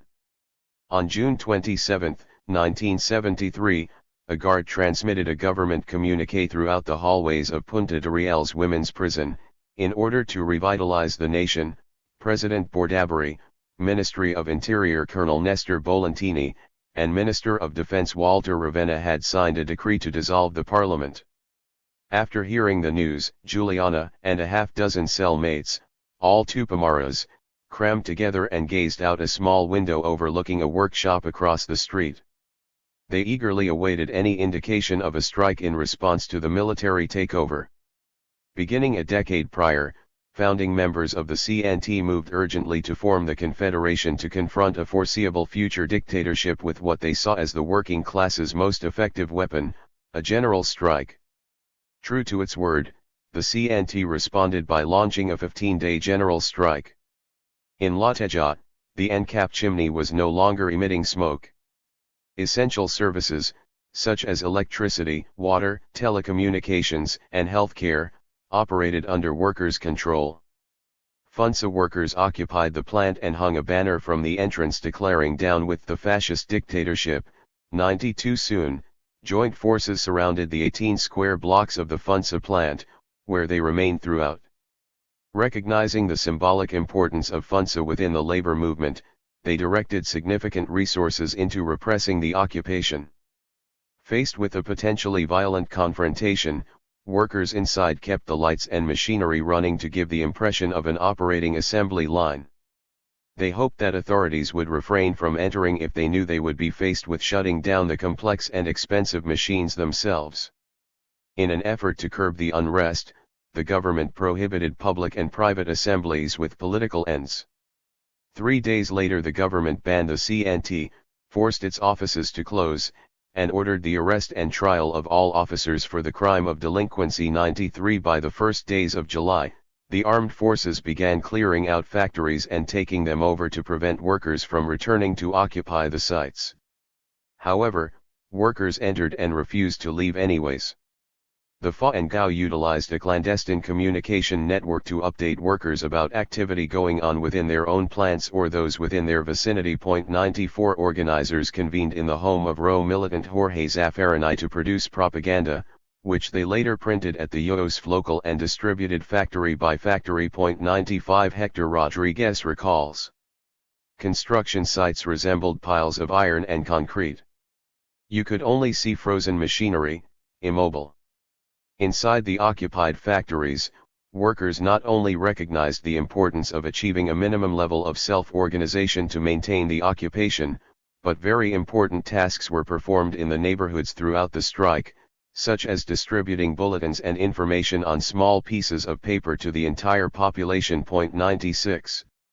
After 1 week, CNT leadership began to question whether to maintain the strike. The PCU identified the strike as a small gesture and saw severe tactical limitations due to lack of support from the Blanco and Colorado parties. While neither traditional party took a position on the military coup, the CNT and their student movement allies were isolated as the only clear protagonists with little capacity to gain support beyond those already aligned with the left. Contrarily, the tendency is set out to win the strike at whatever price necessary. Delegates Hector Rodriguez and Leon Duarte identified severe risks in losing. Sliding into a Brazil-style military dictatorship potentially meant the end of organized labor. 97 The stakes were high. But it was becoming clear that the situation was not sustainable. On July 4, the key industries of collective transportation, railways, and municipal workers began returning to work. That same day, the government announced arrest warrants for 52 CNT delegates. Recognizing the CNT's incapacity to maintain the strike, UOSF officers, including Duarte, began to advocate for negotiating with the military to avoid harsh retaliation on behalf of the state. Occupation Committee delegates Alberto Marquez and Luis Romero reached out to Colonel Barrios, an armed forces contact with whom the UOSF previously established contact during negotiations to free Duarte and Perez from detention. In exchange for ending the occupation, UOSF leaders demanded that no workers be arrested for their participation. Duarte and others recognized that labor was no longer on the offensive but instead fighting to return to pre-civic military status quo. As such, They saw the best potential outcome to be the legalization of the CNT and release of all political prisoners. FUNSA workers exited the plant on July 6 and returned the following day to work. Angry with the decision to end the occupation, workers called for an emergency assembly and unanimously decided to reoccupy the workplace. Joint forces responded by breaking in to remove the workers remaining inside as a symbolic gesture. Recognizing they had no way out, Duarte reached out to fellow Tendencia delegates from Portland, COT, and UNMRA to request further negotiations with the military and plea for the best possible outcome amid a devolving situation. As the Tendencia sought an exit strategy at FUNSA, ANCAP management replaced striking oil refinery workers with busloads of scabs from southern Brazil. Joint forces broke into the homes of bus drivers and forced them to work at gunpoint. Some accompanied workers along their transit routes to curb any attempts of subversion. 98 By the strike's second week, labor militancy had transcended even the most radical of its leadership, who turned to negotiation in the face of an increasingly violent situation. Rather than experiencing an explosive moment of autonomy and self-management, such as the experience in Barcelona in July 1936, Uruguayan workers were isolated and lacking a mass consensus around the meaning of the strike and how to sustain it. On July 11 the CNT representative table called the strike's end.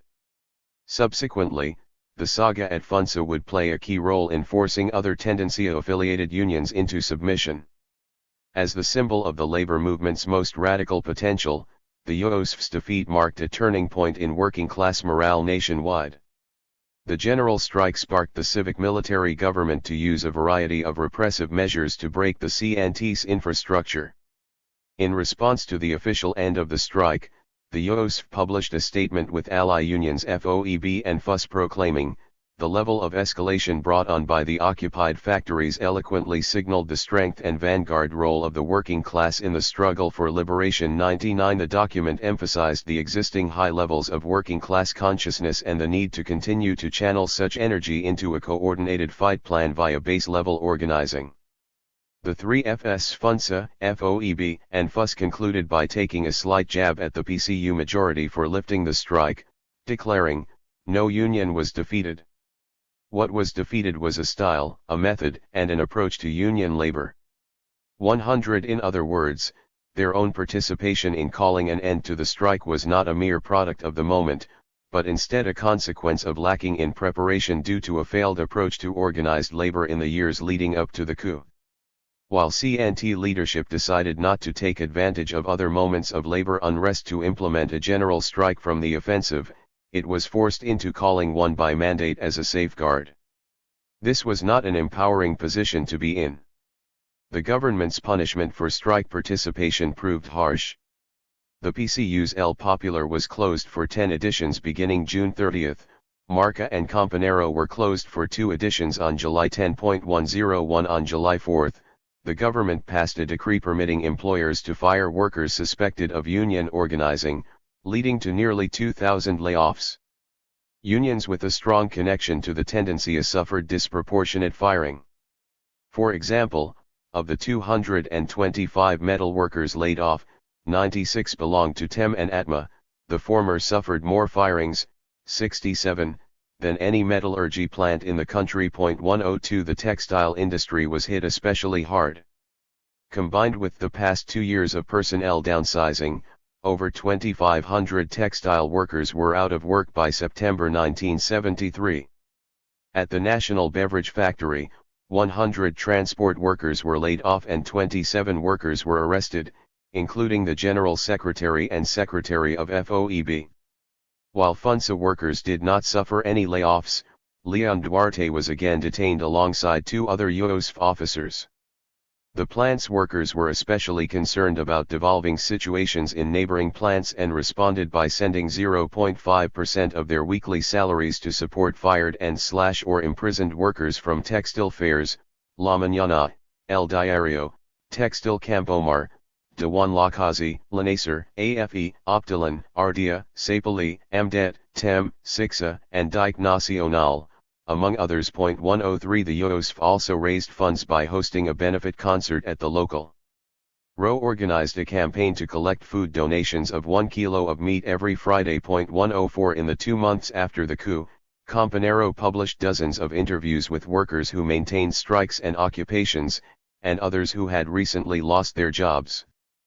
Foro used their press organ as a platform to maintain communication and dialogue, but repression was too great, and they could not realize their goals. Hugo Kors recalls, "There were many people among the RO who I never saw again." 105.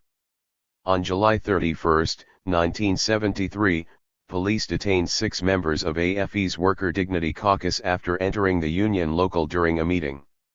Raul Oliveira, Luis Raimundo, Oscar Rodriguez, Luis Pina, and Nadu Sosa remained in prison for the duration of the dictatorship.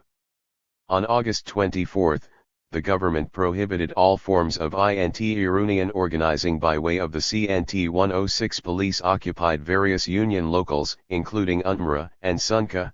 The CNT local was converted into a detention and torture center. 107 On December 14, FA militant and UF officer Gilberto Colin died after being taken from his cell to the middle of a soccer field, where drunken officers waterboarded him to the point of cardiac arrest. 108. Labor militants continued meeting secretly with help from students, who maintained at least 30 meeting spots on various campuses throughout Montevideo. In late October, GAO militants accidentally set off a bomb in the Faculty of Engineering, resulting in the death of a professor who also belonged to the group. The military responded by occupying the University of the Republic and closing it down for the remainder of 1973. The offensive saw the arrest of dozens of GAO militants, demobilizing one of the FA's closest allies. Moreover, the military occupation forced the closure of all 30 organizing spaces. 109 As the tendencia's infrastructure deteriorated, Leon Duarte Washington Perez, and Miguel Gromas went into hiding, releasing the final edition of Campanero on November 6, 1973. 3 weeks later, the government passed a new decree to dissolve and declare illicit all Uruguayan left political organizations, including the Foro, PCU, PSU, GAO, and 9 others. All political activity involving a banned political organization now constituted a crime of subversive association or assistance to a subversive association.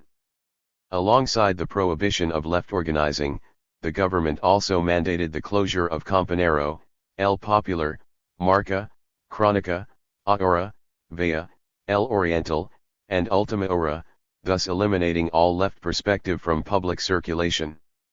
Leon Duarte was detained 1 week later. Within the next 3 years, 26 national newspapers and 5 local newspapers, including various church-related publications, would receive cease and desist orders from the state. 110. Duarte remained in detention for the first months of 1974. Authorities assured Yo's leadership that his capture would be brief. Meanwhile, General Hugo Cayape Posse, who led the interrogations, sought to build a non-red labor union confederation outside of the CNT structure. His Nationalist Central followed Benito Mussolini's corporatist model and would be channeled vertically into the military government. Moreover, the new Central would break the CNT's class struggle foundation, replacing it with one of labor harmony, with the state as mediator. He hoped to take advantage of tensions between the PCU majority and Tendencia Combativa, and recognized Duarte's key leadership role among the latter faction when offering him a position in the Ministry of Labor. Duarte declined, proclaiming, "There is only one Central, the CNT. I am a delegate of the CNT. My responsibility is to the CNT. I recognize that those of you who speak to me are on one side and the working class is on the other." 111 In May 1975, Leon Duarte and Washington Perez crossed the Rio de la Plata to join fellow members of the Foro in exile. Conclusion. Between November 1971 and June 1973, Uruguayan workers carried out upward of 900 work actions, including at least 200 occupations. The CNT coordinated over a dozen days of action across industries, including 4 general strikes. Of the total work actions, 22% included occupations. In a dramatic change compared to previous years, CNT majority-affiliated unions accounted for 41% of occupations, 37% of strikes lasting longer than 3 days, and 34% of strikes lasting longer than 10 days. 112 While the FA's electoral defeat forced majority-affiliated union leadership to discover new approaches outside of the electoral strategy, the rank and file demonstrated an impressive propensity to act by foregoing legal processes and embracing direct action tactics. Instead, one of the longest and most dramatic strikes took place at the Cyril factory, where workers waged a 10-month campaign that concluded victoriously after intervention from the OPR-33. The balance between mass protagonism, RO, and armed action, OPR-33, provides the best example of the FA's two-foot strategy. Moreover, a narrative analysis of the event centering women's reconnaissance labor offers a unique opportunity to demystify the multiple forms of political labor behind the growing popular unrest. While everyday people certainly embraced a role as protagonists, the tactical forms utilized throughout the epoch were made possible by a complex, overlapping social infrastructure maintained by political organizations. Within that infrastructure, women's reproductive labor played a primary role. August 1972 marked a unique moment in which the 4O stood as the sole challenger to the PCU's hegemony over the left. The MLNT ceasefire shifted emphasis toward building popular power, coinciding with rising militancy within the labor movement. Moreover, state repression against high-profile union organizers Leon Duarte and Washington Perez inspired solidarity across factions of the left, which drew local comparisons to worldwide experiences during the Sacco and Vanzetti affair. Finally, the PCU's stigmatization of the 4O, something addressed by numerous speakers during the rally in support of Duarte and Perez, revealed a prevailing tension within the left.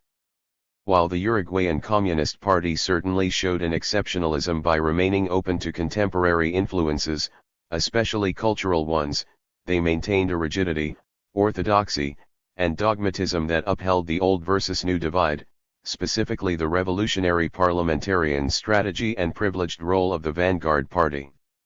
These strategical and tactical differences, and the shifting coalition formations around them, presented clear tensions that proved irresolvable even in the face of rising state repression. Moreover, the historic moment showed potential for a vibrant new coalition outside of the electoral framework, one rooted in mass action rather than voting. The shifting political field clearly surfaced after the PCU announced its position on Communiques 4 and 7 in February 1973 and continued into the June 1973 general strike. Strategic differences between the Tendencia and CNT majority carried over into the 1973 general strike. While Tendencia-affiliated unions demonstrated intentions to force the civic-military government into submission by withholding their labor, the majority-aligned unions representing essential services proved ill-prepared to continue beyond the first week. Arguably, the workers' inexperience with sustaining large-scale work actions left them without the necessary infrastructure to hold out. As such, their return to work left more militant sectors isolated and forced an end to the strike. Thus, while workers showed an increasing combativeness throughout 1972, the PCU's impact remained strong. Regardless, President Bordaberry justified the armed forces' role in government by pointing toward its victory against the MLNT in April 1972. He insisted that the military's participation in politics represented a compromise between chronic anarchy and a true military takeover. 113 The civic-military government prioritized labor reform upon taking power. Minister of Defense Walter Ravenna, for his part, declared commitment to uprooting the Marxist infiltration of Uruguayan society. He recognized the influence of organizations further to the left than communists and insisted that there was no turning back possible, there would be no mediation or negotiation. 114 The government enjoyed strong support from Uruguayan industrialists who shared the opinion that the CNT, not the MLNT, was the largest threat to national security in the country. Over half proclaimed control of labor unrest as the government's largest accomplishment. Of those who mentioned the MLNT, Nearly half saw the guerrilla movement and labor unrest as part of a coordinated left conspiracy. 115 A phenomenon scholar Jose Nunn has called the middle-class military coup. 116 Over the next 12 years, the US-based AFL-CIO contributed upward of $160,000 annually to form the General Confederation of Uruguayan Workers, CGTU, a new trade union central in opposition to the CNT. According to a clandestine periodical titled Carta, the U.S. Embassy acted in collaboration with Uruguayan ex-delegate J. Betancourt to bring instructors from Central America to the Uruguayan Institute of Union Education, a local branch of the American Institute for Free Labor Development. 117 As the most important organizations on the Uruguayan left lay in shambles, the outlook for workers proved disastrous. Real salaries nationwide would decrease by 50% in the first 5 years of the new government. 118. 6. The garage was not a garden. Exile Strategy, USAID, and the Argentine Clandestine Detention, Torture, and Extermination Center Automators Orletti, 1973-76. The jungle is very big. There is plenty of room for all the animals. And no one would lack a thing. If everyone were able to work. The animals love the jungle very much. The rivers and the trees. Its land and its fruits. The animals that work have realized that in the jungle there are many things to fix. They gather around a little fire. And they start talking. If someone comes to bother, the owl upon the branches is the one responsible for calling out. One day without being seen, a hunter arrives in the jungle. Of the jungle, he does not understand a thing. He does not care if the animals lie better. Mauricio Gatti, 1972. In 1974, Uruguay's famed cartoonist Walter Tournier released his first animated short film based on a prison letter from FA militant Mauricio Gatti to his daughter, Paula. 1 The letter and film, both titled En la selva hay mucho por hacer, In the Jungle There Is Much to Do, depict Uruguay as a free territory inhabited by wild animals who cooperate and live in harmony until being disrupted by the arrival of a hunter, who begins capturing them to send to the zoo. Some of the animals identify the hunter and set up an alert network, but they are captured first. They eventually escape the zoo by boat and then return to the jungle, where the rest of the animals have warded off the encroaching zookeepers. At the time of its writing, the narrative translated for Paula the FA's exile strategy, one in which everyday people would overthrow the dictatorship and pave the path for the exile's return. However, this proved to be a fantasy. Alberto Mecasso's jailbreak and subsequent exile led the way for what would become a FA mass exodus to Buenos Aires. Beginning in late 1972, many FA militants were forced underground, while the already clandestine OPR 33 militants began the journey toward Buenos Aires. 2 Most exiles belonged to the armed faction, which found itself isolated as the only armed group in Uruguay after the MLNT agreed to a ceasefire and subsequently suffered mass arrests in April 1972. 3 The FA's strong presence in the graphic artists and bankers unions allowed the organization to counterfeit passports, national identification cards, and even money. 4 Recognizing the importance of working in coalition, the FA made an easy decision to divide forces on both sides of the River Plate. After all, staying in Uruguay meant being forced to operate as a small, isolated organization of a few hundred anarchists. Instead, they followed exiled left groups from throughout the continent to Argentina, the only southern cone country that had not fallen to military rule as of late 1973. While exiled in Buenos Aires, the FA remained independent of formal left coalitions but continued collaborating with other new left organizations to fortify a cross-border resistance network between both countries. They funded these efforts with ransom money acquired by kidnapping Dutch businessman Federico Hart and extorting him for $10 million. Lured by the prospect of recovering the massive sum, the Uruguayan Armed Forces and Argentine Secretariat of Intelligence collaborated to permanently disappear 35 FA militants at the Buenos Aires-based clandestine detention, torture, and extermination center, Automators Orletti. In all likelihood, The operation was the first of Plan Condor, a transborder policing and surveillance infrastructure that would plague the Southern Cone and Central America for the next decade. Yet, as word of the Uruguayan government's over 7,000 political prisoners and frequent use of torture gained wider circulation abroad, the dictatorship found itself the target of an international human rights campaign led by Amnesty International and the Bertrand Russell International War Crimes Tribunal. This chapter sets out to achieve three main goals. First, I identify the FA as a relevant political organization among the Latin American left milieu exiled in Argentina between 1973 and 1976. In doing so, I show the benefits of moving away from the heavyweight left organizations in the region, specifically Argentina's Guevarist People's Revolutionary Army, ERP, and Peronist Montoneros, and Uruguay's PCU and MLNT. The FA advanced its own political vision and strategy as an independent organization, while still working in coalition with other groups in the new left milieu.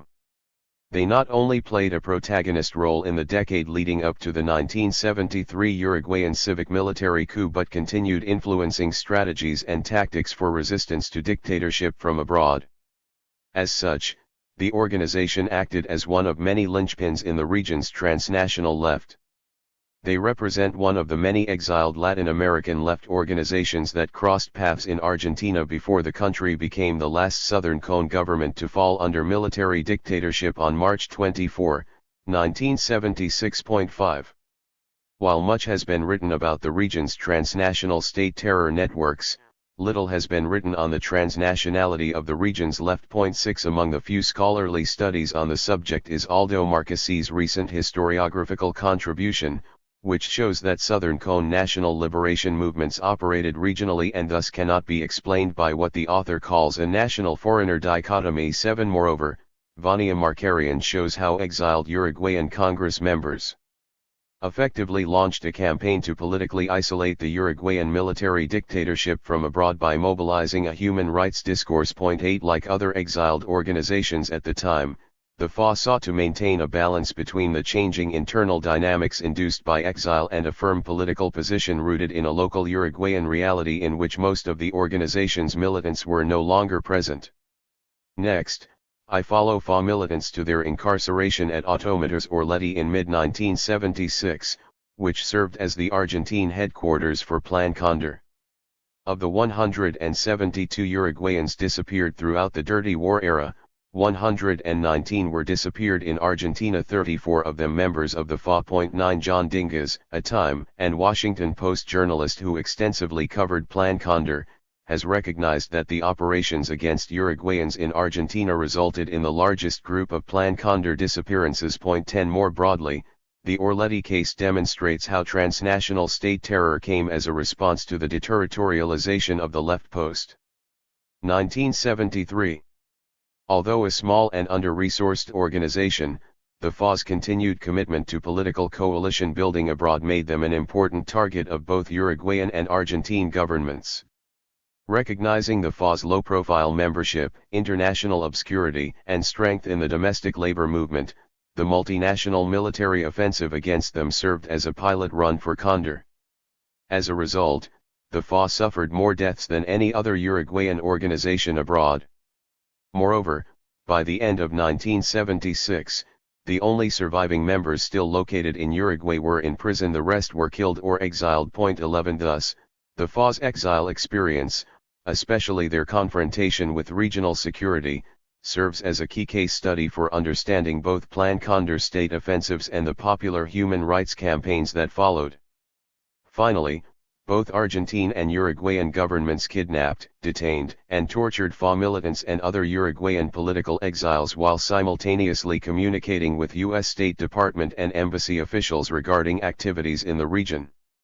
The case shows a clear tension between the State Department and CIA's explicit and implicit support for the formation and implementation of a transnational state terror network on one hand, and the U.S. Congress's effort to defund the Uruguayan civic-military government due to extreme human rights violations, on the other.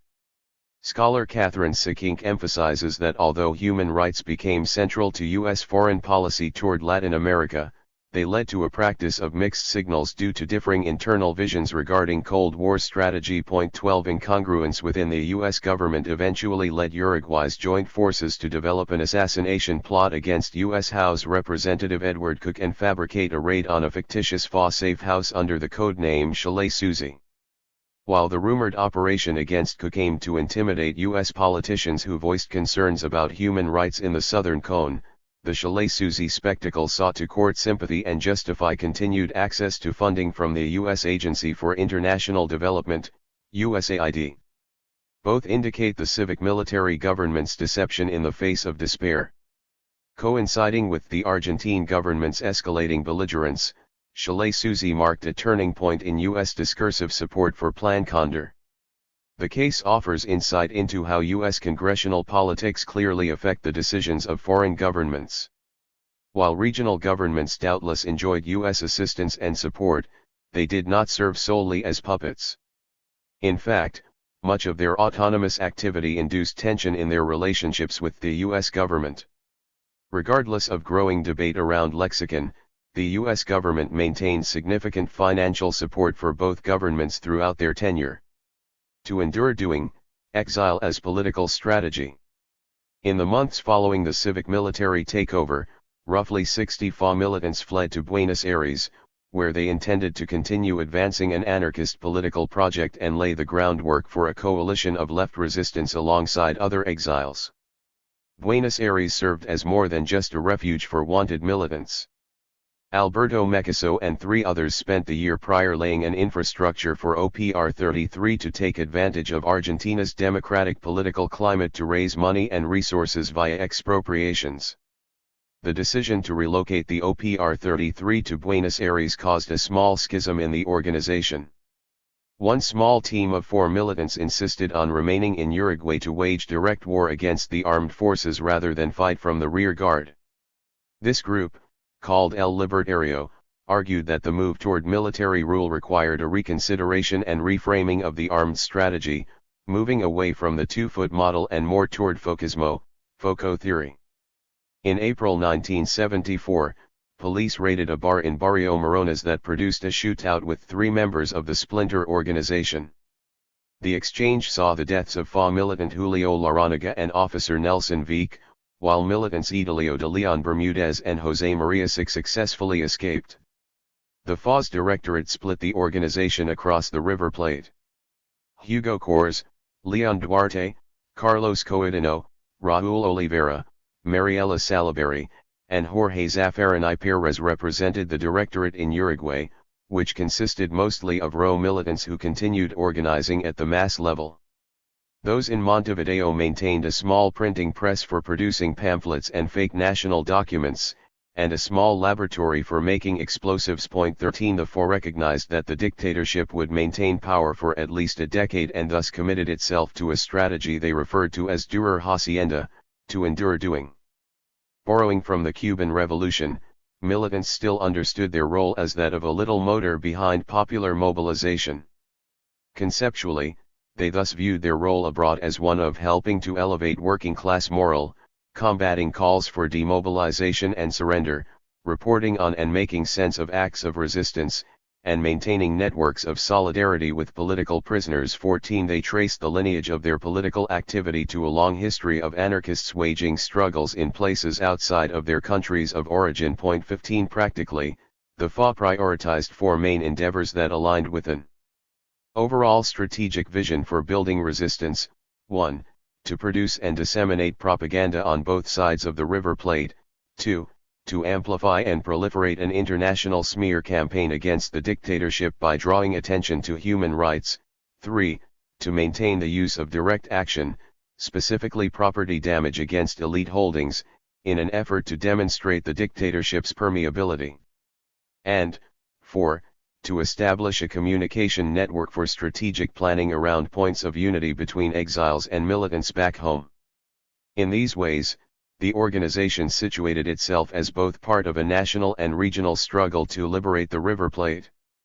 Moreover, they continued to see themselves as part of the broader continent-wide struggle of the epoch and continued using the Cuban revolutionary call, hasta la victoria siempre, onward to the final victory, Point 16. Regardless of the FA's intentions to realize a coalition of resistance from abroad, including the participation of progressive politicians, they continued to see everyday people as the main protagonists of resistance. In a communiqué directed toward fellow Uruguayans in exile, the FA proclaimed, "The resistance struggle is possible, and in our country, there is a resistance. There are frequent examples of this. They do not consist of spectacular acts that result in immediate triumphs or generate feelings of success. They are instead constant everyday acts in which the pueblo is principal actor. For this reason, Uruguay is set up for a long and tolling struggle for socialism and the forging of popular power." 17. While challenging the dictatorship would not grant immediate results, the effort was not seen to be in vain. Although many on the left insisted on waiting out the regime, the FA viewed dissident acts as seeds for building class power and forging new subjectivities in a prolonged process of social transformation. While the anarchists envisioned a prolonged struggle against the dictatorship, they remained skeptical of reaching solutions via institutional politics. They pushed back against the PCU's continued faith in a progressive mutiny from within the military, insisting, the pueblo should not subordinate itself to the spirit of February by waiting, still, for the fulfillment of communiques 4 and 718. For nearly a year and a half after the military coup, the still legal PCU continued aspiring to collaborate with the progressive sect within the military. Perhaps the best example of this intention can be found in the publication of an above-ground military bulletin titled 9 de Febrero, which received backdoor funding and influence from the party. 19. While the military demonstrated clear signs of internal incoherence, it had without doubt demonstrated a commitment to dismantling organized labor and the left prior to and after the coup. 20. In contrast, the FA espoused a view that reflected an influence from both orthodox Marxist and New Left ideals. One that saw politics and government as superstructure to working class struggle and the forging of the hombre nuevo. The search for political solutions only disempowered everyday people who had already demonstrated, by instinct, their willingness and knowledge of how to subvert the regime.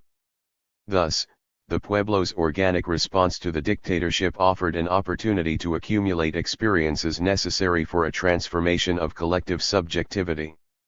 With their militants' relocation to Buenos Aires, the FA shared a position similar to that of other exiled left organizations from Uruguay, Bolivia, and Chile who had also moved there as conditions in their home countries proved too hostile.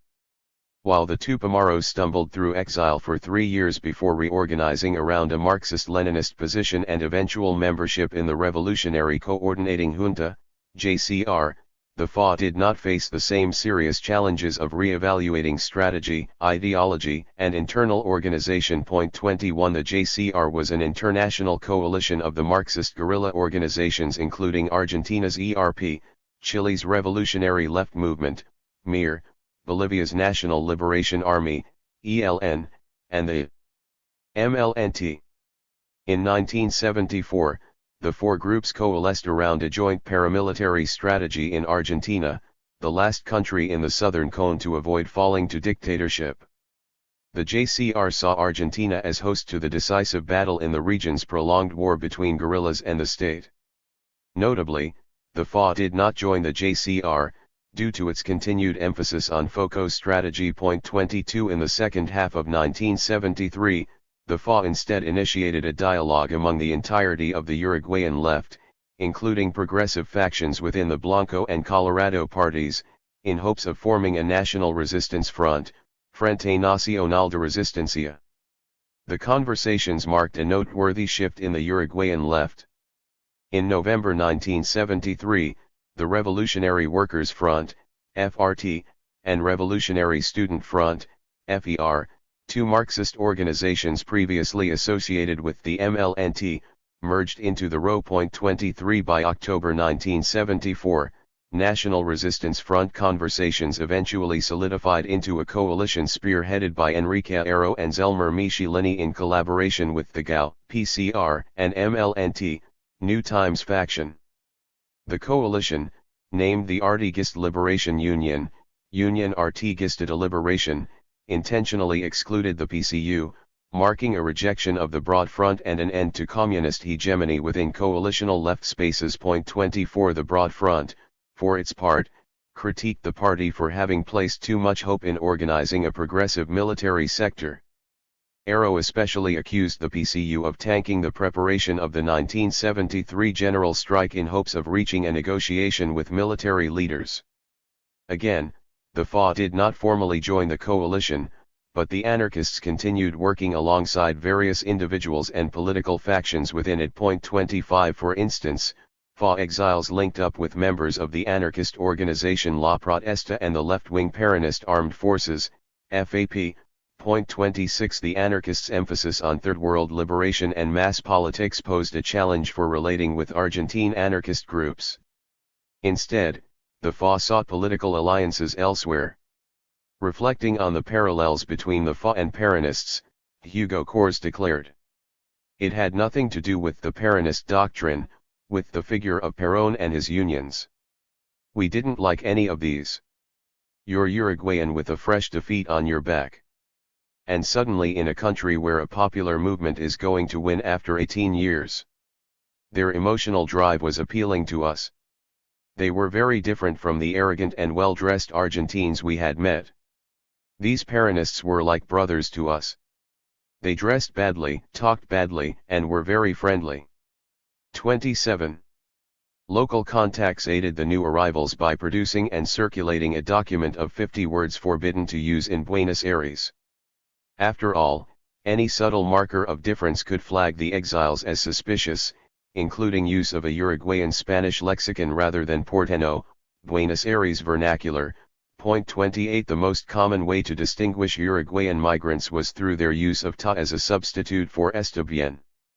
Sarah Mendez recalls her first taxi ride upon arriving to Buenos Aires, in which she commented, ta, to indicate arrival to her destination. Instantly drawing a mental link to the Tupamaros, the cab driver turned around and glared, inquiring, "Tupa?" 29 He assumed she was a member of the MLNT. Many militants felt insecure and overwhelmed by the new political landscape in Buenos Aires.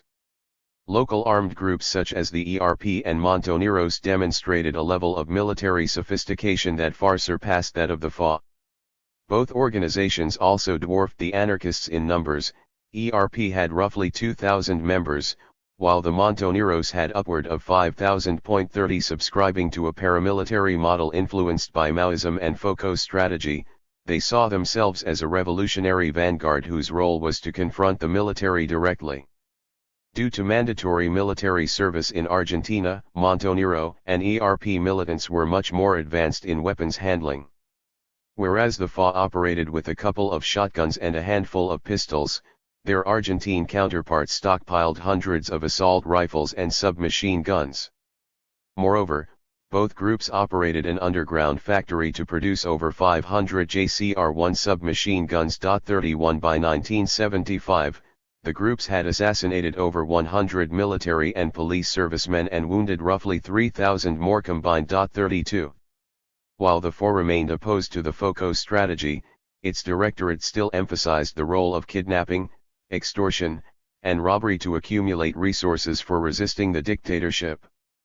To raise money for the militants' relocation and housing costs, as well as resistance efforts back home in Uruguay, OPR 33 began meeting in the home of anarchist sympathizer and budding Argentine filmmaker Aida Bortnik to plan future activities. 33 In late July 1973, OPR 33 carried out their first kidnapping operation abroad, targeting the manager of the Argentine PepsiCo Corporation, Nelson Lorino Pena. While the OPR 33 cell captured Lorino Pena successfully, nearly 2 months of negotiations between the FA and representatives from Pepsi's international headquarters failed to bring about resolution. Pressured by the arrest of 2 militants, and the uncertainty of operating on a new terrain, the anarchists released the captive without collecting ransom. 34. Federico Hart and funding a transnational infrastructure. On March 16, 1974, OPR 33 targeted the Dutch-Argentine wool exporter Federico Hart, a known white-collar crook who had been convicted of contraband in 1957 by a Uruguayan court. The FA selected Hart knowing that public opinion was already strongly against him. After roughly 2 months of scouting the residence, a team made up of Alberto Mecaso, Ivan Morales, and Adalberto Soba kidnapped Hart from his suburban Buenos Aires home. Gerardo Gatti handled negotiations over the next 5 months while Hart remained captive in a basement room. Throughout his time in holding, Hart denied his identity, instead presenting himself as Lebanese Palestinian and speaking only in French. Upon negotiating with Hart's family, Gatti demanded $2 million for his release, but a flawed communication led the familiar contact to seek Diaz, 10, rather than Dos, $2 million in ransom. The Harts paid the sum in $100 bills for a total that weighed over 100 pounds, money used by the organization to purchase safe houses throughout the city. 35 days after Hart's kidnapping, the FA and GAO collaborated to hold a public rally at the Buenos Aires Boxing Federation. Now that the RO had absorbed FRT members previously affiliated with the MLNT, the event brought together upward of 5,000 attendees, including Zelmer Michelini, Enrique Arrow, and Enrique Rodriguez, PCU. Event organizers also invited representatives from some of Argentina's largest political organizations, including the Radical Civic Union and Peronist Youth. Although the event had no scheduled speakers, both Arrow and Rodriguez asked to speak over the megaphone. After a brief argument around who would speak first, Arrow took the mic and publicly denounced those who supported Communiques 4 and 7 without naming the PCU nor its individual delegates. He called them traitors to the working class and condemned their decisions for continuing to induce state violence against the left. He concluded by acknowledging that the government's main targets remain those militants most active in the street, while the Broad Front maintained a passive approach that continued to seek a solution within the armed forces. 36 The crowd's majority, MLNT, Montoneros, and PRTERP, broke into a chant, "Tupas! Tupas! Tupas!" Rodriguez then took over the megaphone, to the sound of boos and hisses. After numerous attempts to initiate his speech, he forfeited his speaking role to an eruption of applause and chants. 37 On June 2, 1974, RO hosted another rally on a street corner in Barrio Almagro to celebrate the anniversary of the largest CNT general strike. Under the title Operation Gris, the Argentine Federal Police arrested over 100 Uruguayan exiles, including nearly 3 dozen OPR 33 militants, and charged them with unlawful assembly. 38 While detainees were released only days later, the list of names and addresses served as the basis for future operations against Foro and other exiled Uruguayans in the country. 39 The maneuver came 2 months after a meeting between security officials from Argentina, Brazil, Bolivia, Chile, Paraguay, and Uruguay in Buenos Aires to discuss coordinated actions against subversive targets. By this time, the region's police forces welcomed a 600% increase in U.S. funding for anti-narcotics efforts, which doubled as financing for anti-subversion. Historian J. Patrice McSherry argues that the February 1974 meeting and subsequent operation, such as Gris, represent a prototype of what would eventually consolidate as Plan Condor in November 1975.40. Over the next 2 years, the FA utilized $500,000 of the Hart ransom money to fund a transnational infrastructure that included houses, vehicles, propaganda material, and public transportation costs. 41 While the ransom money enabled most militants to keep their personal homes clean of political activities, a handful lived on site and served as caretakers of FA meeting spaces and warehouses in the Buenos Aires periphery. Caretakers received monthly stipends to ensure their presence at the space. 42 In one case, 3 mothers disguised a FA local as a daycare. Convening at the site in the morning, the women later received their own children, who their partners dropped off en route to work. Other militants arrived early to construct a soundproof basement located 10 feet below the building, which would serve as the future home of a newly purchased industrial printing press, the FA's first upgrade from the mimeograph. However, due to the difficulty of transporting such a large machine without raising suspicions, the printing press was never delivered to the local. Instead, it remained unused in Alberto Mecasso's home, while the FA printed propaganda on borrowed machinery from PRTERP and Montoneros. By this time, Foro propaganda had become much more centralized due to the difficulty of maintaining more diffuse methods of print production and distribution under the dictatorship. Recognizing the inevitable prohibition of above-ground press, the FA initiated a new clandestine media titled the Boletín de la Resistencia, which was first circulated in July 1973.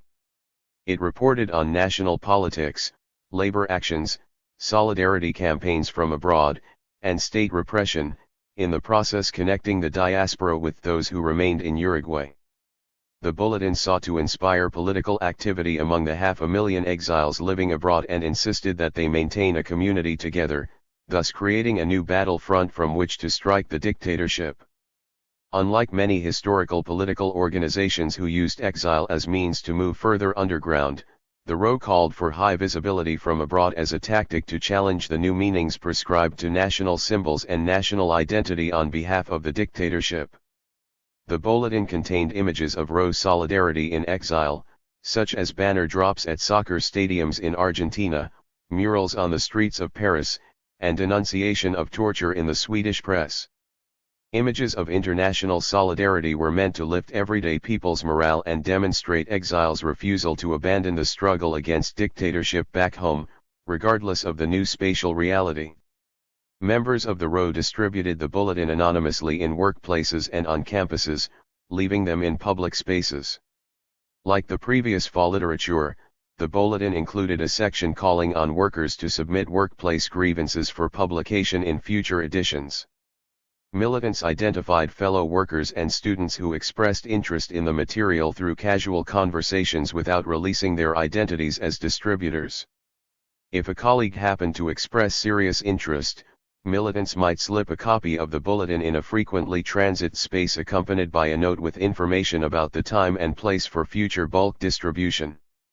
Members of the RO would punctually leave boxes of content in the arranged site, often a centrally located plaza, then leave the premises without encountering any of the volunteer distributors. 43.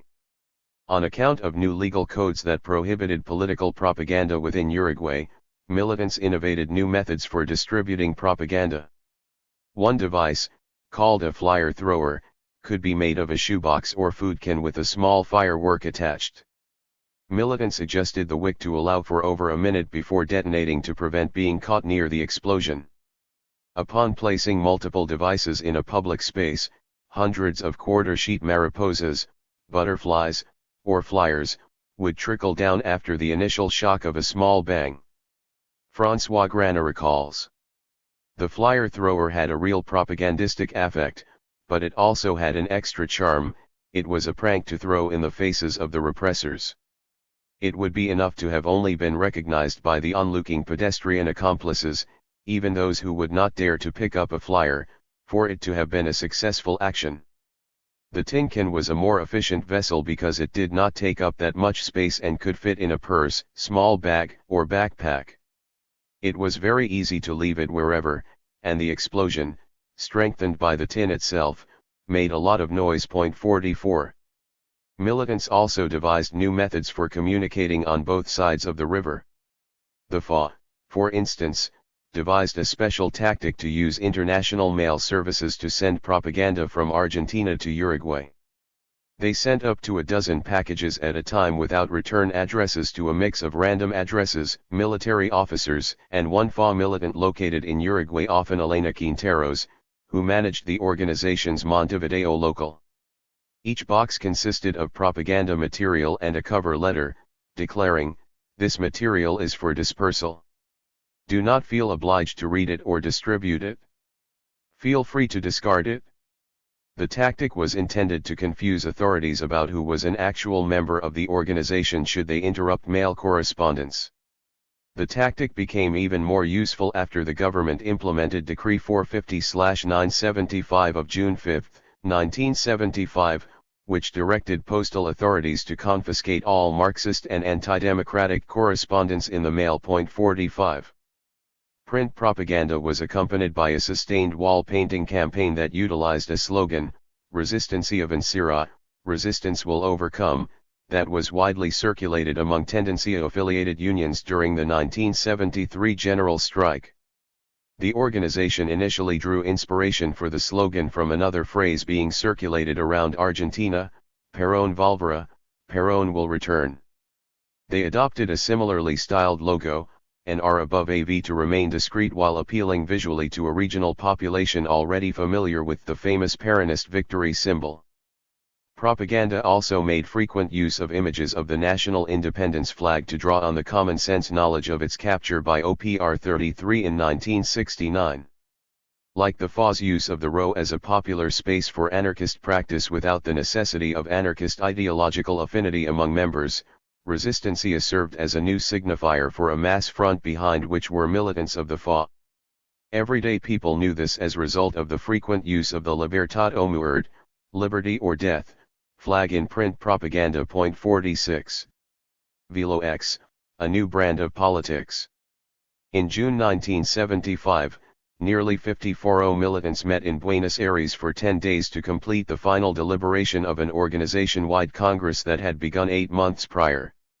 This transnational forum had drawn participation of 90% of the FA's membership, totaling upward of 300 militants, who met clandestinely in 4-day increments in the months prior to the final deliberation, which saw an affirmative vote to change the FA's name to the People's Victory Party, PVP.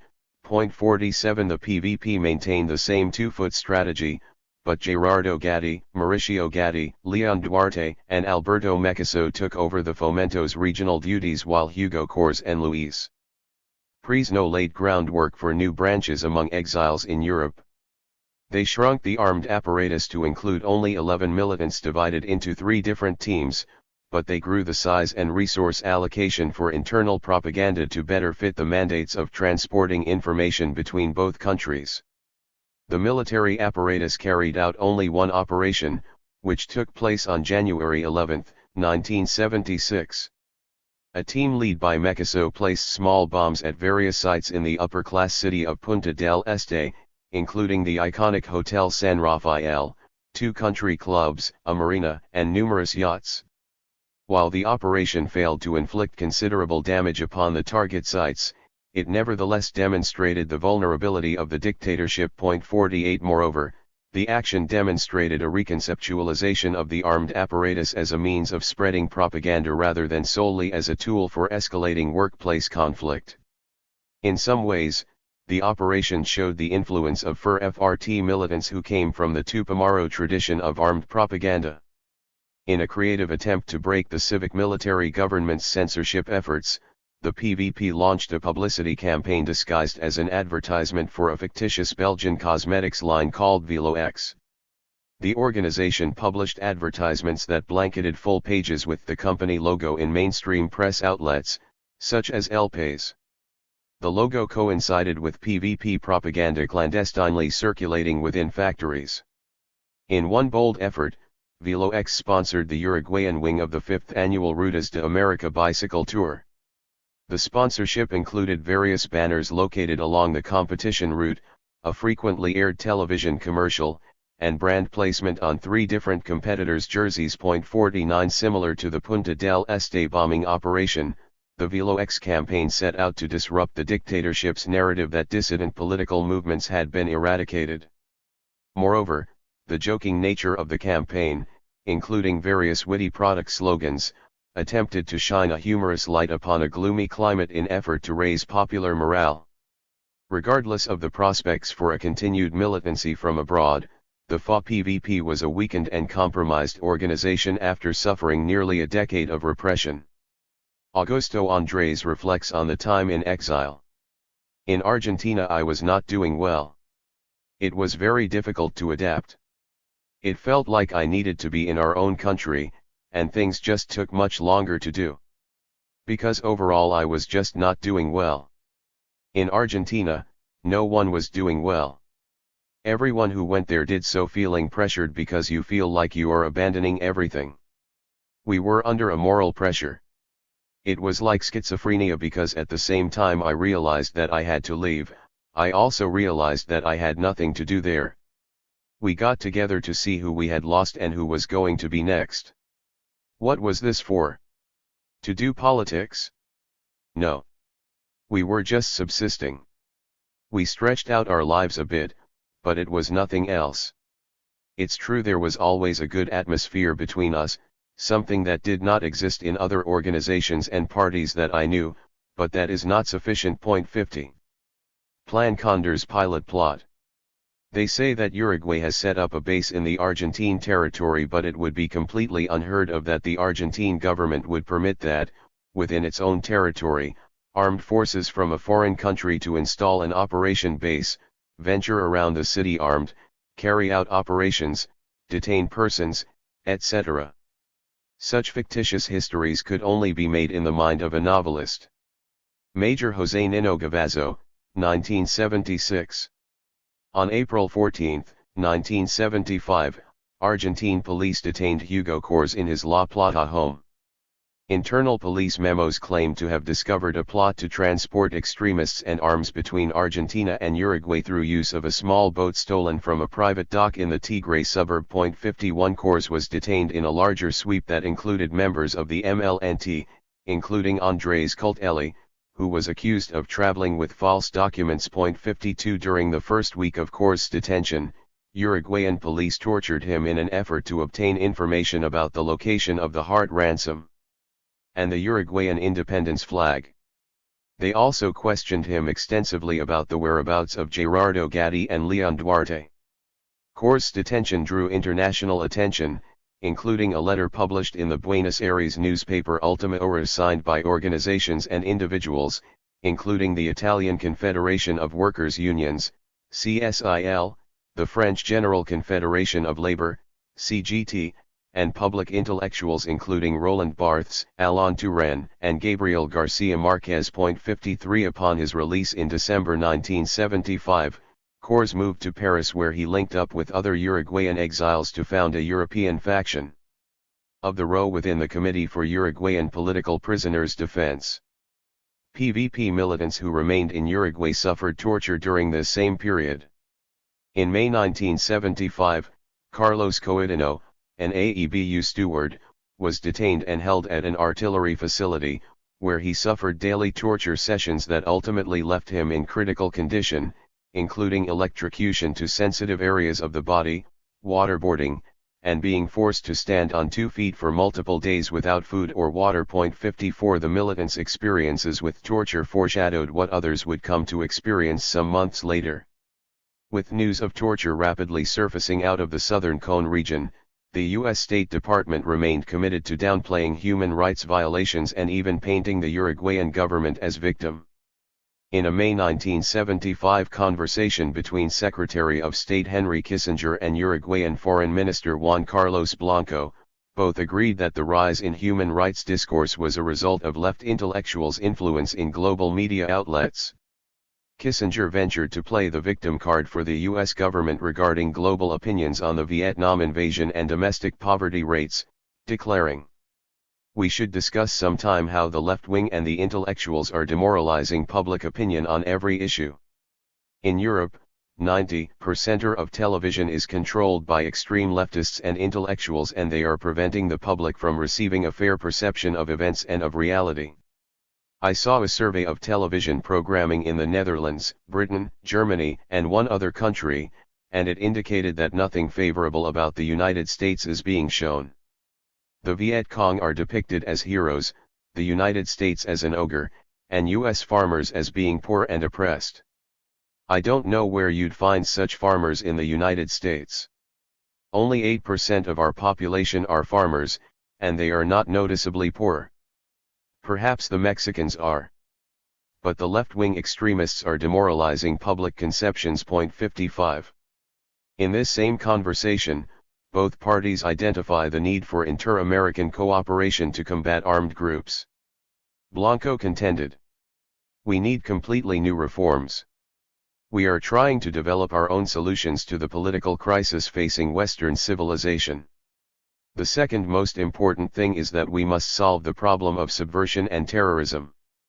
Many may have thought when this first started that this only happened in countries with military governments, or as the result of tyranny, or because of social injustices. but now we have it in Argentina, Chile, Paraguay, Bolivia, Venezuela, Colombia, Central America, Mexico, and even Western Europe. In Western Europe, it can be stopped without altering the life of the country. But in our own country, it destroyed our small defenses, and we have had to fight for our life. We do not ask others to do it for us, we will do it ourselves, and we will continue to do it. But these subversive movements are all interconnected. We can fight them in our country, but it is difficult when they get assistance from abroad. 56. While Southern Cone governments broadened their scope to embark on a regional offensive against subversion, the U.S. Embassy emphasized Uruguay's internal improvements on human rights. The embassy's narrative suggested committing to isolate the Uruguayan government's actions to within its own borders, rejecting U.S. presence in security efforts, and minimizing the role of imprisonment and torture. 57 U.S. Embassy official Russell E. Olson downplayed reports of torture to rumors and insisted that political arrests had dropped significantly. He acknowledged the continued use of some torture of prisoners, but he insisted that the July 31 death of a political prisoner, news of which had been recently released, remained an isolated incident that was absolutely contrary to policy and intent. 58 Meanwhile, whether Olson knew it or not, the reality was far more chilling. More than 20 political prisoners had been tortured to death since the military coup, including Foro militant Gilberto Colón. 59. The potential for international collaboration became even more realistic when officers from 15 Latin American countries met in Montevideo at the 11th Conference of Latin American Militaries. With the meeting's October 1975 commencement, Uruguay's joint forces launched Operation Morgan against the PCU. The offensive resulted in the detention of roughly 500 party members and dealt a decisive blow, ultimately leading to 23 disappearances, 16 deaths by torture, and forced exile of all party leadership over the span of the next decade. 60 The PVP responded by calling for isolated PCU militants to find refuge by linking up with the Resistencia, whether in Uruguay or in exile abroad. A document released shortly after the offensive summarized the contentious history of the FA and PCU by specifically highlighting PCU leadership's repeated efforts to isolate and disassociate from radical elements of the left amid moments of state repression. When the 1972 counterinsurgency offensive broke the party, various PCU leaders appeared on television and radio stations to express repentance for their affiliation with it. Yet the PVP made a clear expression of solidarity with those victims of state repression, declaring, "There continue to be great differences between our orientation, conceptions, and political practice and that of the Communist Party. Like always, we argue strongly and openly against dialogue as a substitute for struggle, and against the positions that intend to place popular movements as a caboose for the political and owning classes. And like before, we continue to distinguish the distinct methods that should be utilized to resolve the contradictions at the core of the pueblo with those that we have reserved for the real class enemy. When forces on our side are struck, the entire popular movement is struck, and there is no room for sectarianism. For that reason, to the militants of the Communist Party that have resisted torture, to those who have distributed propaganda clandestinely, to those who have lost contact and look to rearm their political cadres, to those who know that the task at hand is difficult but do the impossible to complete it, to those we say, compañeros of the Communist Party, arriba los que luchan. Hooray for those who struggle. 61. PVP emphasized the shared conditions, experiences, and class positions among militants to push for a unified left, and the statement's distinction between the official PCU line and the moral and practical actions of individual militants demonstrated a commitment to practical collaboration beyond ideological and theoretical differences. Operation Morgan drew the attention of Amnesty International and the Bertrand Russell Tribunal. The human rights organizations were nearing completion of their reports on both Uruguay and Argentina with the assistance of Zelmer Michelini, Wilson Ferreira Aljunet, Hector Gutierrez Ruiz, and Hugo Cors, who spoke at a Russell Tribunal press conference in Rome in December 1975. Denouncing Operation Morgan, Cors shed light on the 5,000 political prisoners in Uruguay. He acknowledged the nearly 24 militants recently killed during torture sessions and warned of the potential for more murders of political prisoners after the Morgan offensive. Graciela Tabay, a PVP militant who testified alongside Coors, also recalled her experiences being tortured while detained in Buenos Aires. 62 Following the Uruguayan government's October 1973 prohibition of domestic press from wiring stories concerning the political, economic, or social situation in Uruguay to foreign media outlets, the February 1976 Bertrand Russell Tribunal and various Amnesty International reports throughout the same year played key roles in transmitting what was taking place within Uruguay to government officials and the general public abroad. 63 The reports accompanied Ferreira's growing condemnation of the U.S. Embassy, U.S. government, and global financial institutions for serving as accomplices to the Uruguayan government.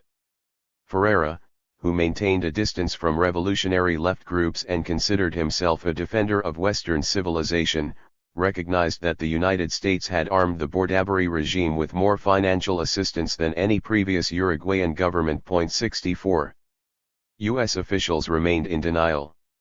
Anticipating the Amnesty International and Bertrand Russell reports, U.S. Ambassador to Uruguay Ernest Siracusa called a meeting with Uruguayan Foreign Minister Juan Carlos Blanco to insist both countries maintain a friendly relationship and expressed concern over growing criticisms.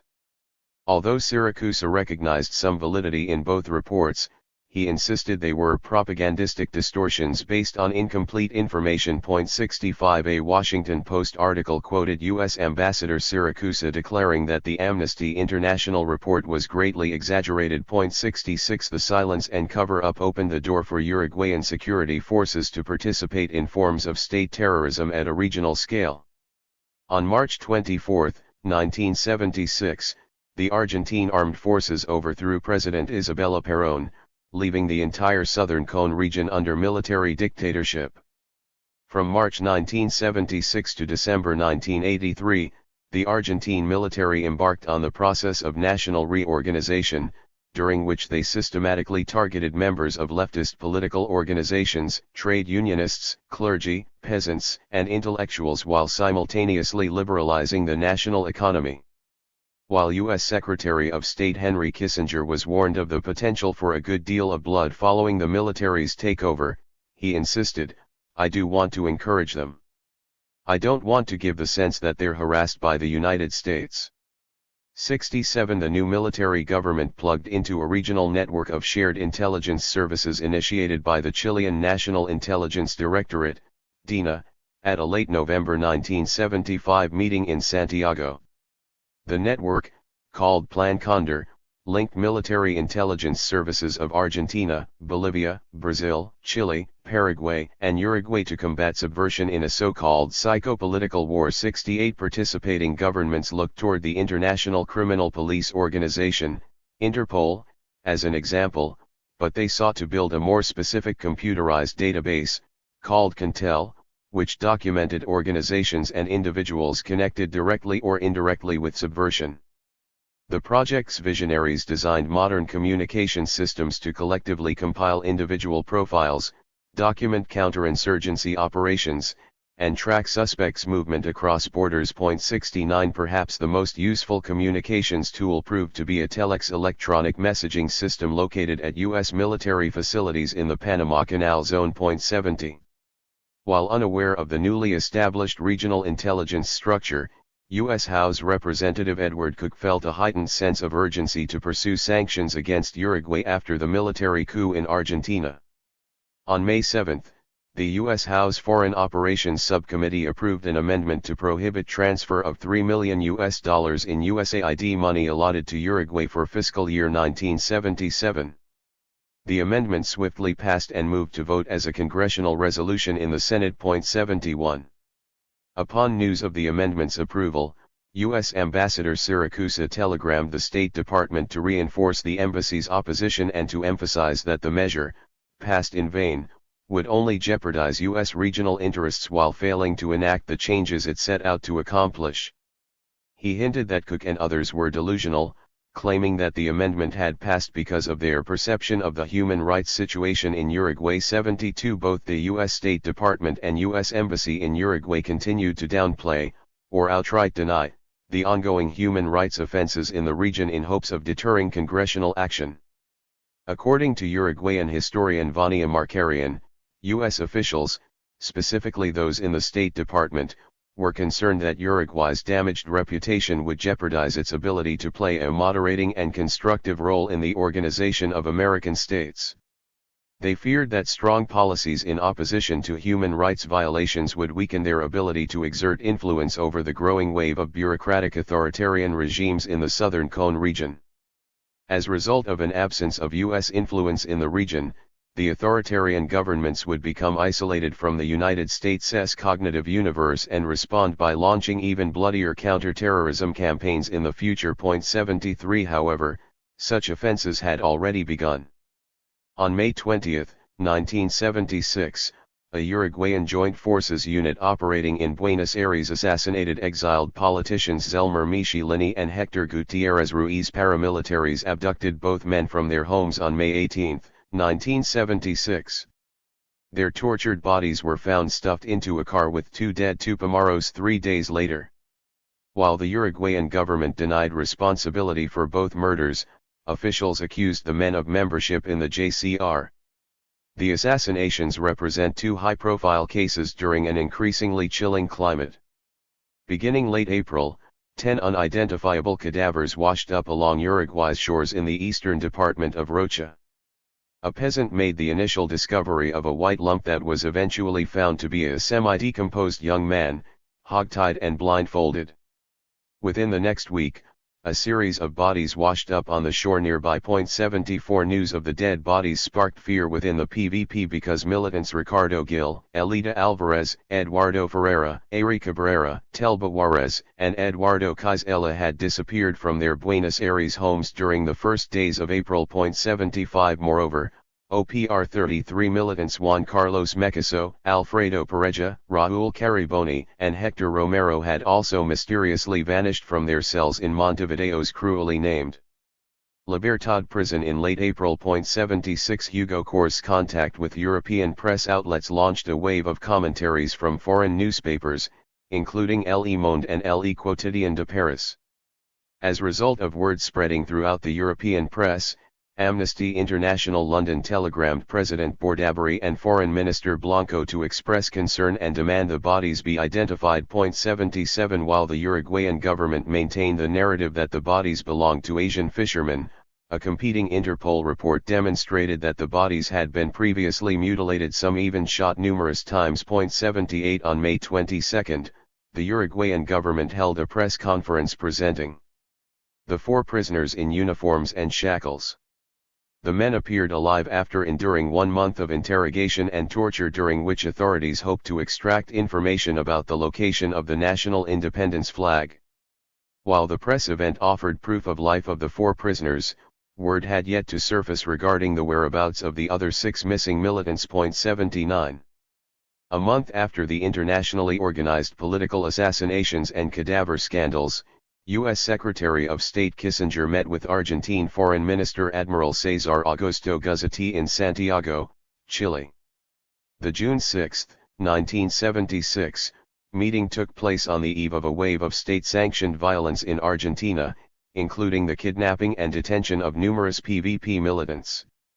The conversation focused primarily on the supposed relocation of 500,000 leftist exiles from Uruguay, Chile, Paraguay, and Bolivia to Argentina. Upon learning of the large exile community in Argentina, Kissinger responded, "You could always send them back." In a rare show of empathy, Guzzetti acknowledged the moral questions around sending exiles back to their home countries, considering the known human rights violations in Chile and Uruguay. Kissinger cynically responded, "Have you tried the PLO, Palestine Liberation Organization? They need more terrorists."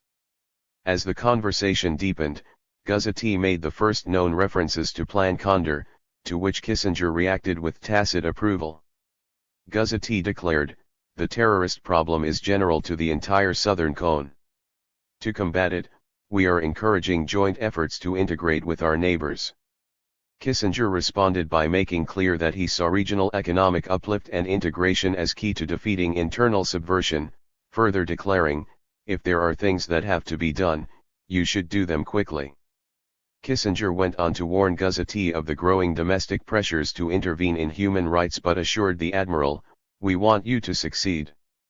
We do not want to harass you. I will do what I can." 80.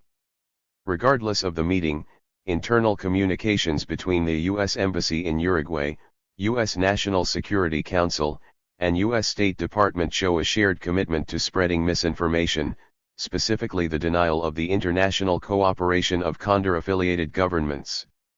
Regarding the murders of Michelini and Gutierrez Ruiz, the National Security Council insisted, there is no evidence to support a contention that Southern Cone governments are cooperating in some sort of international murder incorporated aimed at leftist political exiles residing in one of their countries. 81. Similarly, the U.S. Embassy in Uruguay telegrammed the U.S. State Department to comment on the recent murders in Argentina, in which Ambassador Siracusa proclaimed, "We know of no evidence to indicate that the recent deaths of Michelini, Gutierrez, and Mr. and Mrs. Whitelaw have been the result of any government of Uruguay action, or desire, or by arrangement.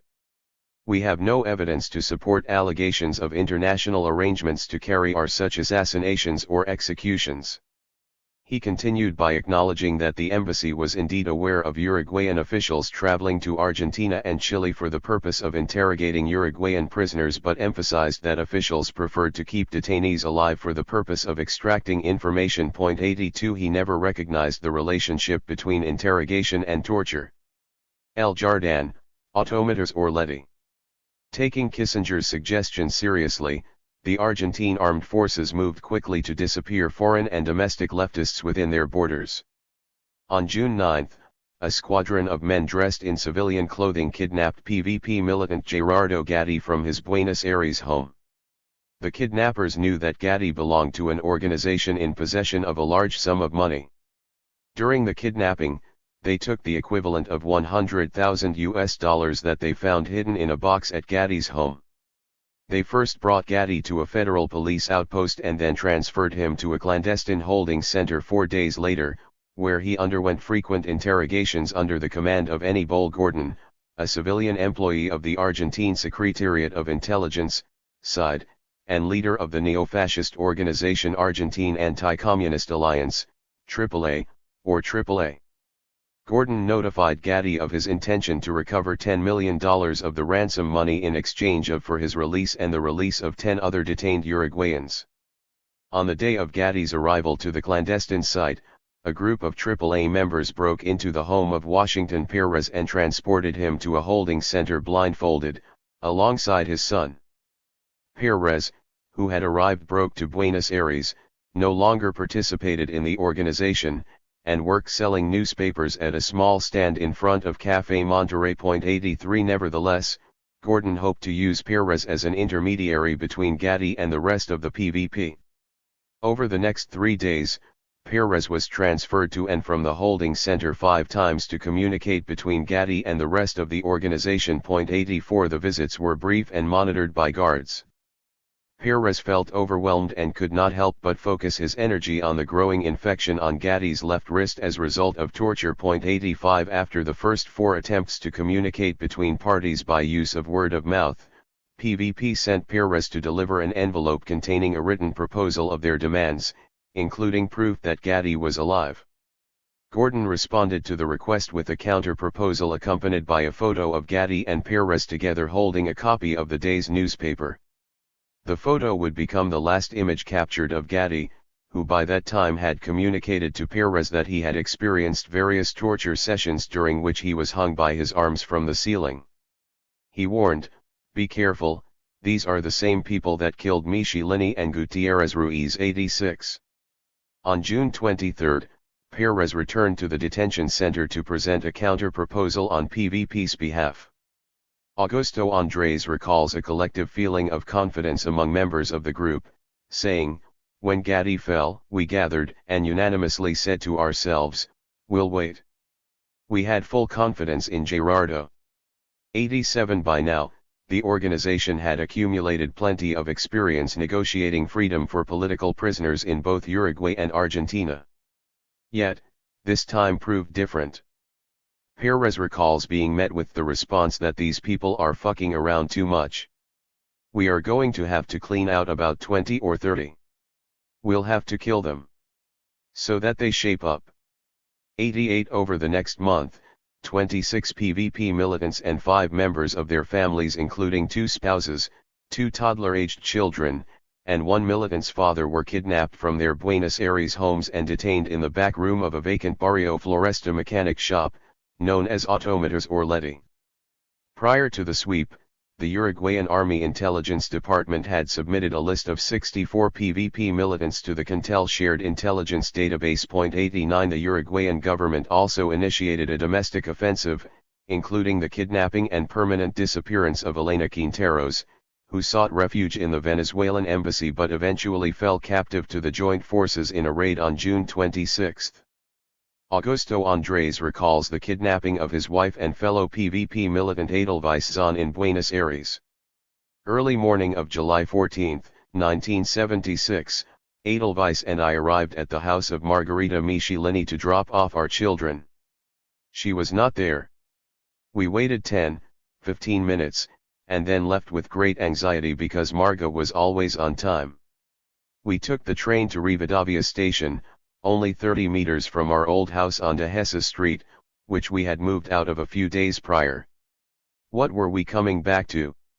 To get 2 bags filled with clothes and food that we had left near the front door. Were they essential? No. But we felt committed to gathering our belongings that were purchased with the collective's money. Stay with the kiddos. I will be back in 5 minutes, said Edel. Dale, go on, I answered.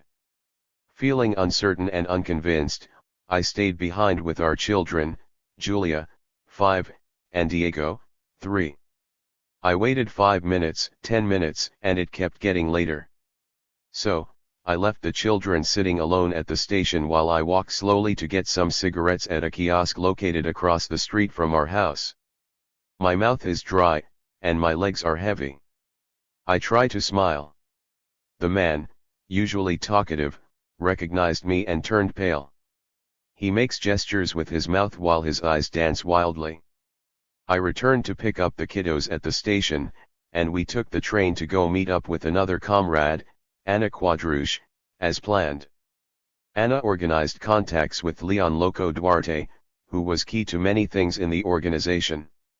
I left the children sitting at the door of a corner store and walked down the opposite side of the sidewalk, half a block from the appointment. It is a busy avenue. I took another turn down a parallel street realizing something strange. I am distressed and arrived at the appointment at the exact time. No one. I waited a little longer than 5 minutes and then walked away slowly. I sit on a bench, and I try to think. I feel total anguish because Anna is very responsible. I do not know what to do. Suddenly I am moved. 45 minutes ago I left my children at the door of a cafe. I feel like a Nazi criminal. I go back to find them there, accompanied by Daniel Bentancur, an old El Cerro comrade and member of the organization. Daniel and Dorita, another comrade, came walking down the street and saw a couple of scared-faced children at the entrance to the cafe, and Dorita said, "I think they are the children of the Pelado." It was a miracle inside the Condor. They take me to Sandra's house, today a psychologist, who takes me to the attic. Today Sandra still remembers and tells me, "You were shocked, and it was hard for you to talk, just like your children, who looked at you without speaking." That's how things ended on July 14, 1976, and there was nothing to celebrate. Then there were people in a hurry to leave for Europe, including someone from the emergency lists. And other cases like mine, of suicidal behavior. For months I continued with my children in that infernal Buenos Aires. The scariest things had already happened, and I rejected going to the United States as a refugee. Carter had accepted me and our 2 children. Then, I passed on Sweden and Switzerland despite the desperation of Guy Prim, a Frenchman and head of the UNRWA in Argentina. I took the last plane out, on December 14, bound for Paris, alongside Senator Enrique Arro and Ignacio Arandoni, brother of our missing comrade Pablo, and some other survivors. I wanted to pay for the sin of being alive, the sin of not having shared the fate of all the others, of Edel and Gerardo in the first place. 90. Automotors Orletti operated from May to November 1976, during the immediate months after Argentina fell under military dictatorship.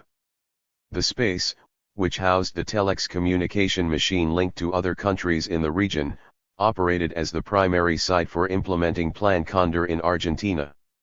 Roughly 300 detainees, most of whom were political exiles from other countries in Latin America, entered the site, of whom only a few dozen would ever leave.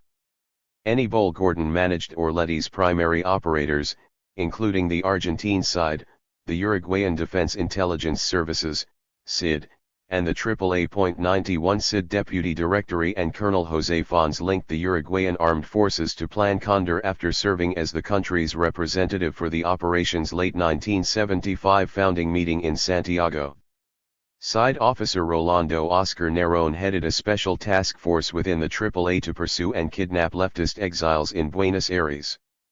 The task force included Juan Gatti, a recipient of a USAID scholarship in 1962 and employee of the Department of Foreign Affairs within the Federal Police, a branch overseen by CIA Station Chief M. Gardner Hathaway. 92 Inside Orletti, Uruguayan Colonel José Nino Gavazzo led torture and interrogation practices against Uruguayan detainees alongside fellow Uruguayan officers who belonged to the 60-person strong Division 300, including Colonel Manuel Cordero. At this time, Gavazzo was also employed as plant manager at Frigorifico Comergen in Las Piedras, Uruguay. 93 Orletti also welcomed authorities from Bolivia, Chile, Paraguay, and the United States, who sent CIA agents to torture and interrogate Crescencio Galanina Hernandez and Jesus Seges Arias, both employees of the Cuban embassy in Argentina. 94. Orletti's owner, local businessman Santiago Cordel, rented the property to the Argentine side, whose officers maintained the facade of an auto mechanic shop, including the original sign reading Cordel S.A. Located adjacent to a schoolyard, the sounds of school bells and children laughing were audible throughout the day. Orletti's operators used this point of reference when agreeing on the codename for the site's name, El Jardín, the garden. However, detainees knew the site as Orletti after word spread among them that a fellow prisoner caught glimpse of the front sign from under the hood used to cover his face by the kidnappers. Struggling to gain awareness of his surroundings while being dragged from the van, he read Orletti out of the figures Cordel S.A. Guards, mostly members of the AAA disguised as auto mechanics, rotated cars in and out of the front garage to give the appearance of an operating mechanic shop. The torturers lived in a lodging area upstairs alongside a collective holding room for detainees, keeping watch over prisoners through 3 small peepholes in the wall. 95 Stripping detainees naked, the torturers prohibited them from speaking to one another. If they heard any sounds of communication, they would arrive at the cell entrance and fire shotguns above the detainees' heads, hitting the wall to intimidate them. This dynamic was meant to create the ultimate form of alienation, together but divided. Survivors recall the sentiment of being trapped inside of themselves, alongside their comrades with whom they had previously worked with intimately, as one of the most distressing feelings. Alongside members of off-duty military in Task Force 18, Colonel Gavazzo interrogated and tortured prisoners in a small room adjacent to the guards' living quarters. Gavazzo spoke openly about his identity and sometimes allowed detainees to remove their blindfolds. Indeed, he acted with impunity because he and others had no intentions of releasing detainees alive. Instead, the SID brought PVP detainees to Orletti to extract information, specifically regarding the location of the ransom money, and to later murder them. In one case, a militant's father was detained and tortured in quest of information regarding his son, who remained adjacent in the holding cell throughout the torture session.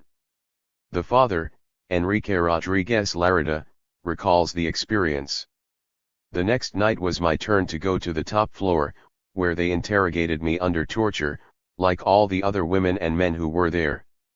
They got me completely naked, and, placing my hands toward my back, they hung me by my wrists above the floor for about 20 minutes at 30 centimeters. At the same time they placed a sort of loincloth over me so that I received various electric shocks. When the electricity hits them, the victim receives an electric shock to multiple places at the same time. The apparatus that they called La Machina machine was connected while they asked questions and made insults and threats, carrying shocks to one's most sensitive parts. The floor under where they hung the detainees was wet and covered with glass the size of coarse salt for the purpose of adding to the torture if a person tried to support themselves by putting their feet on the floor. Various people that were with me got themselves out of the rig and kicked against the floor, which produced serious injuries. I remember a special case of someone who I later realized was Edelweiss Zahn, who suffered deep wounds to her temples and ankles that later got infected. While they tortured me, they asked me questions about the political activities of my son and about my participation in the People's Victory Party, PVP, to which they claimed my son belonged. It was in this room where I could see, at one moment when the blindfold began to fall due to the intense perspiration, that on the wall there was a regular-sized portrait of Adolf Hitler. 96. The Cook Amendment.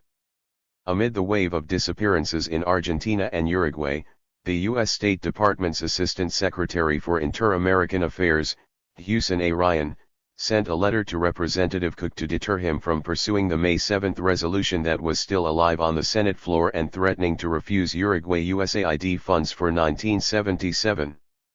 After denying the classification of the Uruguayan government as a military dictatorship, Ryan insisted that the human rights issues be taken on in private, claiming, "We believe that our private diplomatic representations have had a positive effect in strengthening the Uruguayan government's resolve to improve the human rights situation in that country. The department does not believe that a legislated denial of assistance to Uruguay would serve the cause of human rights in that country or the interests of the United States in international affairs." Throughout the letter, Ryan repeatedly emphasized that the human rights situation had improved greatly since the mass sweep of Tupamaros in mid-1972. 97 One day later, Ryan messaged Kissinger to assure him that the military's recent removal of President Juan Bordaberry would not affect U.S. interests in Uruguay. He proclaimed, "The armed forces are moving quickly to restructure the government," and acknowledged that the Uruguayan military had hinted at remaining in power for at least a decade. He highlighted the military government's fragility due to frequent disagreements over political restructuring and emphasized that friendly relations with Uruguay could potentially become strained due to Koch's amendment because it would grant military hardliners an upper hand and make it difficult for the moderate civilians and military leaders to improve Uruguay's human rights performance. 98. Yet Representative Cook continued pursuing the goal of withdrawing USAID support and voicing concern for the lack of reporting on human rights violations.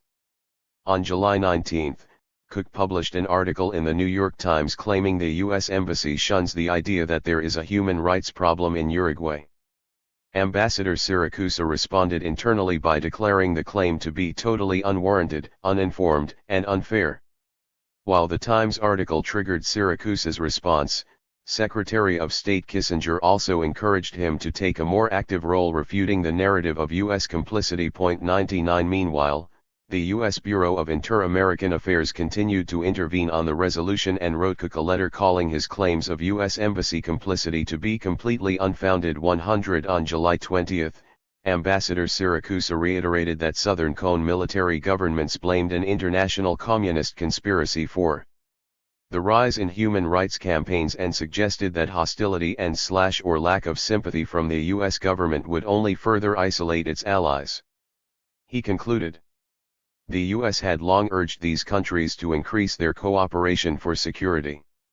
Now that they are doing so, our reaction should not be one of opprobrium. We must condemn their abhorrent methods, but we cannot condemn their coordinated approach to common perceived threats, or we could well be effectively alienated from this part of the world." When Pinochet, Bordaberry, and Banzer spoke of their deep concern of new forms of intervention in their internal affairs and of the need for more effective hemispheric security, they were addressing these same problems and talking to us. 101.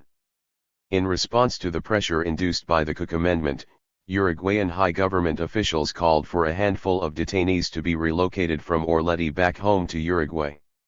On July 24, a flight left from Buenos Aires to Montevideo carrying 26 hooded and handcuffed PVP militants alongside dozens of boxes of household goods obtained by officials during the June raids. Ana Quadrush recalls overhearing conversations about the decision to transport detainees. I heard things, including from the place where they held reunions between Argentine and Uruguayan servicemen, military, and paramilitary. That place was right next to where they held me. I heard all of their conversations. The Uruguayans wanted to bring us back to Uruguay, and I had no idea why, but they wanted to bring us. But the Argentines were firmly against it. They said that one day all of this, could be known. They debated until, clearly, the Uruguayan position won. And they decided to transport us back to Uruguay. 102. A tour bus brought detainees to a home located at Rambla República de Mexico 5515, in Barrio Punta Gorda. Authorities eventually relocated detainees to holding cells at the CID headquarters, where they met with José Nino Gavazzo to continue discussions about the ransom money and the location of the independence flag. 103. Now the growing evidence of Uruguay's international collaboration and human rights violations could not be ignored. In a July 30 meeting between members of the CIA and U.S. State Department, participants recognized that Plan Condor had developed beyond serving as a shared intelligence network and instead morphed into a more activist role, including specifically that of identifying, locating, and hitting guerrilla leaders. 104. Thus, members of the U.S. State Department grew more aware of the atrocities taking place in the region and the potential for such a climate to force a change in the US relationship with Southern Cone governments.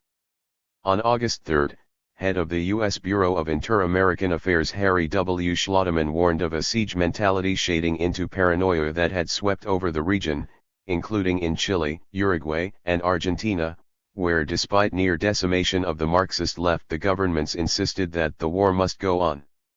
He continued by referencing Uruguayan Foreign Minister Blanco, declaring, "Some talk of the Third World War, with the countries of the Southern Cone as the last bastion of Christian civilization." For Schlotterman, the Third World War discourse that had begun circulating within more radical circles of the military regimes demonstrated bothersome parallels with National Socialism and a growing antagonism with the United States as a failed ally in the struggle against communism due to internal government infiltration, growing domestic instability around civil rights, and a failed military venture in Vietnam. While the region's looming threat of a right-wing bloc threatened its further isolation from the West, the United States would indeed benefit as casual beneficiaries.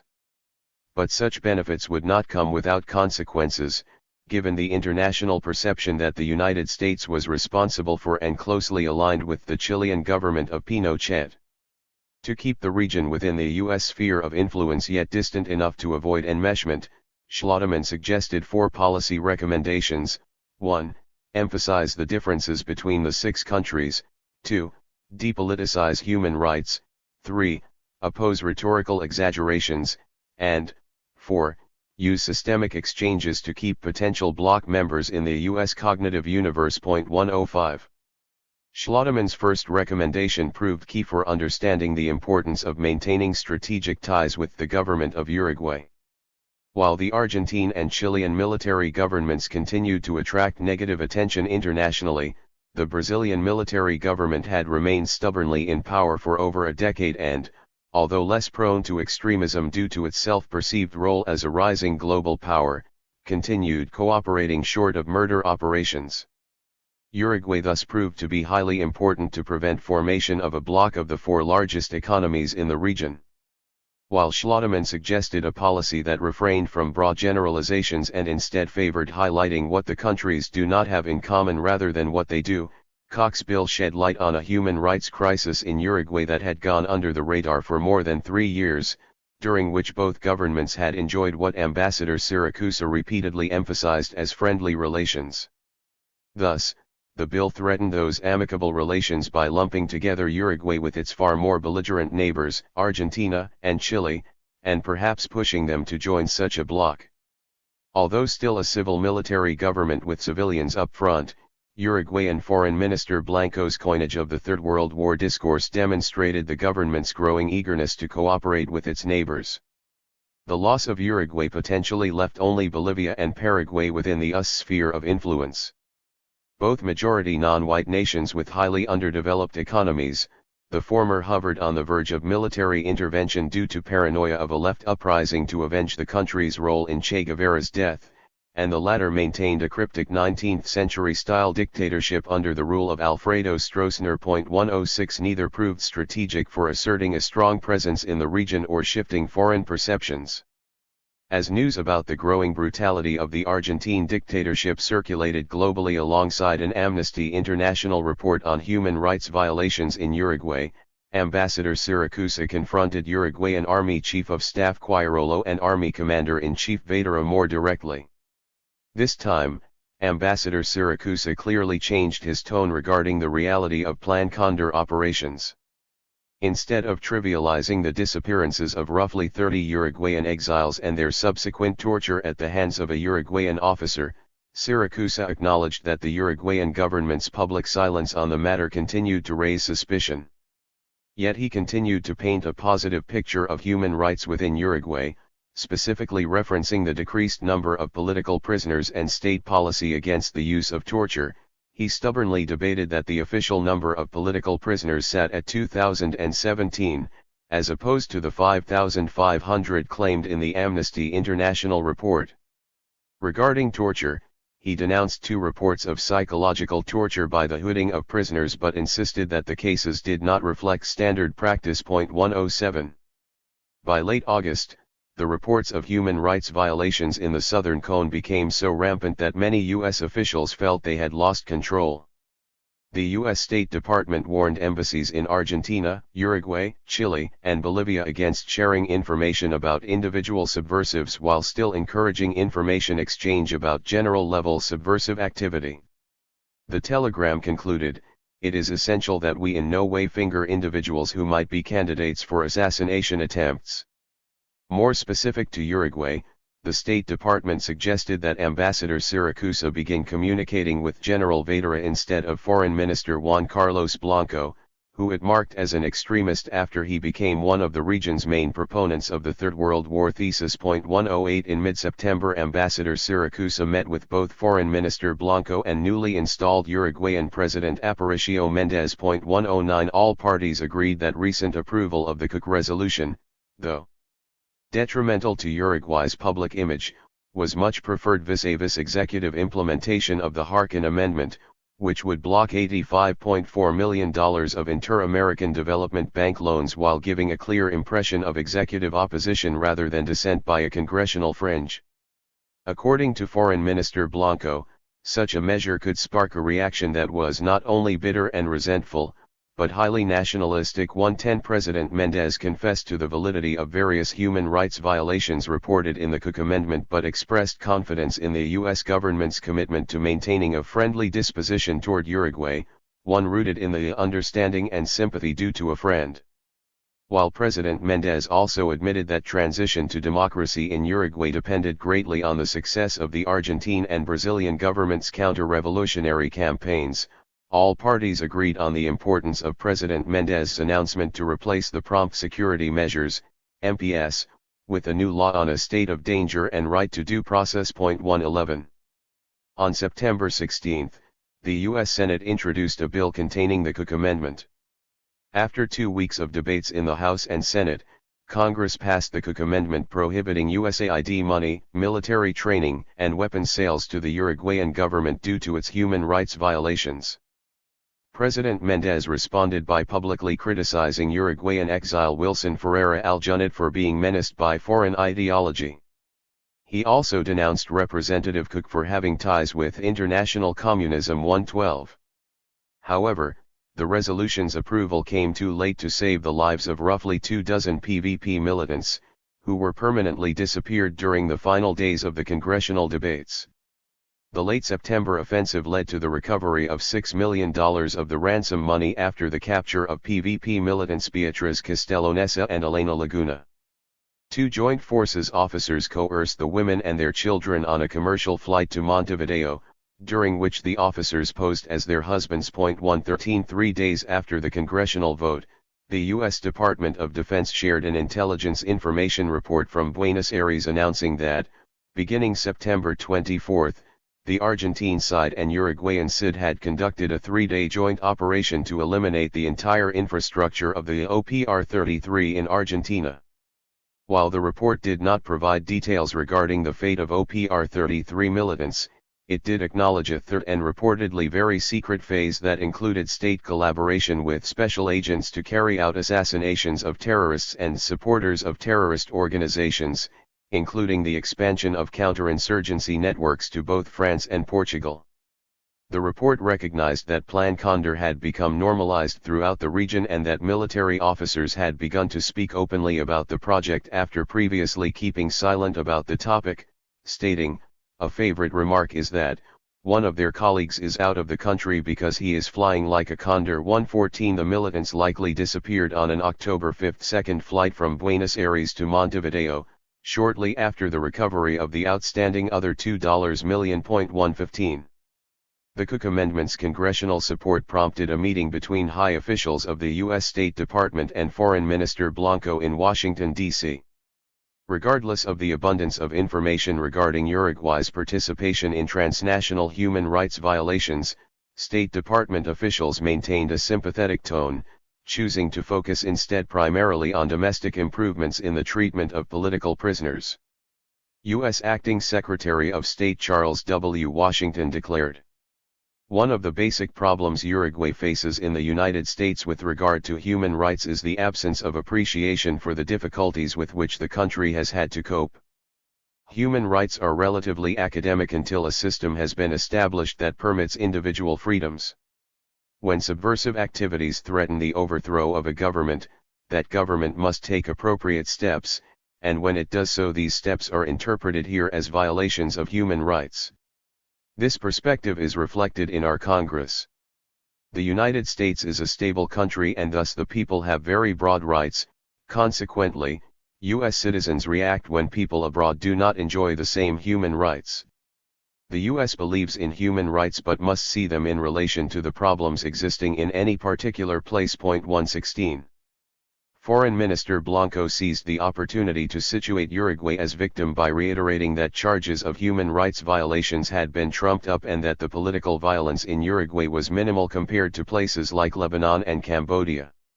He celebrated the Uruguayan government's successful bid at countering armed left organizations with a death count on both sides totaling below 200 people, and thus lamented the fact that Uruguay remained branded as a chamber of torturers.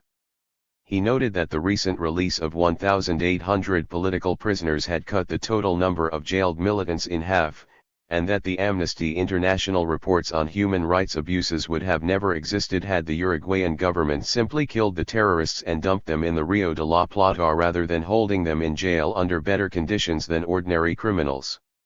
He assured State Department officials of the Uruguayan military's sensitivity toward human rights, proclaiming, "These are people who go to church and take Holy Communion." 117. After the storm, the spectacle, military simulacra and chalet Suzy. While Uruguayan officials continued to play down the negative consequences of the Cook Bill vis-a-vis the use of the Harkin Amendment, word of a July 1976 death threat against Representative Cook circulated in communications between the U.S. Embassy in Uruguay and U.S. State Department. On October 20, FBI agent Richard T. Taylor finally notified Cook of a July 23 comment made by Uruguayan Colonel Jose Fons, in which he declared, "Maybe Uruguay would have to send someone to the United States to get him." 118 After the recent car bomb assassination of ex-Chilean Ambassador Orlando Letelier in Washington, D.C., the CIA took what had previously been considered a drunken comment much more seriously and finally reported it to the FBI and State Department. While U.S. officials previously understood that Condor-linked governments would not realize operations outside of the region, recent activities, including a Uruguayan and Argentine joint plot to operate against Hugo Cors in his Paris home, demonstrated that this was no longer the case. 119. The comment raised even more questions due to the Uruguayan government's appointment of Fons as vice president of the Inter-American Defense Board and Gavazzo as defense attaché in the Uruguayan embassy, which would relocate both officers to D.C. While the former was designated as a plum to a senior colonel not likely to make general, Gavazzo received the appointment to get him out of the day-to-day fight with terrorists because he had been burned and is known. The appointments also served as a reward for the men's service in recovering the PVP ransom funds. While Fons had previously informed Ambassador Siracusa that the Uruguayan government never seriously considered Condor operations within the United States due to the high risk and inevitable blowback, the officers' coincidental assignment stirred suspicion in D.C., where officials sought to refuse them entry to the country. Ambassador Siracusa, who felt offended about being last to receive word of the assassination plot, reaffirmed that the probability of a Uruguayan attack on U.S. soil remained slim and highlighted Fons's reputation as a loose talker. He begrudgingly advised State Department officials to deny access to both Uruguayans due to the potential for political violence. Fons had already expressed fears of being subject to attack due to his participation in anti-terrorism campaigns. Thus, Siracusa suggested to play off those fears to avoid having to give further explanations. 120. The Uruguayan government's anxiety about loss of U.S. financial support peaked on October 26, when officials staged a raid on a fake FA PVP safe house in the Montevideo suburb of Shangri-La. 3 days prior to the raid, Joint Forces officers had transported detainees Asalume Ciaro, Ana Quadruche, Sarah Mendez, El Barama, and Sergio Lopez from the 1st Battalion detention facility to a fictitious safe house named Chalet Suzy. Upon arriving to the temporarily rented house, officers insisted that the militants eat well and groom themselves since they remained in poor physical health, having returned months prior on the first flight from Orleti. Officers curated the space with PVP propaganda and Velo X products. They stored guns and ammunition in the fireplace and built a small bunker below the living room to emulate a people's prison. Finally, they frequently shook furniture, banged walls, and yelled suspiciously to give neighbors the impression of something strange was occurring on their block. The militants witnessed the performance as they anticipated the government's next move. On the morning of October 26, 2 female militants accompanied their officer captors to the meat market and corner store. While sharing a meal that afternoon, the officers warned the detainees of the arranged military operation at 3 p.m. Upon finishing the meal, officers covered the detainees' faces with hoods and instructed them to wait in the living room.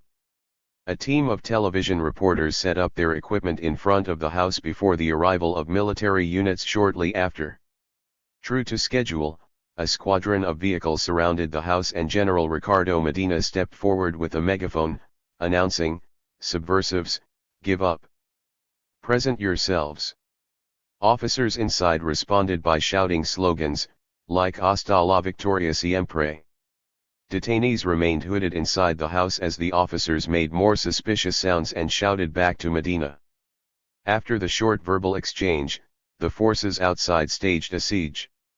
They received the hooded militants and escorted them out of the house where they were dehooded and instructed to present themselves before the squadron. 121 Upon leaving the house, the detainees were greeted by Uruguayan press, who took their photos and requested their names to publish in media outlets, which they readily supplied.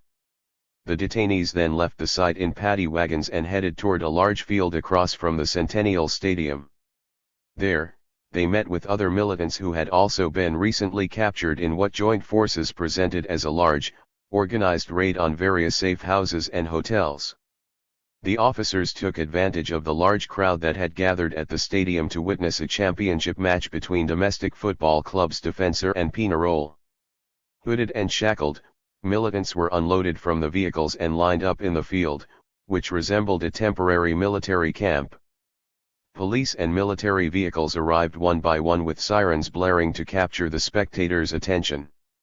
Once all detainees were present at the field, the Joint Forces loaded them back in the trucks and caravan down Montevideo's main avenues with sirens blaring. The procession finally arrived at a press conference, where officers presented militant Ana Quadrush as the face of the 62 guerrillas they claimed to have captured in the day's raids. The list of detainees included many militants who remained disappeared or secretly murdered in Buenos Aires, including Gerardo Gatti and other FA-PVP militants transferred on the second flight. 122. On October 30, 1976, the Italian National Associated Press Agency, ANSA, and US-based Associated Press published the story of the 62 captured PVP militants, basing the content on a press release from the Uruguayan Joint Forces. Argentina's La Nación printed the story in an article titled "The Plans of the Group Recently Destroyed in Uruguay," which claimed that the PVP had been plotting to assassinate at least 8 government officials and businessmen both within Uruguay and the exterior, including Foreign Minister Juan Carlos Blanco, Ambassador to Brazil Carlos Manini Rios, and President of Club Atlético Peñarol Washington Cataldi, among others. The report further claimed that the PVP planned to set up foreign bases of operation, specifically in Buenos Aires and southern Brazil, to shelter other guerrillas upon returning from assassination operations within Uruguay. The text concluded with a declaration from General and Commander of the 4th Division Gregorio Alvarez. "We are mending the gaping wounds in Uruguayan society. Subtly, thanks to our politicians, Marxism has infiltrated and seeped into Uruguayan society during the last 30 years, specifically among the most sensitive classes in a way that these wounds are going to take some time. At this time, Uruguay is gaining back consciousness that it should be the owner of its own destiny and that it shouldn't draw on foreign and alienating slogans nor ideas to move into the future." 123. Realistically, PVP had no plans to assassinate any government officials aside from José Nino Gavazzo, who they passed up after trailing his whereabouts for nearly 5 weeks earlier that same year. While many PVP militants saw such an operation as an opportunity to seek personal vengeance, they remained committed to a strategy of mass movement building, even as their comrades faced violence at the hands of government officials. 124. However, the theatrics took place too late to win over either U.S. congressional opinion regarding USAID money or State Department officials' acceptance of the D.C. appointments. Assistant Secretary Schlotterman still recognized that the appointment of Fons and Gavazzo would bring unfavorable publicity damaging to relations between the two countries. 125. The situation spun even more out of control when 2 orphaned children mysteriously appeared in Valparaiso's Plaza O'Higgins on December 29. The siblings, Antatole Julian Grisana, 4 years old, and Victoria Julian Gisona, 1 year old, had been flown to Chile after being abducted from their parents, PVP militants Victoria Grisana and Roger Julian, who were permanently disappeared during the September 1976 offensive in Buenos Aires. 126. With the curtain swiftly raising on the Uruguayan government, the U.S. State Department could not afford to risk the backlash of another potential attack on U.S. soil by officers from a Condor-affiliated nation. On December 31, Schlotterman finally informed the Uruguayan ambassador of the decision to deny visas to Fons and Gavazzo, a development that marked a clear turning point in US-Uruguayan relations. 127. In January 1977, Jimmy Carter assumed the U.S. presidency, launching a shift in relations with the Southern Cone due to his emphasis on human rights. While Southern Cone military governments became increasingly antagonistic to the United States for the duration of Carter's regime, the Chalet-Souzy case shows that tensions had already begun during the government of his predecessor, Gerald Ford. When Lawrence Petzulo took over duties as U.S. ambassador to Uruguay, he recalled, "It was really shocking. We had an embassy in Uruguay that was an apologist for the Uruguayan government. They knew nothing. You've got to sift out fact from fiction. An embassy can find things out if you want to. Once you find them out, you can stand your ground. We had no factual evidence at the embassy. How many in prison? In what conditions? Who does it? Who tortures? Where? Who gives instructions?" 128. While the Carter administration provided a shift in tone, the Uruguayan government continued smaller-scale Plan Condor operations for the duration of his presidency without U.S. backing. The disappearing of PVP militants would continue for the next 2 years, extending across borders into Paraguay and Brazil. In March 1977, Paraguayan authorities detained militants Gustavo Inzaralde and Nelson Santana at the Argentine border. Both were permanently disappeared. In November 1978, militants Lilian Caliberti and Universindo Rodriguez were kidnapped in Porto Alegre, Brazil, as part of a campaign to locate Hugo Cors, who had been moving between France, Mexico, and Brazil in order to meet with exiles to devise an updated political strategy. Brazilian military forces held the couple hostage in their Porto Alegre home for 5 days before extraditing them to Uruguay, where the government announced their imprisonment and detention upon encountering prohibited political material at the border. Brazilian journalist Luiz Claudio Cunha challenged the government's narrative by testifying to having been held hostage upon visiting the couple's home while authorities occupied it. He utilized his platform in the magazine Veja to contest the government's fabrication. Given that the government of João Figueiredo had supposedly initiated a transition to democracy 4 years prior, Brazilian citizens felt shocked and deceived by the news. 129. Plan Condor would not conclude until in the mid-80s with the fall of the Argentine, Brazilian, and Uruguayan military governments. By then, Southern Cone dictatorships would combine to permanently disappear upward of 35,000 people. Conclusion. On December 10, 1976, Hugo Cors penned a letter while exiled in Paris in which the first use of the word disappeared surfaced in the public lexicon. 130 He used the word twice to describe his experience in detention, both times in quotation marks, an indication that the word had not yet been normalized, as it would be in the next few years. Cors declared, "Just as it began happening in our country beginning 3 years ago, and as it happens in Argentina to hundreds of labor militants, students, and revolutionaries, I was tortured for 8 days. During those long days for my family, I was disappeared." Dozens and dozens of declarations, proclamations, and telegrams demonstrated the broad concern around my case to the Argentine authorities. That is how we managed to break not only the fence of silence that existed about the situation of the disappeared in Argentina, but also what allowed for my freedom. 131. Yet, internal communications between regional military officials and members of the U.S. State Department began utilizing the term disappeared as early as August 1976. 132 The use of the term among state actors several months before its surfacing in public discourse demonstrates a degree of consensus around the tactic of disappearance. Although the Uruguayan military government earned the infamous title of Latin America's torture chamber primarily due to its treatment of domestic political prisoners, an exploration of its anti-subversion policy abroad sheds new light on its logic of disappearance. From 1968 to 1978, the Uruguayan government detained upward of 55,000 political prisoners for varying periods of time. Stunningly, 1 in 30 adult Uruguayans spent time in prison. 80% of those imprisoned experienced torture. That's 1 in 62 adult Uruguayans. 133 Throughout the Dirty War, 172 Uruguayans were permanently disappeared in 8 different countries. Of the total number disappeared, 136 belonged to political organizations, the MLNT, 42, FA-PVP, 35, PCU, 23, GAO, 19, Revolutionary Communist Party, 9, Montoneros, 5, and 3 additional independent anarchists. 134 The vast majority, 138 Uruguayans, were disappeared from 1976 to 1978, of whom 119 were disappeared in Argentina. 135 Of the 35 disappeared FA-PVP militants, 34 were disappeared in Argentina between April 1976 and April 1977.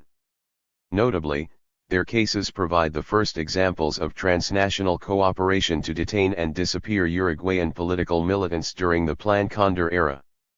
While the GAO and MLNT also suffered substantial losses in Argentina during this time, 18 and 25 members respectively, State offensives against both organizations occurred well after those against the FA-PVP. 136 Because the FA-PVP suffered more disappearances than any other Uruguayan political organization while in exile, the cases of permanent disappearance of their militants provide key evidence for understanding Plan Condor's logic, infrastructure, and practical application.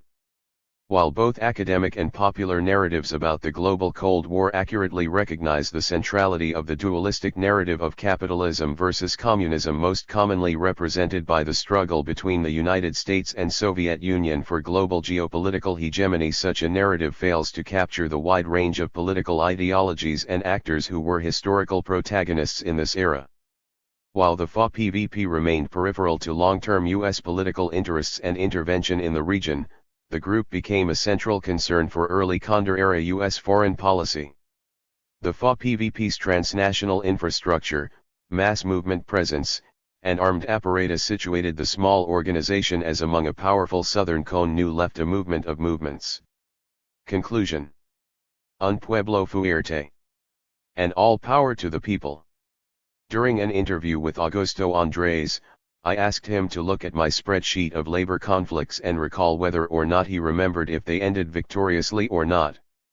In my effort to quantify workplace conflicts throughout the era, I hoped to encounter a pattern that proved direct action tactics were more apt for winning conflicts. Vis. Negotiation. Upon receiving this question, Andres responded, "What do you mean you want to know if we won? You only win when you make the revolution."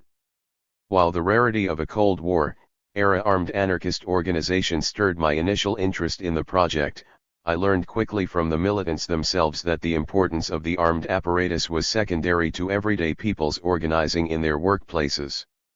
Yet, for the sake of an investigation, this stance proved the most difficult to narrate and analyze due to its diffused and underdocumented nature. Most importantly, such a posture shifted the focus away from political organizations and toward everyday people as catalysts for social transformation. The FA accompanied and encouraged everyday people who confronted their workplace conditions, as these experiences proved vital to understanding the logic of the market and state, and their place within such nexus of power. Indeed, it was through collective struggles that everyday people experienced subjective transformation more in line with the values and skills necessary for a revolutionary society. Ultimately, as Andres' response to my question illustrated, the success or failure of a given workplace conflict proved trivial, as the underlying, irresolvable systemic contradictions would only produce more conflicts in the immediate future. While victories were important for building working class morale, the only true victory would come when such battles would become unthinkable because the contradictions that produce them would be obliterated. Anarchism's unique influence in Cold War-era Uruguay can only be explained by the FA's willingness to transform the ideology into something relevant for the time. Those who envisioned these changes did so with the intention of building popular power, toward un pueblo fuerte. A strong people. These strong people would produce and reproduce the utopian continent-wide anarchist federation of workers and consumers' councils. They would follow a pattern of transformation already in stride and alive in the Cuban model. While the FA remained critical of FOCO, they had to recognize its relevance for encouraging everyday people take on a role as historical protagonists.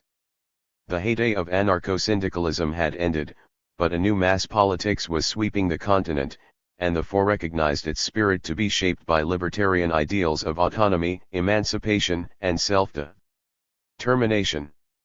However, the conditions in which the FA organized were unique to the massive shifts taking place in Uruguay's political economy. Certainly, everyday people were influenced by the revolutionary fervor taking hold throughout the continent. But they were also organically responding to a devolving material reality that forewarned of the broader neoliberal crisis that would plague Latin America for the latter quarter of the 20th century. While the FA never overtook the Communist Party as majority representatives of the labor movement, Uruguayan workers organically confronted their declining conditions with a repertoire of tactics advocated for by the FA. At many worksites, colleagues shared diverse, and often opposing, political views. Certainly, very few people identified as anarchists. But ideology showed its limitations when official channels proved insufficient for resolving a crisis brought on by global historical forces, both political and economic, that most everyday people couldn't care less to understand. Meanwhile, they faced the realities of factory closures, mass layoffs, wage theft, back pay, and anti-union policies, and they responded to them with a rage and dignity that mirrored anarchist values of direct action and mutual aid. As such, the FA did not concern themselves with growing membership or votes in support of the organization. Instead, militants aimed to free the social and political climate of its hegemonic influences, encouraging everyday people to react to their realities as they saw fit for themselves, on their own terms. Although everyday people were certainly not prepared to take up arms and face the military, their willingness to challenge oppressive conditions at their workplaces demonstrated a move toward dissident counter-hegemonic subjectivity that prefigured social relations in a revolutionary society. These new men would sustain collectivized production in the rear guard while the FA's little motor confronted the state's armed forces. But things never got that far.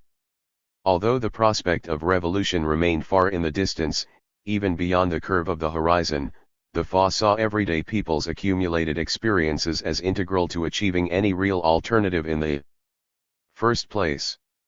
They certainly did enough to receive the full wrath of the market and state. Evidence of everyday people's outrage can be seen in the number of people who passed through the carceral system at the time. While we know very little about who these people were, in most cases we do not even know their names. The exceptionally high proportion of imprisonment, 1 in 30 adults, and torture, 1 in 62 adults, shows the degree to which the Uruguayan state saw a potential threat in the entirety of the population. Whereas the total number of PCU, MLNT, and FA militants likely totaled less than 13,000, a total of 55,000 people passed through Uruguay's prisons in the decade after 1968. With the onset of dictatorship on June 27, 1973, this process of building revolutionary popular power was brought to a halt by a violent civic military government that permanently left in question the full potential of these everyday people. Postscript. It was midday overlooking the Hamburg docks. Two men chatted over a beer. One was Philip Agee, who was the CIA director in Uruguay. The other was me. The sun does not appear much at these latitudes, but the table was soaked with light. One beer after another, I asked about the fire. Some years prior, Epoca, the newsletter where I had worked, went up in flames. I wanted to know if the CIA had anything to do with it. No, said Agee. The fire was a gift from God. He later said, we received a lot of money to burn printing presses, but we couldn't use it. The CIA could not get through to a single affiliate of our newsletter's workshop, nor could they recruit a single one of our graphic artists. The director of our workshop did not let a single one pass. He was a great goalkeeper, Agee recalled. Era un gran arquero. Yes, he was. I said. Gerardo Gatti, with such a gentle look on his face, was a great goalkeeper. He also knew how to play the attack. When we encountered one another in Hamburg, Agee had split with the CIA, a military government ruled over Uruguay, and Gerardo had been kidnapped, tortured, killed, and disappeared. Eduardo Galeano, Cerrado por Fútbol. Some survivors of the mid-1976 offensive in Argentina fled to countries throughout Latin America and Europe. Other survivors were fortunate enough to fall prisoner in Uruguay prior to the coup and thus remained incarcerated throughout the massacre. While all imprisoned militants suffered torture, those arrested prior to the coup were released at the fall of the dictatorship in 1985. Exiles maintained written communication and sent care packages to captive comrades back home in Uruguay. Some even sent monthly economic contributions to prisoners' families to supplement the lack of income. Only Gilberto Coghlan and Elena Quinteros, both arrested during the dictatorship era, died while imprisoned in Uruguay. Upon the fall of Uruguay's civic-military government in 1985, militants reconvened from all over the world and set out to rebuild the FA. Some came from Bolivia, where they participated in the formation of a local cell of the Tupac Amaru revolutionary movement and organized miners alongside longtime anarchist ally Liber 40. Some ventured from Costa Rica, later convening in Nicaragua, where they connected with the Sandinista National Liberation Front. Others arrived from Europe, where they had met up with Basque anarchist Lucio Urtubia to counterfeit $20 million worth of Citibank travelers' checks, money used to finance left struggles globally, including Italy's Red Brigades, Nicaragua's Sandinistas, Basque Territories ETA, and the ongoing human rights campaigns in Latin America. Numerous protagonists in this story continue doing political work as members of the FA. Others saw their politics shift to more Marxist-Leninist tendencies and joined Hugo Cors in the PVP Electoral Party, which was a part of the Broad Front coalitional governments of José Pepe Mujica, 2010-15, and Tabaré Vázquez, 2005-10, 2015-20. The party formed in 1978 when Cors and other exiles in Europe abandoned the prospect of revolution and formalized a new political coalition around the fight to return to liberal democracy. Cors, who passed away in 2006, maintained that anarchists inevitably mature politically toward a vanguard party politics over time. Cors has been widely recognized as the brain behind the Marxist-anarchist synthesis of the late 60s. When the topic of the split surfaced in conversations with interlocutors, I got the impression that they were exhausted talking about it. Conflicting narratives surface regarding the PVP's formation as a party. Those who currently belong to the PVP argue that exiled militants participating in the 1975 Congress in Buenos Aires voted to transform into a vanguard party rather than maintain an anarchist politics. Current FA members, in contrast, say that the decision was made after absorbed militants from FR-FRT who formed a vanguardist politics through their experiences in MLNT. Moreover, a handful of the FA's old guard militants were imprisoned in Uruguay at the time of this vote and could not participate in the Congress. In discussing such sentiments with younger FA militants and others in the region who have investigated the FA's trajectory, I get the feeling that there remains a deep wound among those who experienced the split. My impression is that the wound is related less to political strategy and more to a sense of betrayal. The FA was like a family. Its underground clandestine nature tended toward a structure of many cells made up of romantically involved couples and family members. Militants grew to know one another intimately, especially those who had belonged to the organization for nearly 2 decades by the time of the 1976 crackdown in Buenos Aires. Cors himself belonged to that generation of FA militants, which made the split even more emotionally difficult and confusing to his comrades. In writing this book, I intentionally avoided extensive attention to the dynamics of the Congress and the subsequent split because I do not find it relevant to understanding the FA's prior decade of activity in an explosive labor movement, the core focus of this study. Regardless of which side of the split they fell on, all survivors continued participating in the ongoing human rights campaign by offering court testimonies condemning Argentine and Uruguayan politicians and military officers. In 2010, a Uruguayan court sentenced both ex-President Juan María Bordaberry and ex-Foreign Minister Juan Carlos Blanco to 20 years in prison. While the former was convicted of treason against the Uruguayan constitution, the latter was sentenced specifically for his role in the disappearance of FA militant Elena Quinteros. Bordaberry's incarceration marks only the second time in Latin American history that an ex-dictator was sentenced to prison by his own country's judicial system. For over a decade, courts in Argentina, Uruguay, and Rome have pursued justice for the atrocities committed at Orletti and other clandestine detention, torture, and extermination sites in Argentina. In March 2011, Raúl Guglielminetti was sentenced to 20 years in Argentine prison for the kidnapping and torture of over 20 people. One Guglielminetti, an Argentine military officer and member of the AAA task force operating Orletti, was involved in selling off property from the disappeared and managing a Miami-based money laundering operation that funneled tens of millions of dollars in Bolivian drug money to the Nicaraguan Contras after the cocaine coup of 1980. Dozens of FA and PVP militants provided key testimonies in an Argentine trial to condemn the murderers and torturers who operated Automatres Orletti. On May 27, 2016, 18 Argentine military officers received prison sentences of varying lengths for their ties to Plan Condor. 3 The most recent conviction concluded on September 11, 2017, when 4 Argentine ex-federal police were each sentenced to 16 years in prison. 1. Rolando Oscar Nerón was extradited for trial from Brazil, where he was living a secret life in Rio de Janeiro's bohemian neighborhood of Santa Teresa. While there, he had informed neighbors that he was an exiled leftist militant who had escaped the Argentine military junta. The fortunate timing of my research has granted me the opportunity to accompany many interlocutors as they experience the joy, relief, and satisfaction of the legal victory. Militants, many in their early 70s, still have chronic health issues from their experience with being tortured. Yet many officers, high political authorities, and civilian accomplices from both countries have yet to be convicted.